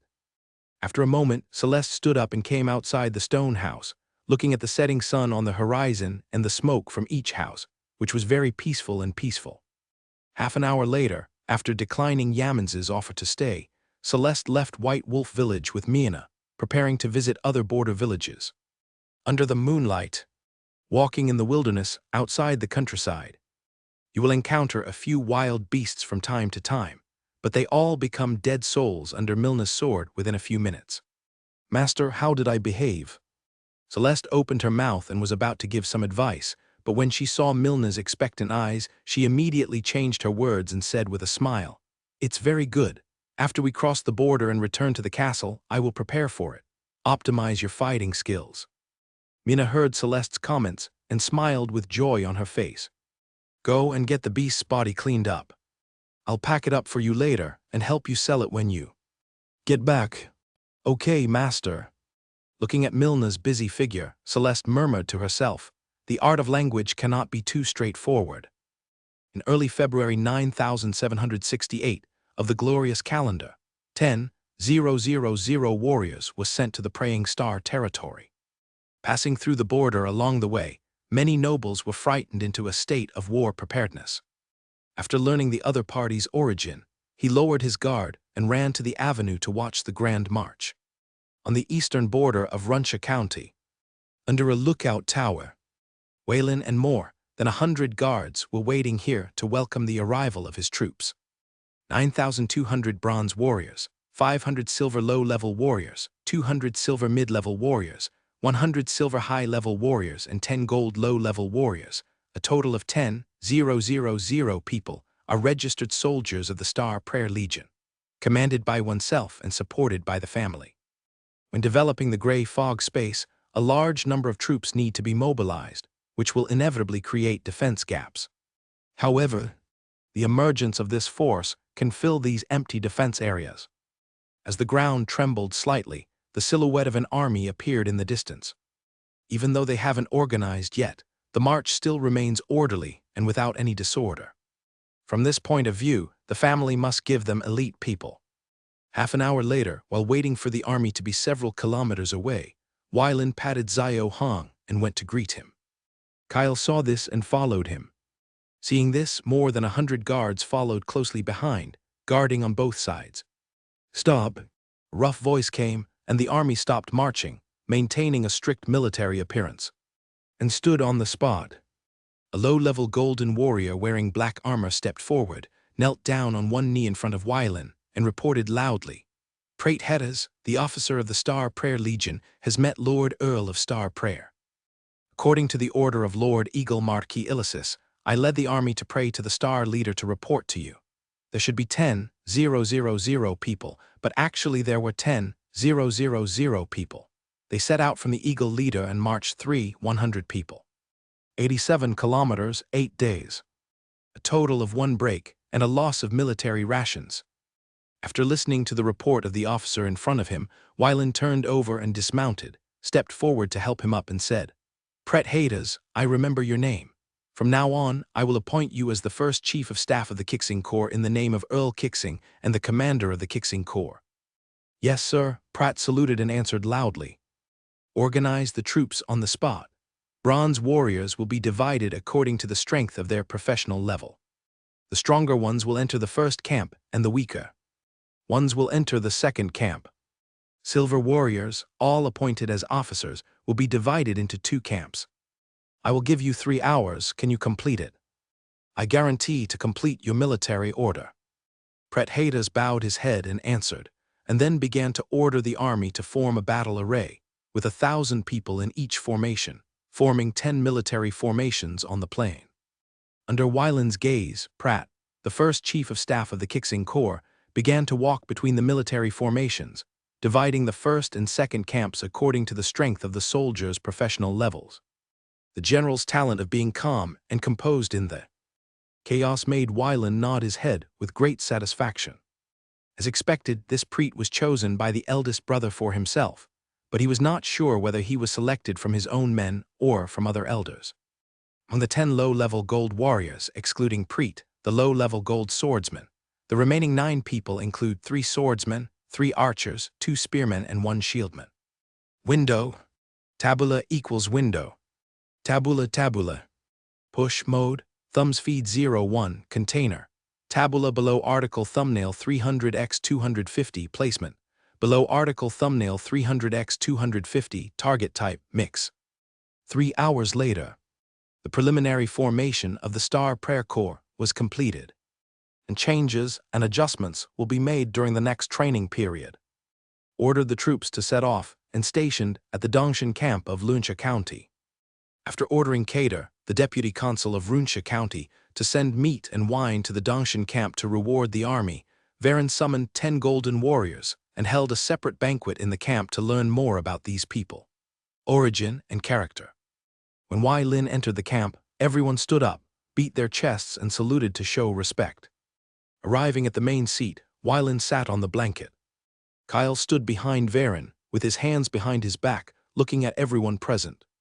Sid. After receiving the instructions, the 10 people sat down and turned their attention to Wylan, waiting for instructions. I'm glad to see you here. This banquet is mainly about getting to know each other, so there is no need to be restrained. After hearing Wylan's words, everyone's serious expressions relaxed, but no one communicated with each other.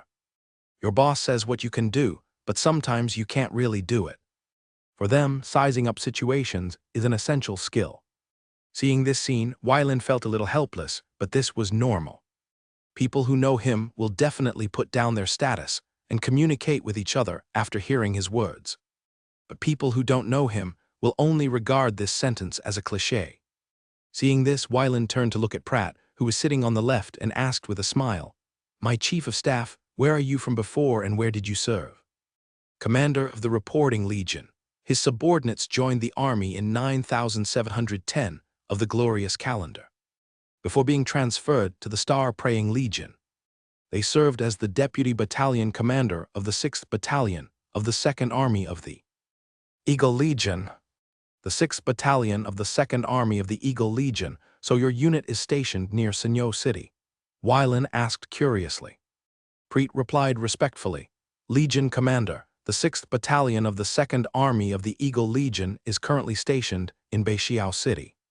When Wylan heard this, he laughed and said, "Ha ha ha, I have been away from the Eagle territory for a little too long." Preet, thank you for clarifying my doubts. This is a matter within the scope of my subordinates. Preet lowered his head and replied. Seeing this, Wylan looked at the low-level golden swordsman sitting on the right and asked, Willard, where did you serve? Returning to the commander of the Legion, his subordinate came from Bond City, Morin County, the Hurricane Territory. He joined the Hurricane Legion in 9708 of the glorious calendar. After serving for 30 years, he quit the Hurricane Legion and went to the Morin County City Defense Army to serve as the deputy commander. He is now transferred to Praying Star Army. Obey your orders. Hurricane Legion, do you recognize Rog and House? Varen asked in a gentle tone with a smile on his face. I know them, but I'm not very familiar with them, Willard answered truthfully. Ha, in this case, the two of us can be considered half acquaintances. After asking each of them one by one, the serious atmosphere in the camp relaxed a lot. 10 gold-level extraordinaries from the Praying Star Legion. After chatting, everyone gradually let go of their reserve and started talking in low voices. Seeing the relatively harmonious atmosphere, Varen asked Kyle to take a seat, and the two began to talk in a low voice about the training of the Star Prayer Army. The family supplies military supplies, so he doesn't need to worry at all. As the commander of the Praying Star Army, the only thing he has to do is lead the troops. However, as a lord, he still has a lot of things to do, so training the Star Prayer Army and leading the troops in the future must be done temporarily by others. I really want to transfer Orlando to serve as the deputy commander and march commander of the Praying Star Army. But it's a pity that the Zephyrus territory can't do without him. Lord, I think you can let Cassius give it a try. When Wylan heard this, he nodded in agreement and then asked Kyle, who do you think would be better to take over the position of commander of Kixing Camp? Kyle heard this and said in a deep voice, if possible, I think Lord Hebrew can be appointed as the commander of the Star Prayer Camp. As for the commander of the Bingjian Camp, the position of the commander of the Ice Sword Camp can be vacant and let Congreve, the deputy battalion commander of the Prayer Star Camp, be left vacant. Serve as the deputy battalion commander of Bingjian Battalion and temporarily take charge of the battalion commander's duties. After the basic training of the Prayer Star Army is completed, the Prayer Star Camp can be incorporated into the Prayer Star Army. Cassius will still be the commander. Lord Hebrew will continue to serve as the commander of the Ice Sword Battalion. After training, Congreve can transfer to the 11th Battalion as battalion commander. Then follow your wishes, but I think we can set up 2 deputy battalion commanders in the Ice Sword Camp, led by Congreve and Abrian. For military affairs, Congreve will be the leader and Abrian will be the leader and assist. After the Star Prayer Corps completed its training, Congreve was transferred to the position of commander of the 11th Battalion, while Abrian's position remains unchanged. When Kyle heard this, he had some doubts in his eyes, but when the Lord said this, he had no objection. After finishing the military discussion, the two began to discuss the charter for developing the gray fog space, as well as the battalion numbers of the 4th and 5th Battalions. After procrastinating again and again, Weiland felt that it could no longer be delayed. It was time to give the 4th and 5th Battalions exclusive titles. 2 hours later, at the end of the banquet, Weiland raised his wine glass and said to everyone, "The Star Prayer Army has just been established. Compared with other armies, its combat power is weak, but with our joint efforts, we will definitely become famous all over the country and make the world famous." When those dwarves heard our name, they were instinctively afraid. "Drink full." Hearing this, everyone raised their glasses and drank the wine in one gulp. After spending 3 days in the Dongshan camp and getting familiar with 10 low-level gold professionals, Weiland returned to Xingyu Castle and issued an order to rotate the commanders of the Kixing camp and Bingjian camp.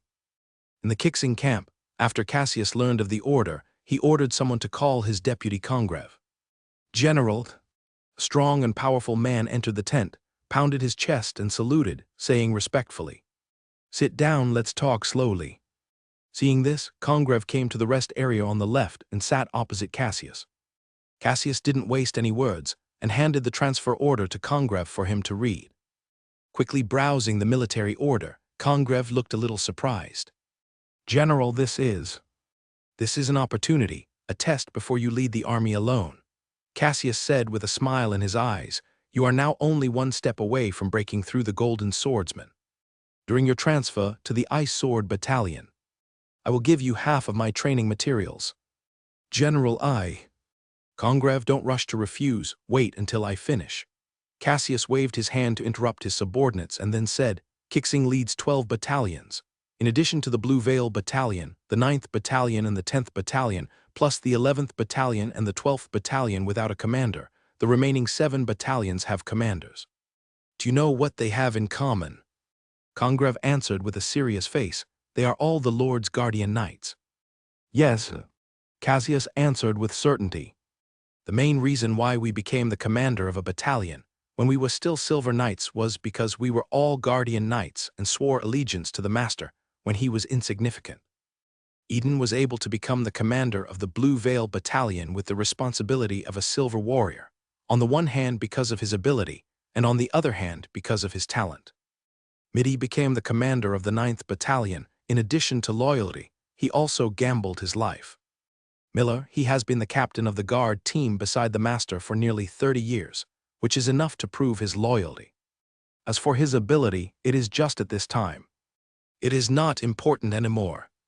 This time the Master transferred you to the Ice Sword camp as the deputy battalion commander. I guess it is to test your ability and loyalty." Congreve solemnly returned the order document and said, "General, I understand. Go down and prepare well. I hope you can succeed. It is a great honor for me to have a commander come out of the Kixing camp." "Yes, General."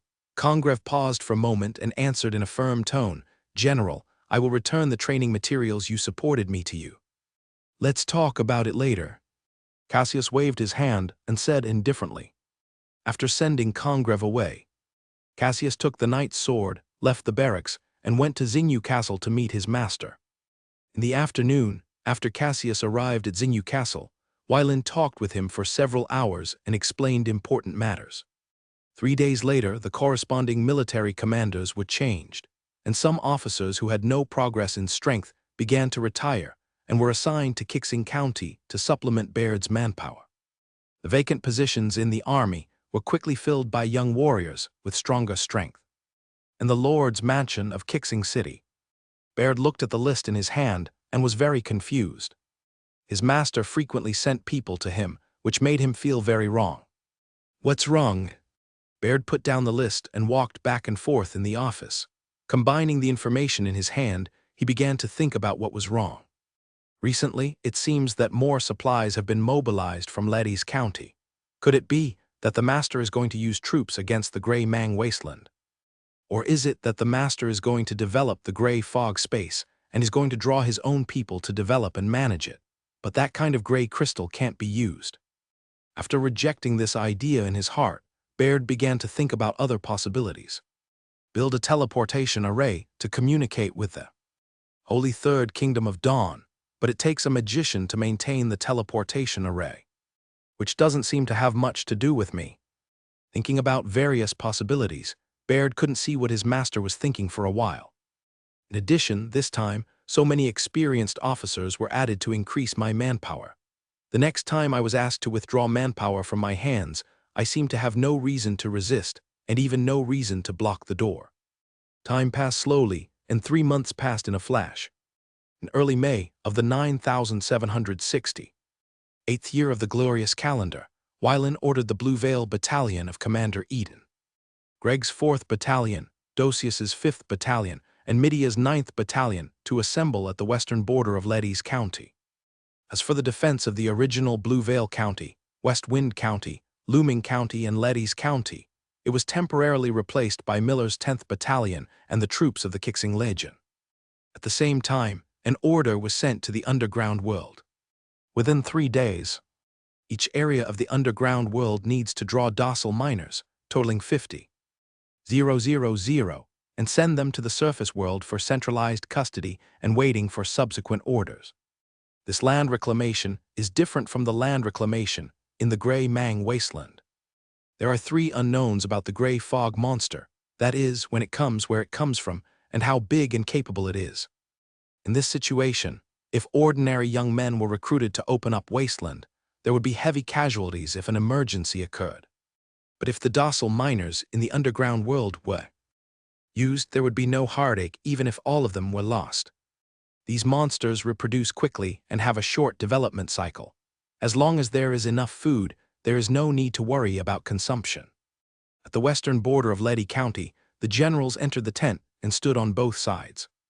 Wylan sat in the main seat, looked around, and said with a serious face, "The purpose of this expedition is not to open up territory and eliminate monster clans." Except for a few people, most of the others showed doubts in their eyes, but did not communicate with each other, but waited for further instructions from the Lord. Gray crystal, most of you have heard of it. But its source, except for a few people, no one knows. This time the army was assembled to develop the area where gray crystals are produced. This area, I call it Gray Fog Space. And the entrance to the Gray Fog Space is in a lake 77 kilometers outside the western border of Leddy County. Everyone heard the words and showed a look of sudden enlightenment. No wonder the lake near the border was set up as a restricted area by the Lord.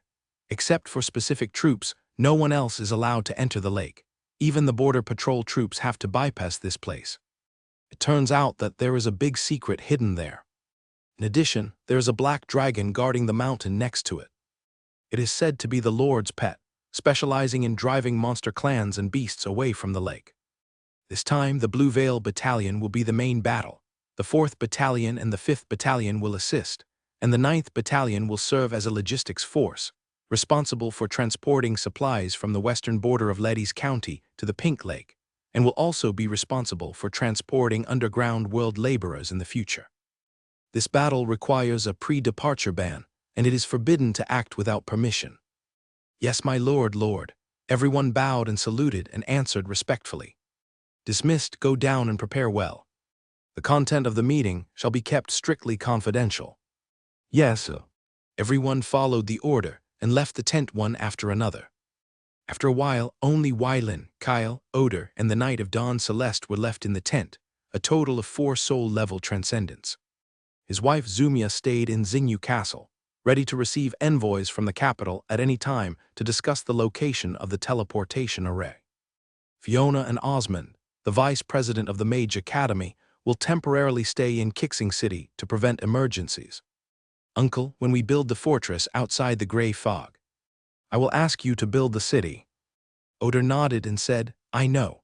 As long as the materials are complete, I will build a fortress for you in the shortest time." Wylan turned to look at the Knight of Dawn and said, "Knight Celeste, I'm troubling you this time." Celeste nodded and said nothing.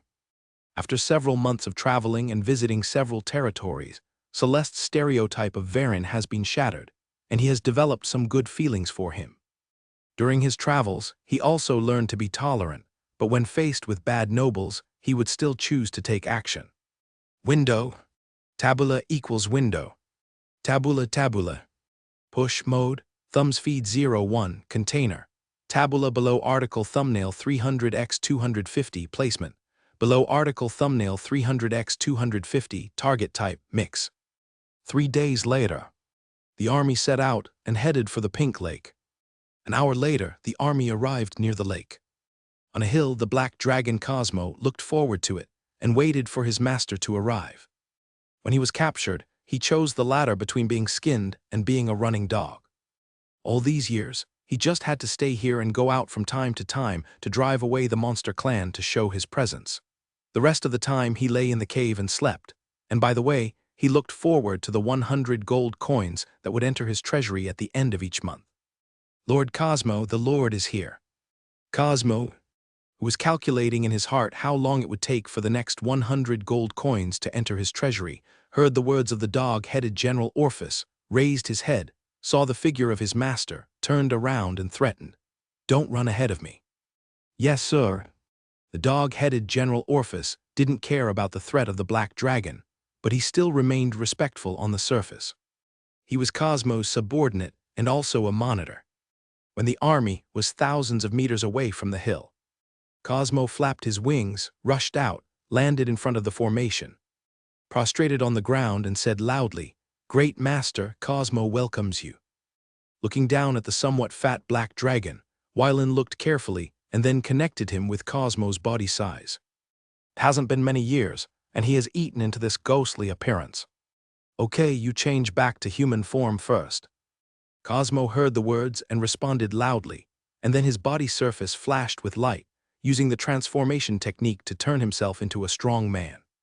In less than a moment, the dog-headed General Orphus led hundreds of tribes to Wylan, prostrated on the ground, and said respectfully, "My lord, your most loyal slave Orphus welcomes you here." "Get up." "Yes, my lord." The dog-headed General Orphus stood up and commanded his subordinates to retreat to both sides of the road and line up to welcome the army. During the march, the soldiers in the army looked at the dog-headed army on both sides and felt very magical and very strange. It was the first time for them to be welcomed by dog-headed people. However, for the well-informed Dawn Knight Celeste, it was an ordinary scene, and there was not much to be surprised about.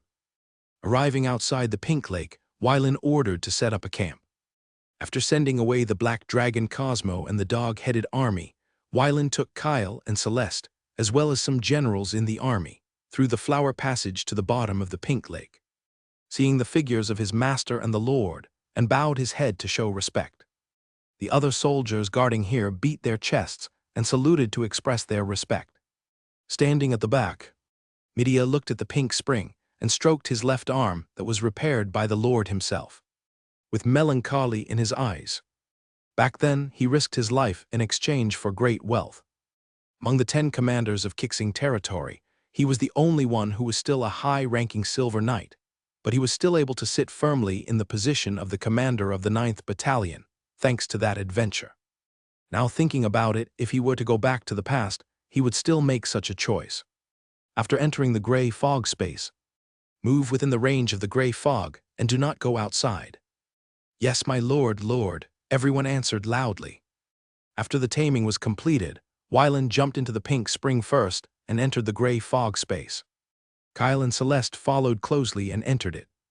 Seeing this, the remaining more than 100 high-ranking silver warriors entered the gray fog space in turn, according to the order of the troops. After everyone entered, he secretly told his subordinates to guard this place and went to the gray fog space. The light flickered. Wylan opened his eyes and looked around, as if he was already in a stone fortress. Flying to the high wall and looking into the distance, his vision was blocked by the gray fog. As the light flickered, people kept walking out of the spring and entering the gray fog. Under the gray fog, unless 2 people can find each other within 3 meters, they can only judge each other's position by sound at a farther distance. Kyle came to Wylan and stood quietly. "I haven't been here for many years. I didn't expect that this place has expanded so much, and in Huan have made great contributions." after the first phase of the development of the gray fog. Space is completed. I think they can lead this place. You decide, Kyle replied. While the two were chatting, more than 100 high-level silver warriors who entered the gray fog space began to rely on the stone pillar beacons in the gray fog to judge the position and make preliminary adaptation with the help of the soldiers stationed at the spring of the gray fog space. After returning, they will teach their subordinates. On the other side, Celeste was standing in the gray fog, exploring the essence of the gray fog that could blur vision and perception, while walking blindly in one direction. On the city wall, Wylan and Kyle stopped for a moment and flew in one direction. A few minutes later, they left the gray fog and looked at the beautiful scenery in front of them.